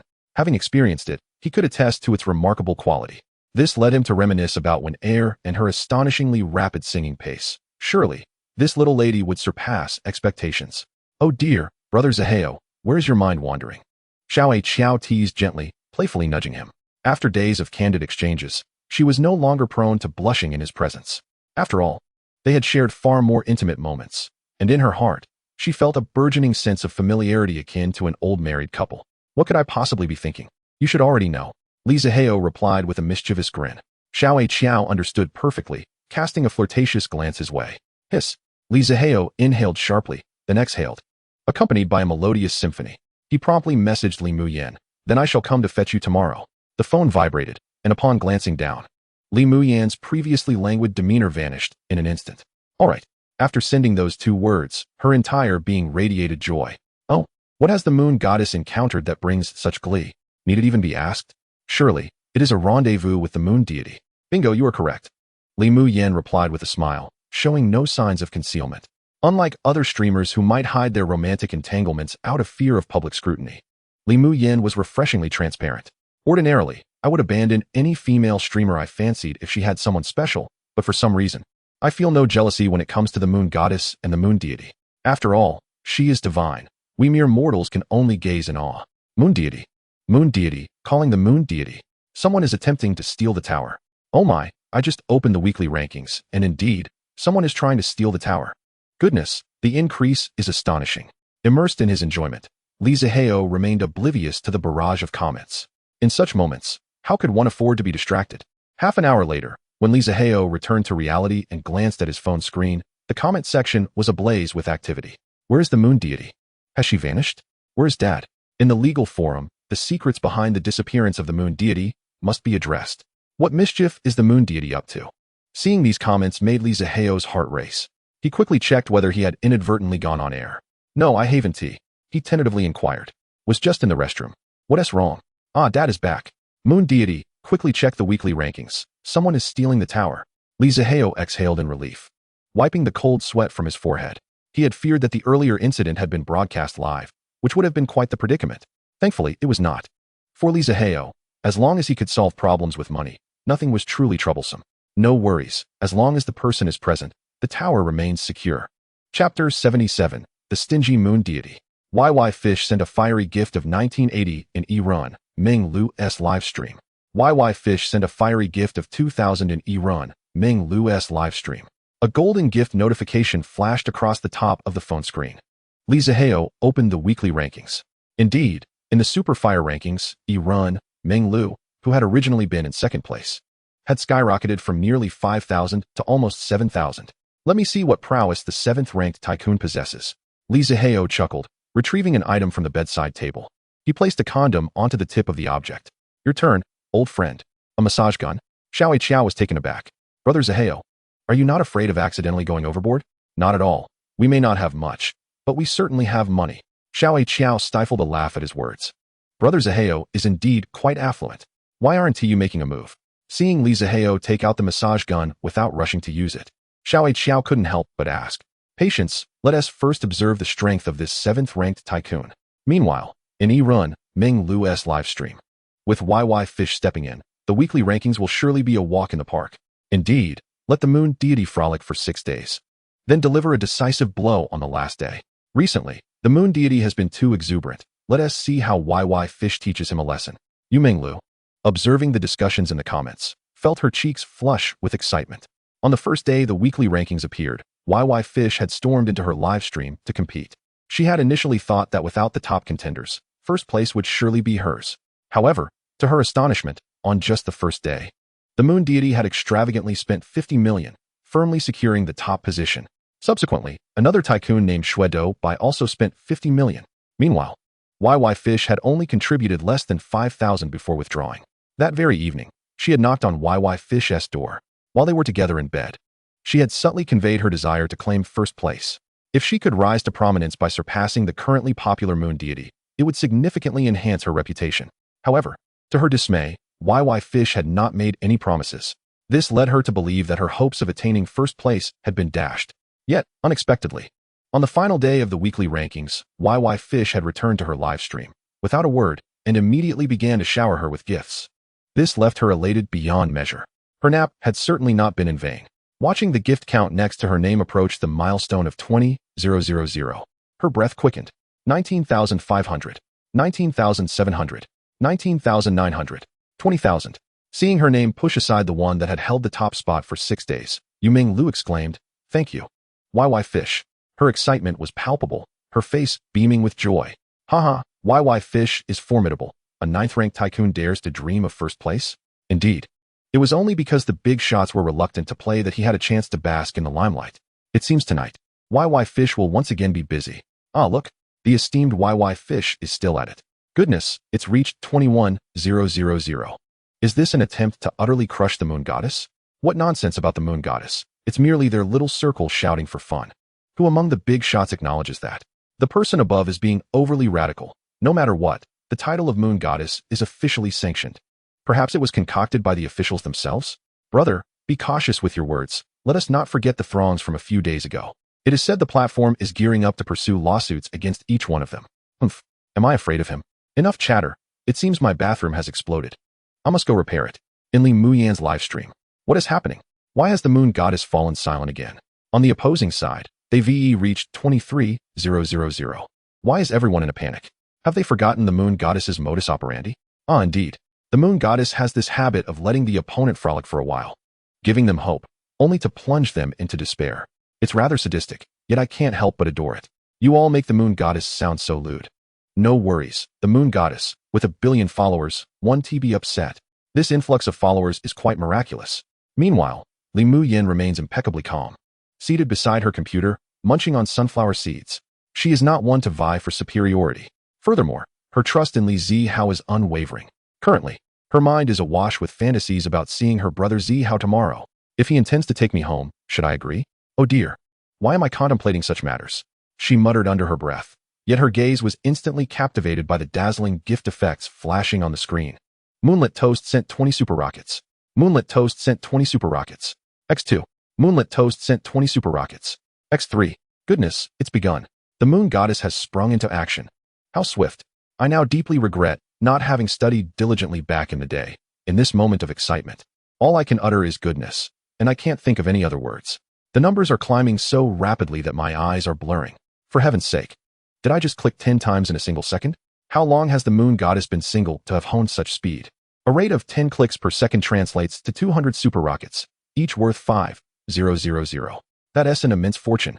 Do you truly believe, given the moon goddess's extravagance, that they would remain single? And what of this speed? It must surely be the result of frugality. But the moon goddess is not stingy at all. Li Muyan felt a bit dazed.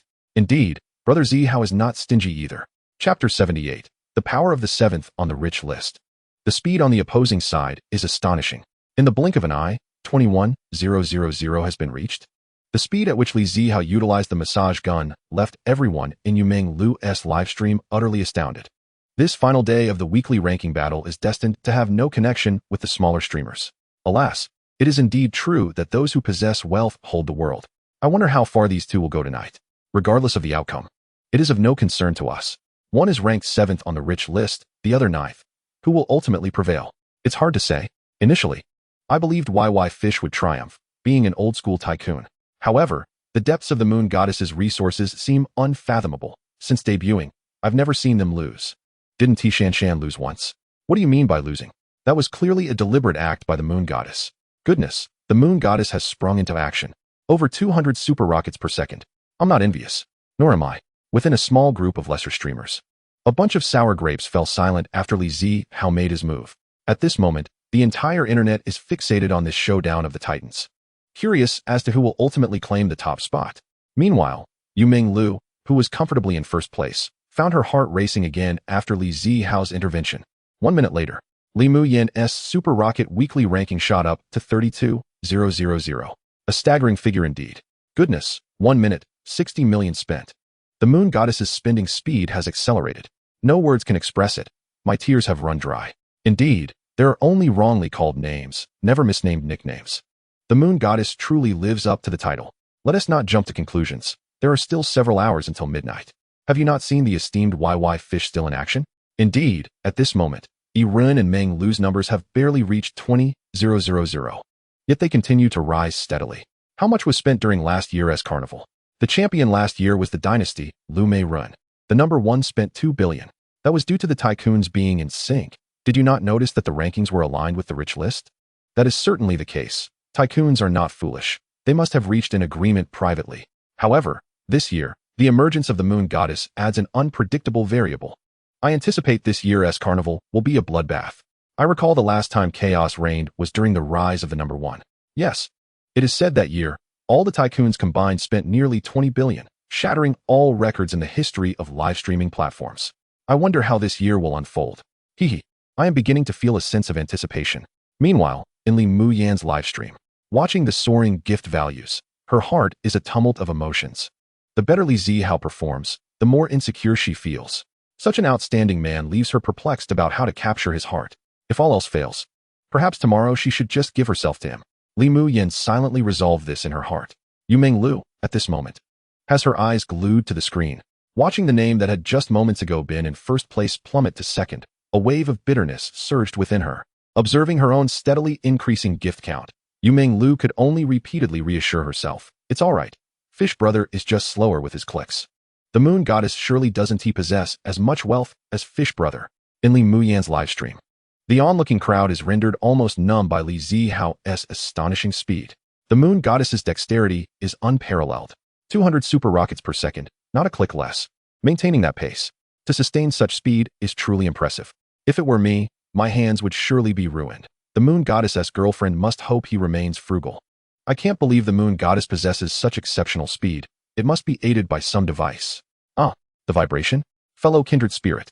My home has one too. Along with a cup from the airport. 5 minutes later, Yu Minglu stares at the dazzling figure of 80,000 in first place, feeling utterly defeated. YY Fish has amassed over 40,000 thus far, yet shows no sign of ceasing. Li Zihao, in the astonished gaze of Xiao Qiao, halted the increasingly heated massage machine. Xiao Qiao was utterly bewildered. 300 million?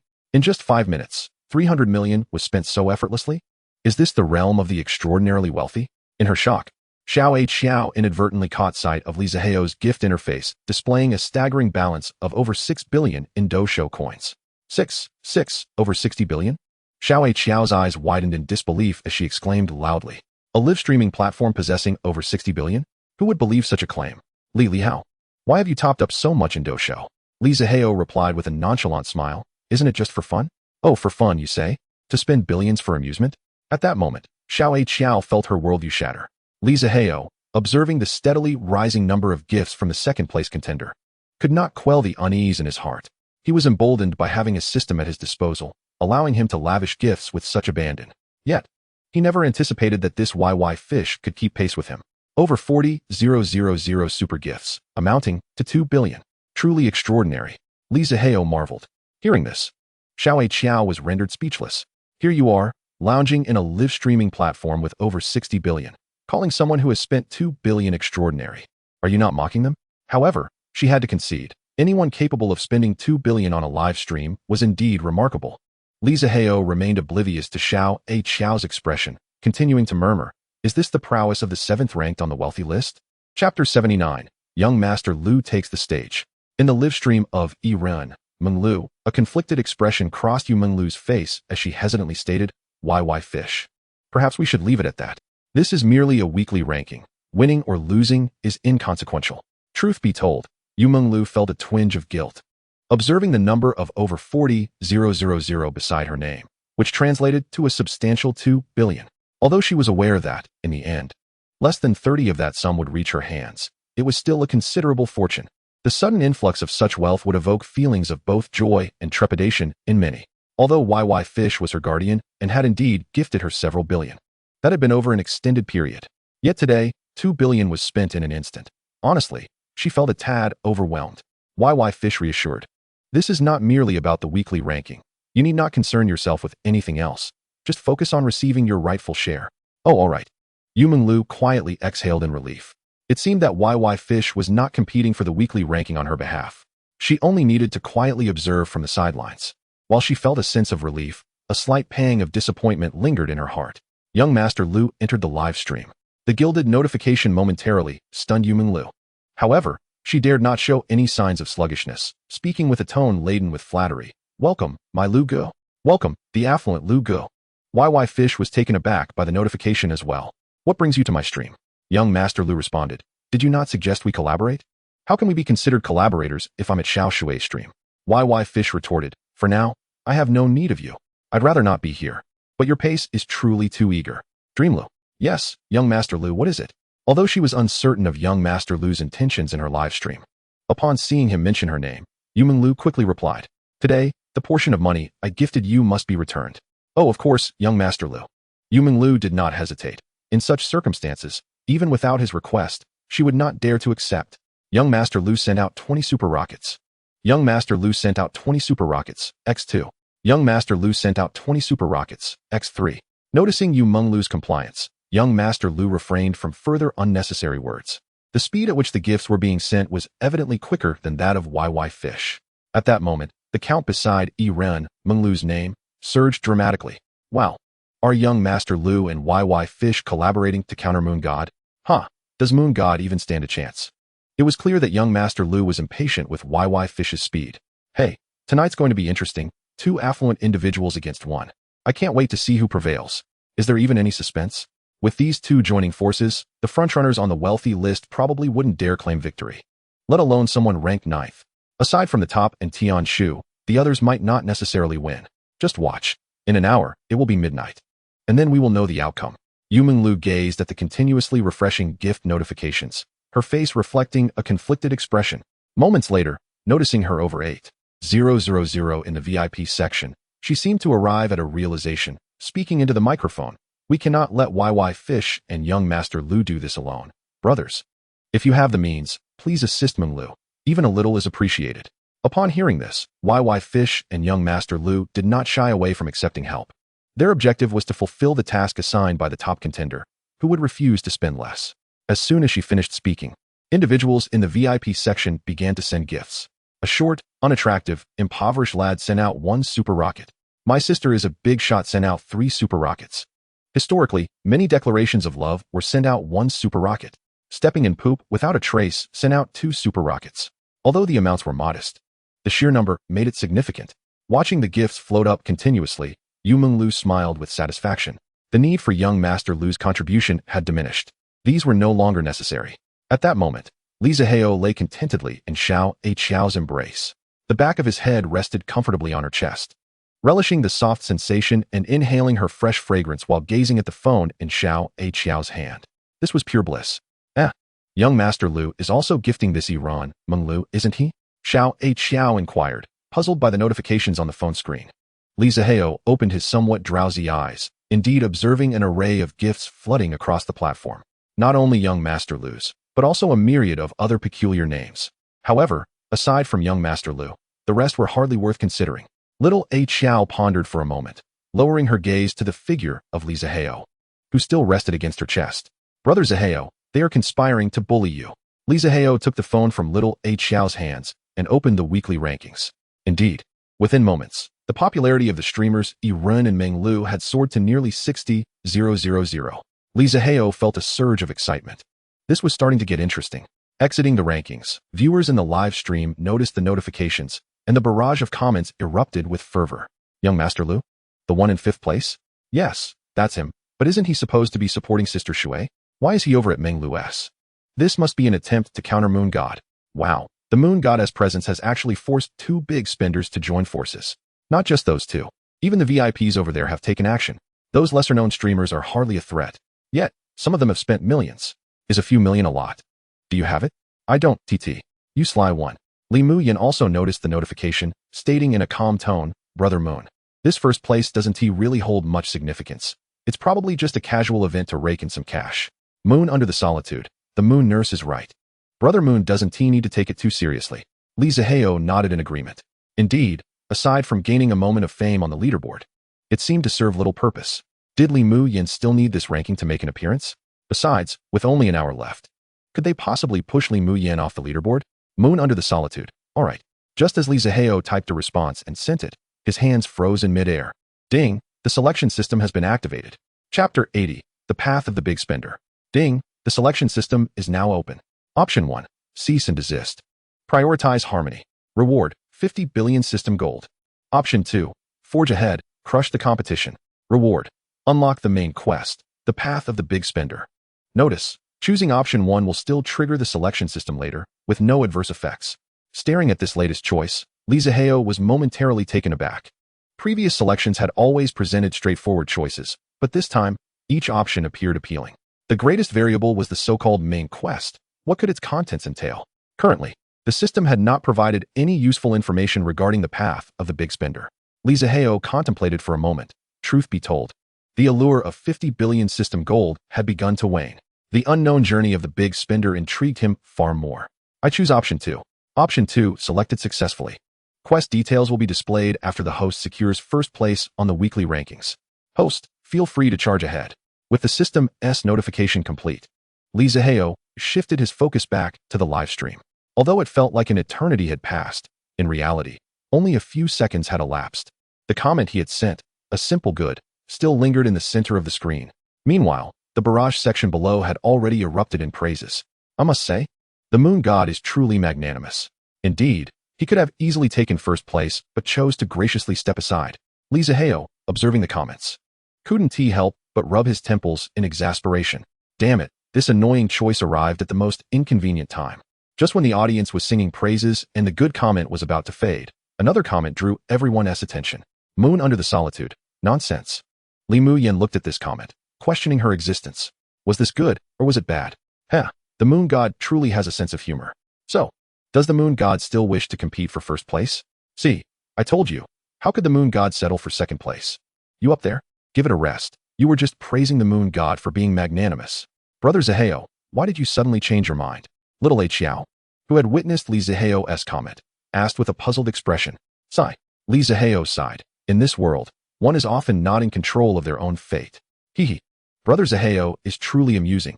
Who could possibly force you to send gifts? Little Xiao chuckled, a glint of envy evident in her eyes. I truly envy Sister Muyan. Li Zihao, lowering his eyelids as if casually, yet perhaps sincerely, remarked, if it were you, I would do the same. His light-hearted words struck little Xiao like a heavy hammer on her heart. Her eyes sparkled with brilliance, and though she remained silent, she wrapped her arms around Li Zihao's head. I knew it. Brother Zihao holds a place for Xiao in his heart. Brother Zihao, I am truly touched. When Sister Muyan arrives tomorrow, I will ensure to persuade her well. It was only upon hearing Li Zihao's hurried breaths that little Xiao realized the situation and hurriedly released her embrace. Li Zihao, little Xiao, in Yu Ming Lu's livestream, has the moon god started spending? It's been 10 minutes without any action. We're about to surpass him. I doubt he is spending, but seeing Boss Yu and young Master Lu join forces, retreating seems quite possible. YY Fish, at that moment, glanced at the still inactive first place, his brow furrowed deeply.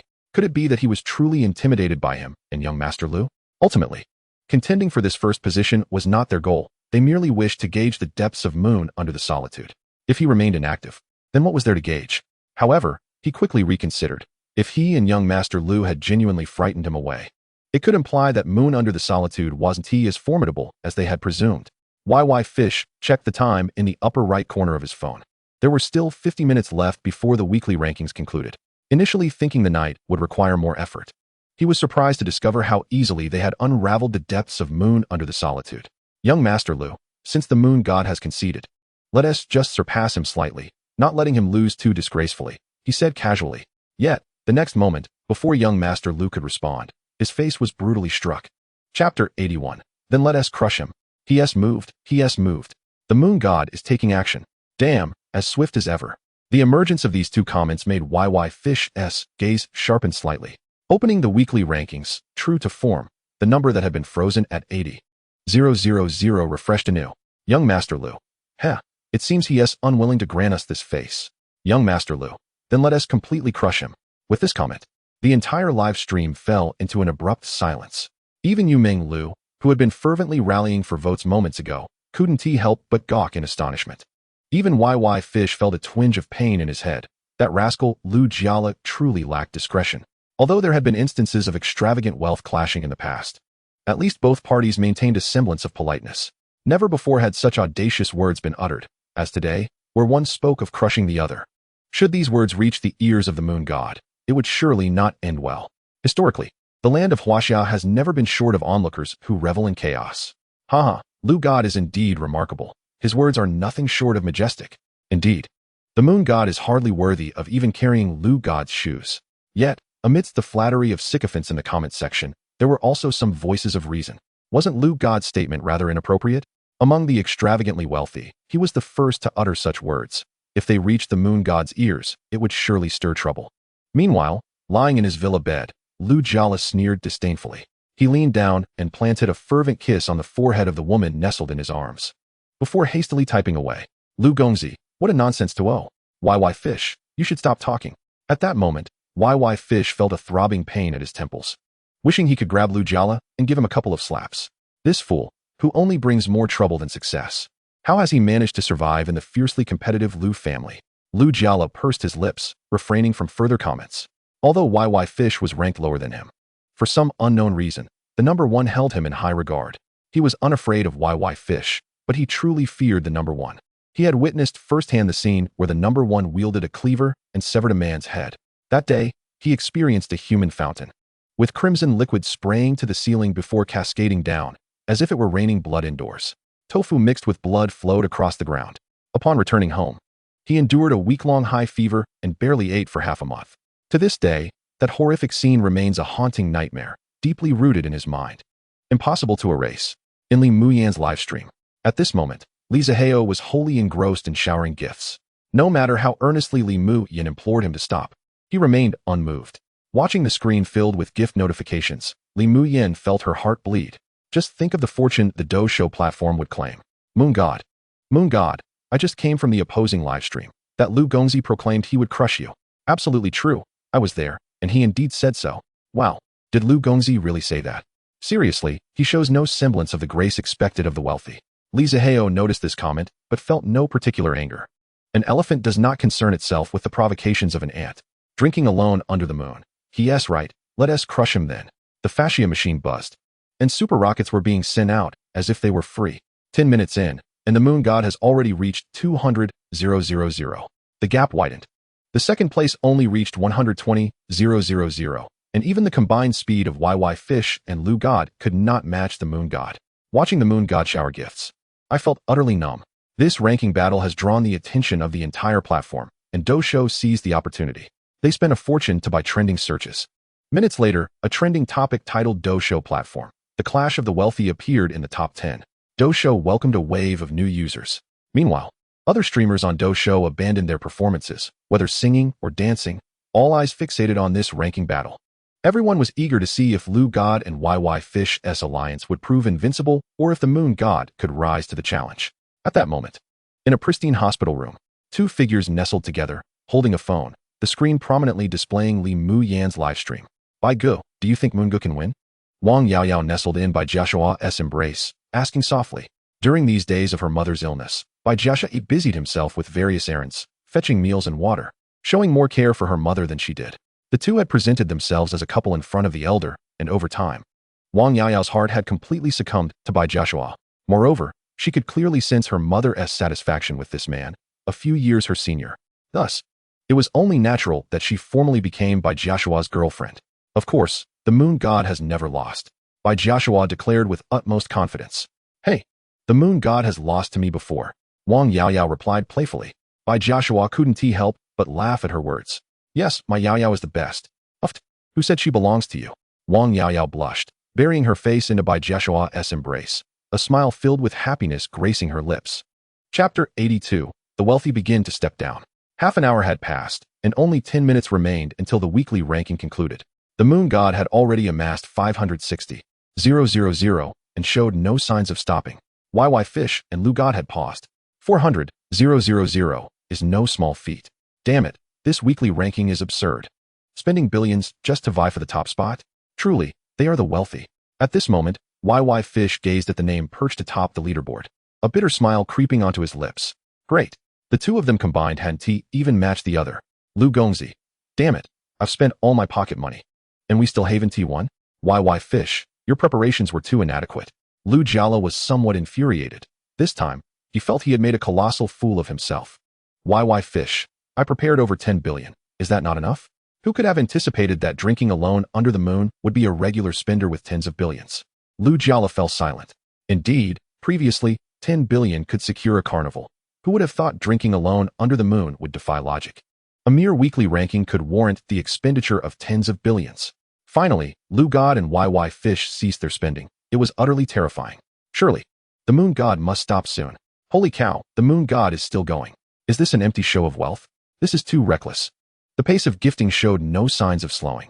In Li Muyan's livestream, the gift effects soared up and down, seemingly with no intention of halting. I feel as if I might vomit from watching the gift effects. Who can blame me? Never did I think I would feel nauseated from watching a live stream. Moon God, I beg you, have mercy and grant the opponent a chance to breathe. Allow us some respite. My eyes are going blurry. Hey, everyone, quickly look at the weekly ranking. The third place has changed. As the crowd indulged in jest, some viewers were nearly overwhelmed by the gift effects. Suddenly, a particular comment caught everyone's attention.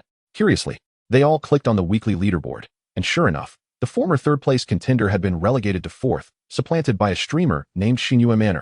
Shinue Manu? Isn't she the star of the Shinue Guild? The Goddess of Delight has made her move. Who is the Goddess of Delight? You don't know the Goddess of Delight? You must be a newcomer. Ah, yes. I just downloaded the app after seeing it trending. Oh, that makes sense. The Goddess of Delight, known as Shuang Meizi on Dousho, currently ranks third on the rich list and is the only female tycoon featured. A female tycoon? Do women also enjoy watching beautiful live streams? What a question. Everyone has an appreciation for beauty. Moreover, manners dancing is a true marvel on Dousho. Shuang Meizi, across all platforms today, is quite lively on the platform. I hope you don't mind if I join in.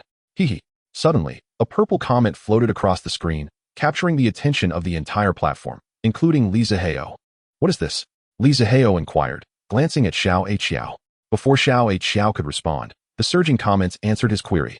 This is a 10,000 yuan all-platform broadcast. Wow. Indeed. It feels like ages since I've seen one of these. I think the last time was during the last event. Li Zihao, experiencing this for the first time, couldn't help but think it was somewhat superfluous. Who has the time to send an all-platform broadcast just to show off? Yet, one couldn't help but admire Dousho's visionary approach. As expected, someone was willing to spend. Meanwhile, the original third-place streamer, Joer, though pushed to fourth, found herself surprisingly relieved. This fierce competition among the wealthy had drawn more attention to the weekly leaderboard, inadvertently granting her name greater exposure. In just half an hour, several small streamers even gifted themselves in hopes of appearing on the leaderboard. However, her brief moment of joy was swiftly overshadowed by dismay. What the heck? Fourth place has changed too. Now it's Alliance, Fengzheng, and Baoga has also arrived. Baoga, across all platforms since Sister Shuang, is making her move. I shall join the fray too. The simultaneous broadcasts from Shuang Meizi and Baoga seem to sound an unknown trumpet call. Iezhichio, across all platforms young Master Lu has ascended to second place. I shall take this fifth spot. No objections, right? Iezhichio sent out 20 super rockets in the live stream of Lion Army. Xiao M, across all platforms, then I shall claim this sixth place. Xiao M sent out 20 super rockets in the live stream of Jodi, Kiki. Joer watched in disbelief as her ranking plummeted from third to fourth, then spiraled down to seventh. Her emotions resembled a roller coaster, and the bitterness she felt was shared by many small streamers who had fallen off the leaderboard. They bore a heavy resentment, yet dared not voice it. What are you wealthy folks doing racing for the leaderboard? The carnival should be your battleground. They left no avenue for the small streamers. While the small streamers felt discontent, the onlookers were thoroughly entertained. Wow. The rich list is almost entirely filled with the top tycoons, except for the first place champion and the second place Tianshu Go. Look at the spectacular gift notifications. It's simply magnificent. These streamers are absolutely raking it in today. Have you noticed? This scene resembles a gathering of deities witnessing the moon goddess being crowned. Chapter 83. The weekly leaderboard surpassing 3 billion. Indeed, it does resemble that. However, without the first place champion and Tian Shugo, it feels a tad lacking. This is already quite impressive. By this measure, the moon goddess is now ranked third, right beneath the first and second places. One cannot say so. After all, it's merely a weekly leaderboard, and all the tycoons are just joining in for the fun. Damn, throwing around tens of millions just for fun is truly something. Huh. Why isn't Shuedo by participating in the rich list? Well, I'm not surprised. His phone must have been confiscated by his grandfather again. As the prominent tycoons took to the stage, the competition for the weekly leaderboard reached a fever pitch in the final 10 minutes. The speed at which gift notifications refreshed at the top of the platform was dizzying. In those last moments, aside from the second place Iran Menglu, the numbers for the other streamers surged at a rate of 20 per second. No, the first place count increased by 200 per second. Li Zihao halted when the count reached 679, 880. It wasn't due to a lack of funds. Rather, his obsessive-compulsive disorder, in its advanced stage, dictated his actions. While walking down the street, he had a tendency to count the letters on shop signs. If he reached his destination and the number he counted wasn't an integer, it would trouble him for the entire day. Thus, he refused to allow the number of gifts he sent to be anything but whole. In the final moments, Li Zihao paused his gift-sending machine and opted for manual gifting, fearing he might overshoot. As the final seconds ticked away, the count behind the giant rabbit finally turned to 680,000. The seconds flew by. With the arrival of midnight, the weekly leaderboard concluded its first week. Every online user received a page at that moment. At the top of the pale gold page, the words Weekly Leaderboard glowed crimson. Below the title were links to various gift leaderboards. Almost no one paid attention to the other lists. Everyone instinctively opened the Super Rocket Leaderboard. First place, Ju 22680,000. Second place, Iran, Meng Lu 400, 620. Third place, Xinyue Manor 45, 000. Fourth place, Alliance, Fengzheng 42, 120. Fifth place, Lion Army, Shaowei 40, 680. Sixth place, Jiodi, Kiki 39, 840. Few paid attention to the rest below, except for young Master Lu, who ranked 5th in the rich list, and YY Fish, who claimed 7th. Everyone else had cleverly aligned their rankings with the rich list. Upon seeing the leaderboard, the small streamers fell into silence, although it was only in the final 10 minutes that the tycoons had truly engaged. However, the third-ranked Estmoidzic astonishingly amassed over 2 billion. How terrifying. 680,000 contributions, over 3 billion indeed. The prowess of the sun has once again reshaped my understanding. Even the last entry on this list garnered nearly 2 billion. Wasn't the 10th place only around 400? There's a 10th place? I thought it only extended to the 6th. Selective blindness, perhaps. The most crucial aspect is the Yusa. It should be noted that due to the nature of the title, the platform only deducts a mere 10% in fees. This means that, just from this occasion, the Yursag has earned nearly 30 billion. Oh, goodness, Yusin and Yusag are practically becoming family. What a masterful play of left hand to right hand. Other affluent individuals may not necessarily be able to recoup their investments for events of this nature. It is likely that the wealthy and the guilds will reach some form of consensus. The small streamers lurking in the NS live broadcast fell silent upon witnessing the barrage of comments. Indeed, in the fierce battle of the affluent, they were relegated to mere background figures, utterly transparent. The final few comments were of no concern to them. The staggering 30 billion on the weekly rankings, propelled by the Dousho platform, spread across the internet in the blink of an eye. This news, a sudden sensation, even overshadowed Gugu's headlines. Spending over 30 billion for the top spot on the weekly rankings? Surely that cannot be true. It is not a falsehood. I can only say Yusun is extraordinary. It is indeed true. I was present. The gifts were so overwhelming it made me nauseous. Yusun is truly remarkable. Such a grand presence exists on the Dousho platform? No more words. I must download and witness this for myself. As the entire internet was astounded by Li Jiao's extravagant display, he was immersed in the sound of the system's notifications. Ding! Congratulations to the host for completing option 2. Ding! Successfully initiating the main quest of the affluent path. Quest content. Please maintain your true self. Focus on wealth.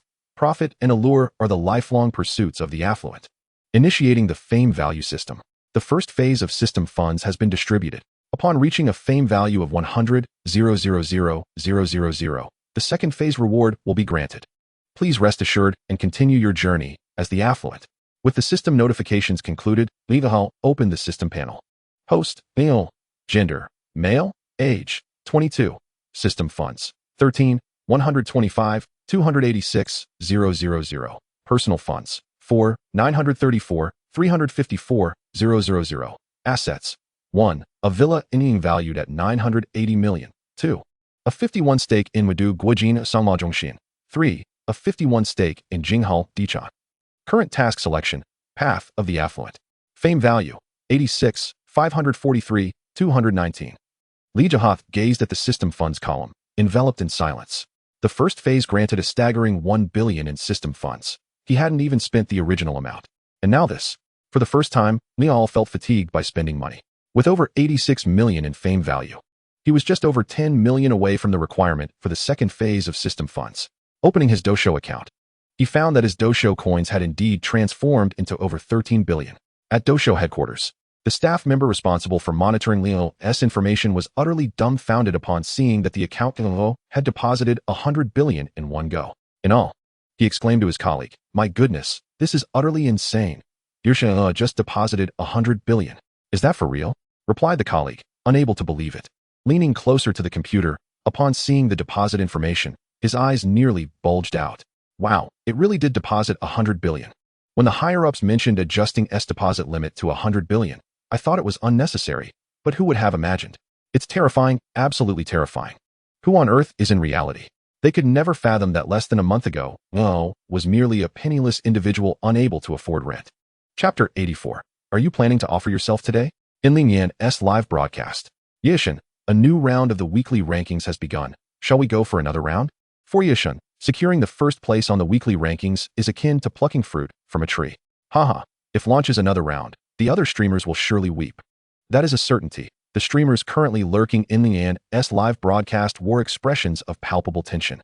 If these wealthy patrons continue to engage in the weekly rankings, what hope do they have? Li Zihao observed the comments, pondering for a moment before tentatively inquiring, Angel, Rabbit, shall we refrain from contesting this weekly ranking? Upon reading Li Zihao's comment, the small streamers erupted in laughter.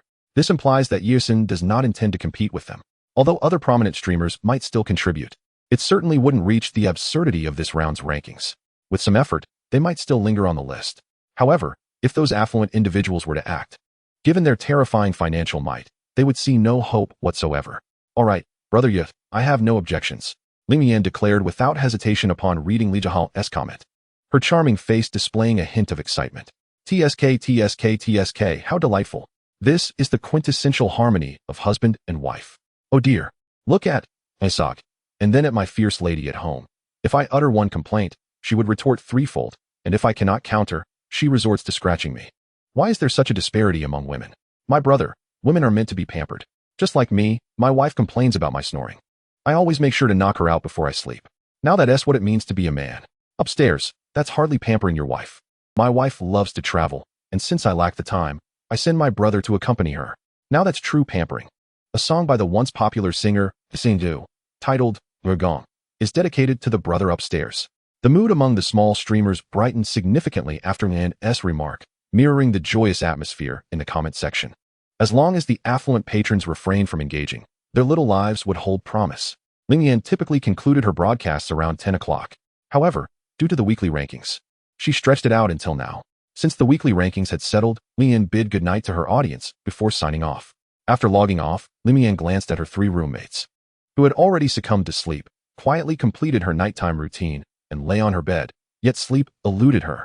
The moment she closed her eyes, her mind incessantly conjured images of her impending meeting with Zhao the next day. While Li Yan struggled to find slumber, Lian slept soundly. Morning, 8 o'clock. All right, brother Dal. No more delays. Hurry and pick up Sister Mian. Ah Chao tightly embraced Li Zihao, sweetly whispering in his ear. Li Zihao gently patted a Qiao, urging her to rise and dress. After a morning of invigorating exercise, Li Zihao appeared exceedingly spirited.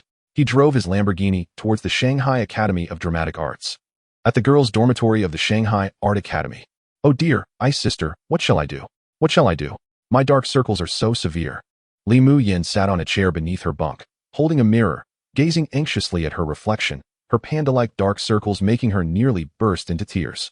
After a sleepless night, how could dark circles be avoided? However, Yin Yin, you are so beautiful. It's not a significant issue. Li Bing comforted her. Seated beside Li Mu Yin, Yin Yin, I have an idea. Lu Yihan's head emerged from the cocoon of her bedding across from Li Mu Yin, resting her chin on the railing with an ambiguous expression. Do not create chaos. Li Bing shot a disgruntled glance at Lu Yihan. Hey, how could I be causing trouble? I genuinely have a suggestion. Lu Yihan emerged from her covers with agility. She gracefully descended from her bunk, opened her wardrobe, and retrieved a garment. Ding, ding, ding. Yin Yin, if you wear this outfit, I assure you, some wealthy admirer will undoubtedly fixate on your figure, thus overshadowing those dark circles. With that, she gazed at Li Mu Yin with eager anticipation. Lu Yihan, put that garment away. How could Yin Yin possibly wear your clothes? Li Bing looked at Lu Yihan with exasperation. Yet, Li Mu Yin regarded the outfit with a hint of intrigue, her eyes glimmering with curiosity. Oh, come on, Yin Yin, try it on. Lu Yihan hung the dress at Li Mu Yin's bedside and began to assist her in removing her clothing. Half an hour later, wow. Yin Yin, your figure is unbeatable, Lu Yihan exclaimed, her chin resting on her hand, her gaze filled with astonishment as she looked at Li Mu Yin. Li Bing, observing Li Mu Yin in her new attire, fell silent, her intense gaze revealing a tumult of emotions within her. Indeed, it looks stunning. Yi Qian, who had been silent all along, suddenly spoke up. Hee, I have a good eye, don't I? Lu Yihan proudly lifted her chin. Then, she quietly leaned closer to Li Mu Yin and whispered, Yin Yin, have you planned to make a grand sacrifice today?